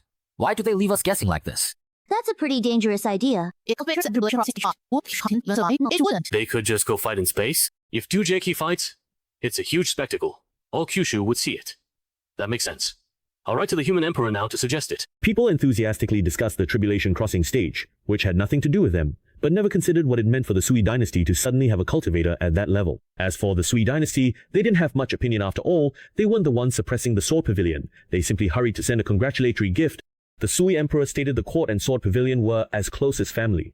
A young princess of marriageable age in the palace, and Jiang Jun accepted a new disciple. The two families could become closer through marriage. Jiang Jun flatly refused. After hearing his subordinate relay the message, the Sui Emperor was not angry at all. On the contrary, he was quite cheerful about the marriage proposal. Whether Jiang Jun agreed or not didn't really matter. What was important was to show the court's support for the Sword Pavilion. Jiang Jun had no interest in politics, and the Sui Emperor wasn't worried about his own position. Since the Sui Emperor wasn't anxious, naturally, there were others who were. The cultivators allied with them were all on edge, each one nervous and uneasy. They were all afraid that Jiang Jun would bring up old grievances. Even though many of them were at the integration stage, if it really came to a fight, they wouldn't stand a chance. Jiang Jun fought alone. Did they really think everyone was like Jiang Renhuang, able to protect themselves from a tribulation stage cultivator, while only at the integration stage? The one suffering the most was Yu Xingchen of the Mansion Xingyu sect. He had no idea what kind of luck or misfortune he'd run into, but he ended up at the Renhuang Hall, and was the first to be made an example of. Later, his disciples tried to extort Jiang Jun's disciples. Jiang Jun only gave a light punishment to Xuan Beizi and his followers, and kindly suggested to Yu Xingchen that he should take these people away. He had them sent to the Base Dynasty. How could Yu Xingchen dare refuse? He threw them into some remote mountain valley in the Base Dynasty overnight. As for whether they'd become mountain bandits or be captured by the local bandit chief, that was no longer his concern.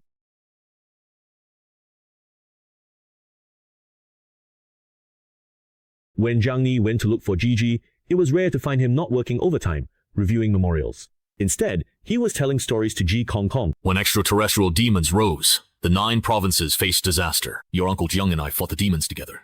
Back then, he wasn't as invincible as he is now, so he needed a powerful ally like your father, me. With the fortune of the nation upon me, I wielded the ancient golden sword and used the Tao of Time to disrupt time and space, causing the demons to lose track of time and direction, leaving them completely disoriented. I held them off for 20 breaths, giving your Uncle Jiang the chance to strike. Your Uncle Jiang just acted a bit too early otherwise. Your father could have taken care of the demons himself. Since martial tales are stories, fiction and exaggeration exist. I understand after all, in front of your daughter, you can't admit your father was overconfident, rushed in, and beaten by the demon like a dead dog for 27 rounds. If Uncle Jiang hadn't stepped in, the Zhou dynasty would have a new emperor by now. Sigh.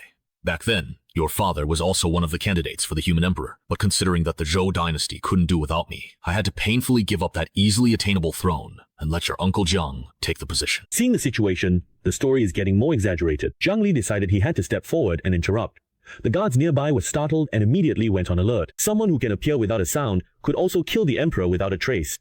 This is definitely an extremely dangerous cultivator. Ah ha ha, it's just family talk, nothing serious. You heard everything? Are you talking about expelling outer domain heavenly demons in 20 breaths, or giving up the human emperor? Uncle Jiang. Sai, Kong Kong, be good. What do you need from me? Now, the Yin Yang Heavenly Seal, the Brahma Heaven Pagoda, the Four Seas Dragon Pearl, the Stone from Other Mountains, the Giant Calligraphy, the Ruyi Guodao have been found. The only thing left is your Zhou family's ancient gold sword, whose whereabouts are still unknown. Do you have any leads? Based on the battle that day, the ancient gold sword should have entered the river of time and ambushed you from the future. However, you used the Tianhuang halberd to tear through space and time, struck him, and knocked him onto the upper reaches of the river of time. Jiang Lin remembered that when he was fighting against the many immortal energies at that time, he did indeed sense that something was about to attack him. However, that feeling was very vague. He reacted purely on combat instinct and struck something. Looking back now, that thing must have been the ancient gold sword. So, the ancient gold sword is still in the river of time just as Jiang had thought. Only by hiding in the river of time system can Gu Jinjian avoid being caught. This is actually quite troublesome. If it were in another world, he might have a chance to catch it. But in the river of time, he's truly powerless. Not necessarily. Even in the river of time, Gu Jinjian might jump out of the river and appear in another time, for example, 5,000 years ago. Or perhaps 5,000 years in the future. Who knows, maybe what we're experiencing now is already a history that has been altered by Gu Jinjian. For those who have truly mastered the Tao of Time, changing the future is not a difficult task. It's like Gigi and his clones being able to see the future and thus avoid danger. They see the outcomes of their decisions and adjust their choices. This is the Tao of Time. Extremely mysterious, without innate talent, impossible to learn. Among high-level cultivators like Jiang Li, Bai Hongtu, Chang Kun, Immortal Elder, Commander Leonone have mastered the Tao of Time. Even those with talent may not become proficient. Most of the Ji family, they've only learned it superficially, without truly understanding. Relying on their bloodline, they've grasped a bit of the Tao of Time, but it's superficial. Some haven't even learned the basics. Changing the future is one thing. Freely traveling through the river of time and moving through different eras is another.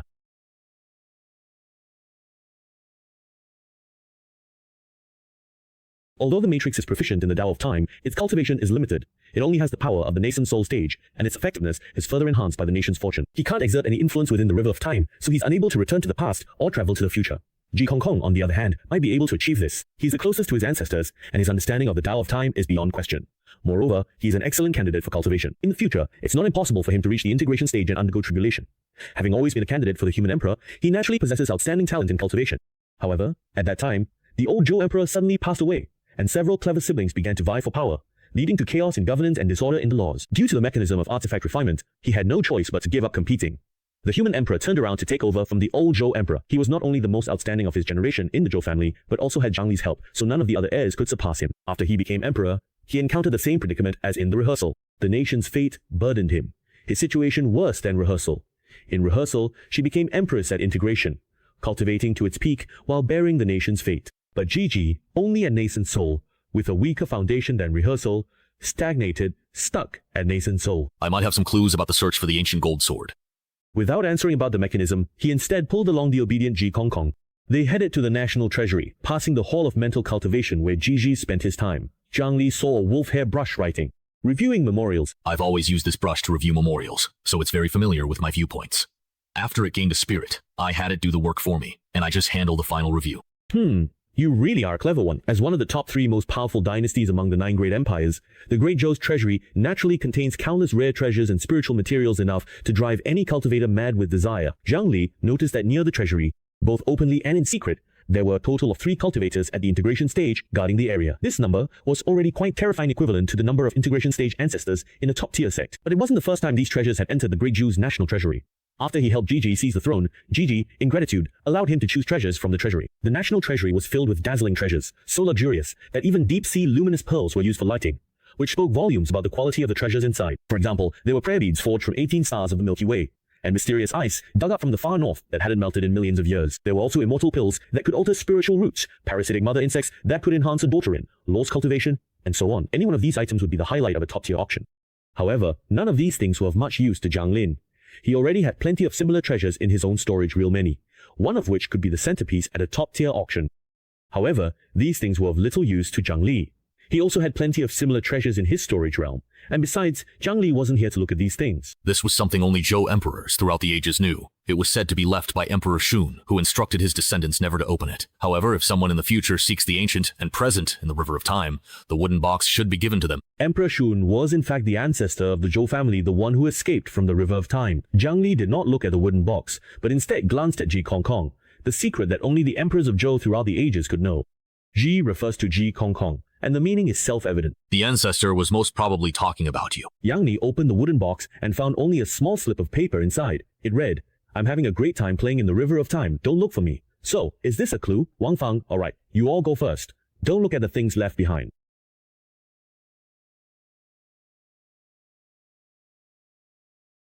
He went to the River of Time to look for him, but the Ji family ancestor had left a wooden box, leaving a message not to look. The Ji family ancestor, Emperor Shun's Gujin sword. Zhang Li speculates that during the Immortal Qi Appreciation Gathering, Gujin sword was struck into the River of Time, and after transformation, returned to the past. He became the ancestor of the Ji family. Gujin Zhen once told you that your ancestor, before ascending, left behind a retreat and used supreme magical power to forge it. Yes, the reporter doesn't know why Zhang Lin brought this up. I forged myself? Zhang Lin was puzzled. Moreover, judging from the words, it seems that in the future, I will enter the River of Time to search for the Gujin sword.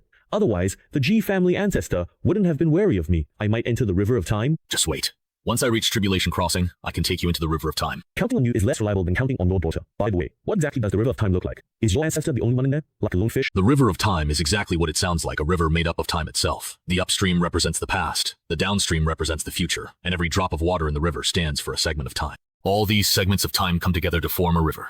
Our ancestor once said that every event in all the worlds across the heavens, all of them are manifested within the River of Time. The place where the River of Time exists is not within any particular world, but rather, it transcends all worlds. That is why the Tao of Time is the most unique among all Taos. Look, the Tao of Space does not have a corresponding spatial domain, and the Tao of Causality does not have a corresponding causal domain. There is no corresponding dream for the Tao of Dreams either. In the River of Time, there are only fish, and our ancestor was one of them. But they are no different from the fish in ordinary rivers, lakes, and seas, except that they live in the River of Time. I have no idea how our ancestor managed to produce a spiritual mushroom. This is the strange part logically. The ancestor should have known, but there's no mention in his notes, as if he deliberately avoided the topic. What could it be? It's nothing more than the yin-yang heaven, which enlightened your ancestor, Jiang Lixin thought. So, what did the box say? Did it contain a method for you to enter the River of Time? That's what Gigi really wants to know most right now. No, it didn't. Oh, I see. The reporter felt disappointed. He thought he might see an extraordinary, unconventional method to enter the River of Time. But then he immediately remembered something else. Since you have nothing to do right now, how about giving me a hand? I want to promote compatibility between cultivators and their spiritual treasures. So I'm planning a grand event for all of Zhuzhou, limited to below nascent soul stage. I'll invite major powers to observe. Participants can bring spiritual treasures, but their power must not exceed the owner's level. The base level rules are reasonable. Otherwise, a golden core cultivator with a sentient Tao artifact could sweep the competition. That wouldn't be about cultivator treasure compatibility, but just whose spiritual treasure is more powerful, completely missing the point. So what do you want me to do, participate? You actually said something like that? Of course, I'm asking you to show up and support the tournament, to make it more authoritative and convincing.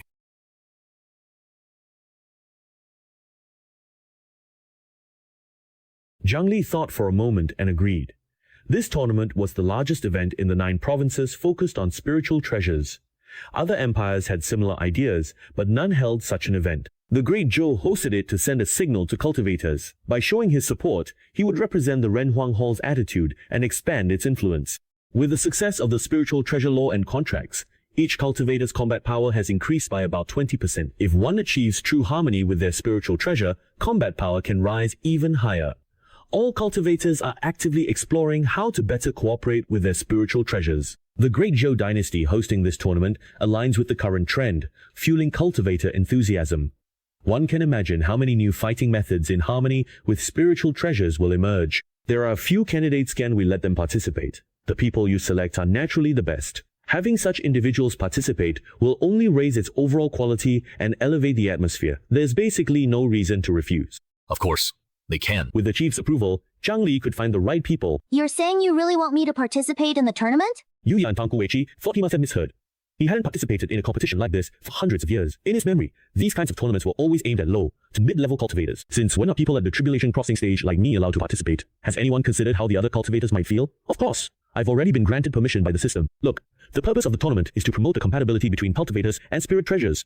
If we're talking about who has the highest compatibility with spirit treasures nowadays, it's definitely you. My master and I are perfectly in sync. No one can compare to us. The Ruyi gourd, trampled under Yu Yin's foot, loudly declared its loyalty. Yu Yin had no idea what had gotten into the Ruyi gourd. Ever since it gained sentience, it often asked me to step on it. Honestly, it seems a bit perverse. Yue glanced at the Ruyi gourd with a hint of disdain, not realizing that this very look only made the Ruyi gourd even more excited. To be honest, Yu Yun and Zhang Li have been rivals for a long time, so he knows this guy must have another motive. For a cultivator of his level to participate in the competition is bullying kids. It's easy to cause trouble. The look on his face when he realizes this will be priceless.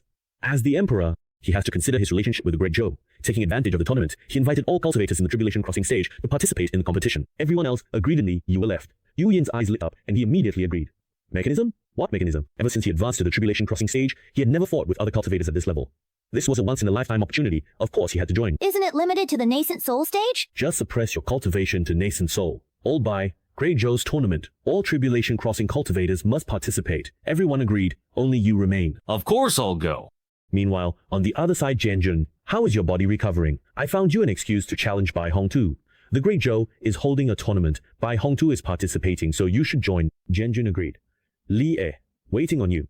Leader Liu, need to sit in the Human Emperor Hall? Forget it. Shouldn't you, the Human Emperor, sit in the Human Emperor Hall? Why make it sound like this is my job?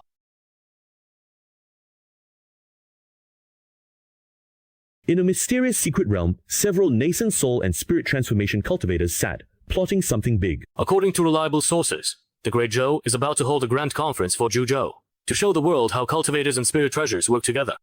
It's simply nothing more than a move to win people's hearts. Another ancestor in the integration stage snorted coldly, clearly finding everything about Great Zhou displeasing. However, his words resonated with the others, who felt he had a point. It seemed they had long harbored resentment toward Great Zhou. These few individuals came from various regions of Zhuzhou, and the only reason they had gathered here was to tarnish Great Zhou's reputation. They had always looked down on lower-level cultivators. They bullied others at will, and the disciples behaved similarly.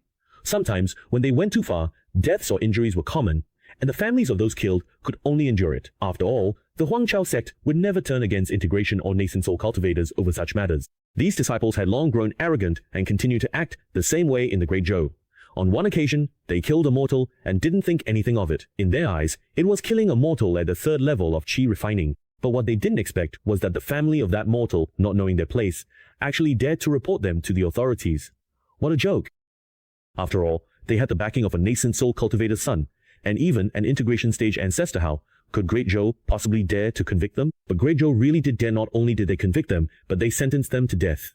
The ancestors behind these people all came forward, pleading with Great Zhou to spare them. But how could Great Zhou listen to them? They executed all the murderers. This infuriated the ancestors. Not only was it a matter of their disciples being killed, but also that Great Zhou was showing them no respect. They usually care a great deal about saving face, but they also knew that confronting Great Zhou head-on would get them nowhere, so they decided to act in secret. Taking revenge on Great Zhou Thi's grand event is the perfect opportunity. This is a golden opportunity granted. We must not let slip. This is an auspicious day, some must die, so Great Zhou loses all face.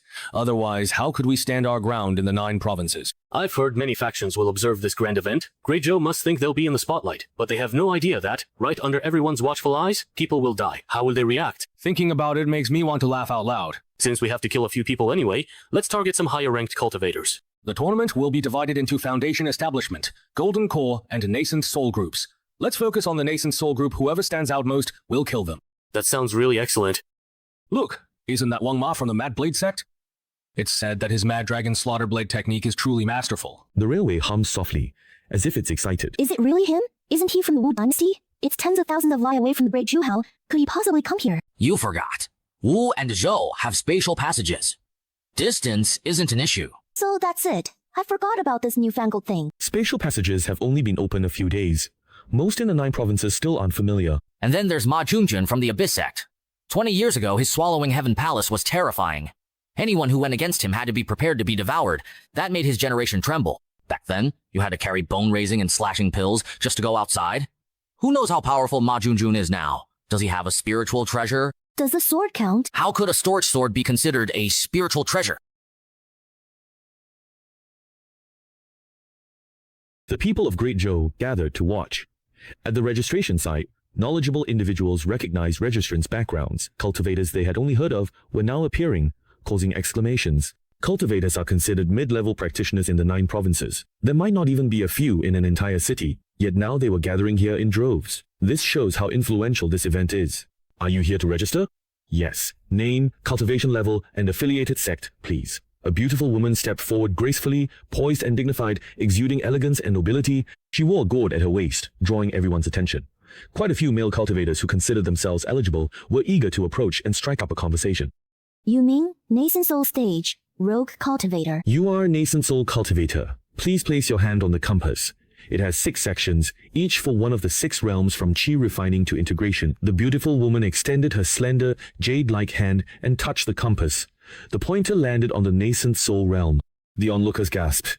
They hadn't expected this female cultivator from Maoming, appearing no more than 27 or 28, to possess such a high cultivation level. Those who harbored schemes quietly gave up their unrealistic thoughts. The compass, engraved with a sophisticated formation, revealed true cultivation levels when a cultivator placed their hand on it. Even integration stage cultivators couldn't fool it. This prevented integration stage cultivators from pretending to be lower-level cultivators. Participating in the competition and maintaining order, these compasses are extremely expensive. If it weren't for such a large-scale event, the Great Zhou wouldn't have brought them out. After confirming that she was indeed at the nascent soul stage, the official recorded the woman's identity and handed her a wooden token. This is your identification badge. Please keep it safe. With this badge, your food and lodging expenses within the Imperial City will be covered by the Great Zhou. The woman nodded without saying a word. By Tuesday, Nascent Soul Rogue Cultivator. Another person from this group stepped forward. After testing, by Tuesday was confirmed to be a Nascent Soul Cultivator. The official handed him an identification badge. Your name is really quite simple.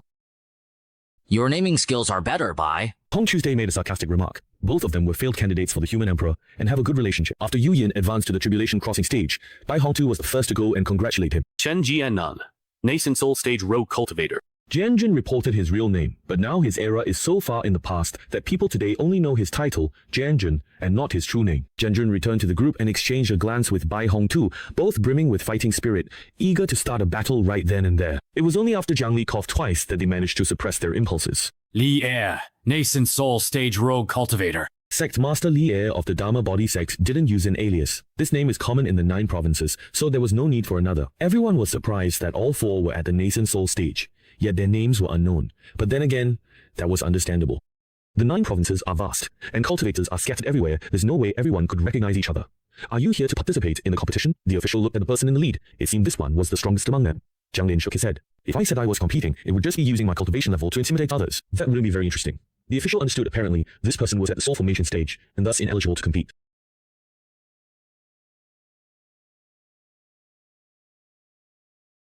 This tournament is on a massive scale, and as the best intelligence organization in the 9 provinces, Tianji Pavilion wouldn't miss this. The Pavilion Master plans a major move, creating a ranking list for cultivators of all levels across the 9 provinces. This tournament is the perfect chance to gather information, so Tianji Pavilion disciples are all over the Great Zhou Imperial City, observing cultivators participating in the event. A disciple of Tianji Pavilion noticed Jiang Li and other independent nascent soul cultivators in the tournament had become a minor hot topic. If he interviewed them, he might get featured in the Tianji report, earning him contribution points. With this in mind, he quickly walked over. Greetings, cultivators. I am Lu Kai, a disciple of Tianji Pavilion.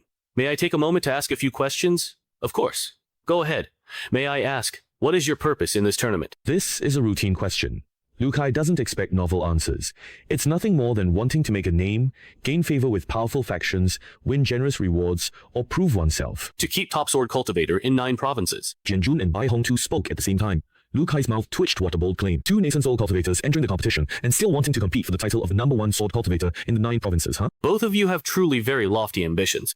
After holding it in for a long time, Lu Kai finally said this, then turned his gaze to Yu Yan. Even though Yu Yan had changed her appearance, she was still a beautiful woman. Lu Kai thought she could give a normal answer. Fight to the bitter end. Yu Yin was brimming with murderous intent. 4 Tribulation Crossing cultivators at a tournament. They're here to stir things up and turn the world upside down. Though called a fight to the death, it doesn't guarantee fatalities. For Tribulation Crossing cultivators, determining strength isn't hard, killing is. Without a huge strength gap, even a year-long fight wouldn't result in death. Causing a trouble for GG. Li Er dressed plainly, with an honest face and dark skin, looking just like a farmer.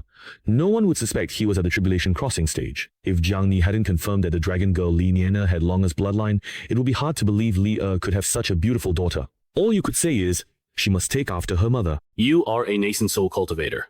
What results are you hoping to achieve by leading them to participate in the tournament? As long as they don't destroy the Imperial City, that's a success. Lu Kai chuckled. He knew formation arrays covered the entire arena. Even nascent soul cultivators couldn't break them. These cultivators participating in the tournament are just indulging in wild fantasies. The theme of this tournament is to encourage the use of spirit treasures. Do any of you plan to use sentient spirit treasures? Yu Yin patted his gourd. It swayed, making its presence known. Bai Hongtu and Jianjun didn't respond. Bai Hongtu's Luo Yu sword developed sentience. Its learning speed was astonishing, but it couldn't keep up with Bai Hongtu. After all, Bai Hongtu practiced the way of the sword for 500 years. The Luo Yu sword couldn't catch up in a few years. Bai Hongtu had Liang Qifeng forge another sword for it, while Lu Yu's sword, Gugu, won't be used.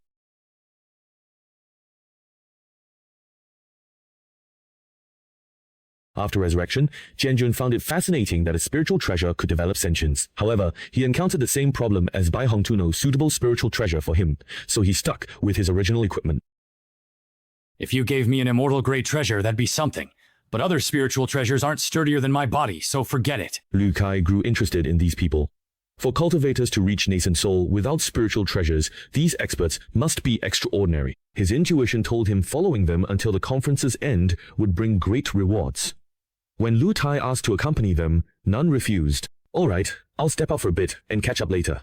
After Jiang Ning spoke, he vanished. In the Imperial City's reception hall, many powerful factions had gathered. It's been a long time for Dragon Kings. Saintess Jingxin, you're here for the Red Dust Pure Land. The Enlightened One comprehends Buddhist teachings and cannot leave. So Bodhisattva Shangshang represents the Buddhist sect. Bodhisattva Shangshang is a beautiful woman with a red mark on her forehead. She has fair skin, wears a white dress, is barefoot, keeps her eyes closed, and speaks little. It is said that she seeks to master one of the 6 great supernatural powers of Buddhism, the Heavenly Eye. Emperor Wei, Ming, Jiang, Huang, you two are here as well. I've been wanting to ask you something. I heard that a few years ago, the two of you fought above the Mengjiang Imperial City. Do you mind telling me what started it? I just really can't say. I truly can't say.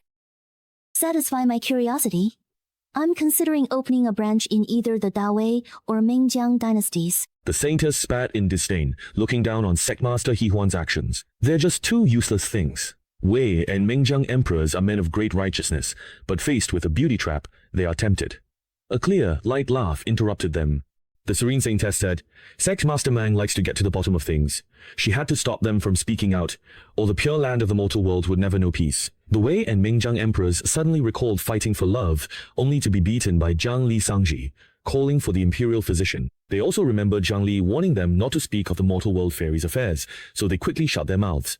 No matter how many seductive tricks the Heiwan Sectmaster tried, they were useless. The Serene Saintess likes to meddle, but I wonder if she can control human Emperor Jiang. The Serene Saintess snorted coldly. Why mind what Zhang Li? I thought you really liked her. Turns out I was quite mistaken.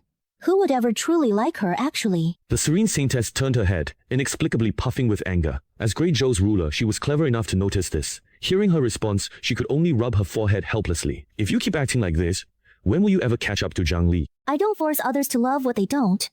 So, if I were to pursue Jiang Renhuang, the Saintess wouldn't have much to say. Meng Yuyu gracefully walked over to the serene saintess, leaned down, and very gently softly blew on her delicate earlobe. Jiang Renhua is so powerful, dual cultivation with him would surely be an extraordinary experience. I'm not joking with you. Sect Master Meng, why do you want to pursue us and yet ask for my consent? My spiritual platform is already fractured.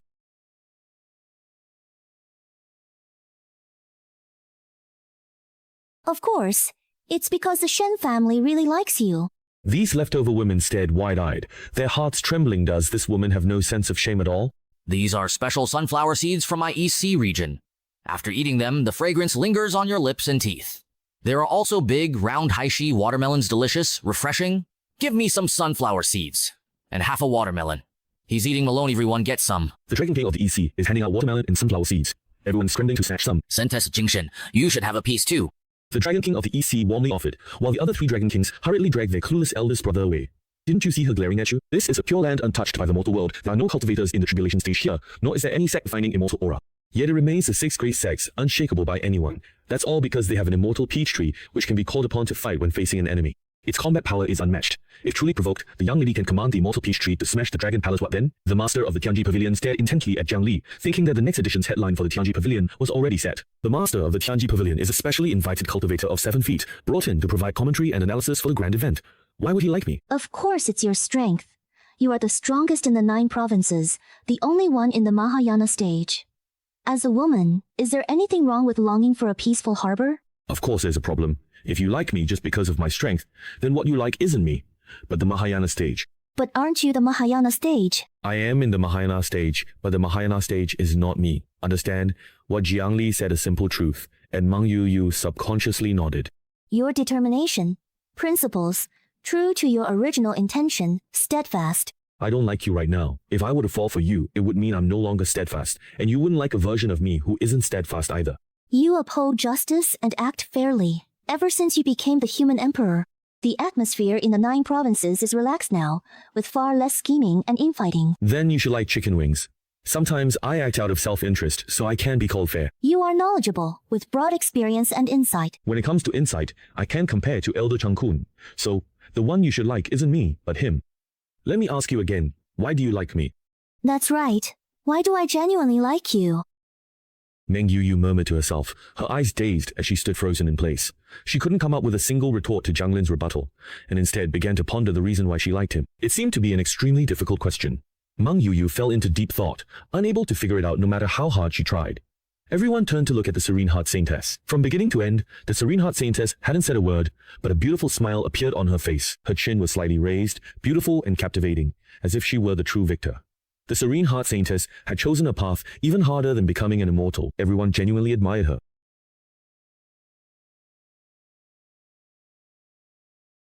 Have you found the right candidates? Don't worry, they're all outstanding talents. They'll definitely open your eyes. Ah, then I can rest assured. Originally, Gigi planned to use his double pupils to look ahead at the tournament, but after hearing Jiang Li, he felt anticipation and decided to wait patiently for the event. It's about time.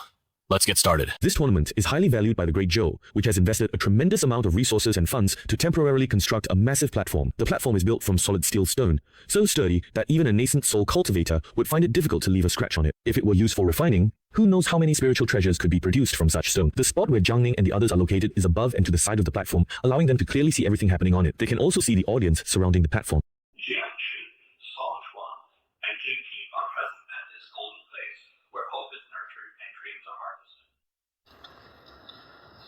This conference is open. First, on behalf of International Representative, the Zhongguang Supermarket Government, and yes, I express my heartfelt thanks. All participants are outstanding professionals, and your leadership's importance goes without saying. Moreover, through the changes brought by the treasured yin-yang destiny of the 9 provinces, our leadership has become even more effective. Our goal is to promote mutual development and benefit for all, advancing together in both refinement and speed. Sound partnership, mutual benefit, win-win for all. As Gigi spoke on stage, whether it was Jiang Ni sitting beside him or the audience below, everyone felt drowsy. Listening to Buddhist teachings might make you sleepy, but at least you gained something from it. But your speech so long and so terrible was completely useless, wasn't it? At this point, everyone started to envy Xiangxiang Bodhisattva. With her eyes closed, who could tell if she was cultivating her heavenly vision or just sleeping? They were sitting on stage, and all the cultivators in the audience noticed that it really didn't look good for them to be openly sleeping while Gigi was speaking.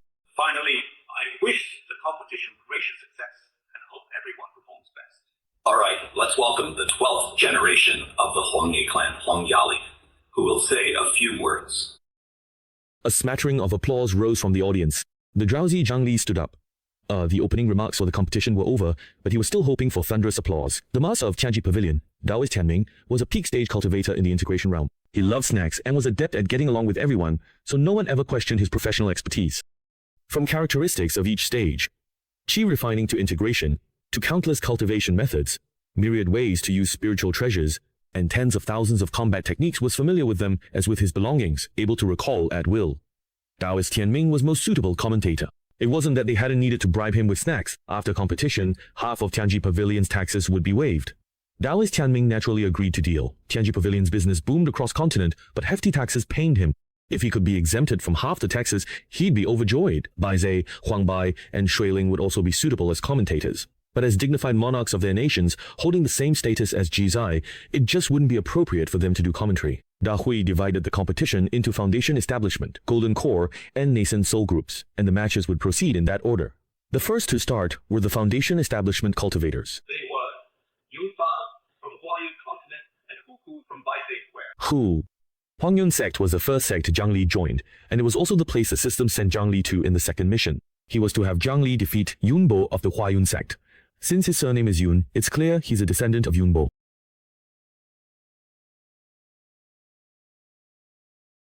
Compared to demons, humans were latecomers who eventually surpassed them.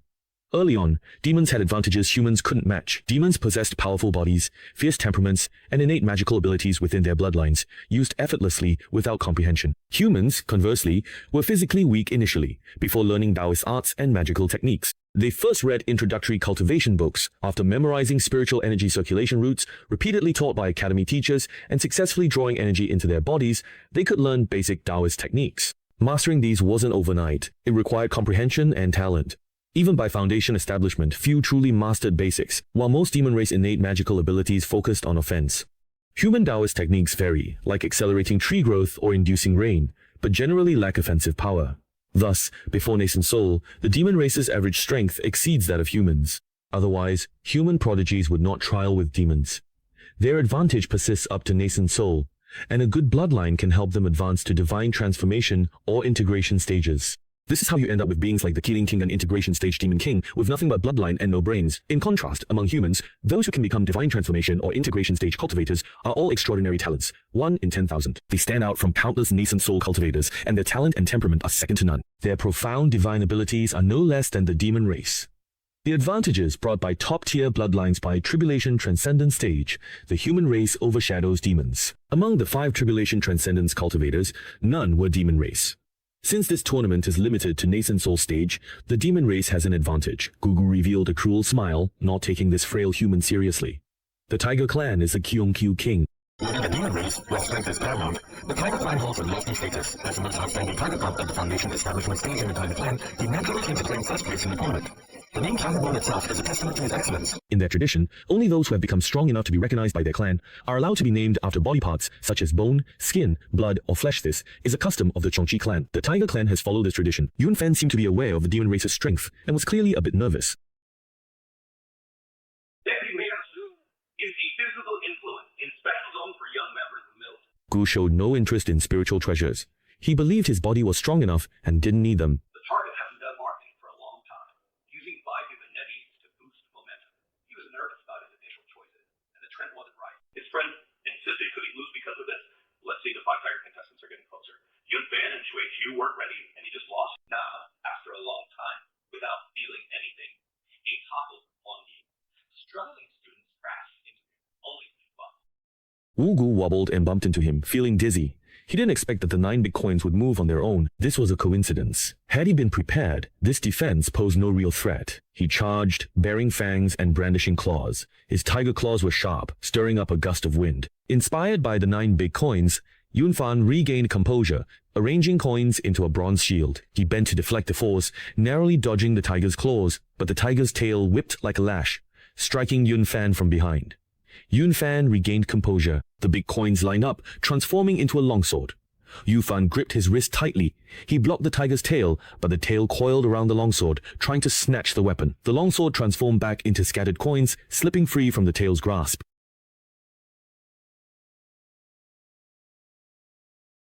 Alright, both sides are in a stalemate.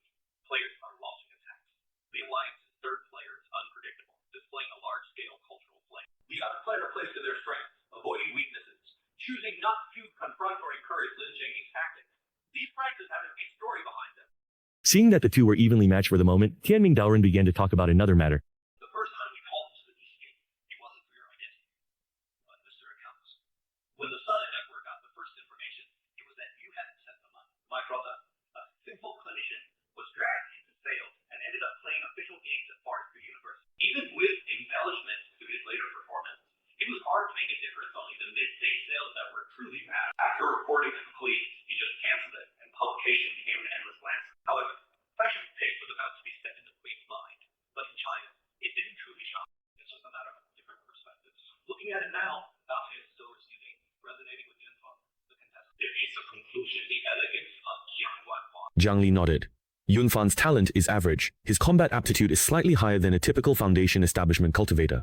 He is no match for a Demon Clan member like Hugo, but his coordination with the 9 coins is flawless. Their offense and defense flow seamlessly without the slightest pause. Even if Yunfan's thinking can't keep up and his reactions are a beat slower, the coins themselves will catch up to the rhythm and automatically fend off enemies. Fugu's brute strength had nowhere to be unleashed, and he kept laughing wildly. Soon, exhausted and unable to match Yunfan, he was ultimately defeated. In the end, Yunfan overcame brute force with skill and defeated Hugo. What a fine little tiger. But unfortunately, he's just too stubborn. The demon race takes pride in their physical strength and considers spiritual treasures to be mere tricks, refusing to use them. With the Vassal King's rebellion now history, he focused on enhancing the demon race's overall strength. Their power came from their bloodline, and that was unchangeable. Bai Xueling certainly couldn't ask pure-blooded celestial beasts to act as breeding studs, spreading their seed everywhere for more children. Yet, a not-so-bright minister suggested Bai Xueling, as Empress, should expand her harem, indulge nightly, and give birth to more little Baizi. He almost had that minister executed on the spot. Was that what Empress of the world was supposed to mean? The Dragon Palace had many spiritual treasures. Bai Xueling partnered with them to buy treasures for demon beasts. However, the demon beasts, being behind the times, resisted her approach. As a result, Bai Xueling had power but couldn't use it, which frustrated her. If this conference could awaken some demon beasts, that would be great. Beizhuang, if you don't mind, why not let us Confucian scholars enter imperial court to persuade demon beasts to use spiritual treasures? Demon beasts are savage, brainless, and lack intelligence. Even eloquent Confucian disciples can't stop them from baring bloody jaws. Their urge to eat people makes it nearly impossible for Confucianism to gain a foothold in the Beis dynasty. But if Bai Xueling were to cooperate, then Confucianism could really make a difference in the Beis dynasty. But let's discuss this later. To be honest, Bai Xueling was tempted, but she didn't agree right away. She needed to weigh the pros and cons. Confucianism could indeed teach the demon race to be reasonable, but it might also cause them to lose their ferocity. A demon beast that has lost its ferocity is like a toothless tiger, barely even a tiger anymore. That would be a loss outweighing the gain. If direct destruction is resolved, and when someone is without sovereignty, there are certain benefits to maintaining stability. The outcome could be very different from the past. Hugobone walked off the stage, dejected, his furry tiger ears twitching, his eyes faintly shining.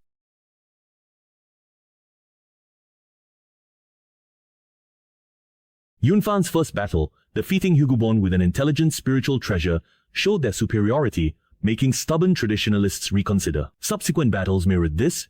Better spiritual treasure cooperation meant greater power. Even a mid-stage Foundation establishment cultivator with a good spiritual treasure relationship could defeat a late-stage one with a poor relationship. The mechanism smiled, seeing this as a good start. After all Foundation establishment cultivators took their turns, half were eliminated, moving to the Golden Core stage.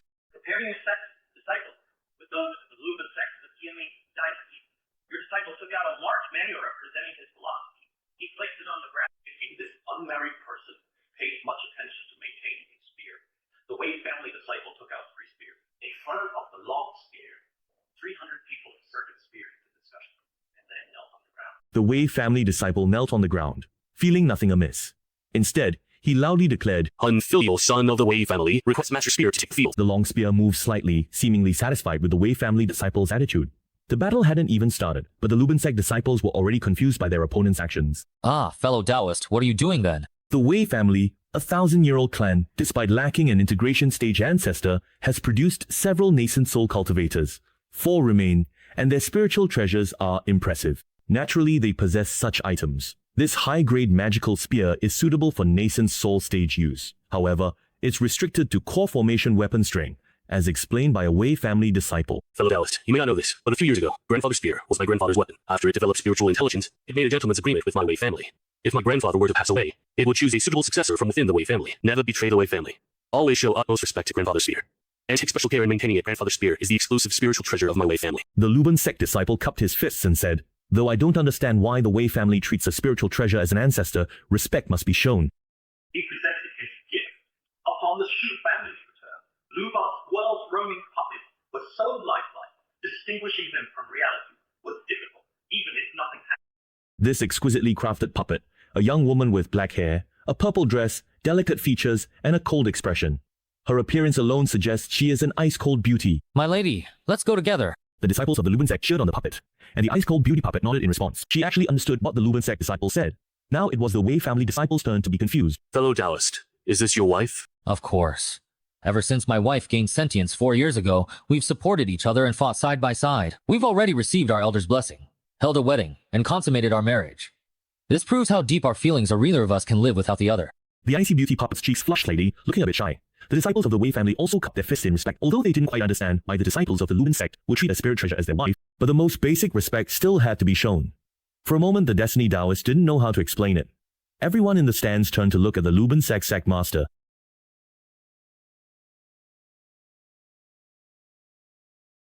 The Luban sect's sect master explained, "You all know that our Luban sect originates from the Tianyuan dynasty.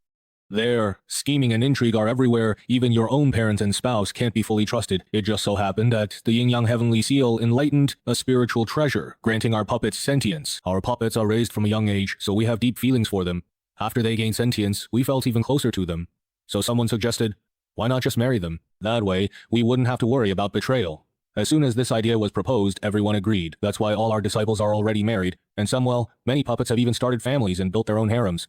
Honestly, it's pretty great. You can make your wife look however you want. If you like someone older, just change the style and make their gaze more alluring. If you prefer someone younger, just adjust the height. If you like someone with a heroic air, then..." The Dragon King EC has taken interest. "Do you have extra puppets? I want to buy one to learn puppetry. I'm really interested in the art. I'm also a bit interested." Tianming Taoist chimed in, offering everyone free information. It was he himself who suggested, why not just get married? "We Luban craftsmen never have enough intelligent puppets. I was hoping when we met sect leader Bai Hong Tu, we could ask the Yin-Yang Heavenly Seal to enlighten more puppets for us. Sigh, why don't I see sect leader Bai here?" Only then did everyone realize that while the 6 great sects and the 9 great imperial dynasties had all sent representatives to observe the conference, only the Dao sect and the Dharma Body sect were absent, and the people from the Tianyuan dynasty hadn't come. Thinking quickly, someone realized that these forces seemed to have something in common. They all had people who had transcended tribulation. Could it be? Reporter, did you forget to send the invitations? How could I? I definitely send them out. Then that's strange. Why didn't they send anyone? The quick-witted train of thought was interrupted and didn't continue. Oh, look at how cruel your Tianyuan dynasty is. There's no trust. You forced the Luban sect into marrying a puppet. Below the arena, nascent soul cultivator Bai Hongtu rebuked another nascent soul cultivator, saying, "You're blaming this on me too?" The mindset of cultivators in this era really is quite different from ours back then. Lie hurriedly said, No, the times haven't changed. The Luban sect is just a special case. Zhang Zhan was also very interested in Lie after all. This was someone who had survived the Celestial Ascension tribulation. If it weren't for the disappearance of the Celestial Ascension stairway, he would have become an immortal as well. Fellow Taoist Lie, what's it like to cross the Celestial Ascension stairway? When Jian Jun asked this, Bai Hongtu and Yu Yan stopped arguing. It's too hard. The only reason I made it through was It was pure luck. And besides, the second Celestial Ascension was tougher than the first. There's no way I could have made it through by betting on myself. Only ruthless people like Commander Liu or old Buddha Zumi could do it. I have no idea how Emperor Jiang managed to get through it 15 times. The first Celestial Ascension tests cultivators. Pass it, and you ascend to immortality. If you choose not to go, the immortal realm sends a second Celestial Ascension. That one isn't a test, it's a push, urging you to ascend quickly. Commander Liu made it through 2 Celestial Ascensions, and old Buddha Zumi survived 3, showing their power. But what puzzles Lie is that intervals between Celestial Ascensions are extremely long. Old Buddha Zumi lived over 9,000 years and only encountered 3. So how did Emperor Jiang attract so many? In the name of my grandfather, Gun Master, Go for it, my dear. Our love is stronger than gold, sharp enough to cut through metal. A battle-hardened spear clashed fiercely with the puppet. The two locked in combat. With dual focus, one side waving flags and cheering, the other circulating their golden core spiritual energy flowed endlessly, and all sorts of mysterious techniques emerged one after another. People are being scammed. Tianming Taoist hasn't said a word for half an hour, and the tournament is about to begin. The Taoist thought commentating on a first-stage cultivators match would be a piece of cake, but this he really hasn't seen before.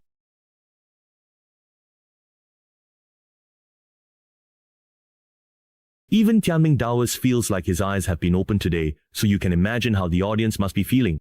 Their eyes have been opened to a new world. They never imagined the relationship between cultivators and spirit treasures could be this complex. Some treat their spirit treasures like ancestors, some like wives, and depending on the relationship, their fighting styles differ. Most cultivators and their spirit treasures are like brothers or friends. They share hardships and blessings.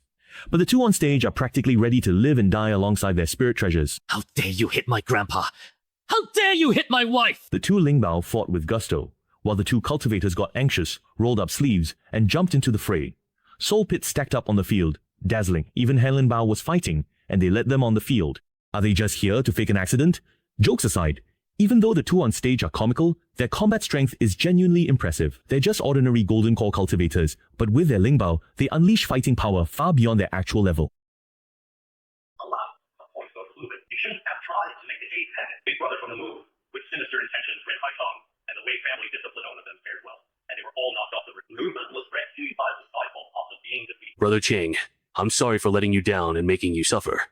Let's see the next one. With Wei and Lubinsec disciples drawing out Jade, the Golden Core artifact battle became much more exciting, far more interesting than the Foundation establishment stage. The audience saw some, unable to defeat spirit treasures, simply acknowledge them as masters. When cultivators commanding many spirit treasures entered, they immediately took out dozens. In battle, it was like dozens of Golden Core cultivators fighting at once. Opponents were quickly defeated, essentially exploiting a rule loophole. Reporters promptly established new rules to limit spirit treasures in the arena. However, this match's outcome still stands. However, this cultivator's tactic can't be used next. The audience realized this method could be used in real combat to catch opponents off guard with excellent results. Battles at the Golden Core stage also highlighted the importance of spirit treasures, and some have already started to ponder what relationship they should maintain with their spirit treasures. The first battle at Resurrection organized by the ethnic food quarter system. At that time, on Thursday, the Empress paid her respect. This person will present to everyone a medicine progress in the Wang Long technique and mutual assistance in the journey to the last online community during the third battle. The loss, environment, and the peak of the three eras needs to be overcome. The world is unpredictable and will not mature. Where the time is too early for camping 3 white rabbits to leave, the opponents know nothing. We truly don't know what kind of surprises this mysterious place will bring us, so let's patiently wait and see. Several cultivators in the tribulation stage changed appearances and suppressed cultivation. Among those present, only Zhang Li recognized them. Though Bai Hongtu changed his appearance, he remained handsome and dashing. He looked like a young, wealthy nobleman, a stark contrast to Wang Meng, who was burly and rugged like a mountain. When Wang Meng heard someone compare him to that pretty boy, he grew displeased and said, "Fellow Taoist, I won't hold back. Watch out." Wang Meng activated his blood friend and barbarian devotion techniques, causing his blood to boil and his skin to flush red hot. Wisps of white steam rose from his body as he gripped his broad blade, looking utterly invincible. Hot.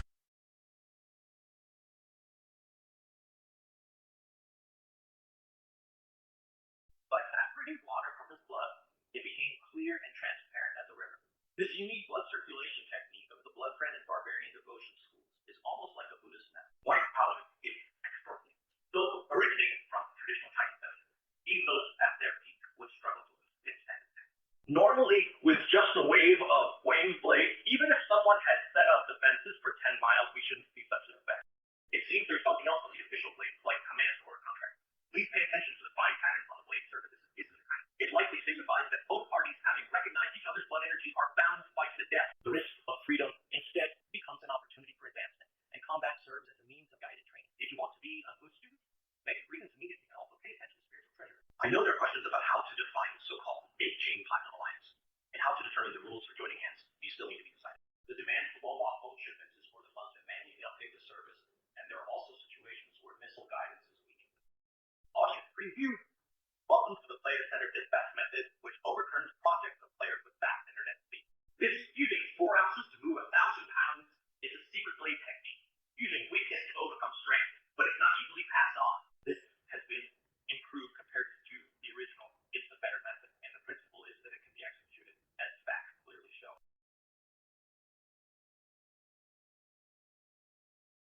Wang Mang spat out a mouthful of thick blood essence and smeared it on the blade. Visibly, Wang Mang grew weaker, while the broad blade became stronger. With the blood on the blade, a fierce gleam flashed, adding even more ferocity to its power. He swung the blade at Bai Tuesday once again. Since helpers from heretical paths elevate godly, righteous paths should also be called as such. Be precise when broadcasting. Demonic path is a philosophy, not a specific cultivation technique. To pull down all illusory wills through blood energy, one must be adept at using it to achieve great things, just like Wang, Yi, and Quan do. When used correctly, the brilliance of the fist, or this blade, transcends language and reflex. The reason cannot simply be the law. Bai Hongtu smiled, tapping the blade. Wang Mang lost control, swinging the knife wildly. He refused to back down, swinging repeatedly. Even a nascent soul cultivator would sweat watching, unsure if they could handle it. Bai Hongtu, calm and unhurried, used exquisite techniques to easily defeat Wang Mang. Throughout the fight, he consistently used power appropriate for a mid-stage nascent soul cultivator demonstrating perfect control. This is a stage where the water in the blood is decomposed and evaporates. When searching on Bai Yu, he acts like an ordinary person. After eating, he becomes disconnected from others, and there's nothing much to criticize. However, it's still clear that he's not someone who is truly grounded. I hope everyone entrusts their treasures to me. Everyone at Tianji Tower cultivates mastering destiny. Once mastered, it allows one to foresee fortune and misfortune. For some reason, the Destiny Taoist technique began to warn, but he couldn't find the cause. He suspected something was wrong with his cultivation. After